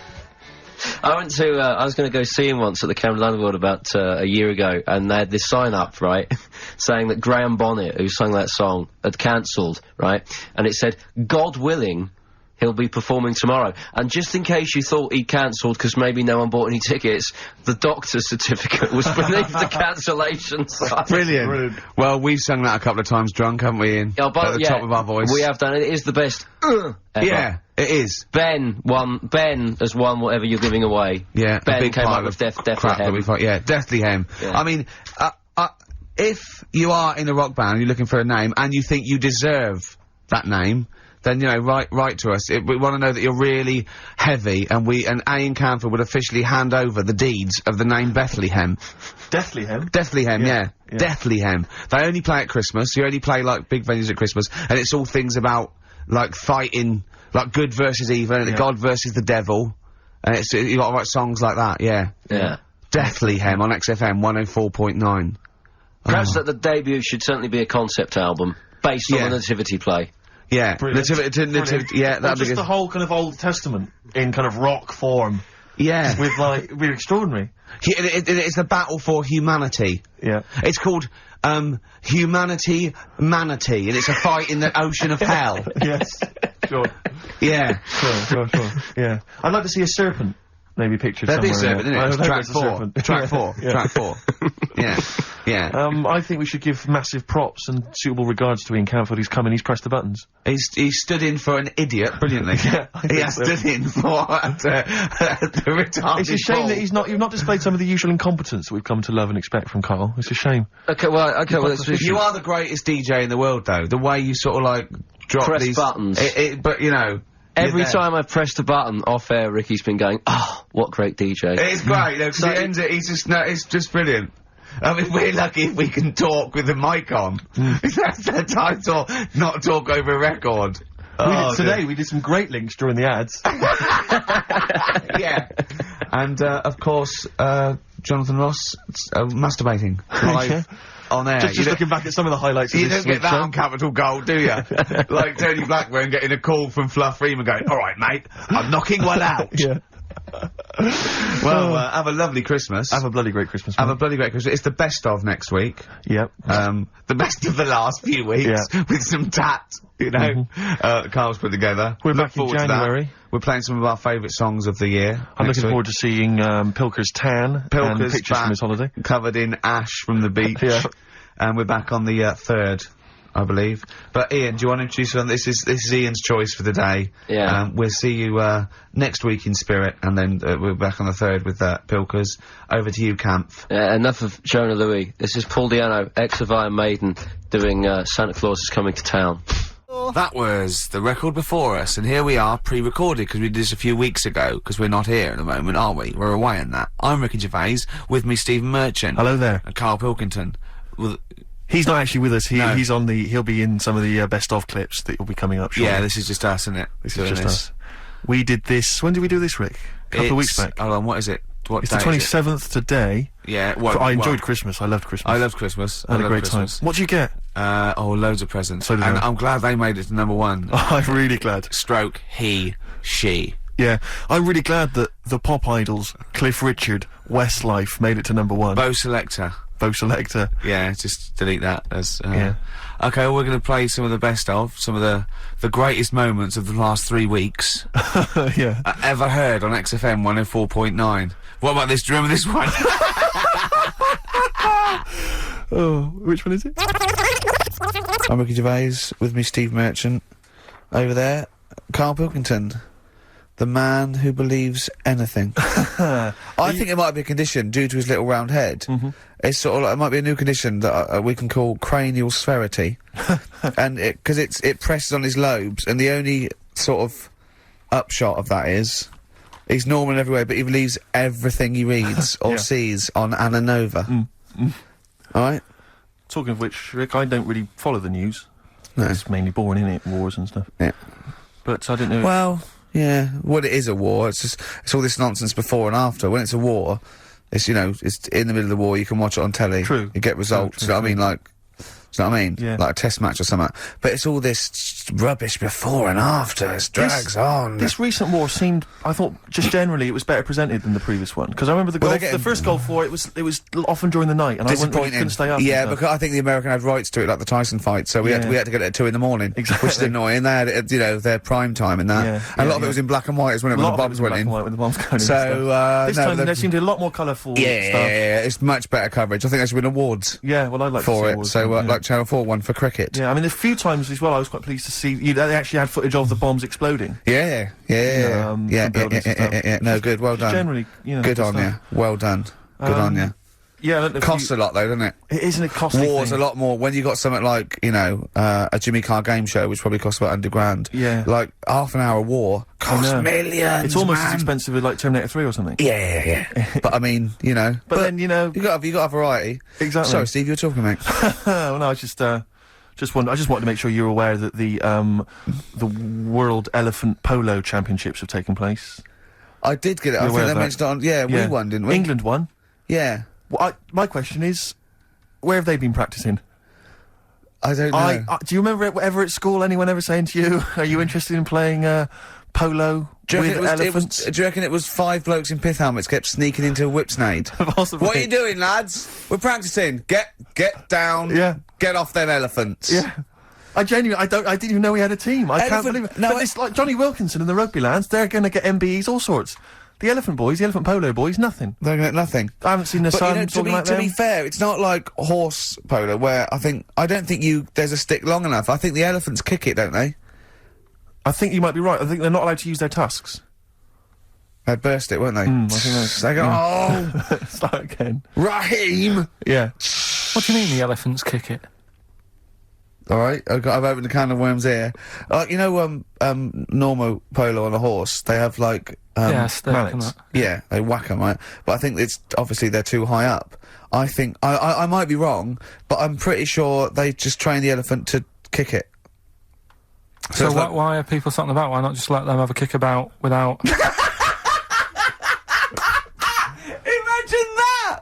And why does horse racing have to have a jockey? Well, they just let the horses go, oh, yeah, okay, lads, no cheating, on your marks, get set, go. Get back here. Brilliant. Yeah. Play a record. Ryan Adams? Yeah. Yeah, oh, this is absolutely fantastic. His version of Wonderwall, if you've not heard it yet, you'll be loving it. You'll be loving this.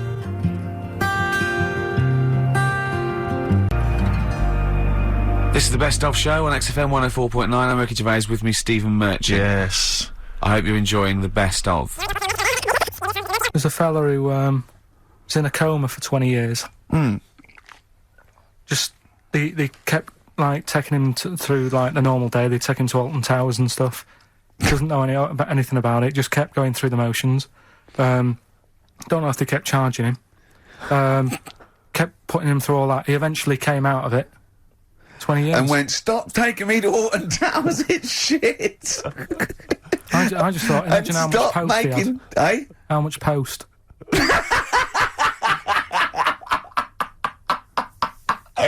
Oh, Did you read about that guy in the paper, Carl? He, sorry, on the internet.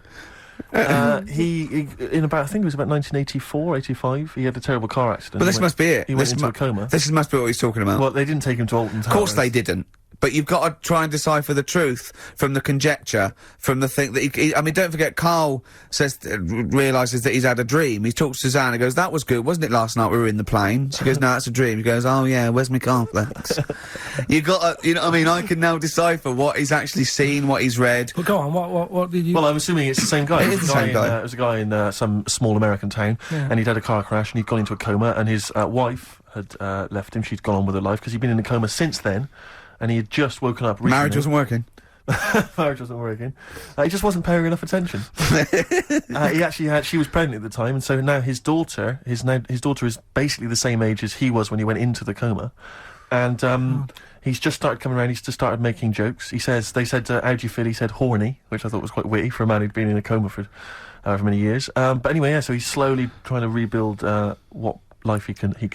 That's what do you make of that, though? Because the thing is that he's missed. Imagine what he's missed, Carl. Imagine the music that he's missed. The Live TV Aid. programs, Missed the Live news. Aid. Live Aid. He missed Phil Collins playing in 2 continents in one day. Which, frankly, I'd be devastated if I discovered that. Missed Bros. Yeah. Yeah, so he doesn't. So he put on ripped jeans and they go passe. They just have to send him a series of those I Love 1986 programs with Kate Thornton filling him in on what he's missed. Exactly. Peter Kay reminding him of space operas. Yeah, he remembers Richard Blackwood those. talking rubbish. Yeah. So extraordinary, though, isn't it, Carl, to think? No, obviously. So, had he aged much? Because he hadn't had any problems or anything, no worries. Well, he probably wouldn't have, physiologically, he probably wouldn't have the wear and tear of a 43-year-old man. Because he wouldn't have had sun, he wouldn't have had sort of nicotine, beer. Unless they were just feeding that to him. Anyway, still. Yeah. So you'd feel groggy though, wouldn't you? Yeah, you might feel a bit groggy, yeah. Well, he's not fully back to normal. I mean, there's some kind of residual brain damage. Yeah. But nevertheless, he can form sentences. He's got no real memory, so he can't remember a lot of things. It was just when I saw Carl, it, have you been in an accident?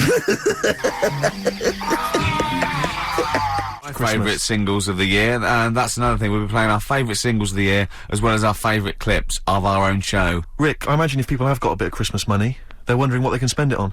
Office DVD? Well, other than that, these guys have got some ideas. What, adverts? Brilliant. Placebo, Bitter End, on XFM 104.9. This is pre-recorded. We recorded this a couple of weeks ago, before Christmas. I hope you had a great Christmas. If you didn't, not our fault, really, is it? Nothing to do with us. Wouldn't have thought we'd have. We had a whale of a time, because we've got plenty of cash now, thanks to a lot of you who probably bought the Office DVD. Yeah. Probably got and that if you in haven't stocking. yet, and you've maybe got vouchers or money, still available. Still there in the shops. Still available. You can still make it the best-selling DVD of all time. Please. Please do. Yeah. Please do. I'll tell you what you want to hear, though, before you make your mind up. I'll tell you what, if you like this next clip, go and buy the Office DVD. I think you will. It's a brilliant clip. It's the one where we talk about, well, it's self-explanatory. Yeah. What's the best job you've ever had still, Carl? Talk like occupations. It is still Paper round. Is it still the paper round? Yeah. That's ridiculous. No, it was good though. If you look at it, like, you know, what I liked about it, you're your own boss. No, you're not. You're not your own boss. No, the news agent is your boss. Alright. But then once you get out and you've got your papers and that, you sort of, you're on your own. Do what you want, can as long think as you about deliver the stuff. papers exactly to the places he said you are in the time he said. Yeah. It's freedom, isn't it? Any jobs you wouldn't do? I've just thought of one that you wouldn't do. Go on. With your sort of mild homophobia. Well, I'm not. Proctologist. What's that? Basically sticking your finger at other people's arses. Right, well, I wouldn't do that, no. Why have you got to do that? What do you mean, why have you got to do that? Why does anyone need that doing? They got to look if they've got an arseache or something. Which trainee doctor makes that their speciality? Do you know what I mean? That must be, right, we got a place for apologies, and it's you, Meadows. You came last. Oh, seriously, what? I'm not the arse doctor, am I? Yeah, you came last. Oh, I'm a bum GP, I can't believe it. Yeah, you got to, I can't believe this. Yeah. Tell you a job I don't like. What? I wouldn't want to be doing.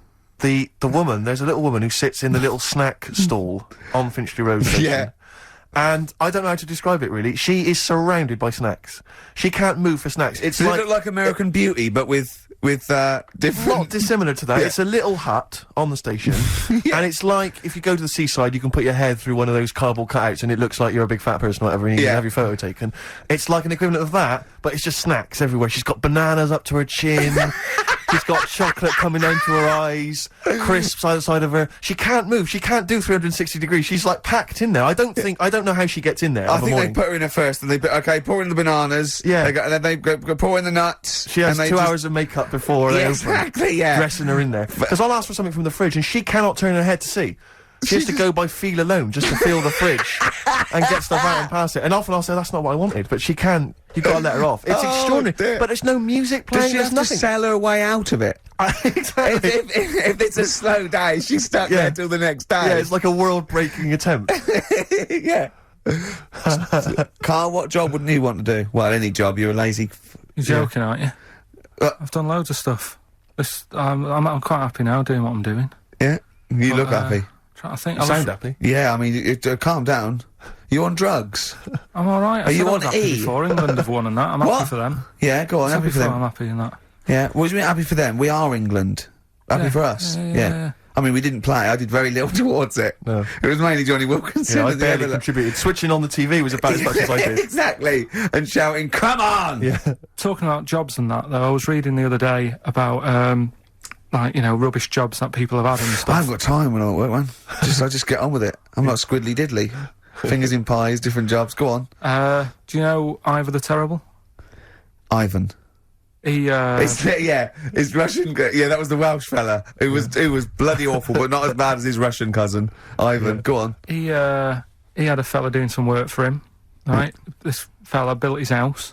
Yeah. After it was done, right? The terrible fella was like, fella Ivan. He was going, oh, it's brilliant. You've done a good job there. Yeah. I don't want you to build another one like that. Took his eyes out. Just stopped him making an house like that. Yeah. Blimey. That's bad, isn't it? Why didn't he take away his trowel? Then he could have seen, but he couldn't have built a house without a trowel. You can't build a house without a trowel. Yeah.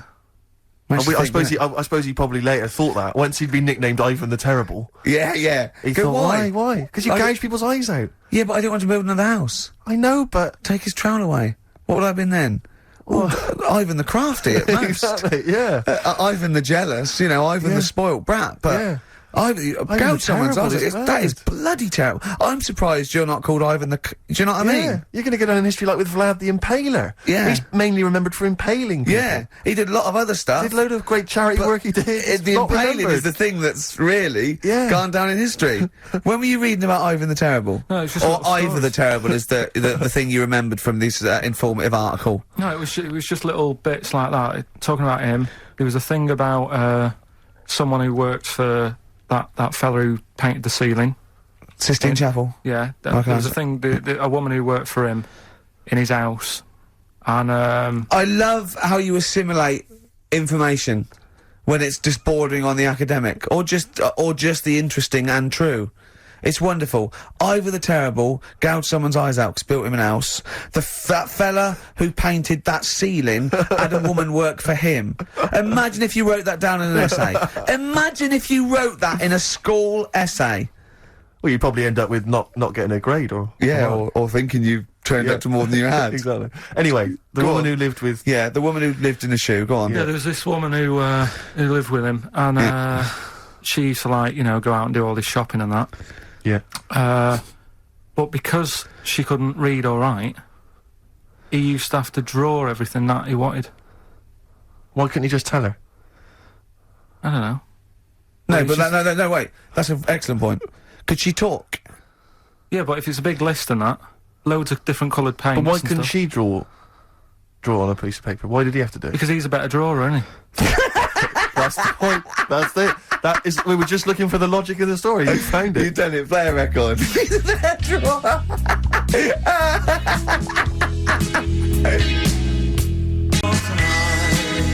is the Best Of Show on XFM 104.9. I'm Ricky Gervais, with me Stephen Merchant. Yes. I hope you're enjoying the Best Of. I'm amazed that these are the highlights and that we've strung it out this long, Rick. But the good thing about this is, we're not here, we recorded this a couple of weeks ago, just the links, right?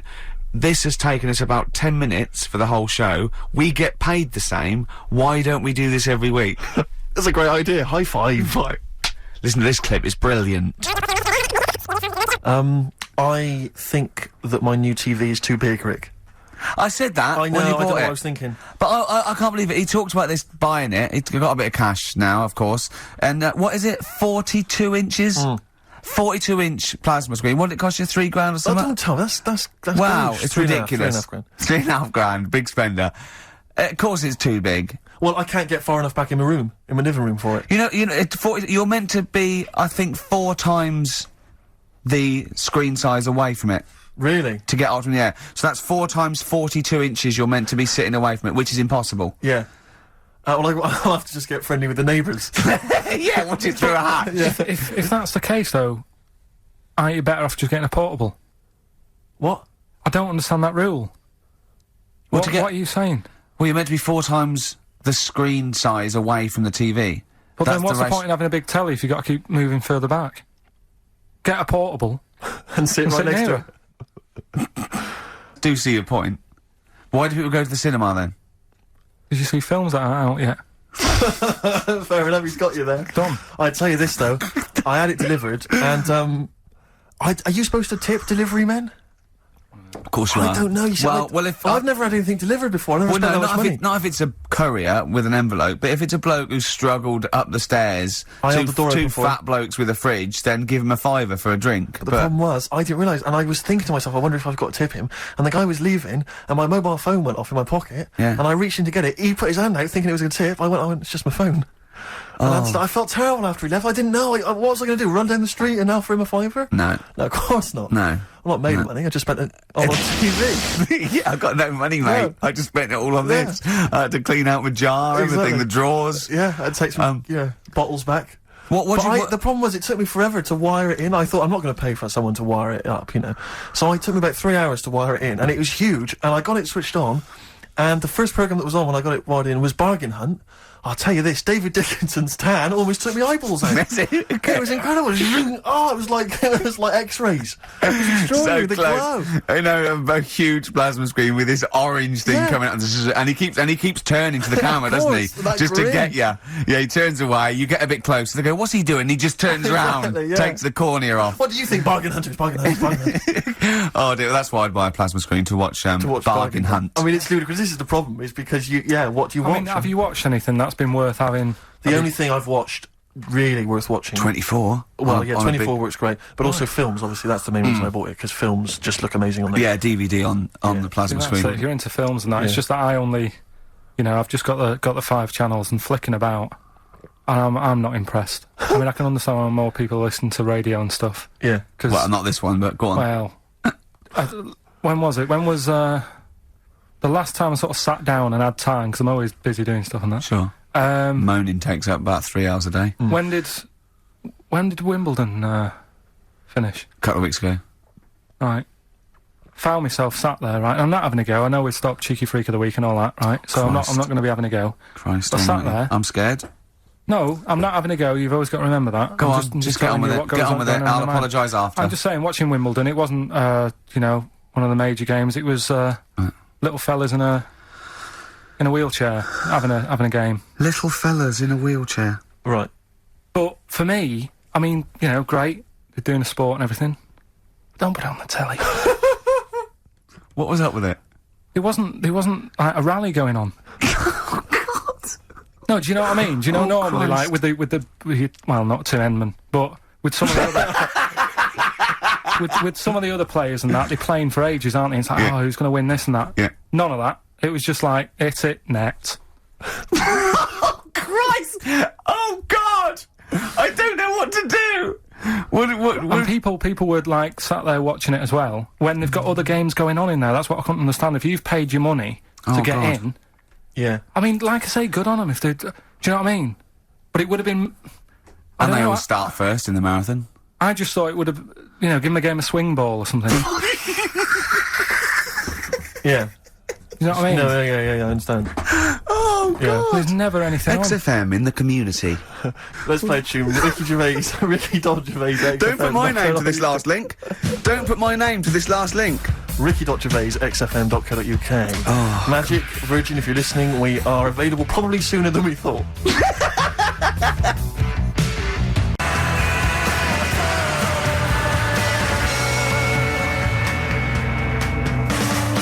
That was Radiohead and They're There. We're Not Here, alright? Pre-recorded. Coming up is one of Karl's little film things where he puts himself into a film. It's his favourite film. It's Kes. Enjoy it. I love the fact that in pole position, in positions 1 and 2 of his favourite films of all time, is The Elephant Man and Kes. Yeah. That's brilliant. Yeah. Go on. Alright. Am I leaving the mics open a bit when this is going out? Yeah, let's have a listen. Yeah? Alright. So don't talk then, right? Just put that hot dog down, Rick. And this is the bit in Kes where it's the teacher and he gets up and he has to Glover. talk. What's his name? Is it Brian Glover? No, What's it's the other teacher. The other one. Anyway. Right. Go on. Alright, so here we go. Things that had actually happened. I've got another one. What about you, Casper? Casper! Alright. Alright? Alright. You haven't been listening to a word I've said, have you? Yeah, I heard some of it, yeah, you... Some of it? Just... Stand up. Always somebody, isn't there? Right, now you're going to tell us a story about yourself. What sort of story? I want you to think of an incident that's happened to you sometime in the past that is true and that you think will interest the rest of the class. All right? Right. What about, I work on a radio show at the weekend. Well, are you going to tell us about it?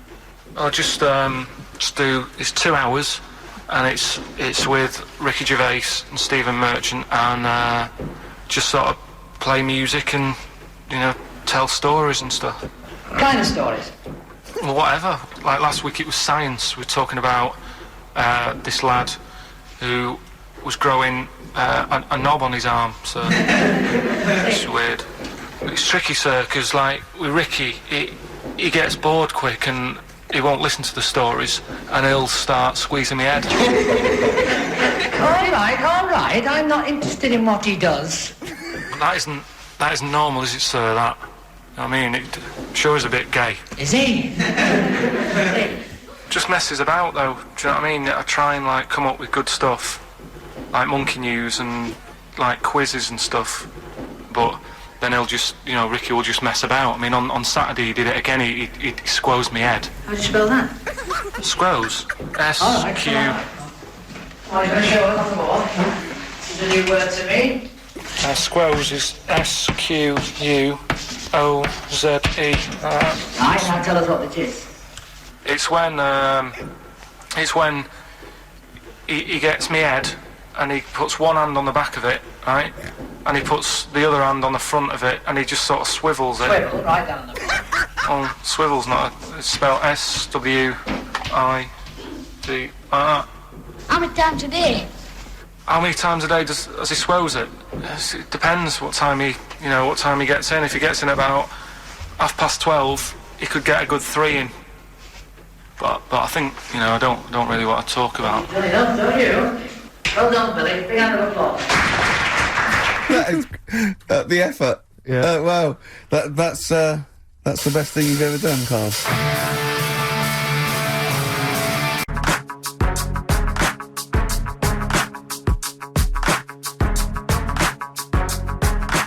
50 Cent in da club on XFM 104.9. We're playing our favourite singles of the year, yep. And we're looking back over some of our favourite clips of the year. I'm Ricky Gervais, Steve Merchant, and Karl Pilkington. Not done a lot. Maybe you should earn your money as you get to Mondays off for this 2 hours of nonsense. What are you on about? I've done loads of stuff. Yeah. Well, same old, same old. Yeah. Let's have something new, something fresh. Well, I've been looking around, right, on the internet for stuff. Yeah. On the internet? Yeah. Your Bible, where you get all your information about the world and the universe and morality from. And you know, like, how I always say to you, I don't really read that much of it, I just read the headline. Perfect. Right? Yeah. Anna Nova have sort of nicked that idea to grab you. Nicked what idea? Well, to sort of get to the meat straight away at the top. Do you know what I mean? The headline to the story and everything. What?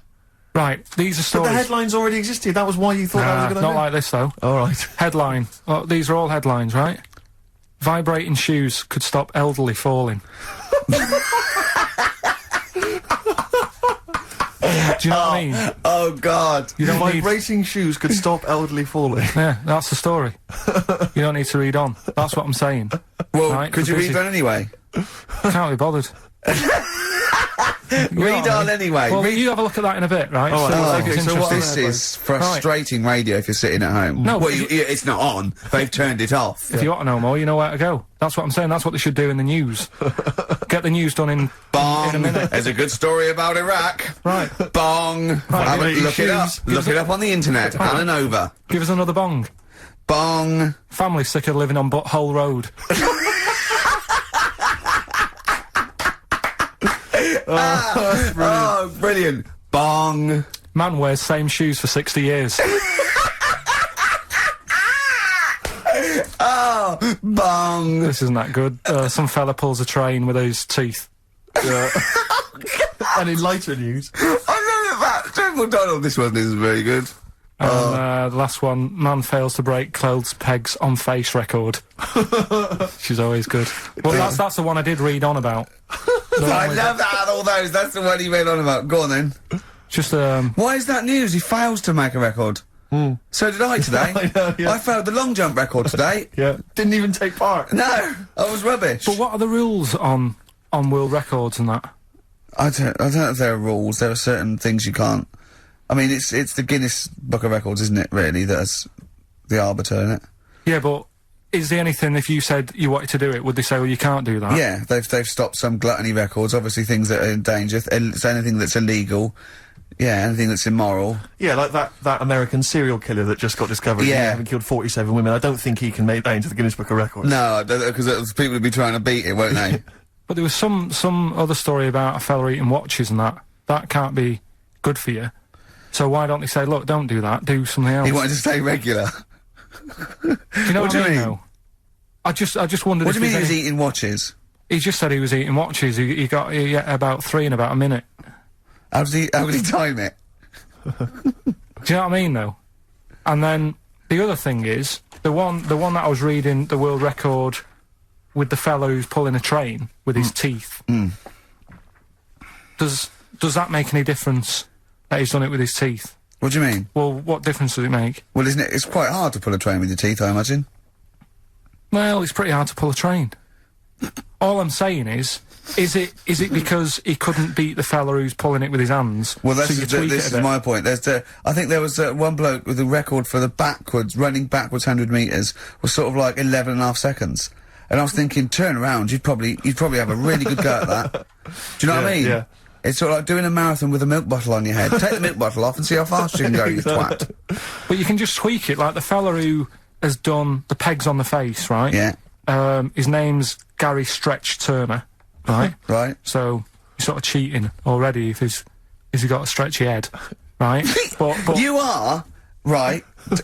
You are one of the most stupid humans I have ever met. Well, get me in the book. Yeah.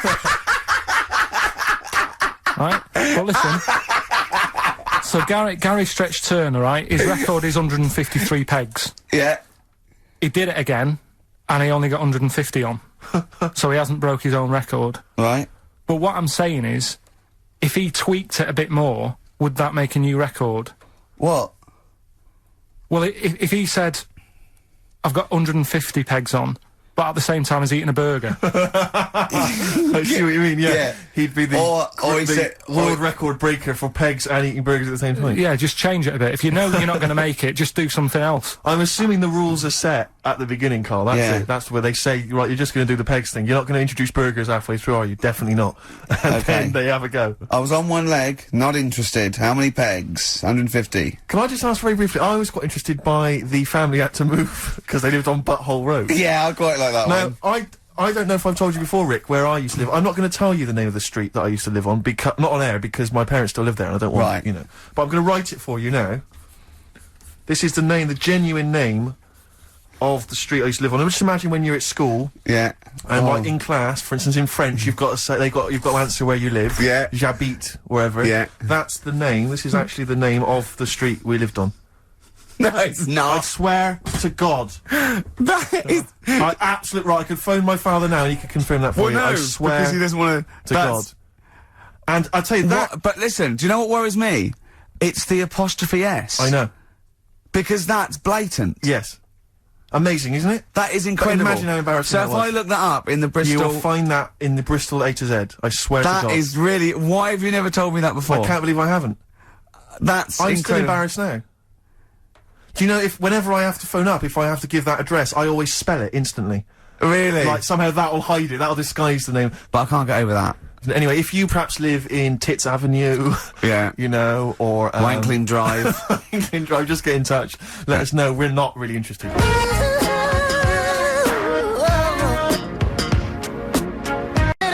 This is the Best Of Show on XFM 104.9. I'm Ricky Gervais, with me, Stephen Merchant. Yes. I hope you're enjoying the Best Of. I know what you're thinking. If this is the best, my Christ, what was the rest like? Well, we'll be back in a week's time, so you can judge it for yourself live. But anyway, in the meantime, this is one of the best clips I've ever heard. Oh, I'm laughing just thinking about what it might be. He said he's, you know, oh God, it's like a child or a cat when it's confused. He went, Steve reckons, in ancient Greece, right, it was better to shag a bloke than a woman. And I went, well, yeah. I mean, that's about the male being, sort of a first-class citizen. Yeah. Much better, wasn't it? An aspiration to sleep with a beautiful man than a beautiful woman. Women were lower-class citizens, so therefore men were seen as higher class. So to have sexual relations with a man there was no shame in that. No. In fact, it was looked upon. And as I said, well, you know, ancient Rome. I said, you know, Nero. He'd sit in his big jacuzzi, and he used to get, you know, pretty boy men to just go into the water and just nibble at his testicles while he was having a wash. He didn't do that. He did. Yeah. And he's not a gay fella. No, well, no. I mean, you know, I don't know about Nero, but I mean, it wasn't a case of a big delineation between what was heterosexual and what was gay. It was just, you know, whatever you... So what did this fella do then? This one who's having his... Well, he was pretty much top boy, Nero, for a while. He was in charge. And, you know, and you did what you're told. If, Caesar or... But why were people going round there? Why didn't they go, oh... No, they weren't dropping in. It wasn't like the doors opening. I'm just going to see what Nero's doing. You'd have probably been like a delivery boy or a stable boy or something, you know, and you'd have popped round there and you'd have gone, there, right, Nero, as the tablets of stone you wanted. And you go, Pilkington, why are you here? Pop under... I don't know why he's French. What is that? I don't know why he's French. Just pop under the water and nibble at my testicles, and you'd have done it. Because he was Nero. I wouldn't. You would have. There's no way I would have done. Yeah, well, you would have. What have I done? I've dropped a pizza off. Yeah, you put round to Nero's place with a pizza. Dropped a pizza. Right, I'd say I've done my job. Right? Yeah. That's not the sort of tip I wanted. No, he'd have said, get the little baldy chap to nibble at my testicles, and you'd have run the water. No, I wouldn't have done it. No, well, I don't want to put my head on the water. Right. No, I wouldn't have done it. Can I just say this, Steve? Not only would you be nibbling at his testicles, you'd have been going mad. You'd have been noshing him just for extra. You'd have been doing everything he wanted. You'd have been going, he'd have gone, I didn't ask you to do that. You'd have been going mental. They'd have been chewing, slurping, smacking, poking. You'd have chopped, you'd have gnawed his packet off. You'd think you were eating Walker's crisps. There'd be bubbles, there'd be flood. Oh, it'd be horrible.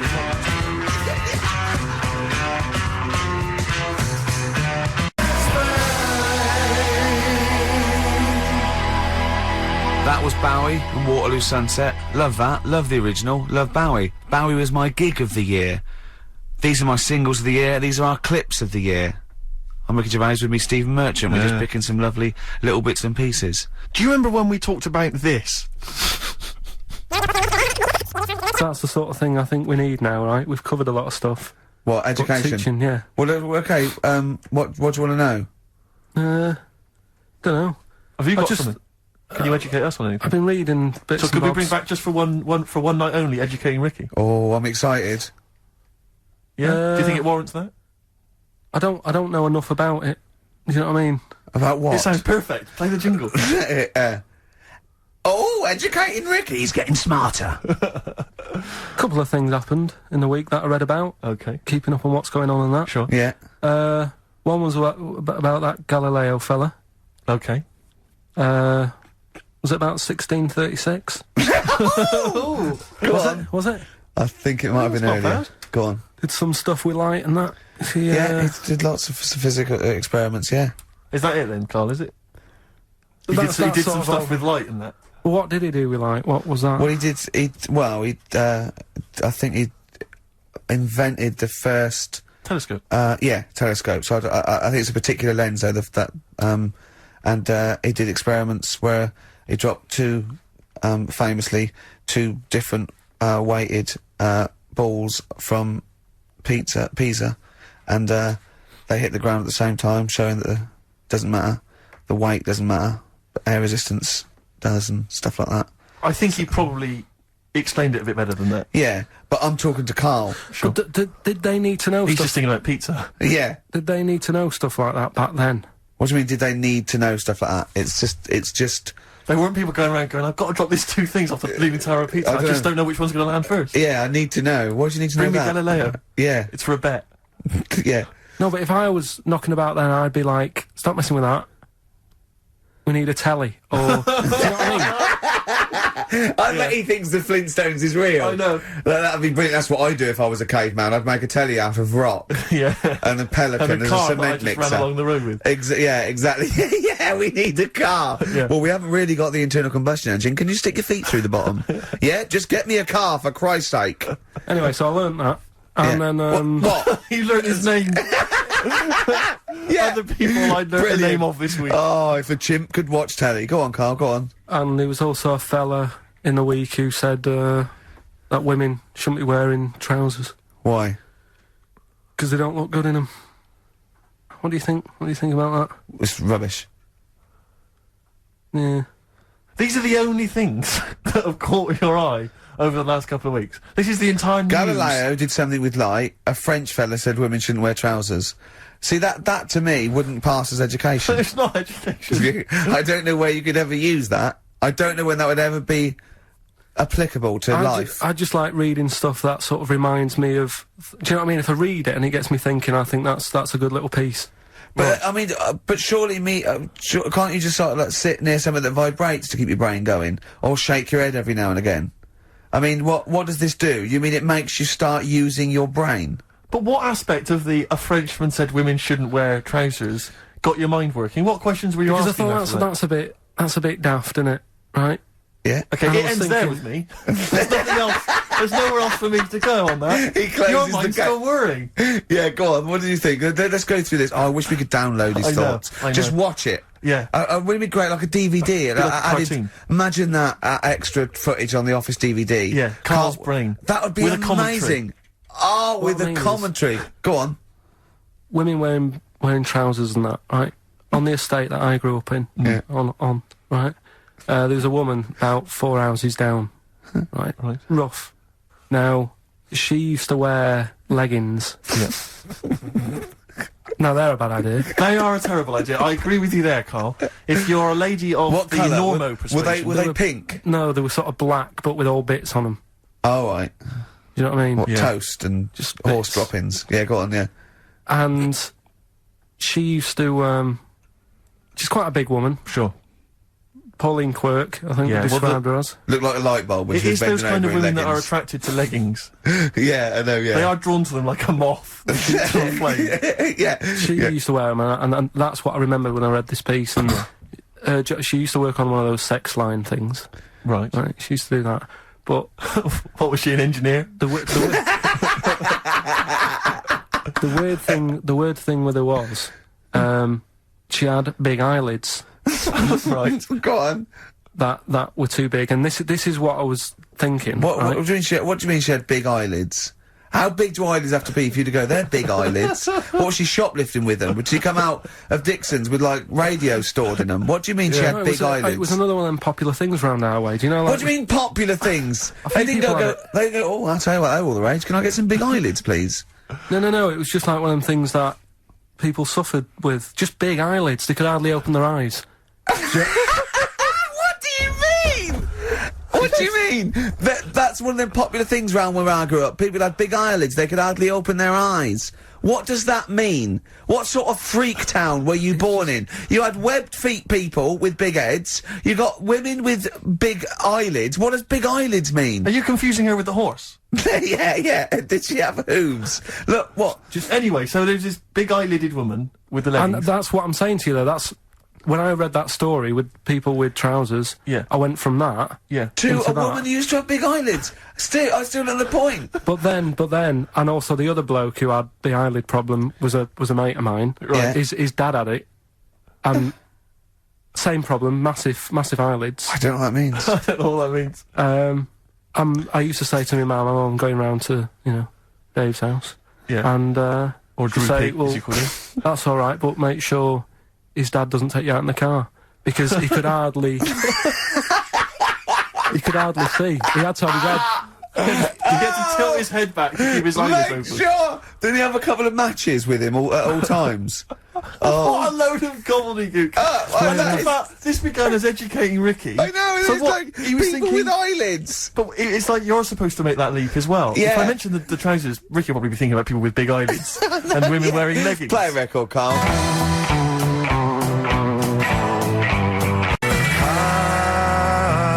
This is the Best Of Show on XFM 104.9. I'm Ricky Gervais, with me Stephen Merchant. Yes. I hope you're enjoying the Best Of. Like I said to you, though, the reason I did this was to get that kitchen, right? Now... Brilliant. As we speak now, right? Builder's in the flat. He's been annoying me. Of course he has. Of course he has. What's he been doing? When he turned up on Monday, right? Yeah. Wanders in. And the first thing he says to me is, said, the pub across the road, is it any good?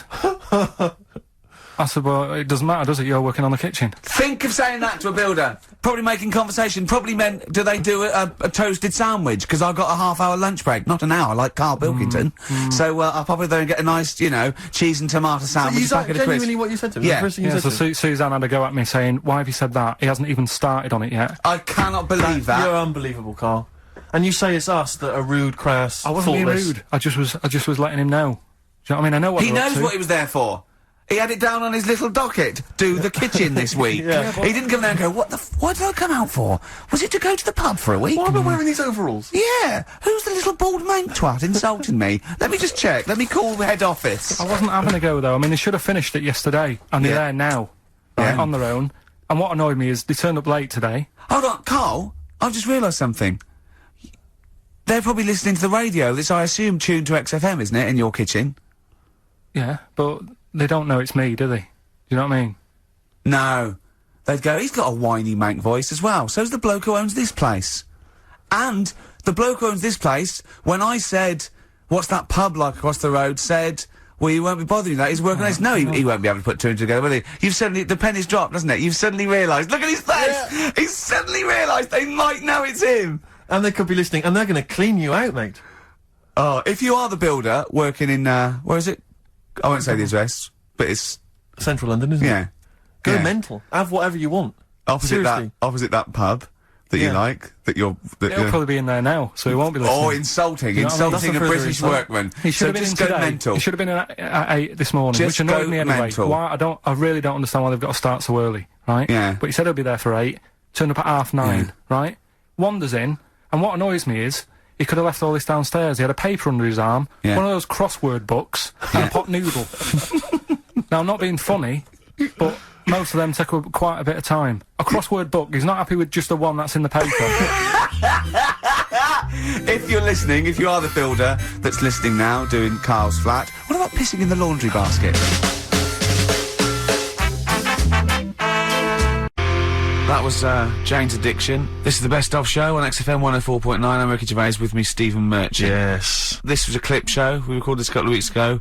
I hope you had a Merry Christmas. It's not over yet, because tonight at 9:50 is the second part of The Office Christmas specials. It's brilliant. Watch it, and we'll be back next week live. I'm Ricky Gervais, with me Stephen Merchant. Bye. Have a great new year. Probably you're thinking, Rick, isn't it time that we do our usual roundup of what's been happening in the news? Yeah. Which we always do every week. Yeah. We always do something, which is, I mean, basically, if you're listening and you're a new listener, say you work at a newspaper, we always try to be informative, just try and put stuff out there that just educates people, informs people. What are you thinking? Well, I said Monkey News is coming up, but what have you got? No, I was just looking on the net there and just found a couple of quite important news stories, probably worth mentioning. Policeman caught photographing. I don't know why it makes me laugh. It's just the phrasing, I suppose. It's the headline. Policeman caught photographing up woman's skirt. No, he wasn't up there taking a picture of Big Ben. No. He wasn't going, can I just sit up here? I'm just going to take a picture of that seagull over there. No. He was facing the camera up a woman's skirt. He was indeed. Right. A policeman in Japan is facing disciplinary measures after he was caught photographing up a woman's skirt with a hidden camera while on duty. The 42-year-old sergeant, who's not been named, used a digital camera to secretly snap the shots when the woman was reporting a stolen bicycle. So he was actually doing his proper job. He'd obviously thought to himself, I'll bring him a digital camera today. On the off chance a beautiful woman comes in to report a crime or robbery, I'll have it ready, I'll have it positioned, you know, in such a way. But this is interesting. This is how he got caught. Okay? The woman became suspicious after she saw a flash go off. Brilliant. I mean, this not so secret at all. Sorry, did I just see your shoe? Your shoe just seemed to just spring into life there. It was light. There was light. Yeah, I think I've had someone set fire to some magnesium that was on the end of it. It won't happen again. Well, it's only you and I in here, and your shoe was just suddenly lit. Why are you standing like that? Why is your shoe just sort of like between my feet? There's no reason. This is how I always stand. What did the bike look like? Flash? So, are you taking pictures of my funny? No. And no, I'm not. And you should be wearing knickers anyway. Well, how do you know that? What? How did you know I'm not? How did I know what? I'm not wearing any... I didn't know you. I don't know what you've got up there. Well... I don't know what it looks like, and there's no way I could. Of course, it would be roughly that conversation in Japanese. I know, yeah. You know, you just mentioned there about sort of no knickers and that. Is this going to be your Auntie Nora? No. Right. It's just, you know, like the last flat that I lived in, I always had a good view across the road and I could see, it was the hairy... There was the hairy Chinese not hairy Chinese kid. He was just a Chinese kid, actually. Yeah. Yeah. Running because about. that's rare, isn't it? Hairy Chinese kids are very rare, isn't it? Yeah. There's only one official sighting, isn't there? In one of those shit little magazines that you buy. And there was the old woman who didn't move. She was just sat there reading a book all the time. Who we think possibly died and no one came round for weeks, But, and now I've moved, right? And it was quiet for a bit. I always look at what view I'm getting, right? Looks across and it was just sort of empty, sort of flats ready for people to move in and that, right? Anyway, people are in there now, right?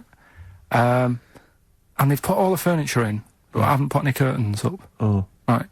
So anyway, I'm sort of washing up, just having a look out the window. Yeah. Right. Girl sort of wandering about, you know, knickers on. Right. With no knickers on? You mean naked? No knickers. Well, she had a bra on. Right, okay. But, she's probably looking for a knickers. So, I thought, oh. And I don't know how long I was looking. No. Right. But anyway, she looks across. Oh, God. I think she spotted me. Yeah. I think, oh, God. I felt really bad. Yeah. I said to Suzanne... Sorry, is this some sort of Peeping Tom confession? No idea. Well, it's not... That's the thing, though. Peepington. If I was peeping, she was peeping as well, because she was looking over. Works both ways, doesn't it? Yeah, but yeah, all she could see of you was your bald head. Yeah. No, but and your hands moving as you were washing up. And some white-looking substance frothing up. Particularly stubborn stain on this glass. Yeah. Oh, God. Imagine that. Imagine if she looked across. I'm assuming your sink is lower than the window. But didn't she just, like, just cover up or something? Or she looked back and go, oh, you're looking at my fanny? Well, the thing I did... What? I thought, oh, just sort of drop me boxer shorts. Because I thought... Well, Suzanne said, what are you doing? What are you talking about? What are you talking about? No, just so they can see me cheeks of me. What are you talking about? No, because I thought if she thinks I'm walking about in the nude as well, then we've both got something out of it. Carl! This sounds like a bad excuse in court. I know. So sorry, you were looking at a woman dancing around naked, right? So the only thing you could do was immediately drop your boxer shorts. So she looked across, saw you fully clothed, saw you took your boxers No, off. she wouldn't have done, because it's sort of just the top half and the sink's at a side angle, so I was sort of looking out. So This she is wouldn't have genius. so she wouldn't have seen your trousers then anyway. No, she did. I moved in front of the window more. So you then made them. You actually climbed in front of the. Oh, this is amazing! So you climbed in front of the window to show off No, your it wasn't your that naked obvious. lower half. Suzanne said, "What are you doing?" And I bet she did. What are you looking at? I sent you in here to clean What up. are you doing? I'm just taking my trousers down, stand over the window. Why? Because there's a naked woman across the road. What do you think I'm doing, Suzanne? I'm exposing myself while looking at some free funny. leave it. What's up with you, Suzanne? Anyway, Wait a minute, can I just check? A final question. What did the woman across the way... What happened? What was her I reaction? didn't look again. I just thought you've seen a bit of action as well. We're both happy. Let's leave it. So were you waddling around like a penguin with your trousers around your ankles? I just was walking about, and Suzanne said, "What are you doing?" I said, "I'll explain to you in a bit, but don't look out the window because then it's Excellent. obvious." Then he sees she calls her husband to look at Carl walking around naked. He goes, "Oh, she's got a quick, Suzanne, get him out. There's only one with him. Get some more friends. They've gone one more." Kings of Leon, California waiting. Steve, the public have been waiting for us to return. That's true enough. All right. Yeah. They had the best of Oh, I bet last that week. was a joy. They had Camfield and us without Carl the week before, but it's been a while since we've all been together. I'm Ricky Gervais. With me is Steve Merchant, and over there, with his little sunburnedy, baldy head, little Karl Pilkington. All right. Yeah. That wasn't Steve slapping me head then, by the way. No, that was just him clapping at like Steve Wright in the afternoon. It's a great show. Because he's so. It is a good show. Yeah. He's so pleased that we're a posse. Yeah. And we're all back together. 3 holidays Carl's had this year. Last year. Yeah. I'd love to have 3 holidays. You've got to start putting the work in I there. had 2 holidays No, though. you had 3 holidays. You went away with Suzanne and her parents. Yeah, well, that doesn't count. It does count. If you book 2 weeks off the firm, you go away and you go, "How was your holiday?" Go, "Well, I didn't really count. It wasn't a really good holiday. Can I have them days back, please?" My New Year's resolution is to be nicer to you, but Well talk done, sense. you've already broken that. No, but talk sense. Talk sense. You've had 3 holidays this year. And I'm just saying, you're in your 30s now, and 30s is when you should be really putting the work in. That's true enough. To reap the benefits in your 40s, 50s, 60s, 70s, 80s, 90s, and 100. Carl, what's your New Year resolution? What about think before you speak? It's worth... I mean, See, I'm consider allowed to laugh. I'm allowed to laugh at things other people say, Carl. That one, that is a good suggestion. How was your holiday, Carl?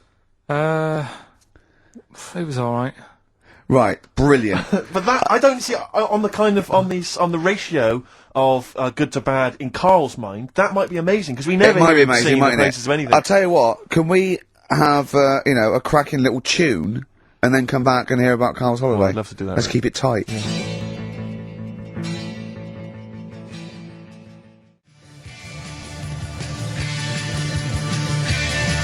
Love to Tear Us Apart by Joy Division. Now, I can't put my finger on it, but that doesn't sound like the original. And it's off a compilation. It sounded a bit fast.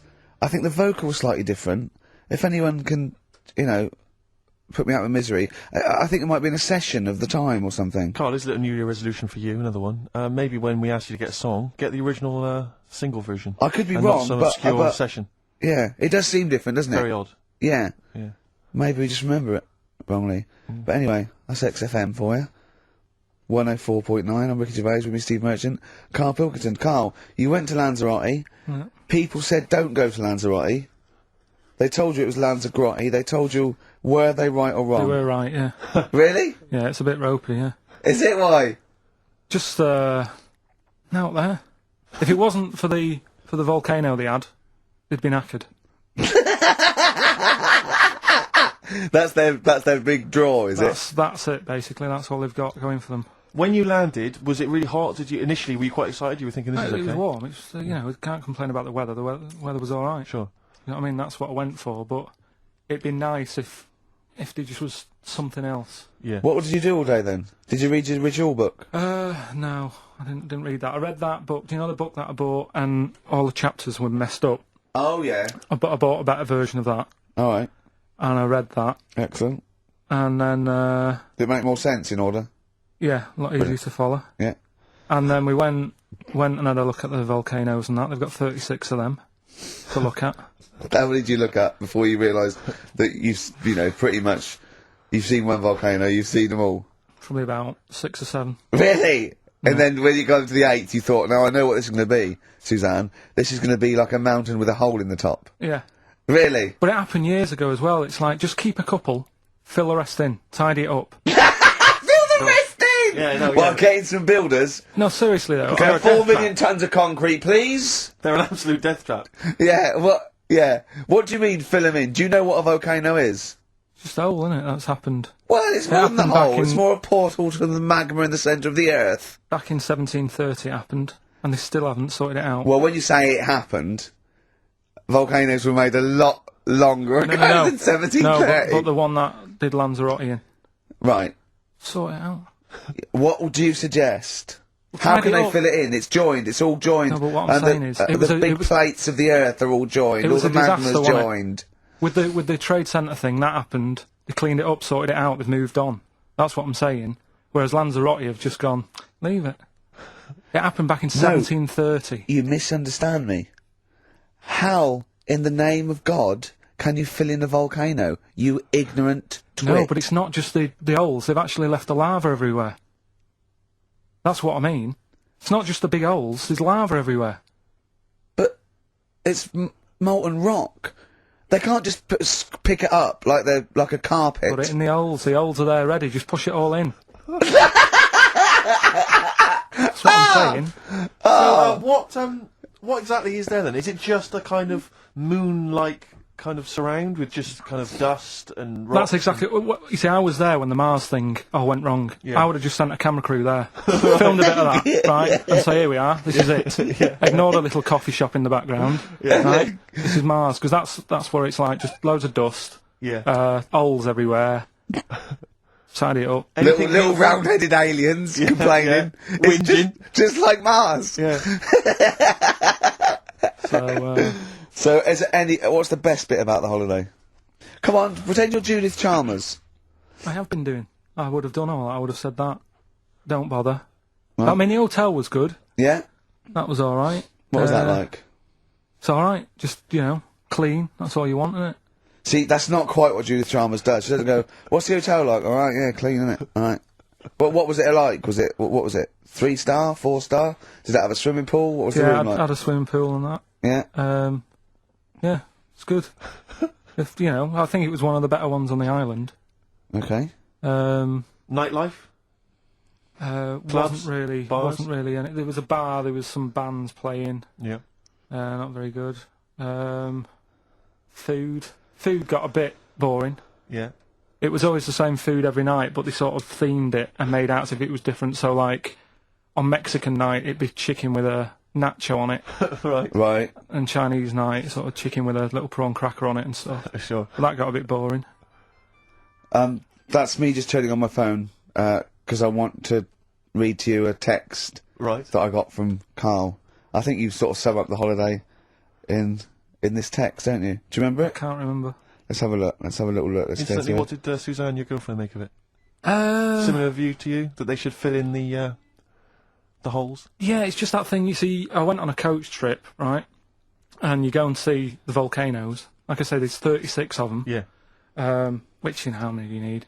And when we're on the coach going round all these volcanoes, the fella on the front's going and look out your left window at the moment, and there's a volcano.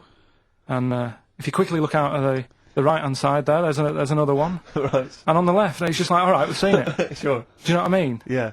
And that trip, I mean, we'll talk about that trip in a bit. Right, this is the text I got from Karl, right? Alright. Been up to a volcano. Been in some dead artist's house who built his house in the lava. They said they would show me science with volcanoes, but all they did was chuck some water in a hole and it shot up in the air. No dwarves in the canteen, no scousers here, but there is a Swede woman with a big head. She looks effing gormless with a cap on. Alright? So a little reference there to... A Swede woman? What's that mean? Do you mean Swedish? Yeah. Or she looked like a vegetable? A Swedish woman. But they've all got sort of quite big built, aren't they? And I sent him a text. Oh well, it's just good to be on holiday because I'm working. He sent back. So am I. Just been watching Sky News. There is a school for monkeys who want to get a band together. Is that monkey news for later?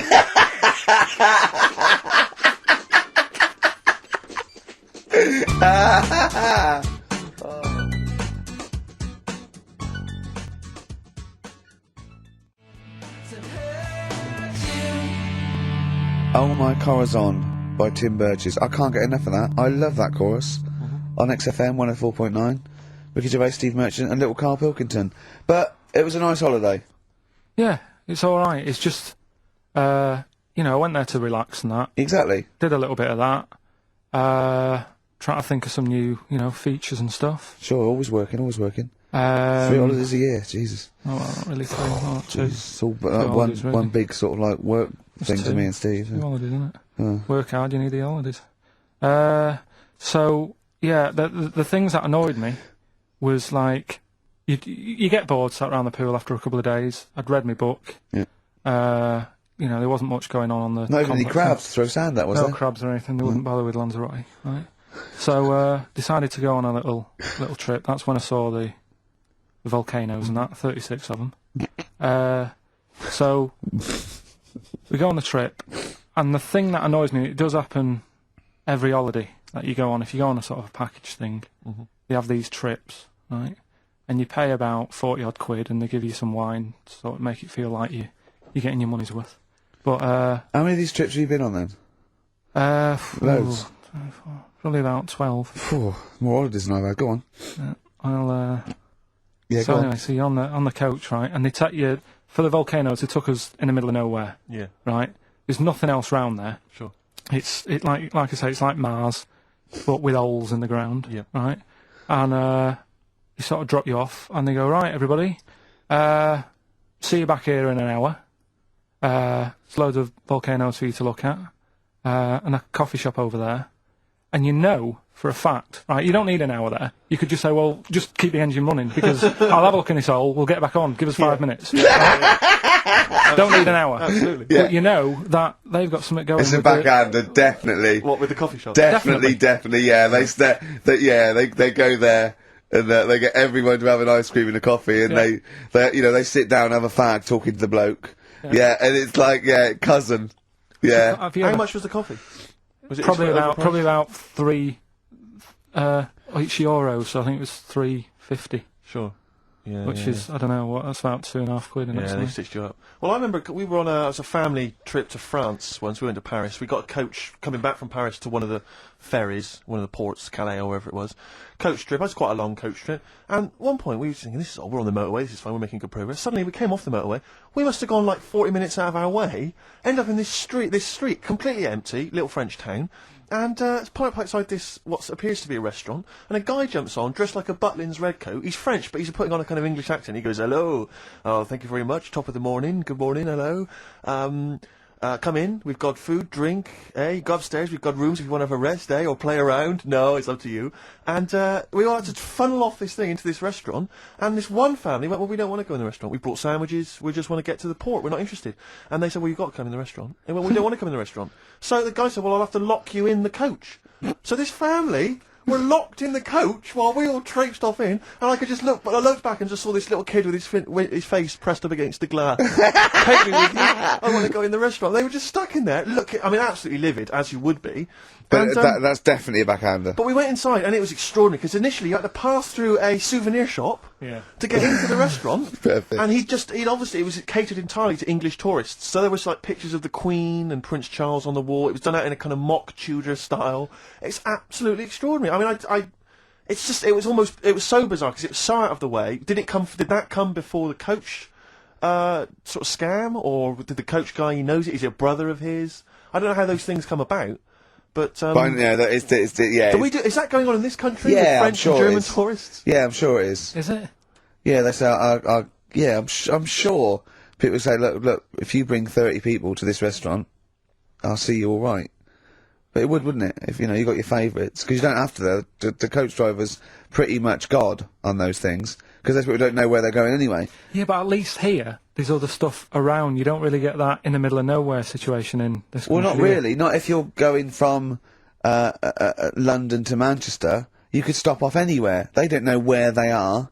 There's places with nothing to do or see. It's that those attractions. There's loads of them in America, but there's a few here, like Sheep World, and you go out to Gloucester and there's a town. It's got the biggest cotton reel in the world, and that's it. It's a tourist shop, a big cotton reel, and some bloke at the gate going, "It's a quid to see it."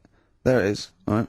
I went to I know it's quite a big. I went to a Shire Horse Centre once. Yeah. But when did Shire horses become so popular that they got their own theme parks? Well, I think there's a museum for everything. Yeah, possibly so. I mean, I don't think you could think of something that didn't have a museum somewhere in Britain, because obviously museums start off sometimes by fans. But did people keep coming around going, "I hear you got a Shire horse. I'd love to see it." Yeah. Well, I can't. People coming all the time to see my Shire horse. You should get another one, because I'd pay double for those two. I pay good money to see your Shire horse.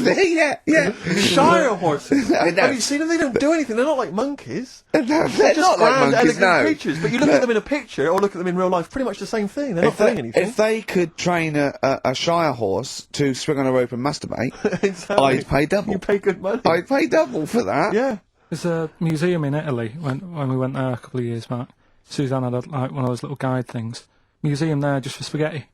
Yeah. I mean, open a restaurant. Yeah. Was it interesting spaghetti? Spaghetti in different shapes? Don't know, didn't go. I went to see a big hole in the ground. Can't get enough of them. Well, but out of 10 then, what would you give it out of 10? All in all, food, location, right. Relaxation, enjoyment. Yeah, that's 6. Okay, brilliant. 6, yeah. Next week, where are you going next week? You're not on holiday next week? Going Cool. away with Suzanne's mum and dad again. 5 holidays. Play Play a record. You've got to put some work in. You're in your 30s now. You've got to knuckle down.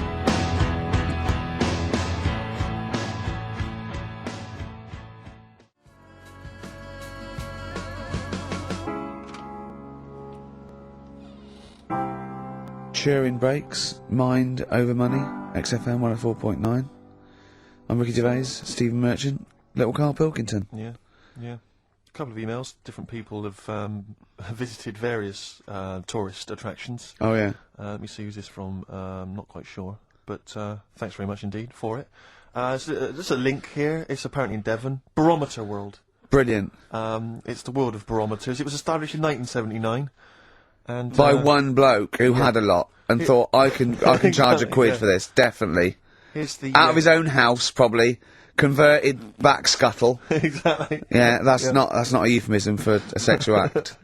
But look at the webpage here, Rick. There's a picture of a beautiful barometer being held by a beautiful lady. Lovely. Who's definitely his daughter. Yes. Definitely. Come on, Kathy. Oh, that. Dad, no. Come on. Undo your top a little bit. Dad? Definitely made to do that. Yeah. Oh. That slight look of I hope no one I know sees. Just check out Barometer World. Barometer World. Yeah, that's available. You want to check that out, www.barometerworld.com. That's now, all the, barometers. Now, do they work? They're to do with checking, is it the air pressure? Well, everything. But I think that's what it's based on, isn't it? Sort of low and high pressure, so it's gonna rain, it's not gonna rain. Yeah. Or gonna be windy, but I wonder how accurate they are. I think in the days before satellites, sort of weather surveillance systems, probably essential. Yeah. Nowadays, as essential as hanging some seaweed out by the back door. Probably. I think it's probably similar. I think it's the same one as holding a needle and thread over a pregnant woman. If it goes clockwise, it'd be a boy. Yeah. Yeah. The thing about a barometer is how far into the future can it predict? Exactly. How do you know? If it's a case of you may as well stick your head out the window to see if it's raining. Exactly. This barometer goes, oh, it's gonna be windy and rainy. When? The barometer goes, soonish. Yeah. So can't say, but it will, well, within the 7 days. I don't want to be specific, because you'll have me. Yeah. Yeah, I don't want to, but I mean, I'm just a barometer, I'm not really a weather person. The information. Yeah, brilliant. What's in there what's happening? In there, what chemicals are being affected? How does it work? I don't know. I assume it's probably something. Wait a minute, let me email Barometer World. Now What I'm could it beginning be? to find it- It they are could quite be. interesting. It could be mercury that's based on a sort of temperature. It goes up with. Oh no, it's not temperature, is it, barometer? It's pressure. So it's probably just very fine. It's like a fine, very, very fine needle, isn't it? This is almost as embarrassing as last time we were on. We couldn't figure out what the name of the leader of China was. Was it the King of China? The Prince of China? Oh, this is where we were trying to imagine what it'd be like if all the Chinese people at once jumped up and down and made a big tidal Enormous wave. tidal wave. But if you do know what the name of the leader of China is, we don't mean the name of the particular person in charge, but if it's a king of China, the emperor of China, the chancellor of China, well, it the used prime to be an minister of emperor, China. didn't it? That was Japan. Yeah, this is it. I don't know what's the big guy in charge. Is he still the chairman? I know Chairman Mao was important. I think he was just the chairman. I think he just governed all the big meetings. Yeah, I don't know. He just kept the minutes. Head Chinaman? Head Chinaman. The major Chinaman. The top Chinaman. Number one Chinaman. Do you know what? We're going to be honest here. We know so little about China. It's true. We know so little about China. Yeah. It's embarrassing. If you've got any interesting facts about China, then email him, ricky.gervais@xfm.co.uk. Also, I imagine the email address to use if you're going to take part in this week's Rockbusters. I did read an interesting fact. I'm researching. I'm doing a show called Politics, and I was researching. And there's a thing about What, you went online? sweatshops. Yeah, no. Sweatshops, like Nike. There's these facts, right? And these people get like a few cents an hour, and the CEO, I forget his name, for a Chinese woman to earn his 5.2 billion, she'd have to work 8 hours a day, 7 days a week for 10,000 years.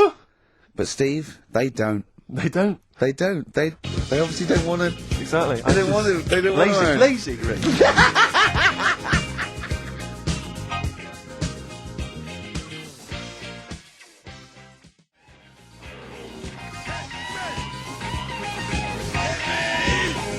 Ian Jury and the Blockheads, hit me with your rhythm stick. Rick, are you likely to be going to Cumbria on your stand-up tour? Almost certainly not. Why? Well, it's just because you might want to visit the Cumberland Pencil Museum. That's the journey through the history of pencil making. I do like pencils. Really? Yeah, just use one then. That's really So, do you have any idea how that was made? No, was it? Let me email them. Now, Chinese people. Oh, incidentally, it's the premiere of China. The premiere. Premiere. Oh, right, yeah. Oh, yeah. Sure. Yeah, I remember now. Yeah. But, when you were away, Carl, we worked out if it's 1 in 10 people are sort of like gay in some way, with 1 billion Chinese people, there's 100,000 little gay, lesbian Chinese fellas of some sort. What do you think of that? What do you mean? Well, I think so some sort of form of gayosity, whatever it's called, is sort of like 1 in 10, right? 1 in 10 people are gay, apparently. Right. That does seem a bit high, though, doesn't it? I thought it was lower than that. What? You mean more than that? Yeah. But Don't maybe think not, so. yeah. I think that's of any sort of nature, anything. But what time did they do the survey on the streets as well? Because, they go out late, so if they're doing the survey sort of around lunchtime, forget it, they're not going to get any. Sure. You know Yeah. what I mean? They're all asleep. But if they're out at, say, 1 in the morning... Well... It's going to be higher, isn't it? Yeah. Well, the thing is, Carl's favourite song, The Killing of Georgie? A little gay fella goes out, and he gets beaten up and that. Carl went, yeah, but would it have happened if he'd have been going out at a decent time? True. But clearly in the lyric, it says, Georgie left the theatre before the final curtain fell. Yeah. Now, theatre's finished about 10:30. Yeah. So even giving him half hour, I reckon it was only about 11 o'clock. So you're talking rubbish there. Are you sure that wasn't his curtains in his flat? And he's closing them before he goes out? No, he was at the theatre. But I'll tell you what, I just realised something. Maybe where most people were going home after theatre, he was just going out. Exactly. That theatre to him is like a matinee. Exactly. Isn't it? He's off out clubbing, isn't he? He's off down, he's gonna get some ammo, he's gonna get a couple of butt plugs, and he's not even gonna start dancing till midnight, is he? Have any of us ever met any gay people? It's just, our view of them is, I don't know. Email in if you've met a gay person. Yeah. Tell us where we're going wrong. Yeah. Has anyone ever met a gay person? I mean, the way we talk about these, it's like, have we ever met Chinese people? I've seen them. I've seen them out there wandering the streets, but I don't think I've ever had a conversation. Now here's the irony. I definitely know and have met more little gay fellas than little Chinese fellas. Yeah. Have you ever had any little Chinese friends? There was a girl at school who was Chinese, but she was kind of inscrutable. I couldn't get close to her. She was sort of mysterious. Right. Rockbusters? Yeah, brilliant. Right then, this is where I give you a little cryptic clue and some initials, and it sort of makes up a band or an artist and stuff like that. Yeah, sort of being the operative phrase. Yeah. Let's see how we read this clue. Yeah. This is going to sound like Oscar Wilde. Clue number 1. 3 different clues. Clue Oscar number Wilde 1. was Chinese, apparently. Was it? Yeah, it was illegal then. Right. Will you leave the entrance to my garden alone? Sorry? Right? Will you leave the entrance to my garden alone? Are we back on the gay thing, or is this... This is the clue? That's the clue. Right. Clue for Rockbusters number 1. Will you just leave the entrance to my garden alone, will you? Right, that doesn't count, because I know what it is. And what were the initials? What are the initials? GG. Correct. Yeah, right, but you've got to pronounce the artist correctly. I'll pronounce the artist, because I know what it is. Don't ruin it. No, but when the answer comes, I'll pronounce the artist. Right, can we just focus, please, on the quiz? Go. What was the clue again? Give it again. Will you leave the entrance to my garden alone?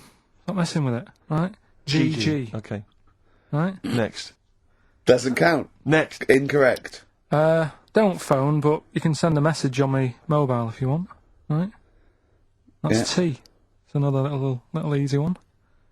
And the last one, we were sharing out the mail sheet. Right, that doesn't count either. Can we just fuck I know what that is. I know what that is. I don't care. We'll come to that later. Yeah. And number 3, we were sharing out the mail sheet, and I think I got the best one. Right? DG. DG. Yeah. So quickly again. Will you leave the entrance to my garden alone? Stop messing about with it. Yeah. Right? GG. Yeah. Don't phone, but you can send us a message on my mobile if you want. Right? That was T. And the last one was sharing out the mail sheet, and I got the best one, so that's good. Right? DG.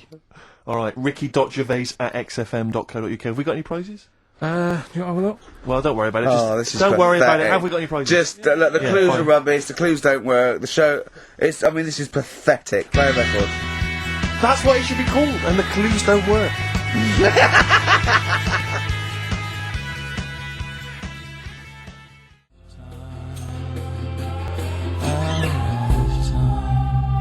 Blur, out of time on XFM. Well, we're not out of time, we've still got an hour left, boys. Hey! Luckily. Brilliant. A lot of emails, obviously, about the Chinese. People as fascinated as we are. I don't want to discuss it, interminably, Rick, because there's so much to say, and we've said most of it in the past. Yeah. Get a couple of emails. In fact, I think, Carl, you told us this information. Remind me of it again. If all the Chinese people in the world were... We're in a line on that, because there's loads of them, you'd never get to the end of it. Right. No, it's not that. It's no, if all the Chinese people formed a line and started walking out of China, you'd never get to the end of it. That's what I just said. No, it's because, though, they'd be having babies. You know what I mean? Still, it'd be adding to it all the time, wouldn't you? But would they be walking and shagging and having babies as they're walking out? Yeah, that is. I'd love to see someone organise that. Maybe the Record Breakers team. I tell you what, I'd love to see Ross McWhirter or Norris, who is it? Who's the one that's alive? I forget, Norris, I think. Norris, right? I'd love to see him to coordinate that. Yeah. 1.2 billion little Chinese fellas, boy, girl, boy, girl, boy, girl. Yeah. And where are they walking out of China? Which exit are they taking? They're taking the through Tibet. Or? I think it's the Gate 9 Slip Road, the M43, right. to St Petersburg, right? And they go, and walking, and shagging. Yeah, exactly. Yeah. Because some presumably are dying as they're leaving. No, but they live to 120. That's true. So they claim. So, well, we know Carl's theory on that. Do you want to just tell new listeners your theory about when all these Chinese people get the records for oldest people in the world? Come on, what's your theory, Carl? Carl, just that they're probably lying. Why? That's all. Because a lot of them don't age that well. Some of them do. A lot of them don't, and they always look older than they are. I read the other day, right? Do you know the one who was the oldest woman in the world, right? Chinese woman, right? The way she did it, it was She didn't die. That was her secret. What she did, she got up every day and didn't die. No, she was like awake and that, and then she'd have 2 days just sleeping. Right. So she wasn't really that old. What do you mean? Well, she'd only sort of lived half of her life in a way. Well, we so all live 2/3 of our life, don't we? No, but she was like awake and that, and then she'd go, oh, I'll go out of bed. And then that'd be it for 2 days. Talking of sleeping, oh man alive, I went to see the last part of the Lord of the Rings trilogy. Why? Well, it's like a family thing now. Every Christmas, my family and I have been going to see the Lord of the Rings, the next instalment. It's like a family thing. What will you do if they keep making them? Oh, I tell you, I've wasted now about 10 hours of my life with that tripe. You can never get that I can back. never get that back. That's what Peter Jackson owes me. 10 hours now he owes me of my life. It is absolute drivel. Well, I know. We've said this before, I don't want to harp on again about it, but I cannot fathom why everyone is so excited and loves these films so much. Like you say, people review saying it's the best film ever. I think this is the greatest movie I'll ever see. And I don't... It's like they go, oh, but look at all the fight sequences. But Tolkien being up there in literature, like, you know what I mean? It's sort of like Shakespeare. Tolkien. No! No. But what is it that he's writing about exactly? I don't know. Little midget fellas who can't get shoes. I mean, I've got big feet. I've got size 14. I can get shoes. Oh God! Send off from mail order. I know it is like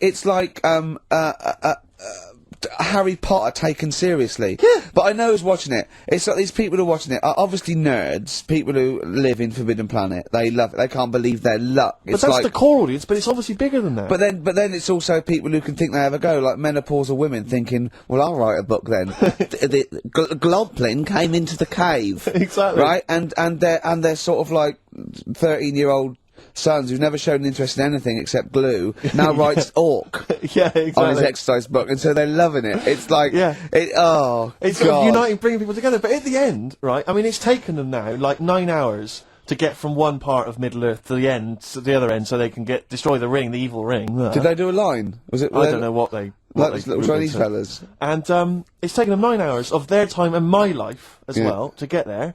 And, at the end, they all say goodbye. Did they do it in real time? Why didn't they edit it?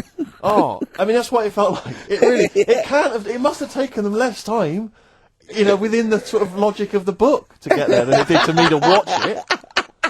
And, at the end, they sort of say goodbye to each other and they all hug. So there's like, you know, there's little midget one, you know, Frida, saying goodbye to, you know, Bjorn. What are and they Benny. called in the thing? Because are they PC in it? Are they called like midgets and dwarfs? No, they're called hobbits. Oh, are they? Yeah. So we should call small people hobbits from now on. That's what they are, just to make it kind of topical, and they'll like that as well. Give them sort of, you know. So if you see a little on the way home, if you saw a little midget fella, 4 foot midget fella, just say, "Excuse me, hobbit." Yeah. Okay, that's call fine him then. Frodo. Good, Frodo. He'd like it. He'd love it because everyone loves the Lord of the Rings. They love it. No, everyone loves the Lord of the Rings. In the end, if you ever get to the end, they all hug each other. They say, well, basically Frodo has to say goodbye to all his other little fellas, and so he's hugging us. I don't know how many of them there are, and he's hugging them, right? And it is the most interminable thing I've ever seen. It's like the music's playing, they look into each other's eyes, he hugs them, they pull back, they look at each other again, that's like, we'll never see each other again. Then he hugs the next one, and I was just screaming, I was thinking, hug, just one big group hug. Yeah. Then we can get out of like it. an American football team. Exactly. Just go, knock Not heads. each individual one. I mean, it's dragging on and on and on. And apparently on the DVD, there's like an extra sort of 20 minutes of extra footage of scenes he's cut out.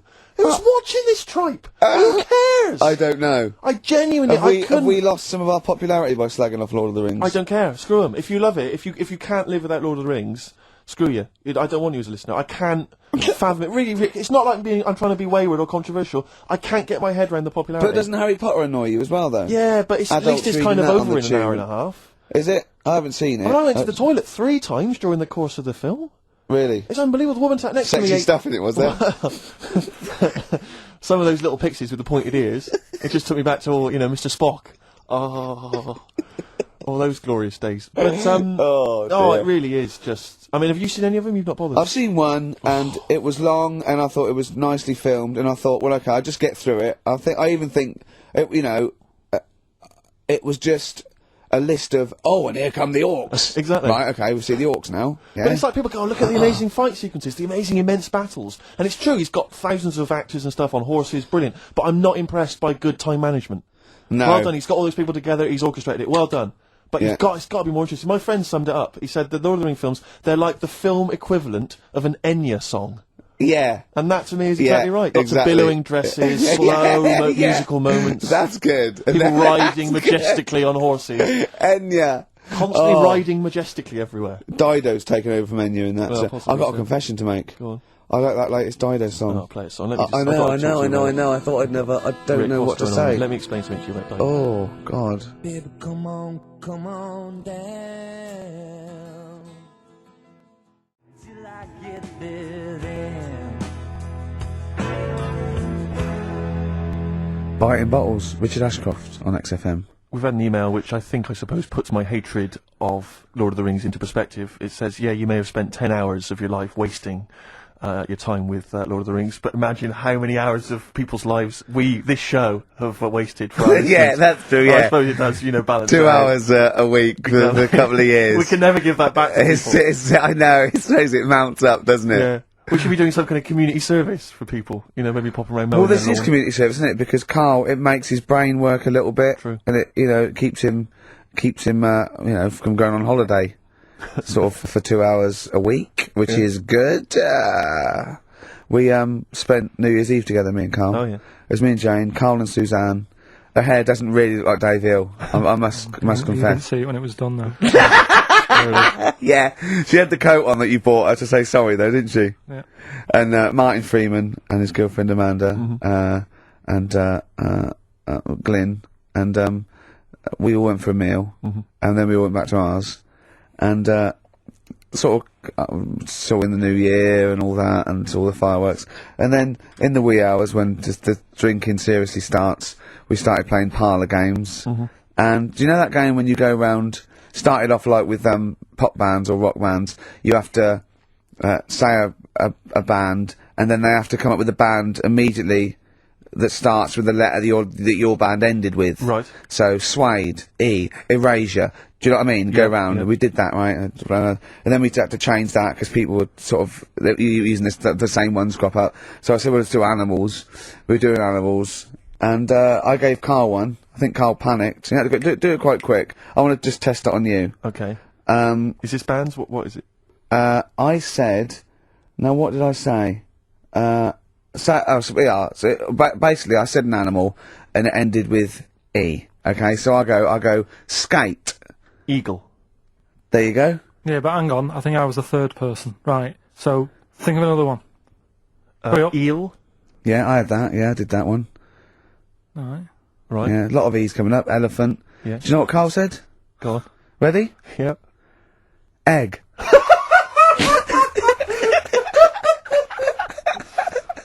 Oh, in a sense, I went, suppose.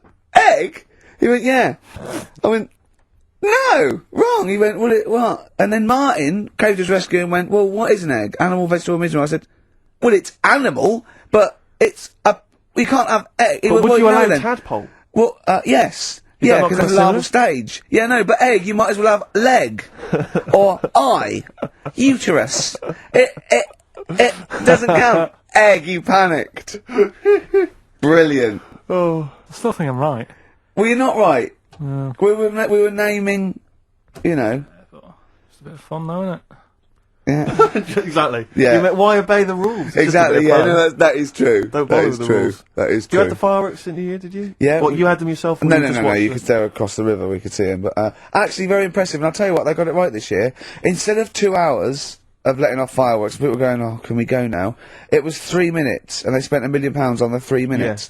And that's it. That's all you can stand, 3 minutes of fireworks. Oh. To me, fireworks are like watching Lord of the Rings. Exactly, I've absolutely. never been impressed as a child. Never been impressed. I've never been impressed as an adult. But a big bang, a huge big explosion, that'll do me. I used to go to, they used to have little community fireworks displays at Christmas, things like that, near our school, maybe in the school or at the local kind of community centre. And I used to go along to them with the family and everything, get the sparklers, and they would have the fireworks. Oh, and that would be, and I was just bored silly. And I always thought that if the guy organising it had wheeled out an enormous firework, climbed in, gone, last one to the moon's a bender, and then shot off, that I'd have been, yeah, that'd be, That'd be good, yeah. But everything's just internal. Do you reckon I could take out that church? Yeah, from exactly, here? yeah. Money on it. Go Yeah, on yeah, then. Yeah. That'd be worth it, wouldn't it? But little zoom, another one. Oh Christ! So a friend of mine was telling me that they once had some indoor fireworks. Which apparently is just, I mean, imagine that. Who needs indoor fireworks? Well, I think that's just little, yeah. I think one of the things, we got indoor fireworks once when I was little, and I remember one of the fireworks was that little celluloid fish that you put in the palm of your hand. Of course. And it Predicts goes, the future. oh, you're sexy. Yeah. What, it curled up because of the heat of your hand? Yeah. Oh. You're dead. It didn't curl. Actually, it's Grandad. He's dead. Yes. His hands are cold. Oh, no. That's the only way that would be... Oh, yeah. So that's the only test And it when did you can do. discover he was dead? We used one of those predictive fish. It came out dead. Yeah. Just flat. Yeah. Did you have a good time, though, Carl? What, at your place? Yeah. Yeah, it was a good night, wasn't it? We danced, didn't we? A bit of a dance. What, the two of you together? Yeah, Amanda had got one of those DVD films. No, straight to, you know, DV A video cameras. camera, It goes right. straight to DVD. Yeah, Okay. amazing, right? And Carl was doing his moonwalking. I was sort of doing some sort of jazz step, wasn't I? Sort of like Michael Jackson. I ended up jumping up on the couch with both feet and falling straight back on my back. Of course you did. I can't believe I was alright. Yeah. What's the chance of that? It's when you're drunk that you sort of like, you revert to childhood and you sort of bounce. Yeah, Yeah. exactly. So, luckily... Is that DVD going to be available in the shops later this year? Yeah.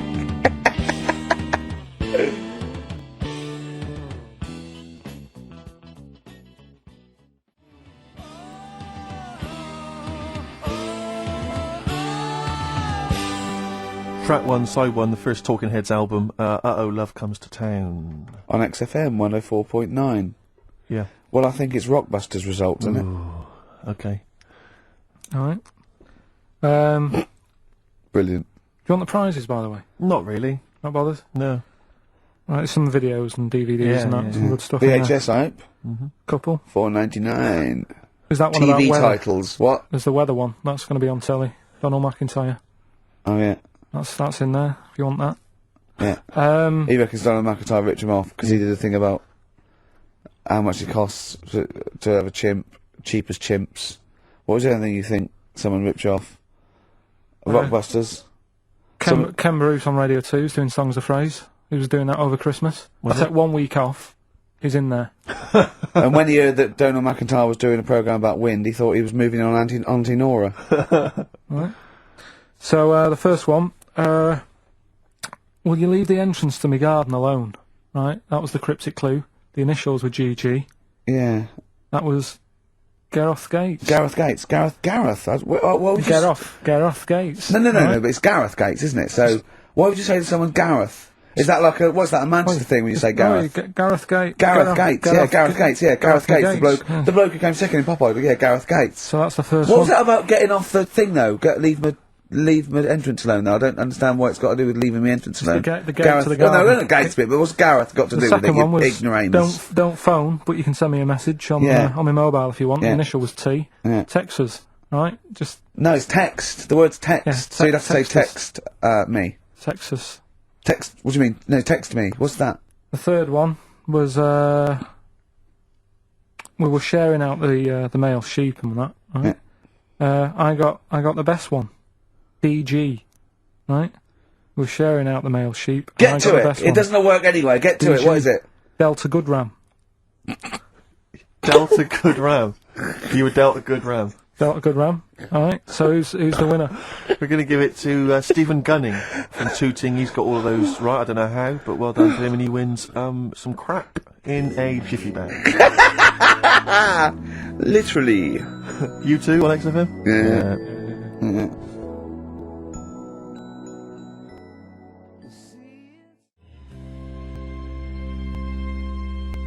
Snow Patrol and Run on XFM 104.9. Yeah, not bad at all, not bad at all. So everyone had a good Christmas though, yeah? Really? Carl, even though it was like a little bit Lanzagrotte, it was a nice Christmas. Yeah.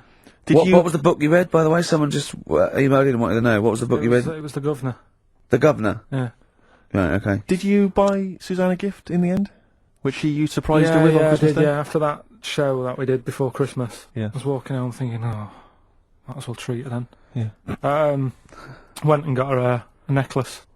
Nice. Actually, she said she wanted a necklace, but I didn't know which one, but went and got one. Yeah. And she was happy with that. Yeah. That shut her up. yeah. But, Yeah. And did she get you something? Did she get you a gift back? She did get me something, yeah. See, we knew she Of course would. she would. Yeah, but the thing is, right, she got me a little Game Boy Advance to take on holiday, because she Brilliant. knows I get bored. Lovely. Right? So that was good, but I was like, hang on a minute. I know how much I spent, Oh, and I know how much these are, right? But I was clever, though. When I got to the airport, I bought to get me an extra, bought me an extra game for it. Yeah. Got the value. Of course. When you were growing up, did you wait to ask your mum for sweets right at the counter so the woman would embarrass her into getting you it? What, you mean just slip it in the basket? Well, no, just wait till there's a stranger watching before you ask for sweets. Mum, can I have a Kinder Egg? Did you sit in front of Suzanne when it got to Suzanne, can you get me something else? Because remember I spent more on that necklace than you did like Game Boy Advance. And the woman in Dixon's goes, oh, you better get him something else. She goes, oh, bloody hell, all right then. Nah. She did well, though. You know what I mean? She's done well to keep you, hasn't she? Done well. Because you're such a find. You're quite a catch. Yeah, she must wake up every morning and go, ooh, I am the luckiest girl in the world. Well, she told you that the other night. What? She said the other night how good it is living with me. Oh, yeah! I said to Suzanne, it must be great, because I only see him 2 hours a week, and I like to squeeze his little head. You can do that all day, every day. Does she ever squeeze your head? No. No? No. It's like that thing, though, isn't it? It's like when you work in a chocolate factory. You get sick of it, don't you? If it's there all the time. Yeah, she must think, well, I could squeeze that head any time I wanted. It's not worth it. I just, yeah. What about your Christmas? My dad, I'm wondering if you're turning into my dad, because he bought my mum a bracelet. He won't mind me talking about this, because he said you'll probably talk about this on the radio, and you're right, Dad, I am talking about it. He bought my mum a little gold bracelet. Lovely gift. You know, it was a lovely thing. And she opened it, she loved it, and everyone thought, what a great gift, lovely gift. He wouldn't stop talking about it. He wouldn't stop talking about the gift he bought. He kept on grabbing my mum's arm and showing it to people. Look at that. Look at the gleam on that. The gleam! Steve, look at the shine on that. Look at the gleam there. Look at that. Gleam! And do you know what he said? He said the great thing about that's pure gold. He went, it's an investment. That's an investment, there. It's gold, you know, it's always worth something gold. I love that when people get a gift and it goes an investment. I love it. But what, not only does it sort of take away any of the romanticism of it, but it was the way he constantly was talking about how great a gift it was I'll that tell he you what, bought. I haven't heard the word gleam for 30 years. Look at the gleam on that. The gleam! Look at that, look at the sparkle on that, and look at that, and it looks like rope. That's what he kept saying, it looks like rope. It looks like gold rope. And he just, and I heard it, he disappeared, we were opening gifts, he went disappear, I could hear him in the kitchen going, thinking about that's pure gold, that, Elaine, that's pure gold. I might melt that down. Yeah. John, next door neighbour, John, look at that! Look at the shine on that! That's great, that's brilliant though! But it's just, it doesn't sort of undermine the gift a bit, if you keep on droning on about how great it is. If people enjoy giving, that's nice, isn't it? And you got to, you know, what did your mum say? She loved it. She couldn't get a word in edgeways. That's a step up from a jar of coffee, though, isn't it? It is a step up, yeah. That's good. Oh. What about yours? I didn't get my mum and dad anything this What? time. No, because I'm always treating them anyway. Whenever if they need a few quid, if I can help Well, them, you I do. are the gift that keeps on giving, Carl. No, but don't just go giving anything just for the sake of it. You know what I mean? Wait for the time that's right, sort of thing. Just 'cause it's Christmas. Because yeah, I mean, there's no better time, is there? Really? No, I just was going to say my mum and dad didn't get me anything, but they did. What they get? But just some money. Mm. But I'll get them something when the time's right. Do you know what I mean? They always need bits and pieces through the year, so yeah, I'll look after them. Sure. But it was weird being away. Has anyone got caught onto the fact that they leave groceries in the telephone box near your dad yet? No, that's still going on. Is it? Going on, yeah. Oh, that's fantastic, isn't it? That is just fantastic. So when he needs a loaf of bread, pint of milk, just goes down. Does he ever give that as gifts? Now listen, are we doing the film thing in a bit? Oh. Got more prizes. Yeah. Is it better than Rockbusters? It's alright, I did it in a bit of a rush because I was only in yesterday, wasn't I? Sure. Well, yeah, if you take 3 holidays a year, then there's not enough time for the work. Me and Steve like to, put our priority into, doing the work, coming up with a good product, and getting a holiday when we can. I haven't really. I love a holiday, Rick. I love a holiday. But I don't do the holidays for me, it's for Suzanne, isn't it? She's the one who likes going away. With so you? I'll just go, so I'll go with her, do me bit. When you were playing Game Boy, right, and you'd looked in the hole, and you were reading your book, what is she doing? She'll make things seem more interesting to me.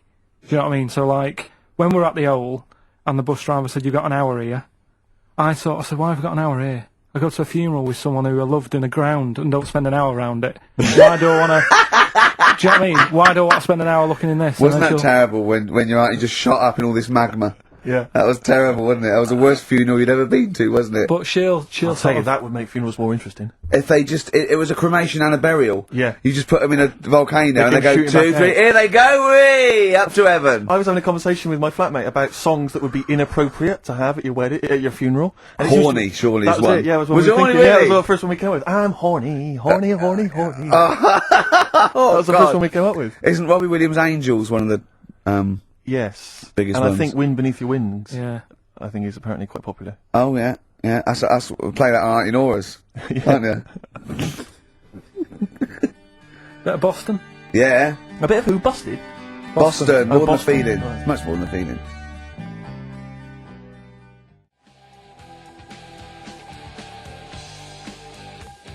Boston, more than a feeling. XFM 104.9. Well, another big moment here. We've had Rockbusters. Now we're going to have Carl's film quiz thing, ain't it? Yeah, film quiz thing. I've done Planet of the Apes, right? Because one of the things we did in Lanzarote went on this tour with sort of 3 northern blokes, and they didn't really know what they were talking about. Joking. What You're do you joking. What?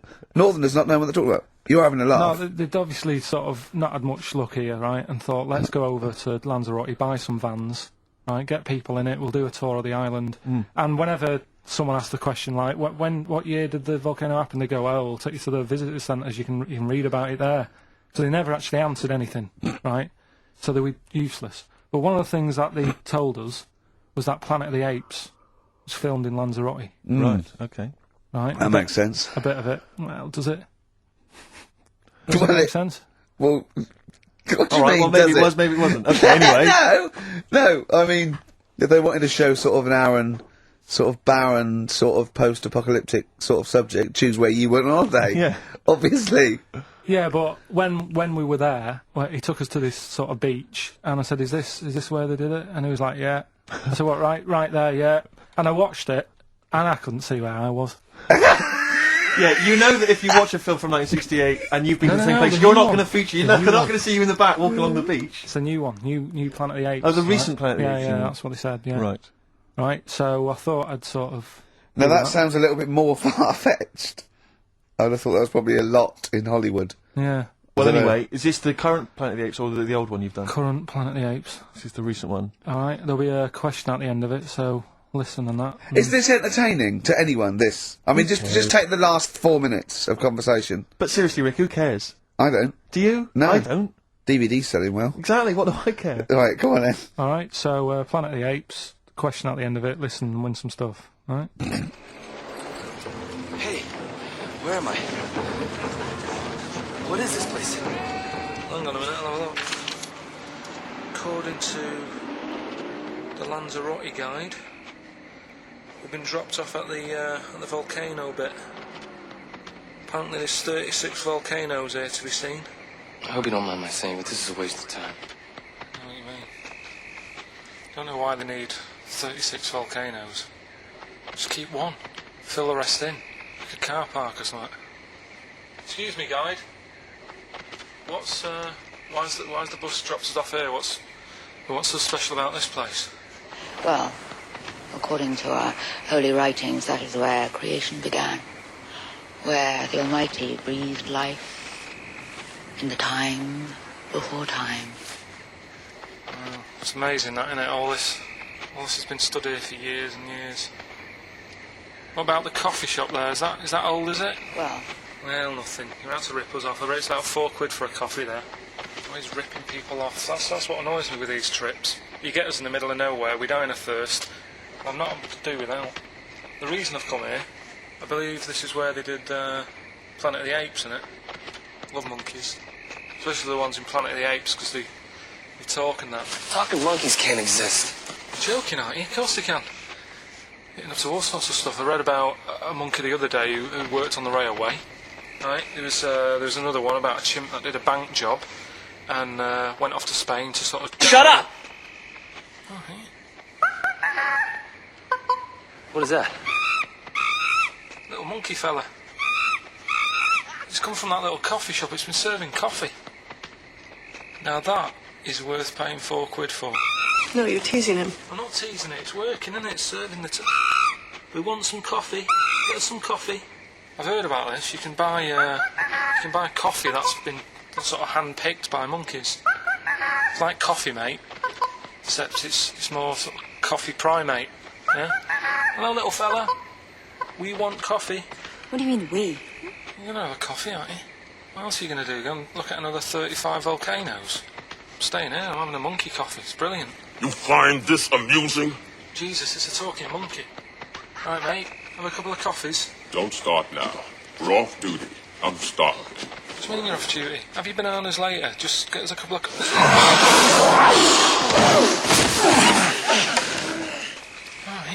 I understand that you're tired and you've probably been on your hands all day. So forget the coffee. You go and get some lunch. After you've got some coach, you lazy ass. You damn human!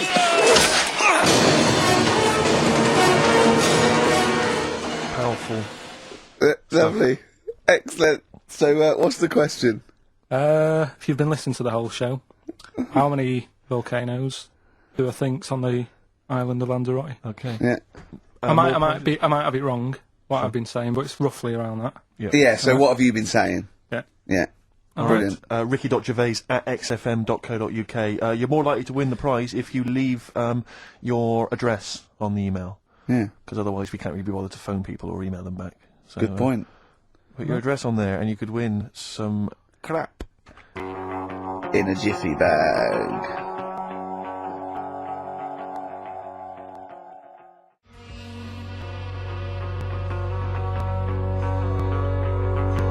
Carl's theme tune there, by Placebo. Special Needs on XFM 104.9. Alright. New Year's resolution, Carl? I don't know. I don't do it. Really. So what about something like, I don't know, start smoking? Do you know, there must be something. No, it's a waste of time, isn't it? Don't bother with that. Right. You see? Me, no, I've never really made any New Year's resolutions. I just be good to people. Just treat everyone as you want to be treated yourself. Give to charity. Hate crime, racism, famine, sexism. I know you're going to keep to all those, except the gift to charity. That's me and Carl find that a little bit hard to believe. Never gonna happen. Well, you've always got to break at least one of your New Year's resolutions. Exactly. Yeah. Well, I think I'll be nice to Carl.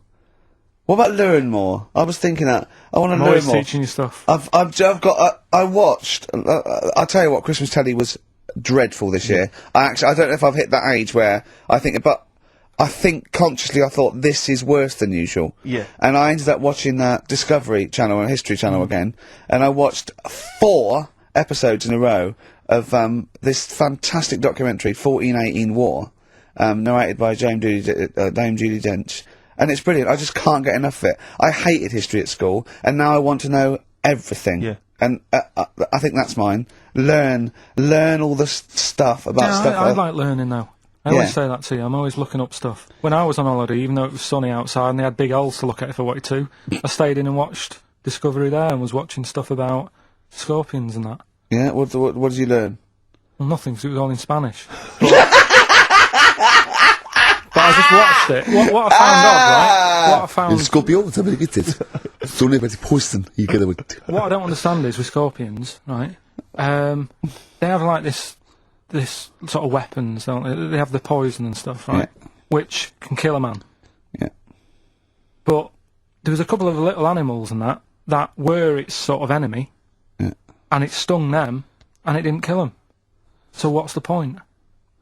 Well, firstly, not all scorpions kill a man. Some of them, this one did, they said. Yeah, well, they range from like bee stings to so much venom it can take down a horse on things like spiders and snakes and scorpions. So it depends. But a scorpion that will kill a man would kill a rabbit. So I don't know what you're talking about. No, there was a snake that it stuck its thing into, and some sort of beaver, and they were just like running about. There's nothing funny about that, so why are we laughing? Well, the snake wasn't running about, was it? Well, it was slithering about a bit. Yeah. What was the beaver doing when the snake... Just sort of, I think it ate it in the end. What? Ate what? Ate the scorpion. Just wandered off. Well, it wasn't a beaver. There you go, There's you've no learned that. way it was a beaver. All right, an otter. It was, This is what you pieced together from a show in Spanish. well, I'm just saying though, how come it can't kill something that small, yet there's someone on holiday that's no sort of danger to that scorpion. We're not going to harm it, right? And yet it can kill a man. So you say, but I don't believe it. Shut up, mate. Seriously, this is gobbledygook. Taught you something again, though. That's what I'm No, saying. what have you I'm always- taught us though? What is the fact that's come out of that? A scorpion can kill a man, but the beaver was dancing with a snake, then it ate it. You do that That's all not the a time, fact. though. You That's put not a everything fact. down. New Year's Eve I taught him something, right, about dead people. No, you know, the things that taught me. I was saying you're talking shite. He says they found out your soul weighs an ounce. Your soul? Yeah. Your soul weighs an ounce. Right, who found this out? I read it. Your arsehole weighs an ounce. Yeah. There's no such thing. A soul weighs an ounce. You're talking drivel. Alright. Have you got any monkey news? So what did they do? They weighed someone who was alive, and they will wait for you to die, then weigh you again. There was Isn't someone that who- you've lost an ounce. You know, it must be your soul shooting off to heaven. It was someone who was really ill, and they said, we can't do anything for you here, but we've got a bit of an idea that we want to do. We've been meaning to do this. Stuck him on some scales. He said, right, you weigh 9 pounds and an ounce or whatever, because he was wasting away. He died, 9 pounds. Right? Fine, well, that's proof we needed. Talking shite. Monkey news, we might as well leave it. No, come on, come on, tell monkey news. No, it's nothing that great, really. Is it worth playing the jingle? Quickly? Go on then. Oh, chimpanzee that monkey news. Right, it's about a monkey. 2004, four. It's about this woman monkey who was born in 1834. Right? Half monkey, half woman. No, not true. It happened, apparently. It was Impossible. it was in the Daily Mail. Right? Okay. The Victorian ape woman was her name. Yeah, I christen this thing Victorian Ape Woman. Well, we thought Sandra. No, I'm calling it Victorian Ape Woman. She was about 4 foot. No, didn't happen. She had lovely thick black hair on her head and on the back of her legs and on her arms. Yeah. Alright. Save stockings. Let's have a look. And she didn't need a bustle because of a huge ape-like arse sticking out the back of her dress. She was good at reading and sewing. Well, good, because they didn't have opposable thumbs, so, she could speak 3 languages. Yes. She was Human, monkey, and monkey-human. 20 offers of marriage. Does that annoy you, Steve?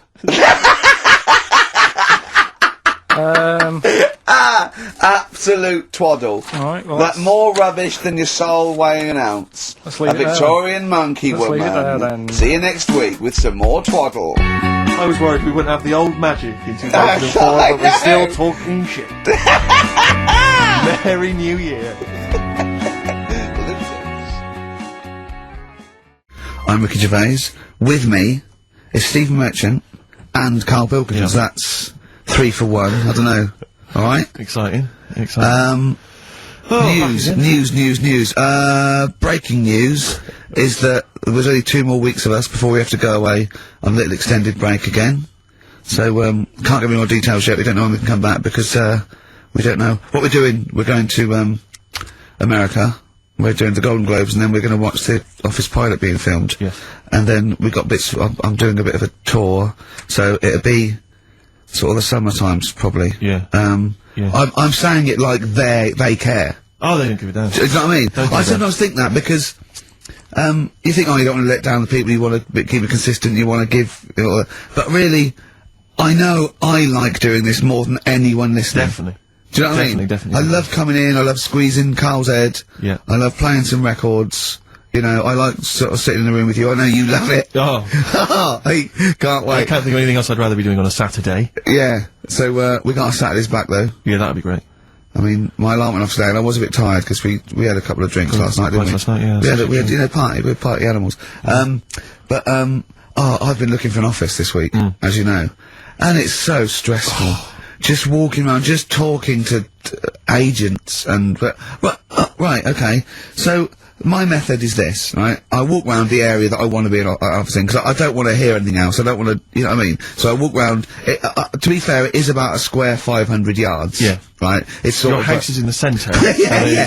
I walk, and, so I walk round and look at placards. I go, that's a nice office, and I phone them up. There's loads of different people I'm dealing with, right? And he went, oh, we got one in so-and-so street. I think it was 5th Street or something like that. I went, oh yeah, I went along to, I'll see you there in 20 minutes. I got there. You were there, if you remember. I looked round and I said to Steve, it looks alright. There's no pawn shops or anything like that, right? And Steve went, well, it is next to a brothel. And I looked, and there on the next thing, like, you know, model, 1st floor, Susie, 03, and I phoned him and I said, do you know what? Don't bother coming here. No, I said, no, I said, because it's next to a brothel. He went, yeah. I went, right, okay. Just for future reference, I don't want an office literally next to a brothel, right? When I go to work, I don't want to walk past prostitutes. Call me old-fashioned, Yeah, right? as you're going into work, there's a prostitute. Yeah. Morning. Morning. Oh, I just got a cappuccino. Yeah, Starbucks, yeah. Business good? Yeah, it's a bit slow at the moment. But it picks up later this evening, does it really? Good. And, I said to him, I've got so my New Year's resolution is being like a little fascist when it comes to business. And I said, also future reference, no crack dens and no wild animals in the porch. And, I just can't believe it. There's always something wrong. We went to one, right? It got there, right? And, a woman said, oh, I'm new here. She didn't know what keys she was using. And she went, it's the 3rd floor. And she went, there's no point, we won't both get in the lift. I went, right, will you get a desk in the lift? Right, she went, I've got a chair in the lift before. Brilliant. So, just find me an office, Rathbone Place, sort of Percy Street, Charlotte Street, Dean Street. Yeah. 1st or 2nd floor. I'm worried we're going to get emails from estate agents, phone calls from them. You know what those people are like. I don't look at the emails. True. Fair enough. So, play a record. Different for girls. It's not in the charts anymore. I can't believe it. Unbelievable. You were talking about renting an office. I'm a little bit intimidated because I'm just at the moment thinking about trying to buy a flat or something because I'm just tired of pissing money down the drain. I know. Yeah. And, but I'm really petrified. I've put it off because I'm really gullible.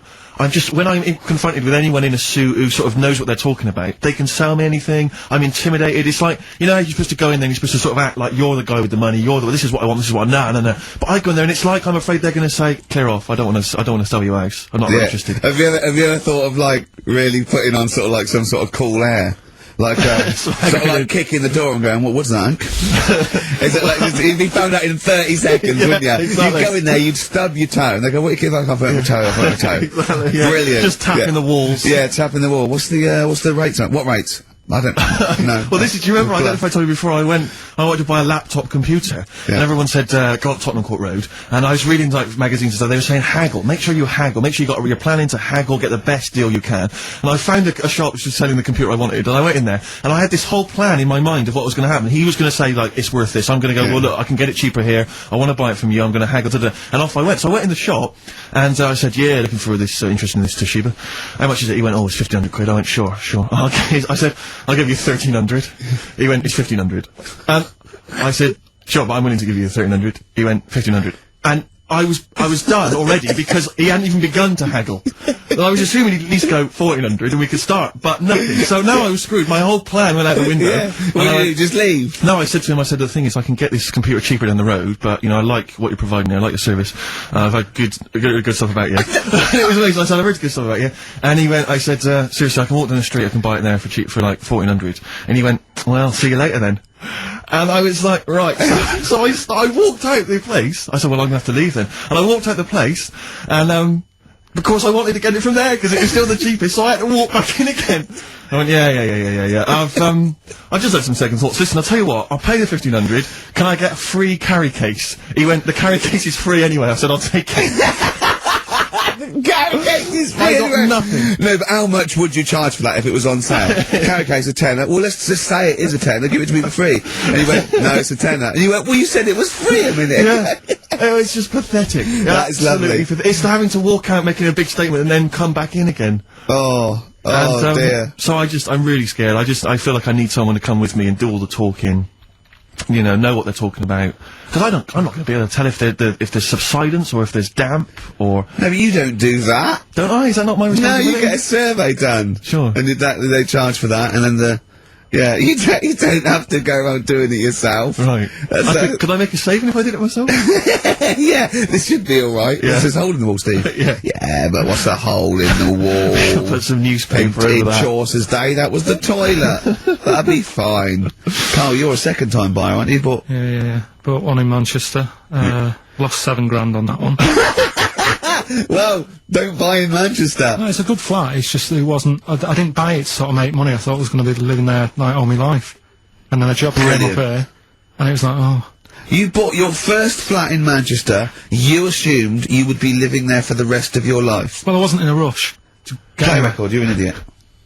Hang on a minute. So have you got a property portfolio? Have you got the 2 houses now? No, I've got rid of that one. Oh, you sold that one? Got this flat. £7,000 Got loss. this flat. I'll tell you something that is interesting. Hold on, though. What? £7,000 lost. It's a flat in Manchester, but it could only cost about £8,000 anyway. Right, Steve, something they do now, right, they've got to do by law when you're buying, right? I was looking at one in London, right? It's haunted. They've got to tell you now. Right, don't talk shit. I'm telling you now. Play a record. I'm telling you now. Yeah. There's no such thing as ghosts. That is ridiculous if that appears on a legal document. Right, if there's anyone who sells flats and that, does that for a living. Yeah. Right, email in, because I'm telling you now, that is a fact. She sort of dropped it in. I said, oh, you know, nice feel here. And she said, yeah, well, that'll be the ghost. Just dropped it in, that's all they've got to do. And then I was like, what? And they went, oh, yeah. That's what I've got to do, is it? So that's the legal thing. Did you drop it in? So in court you go, did you drop it in? Yeah, I dropped it in. Play a record, you're an idiot.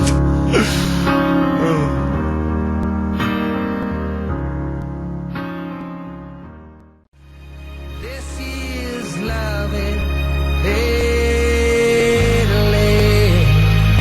That's David Gray, and this is love, if you're in love.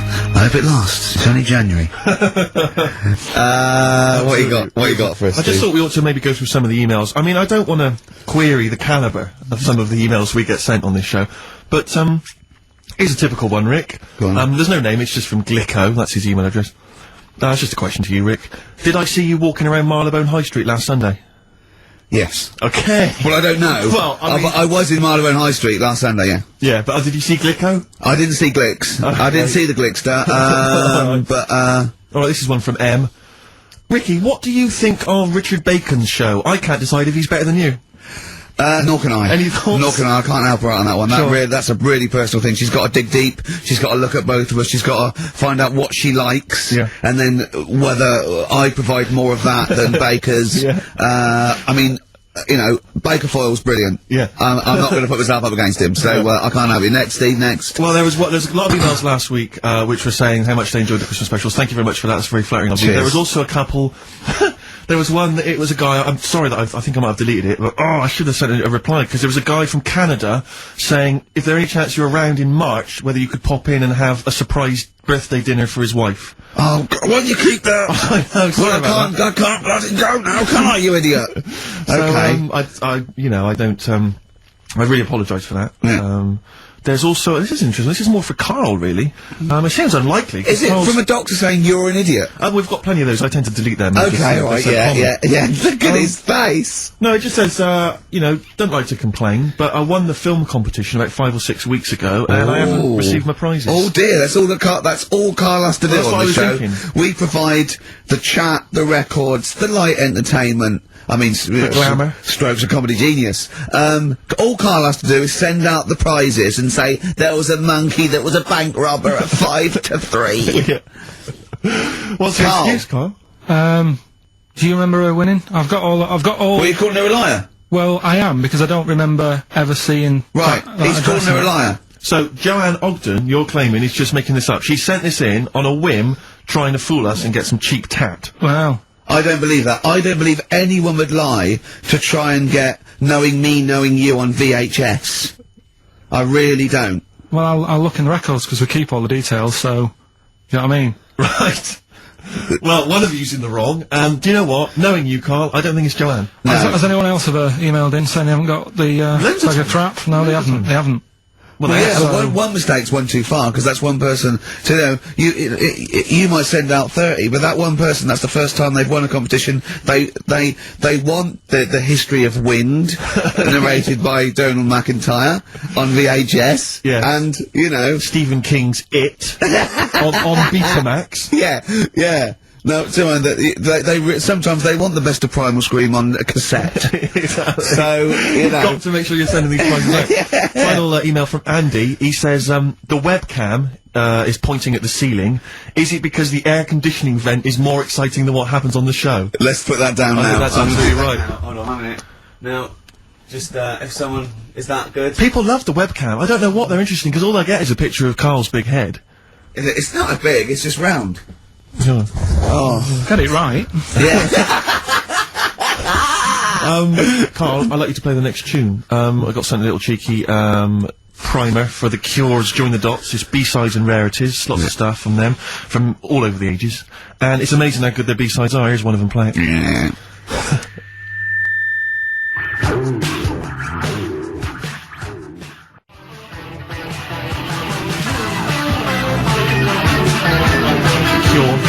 And that's called A Man Inside My Mouth, which was the B-side to Close to Me. There's nothing amusing about that, Rex. I don't know why you're laughing. Wow. It's called A Man Inside My Mouth. Yeah, I know. And that's fine. Yeah, it's like, you know, this, like, you know, the little man inside your head. Yeah. You know, Man if inside a your man mouth. wants to be inside anyone's mouth, that's good, you know, good luck to him. Yes. But, there's nothing wrong with that. But I agree. Yeah. Carl, do you agree with that? What man in your head? What does that mean? Brilliant, isn't it? Extraordinary. It Look at his doesn't even face. understand schoolboy carry-on innuendo. Amazing. I know the fact that the play on words is too fouling. What does he mean on sight the erection? And what? What do you mean dumplings? Huh? You're a fan of The Simpsons. You know that character in The Simpsons, the, gap-toothed yokel? Yeah. If I look at Carl when he's perplexed, Cletus. It's the kind of cliche comic book thing of having a mouth wide open to suggest formlessness. Oh. It's amazing. Or an accommodating come on. Yes. Absolutely. Carl. That little man inside your head, it's what, you know, if that people use it as your conscience, don't they? Alright. Have you ever heard that before? Yeah. No? No. No? Okay. I was, Rick, I was watching Moonraker. It was on, I think it was last week. Yeah. I don't know how familiar you are with the James Bond films. I don't think I've ever watched a Bond film from beginning to end. Yeah. I've never watched one on DVD, and I've never gone to cinema to watch one, and I'm not usually in on Easter Saturday. Exactly. Honestly. The thing about James Bond, when I was younger, I thought he was amazing. I just thought he was the ultimate cool, sophisticated hero. Do you know what I mean? My dream as a kid, like when I say kid, I mean a teenager, was to come home, which invariably he did. He'd come back to his hotel suite, he'd open the door, there'd be a trail of clothes, and he'd follow it, he'd go into the bedroom, there'd be a beautiful woman in the bed, you know. You'd have said, clean up, man. What are you doing? You're messy. I'm gonna forget my mum to clean all this up now. Mum, she's got a bad back. There's a nudie lady in my bed. But, and as I say, I used to think he was really cool and sophisticated, and it's only of late that I've sort of revisited these films, and I'll tell you what, it's his jokes. Oh! He is the most infuriating man ever. Absolutely. I mean, I don't know why people in the films consider him so... I mean, I think the reason that women in the films are always being seduced by him is because, if you notice, they've normally got English as a second language. Right. So they don't understand. So when he's making those jokes... So they don't know when he goes, just keeping the British end up. Yeah, I'm just attempting re-entry. Yeah. If that was a British woman, she'd be going, what? Yeah, what are you talking don't about, say that. That sounds awful, and it's a terrible it's poem, so Roger. rude, what am I? Yeah, what am I? Yeah. And they just laugh politely. They just laugh coquettishly and then, you know, unzip their dress normally. Yeah. But some of the guys, there was one where he's being chased by a guy in a moped or something, and the guy plummets off a cliff and smashes through a van which is full of feathers, and he plummets to his death, and Bond just says, all those feathers, and he still couldn't fly. What are you talking about? What do you mean it's not a joke? It's just words. There's one where in Moonraker, he punches this guy, he's having a fight, he punches him through a plate glass window, and he lands on a piano, and Bond goes, play it again, Sam. And there's the one, I remember there's the one in one of the early films where he throws a guy in a bath and electrocutes him by throwing in a thing, and then he goes, absolutely shocking. But I was thinking, you've just killed a man. I know. You're a psychopath. Yeah. And it's just so excruciating. If someone was doing those kind of jokes in the office, you would hate them. Do you know what I mean? You wouldn't want to talk to them, they'd be a bore. I know, yeah, everything's a little one-liner, I know, and everything's a pun. Yeah. But I'll tell you what, he's a bloody good secret agency. That's true. So, you know, they're not hired for their, you know, wit and, stand-up ability.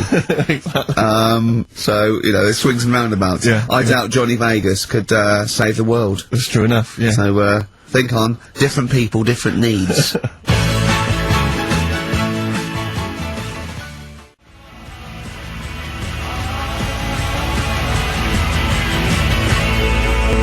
Kings of Leon, California Waiting on XFM 104.9. Do you know what, Steve? We get emails and, you know, we got our posters up around this show and, people enjoy it. But I don't think we get the credit we deserve for picking the music. It's true. Because we're totally unplaylisted, and I don't know if people know about this, that mine and Steve's sort of first passion before comedy is probably music. We're really, we love playing each other sort of records and that. And maybe when we come back, we should do a show where there is no pressure to, you know, like Carl doesn't press the buttons for us, pre-record it, where we just swap each other's sort of ideas for music. It'd be like the Ricky Gervais compilation tape. Well, sort of like, we're not talking John Peel, where we're trying to find obscure Belgian jungle and do demos. You know, everything from, you know, Kings of Leon, Lou Reed, you know, maybe a bit of 80s stuff that people have forgotten about. Beautiful songs, beautiful songs. So what do you think? I'd love to do that, Rick. I mean, genuinely, there's nothing more exciting to me than introducing to someone a song which they then go on and they love and they listen, maybe they buy the album, But that's something to think about, maybe, for later. Yeah. Well, it's like you say, the pressure to kind of come up with some, you know, high caliber chat between each record, it takes the toll. But, yeah, and that's, you know, it's a passion of ours and we'd love to, but now, it's Rockbusters. Can I just say something now, before we do Rockbusters? A lot of people sort of, they come up to me, they say, Steve, we like the show. When are you gonna get rid of Rockbusters? It brings it down. I'm not joking. I'm not joking, there is lots of people. Come on, let Carl speak. Come off it. What? Come off it. What? I know people who say, you're never gonna stop that, are you? So, one of us is lying again. Well, not really. You know, I'm talking about people who've listened to the show. You're talking about Suzanne, your girlfriend. Oh, Martin. He'll be at home now with a pad, getting ready to play. But I should just... Max Freeman did encourage Carl on a couple of occasions. He even tried to get him through with the answer egg when we were doing that naming animal round. Yes. So, but I should just say that people think that somehow Ricky and I are endorsing Rockbusters, that somehow by allowing it on the show, somehow we think it's good or we appreciate it. And I need to point out that it's more like when a child comes back from school and they've done a painting. Yeah. It's crap. Yeah. But of course you've got to stick it on the fridge. Bigger than the house. You've got to stick it on the fridge because otherwise the kid's going to get upset. In this next episode, you've got to remember the cat is bigger than the house. Exactly. It doesn't look like anything. The humans don't have bodies, their legs come straight from their head. Yeah. Mummy and Daddy. Please welcome to the stage, Karl Pilkington's Rockbusters. Right. Right, so, cryptic clues, initials, cryptic. and you work Rubbish it out, clue. and you email in and that. Yeah. First one. Yeah. Don't be stealing my tools. Take your sister's. Alright, and the initials NK. Don't be stealing my tools, take my sister's. Yeah, so that's like the cryptic clue, and the initials of the artist or band is NK. Alright? Second one. Buy it if you want, not bothered, think about it. Come back, right? Come back if you want. Start again, Carl! Last halfway through! Right, start that second one again! Right, well, you can buy... It's different! Well, the first one was, buy it if you want, no, this one was, yeah, well, write it down, buy it. Right, do it! If it's a cryptic clue, all the letters count. Do it. Buy it if you want, I'm not that bothered. You know, think about it, come back, check some other places out first before you know... That was a crossword clue! In the Times! So we've got no time for other clues. Right. So that's SC. Right, do that clue again. Buy it if you want, I'm not fussed, do you know what I mean? Think about it. Fast has made an appearance! Fast wasn't there before! Do the clue again. Do the clue again! Initials SC for that one. Do the clue again. I don't want to do it again. You haven't finished it yet? I have, that's it. No, do the clue again. Can't do it again. Do the clue again. Well, buy it if you want, I'm not fussed, right? Shop around. Come back. It's up to you. I'm not pushing you into anything. It's up to you, wasn't there? SC for that one, right? And the final one, that's good, I can play 10-pin bowling again. Okay, and what's the clue? That's O for that one. O. Alright, so... Okay, now I assume... I'm not going to bother to look, but I assume there's a jiffy bag of tats which people can win. Alright, well, great, good luck. Ricky.gervais@xfm.co.uk is the email address. Thorns? No, buy it if you want. I'm not fussing. Come back, have a look round. I'm open Wednesdays, by the way. Shut up, Thorns. See you later.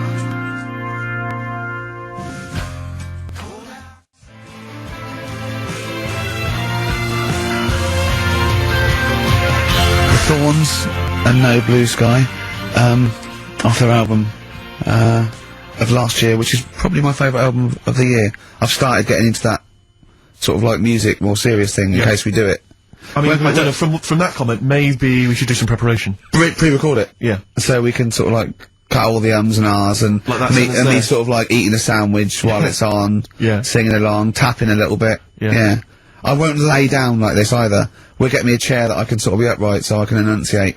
You weren't in the room, were you, when Carl was singing along to Oliver's Army? No. It was a joy. Checkpoint Charlie. Oliver's Army. Nothing. No idea. Oh, bless him. No, Rockbusters, well on the way. Any right answers yet, Carl? I'll just check. Let's see, we got, one email. One email? No. No, because they probably don't make sense. Yeah, no responses whatsoever. There's some on the text and that. Really? 83 XFM if you want to do it on the old, Speak up, Carl. We're on the radio. Steve, no, we're on the radio, we're live. Just letting you know, do it on the text if you want. Send it in on the text. Well, what is it? Say it! 83 XFM. Right. Right? What's the email address again? ricky.gervais@xfm.co.uk. Are you tired today, Carl? Are you just bored, or...? No, I'm alright, I'm good. Yeah? Yeah. Steve? Yeah, well, no, I just wanted to mention to you, I went to, a pub near my house recently. I found out that there was a pool hall. Oh, yeah. Like a pool club there. And I love pool. I like to think of myself as looking a little bit like Paul Newman in The Hustler. Yeah. When I'm shooting pool.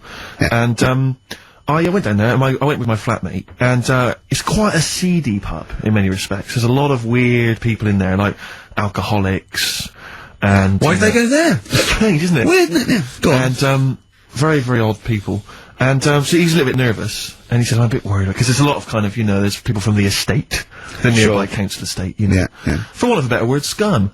And, so he's a bit edgy, and, bizarrely, because I so wanted people, I said to him, he went, I'm a bit scared about going in. I went, don't worry, you're with me. Yeah. I don't know what I was thinking. I don't know what that means. They're going to think, oh, wait a minute, the 6 foot guy with the lanky guy with the glasses. Yeah. They're not going to mess with him. You go there, they take your glasses off and you go, I've lost. Exactly. That's it, I'm out of here. This is why I've never got into a fight, because if my glasses are gone, I'm screwed. That's the first thing you really are short-sighted, aren't you? I'd be absolutely done for.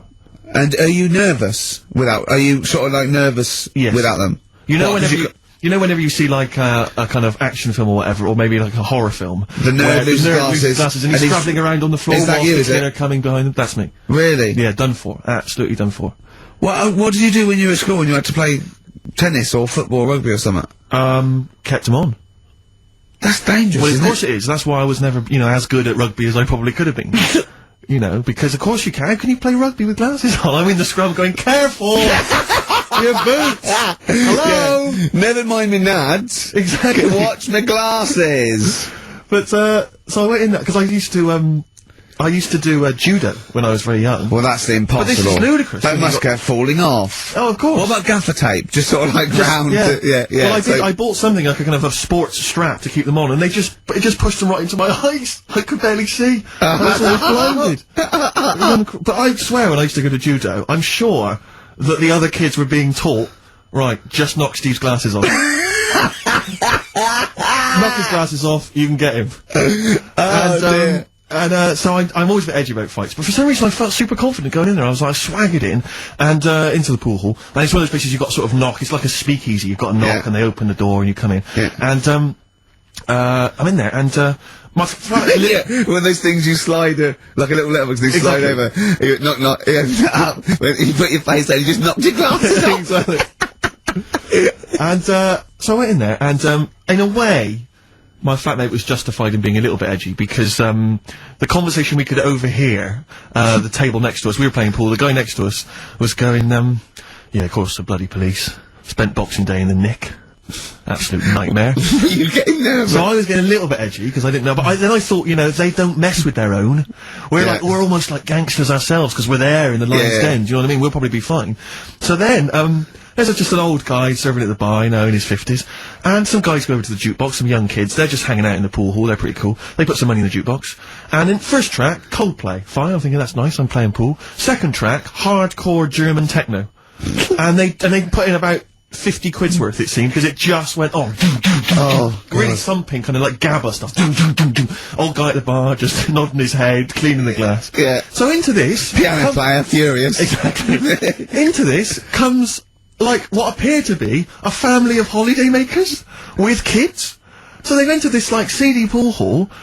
We've got, you know, the Cray twins playing pool next to me. They come in, the German techno's blaring. They come in, and there's, like, kids, you know, and they've got the baby in one of those little pouches, and they sit down, and, the weirdest thing was one of the guys, the uncle, let's say, of the he picked up the kid and he was about to put the baby down in a chair, and I thought, hang on, that's quite a hard backed chair. And as he did it, the baby's head just went and hit the back of the chair, and just flipped back and hit the back of the chair because he just lumped it down. Oh God! And it started screaming, it crying, you know, and the teenagers were rocking to that. They loved it, and he came over and. It was transparent what had happened, and the mum was going, "What's happened? The baby's crying." And he went, "I don't know what happened." And I wanted to lean over and go, "You lying swine! You know what happened? You just he said, I wanted to go, just take her aside and say, never let him handle your baby again. No, the head was wobbling around. He put it on that heavy, I could see it coming. I don't know, who knows, he might turn out like Karl now. That's a point. But what do you do in those situations? You know, do you... Well, I'm assuming by the way you're taking it lightly, the baby wasn't hurt in any way. Just made his. Well then, but it was still a bit. You keep out of it, don't you? What are you gonna do? Call the authorities and go, it was him. Yeah. But I don't know. I mean, I don't want to name the place in case I get knifed. I imagine you trying to swagger it when you overheard him talk on the neck. I imagine you know him go, yeah, pigs. Sorry? Yeah, I ate the pigs as well. No, I'm a lawyer. I was down there. Oh yeah, sure. Oh dear. But I'll be going back there. I feel like I'm. That's it. I mean, I've told you before, Steve. Stay away from working class people and bad men in trainers, because you know you hang on with ne'er-do-wells and you're going to get your glasses knocked off. That's true.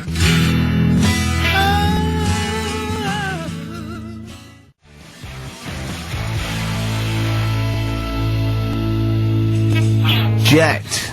Roll over DJ on XFM 104.9.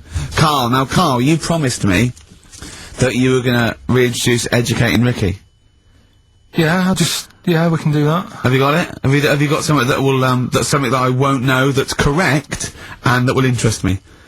Yeah, there's loads of stuff. Is it anything to do with monkeys? No, we've got monkey news. We've got monkey news coming up, of course we have. Monkey news, people, and then now over to, XFM for monkey news with Karl Pilkington. No, we won't do that yet, we're not doing that yet. Educating Ricky is... Yeah.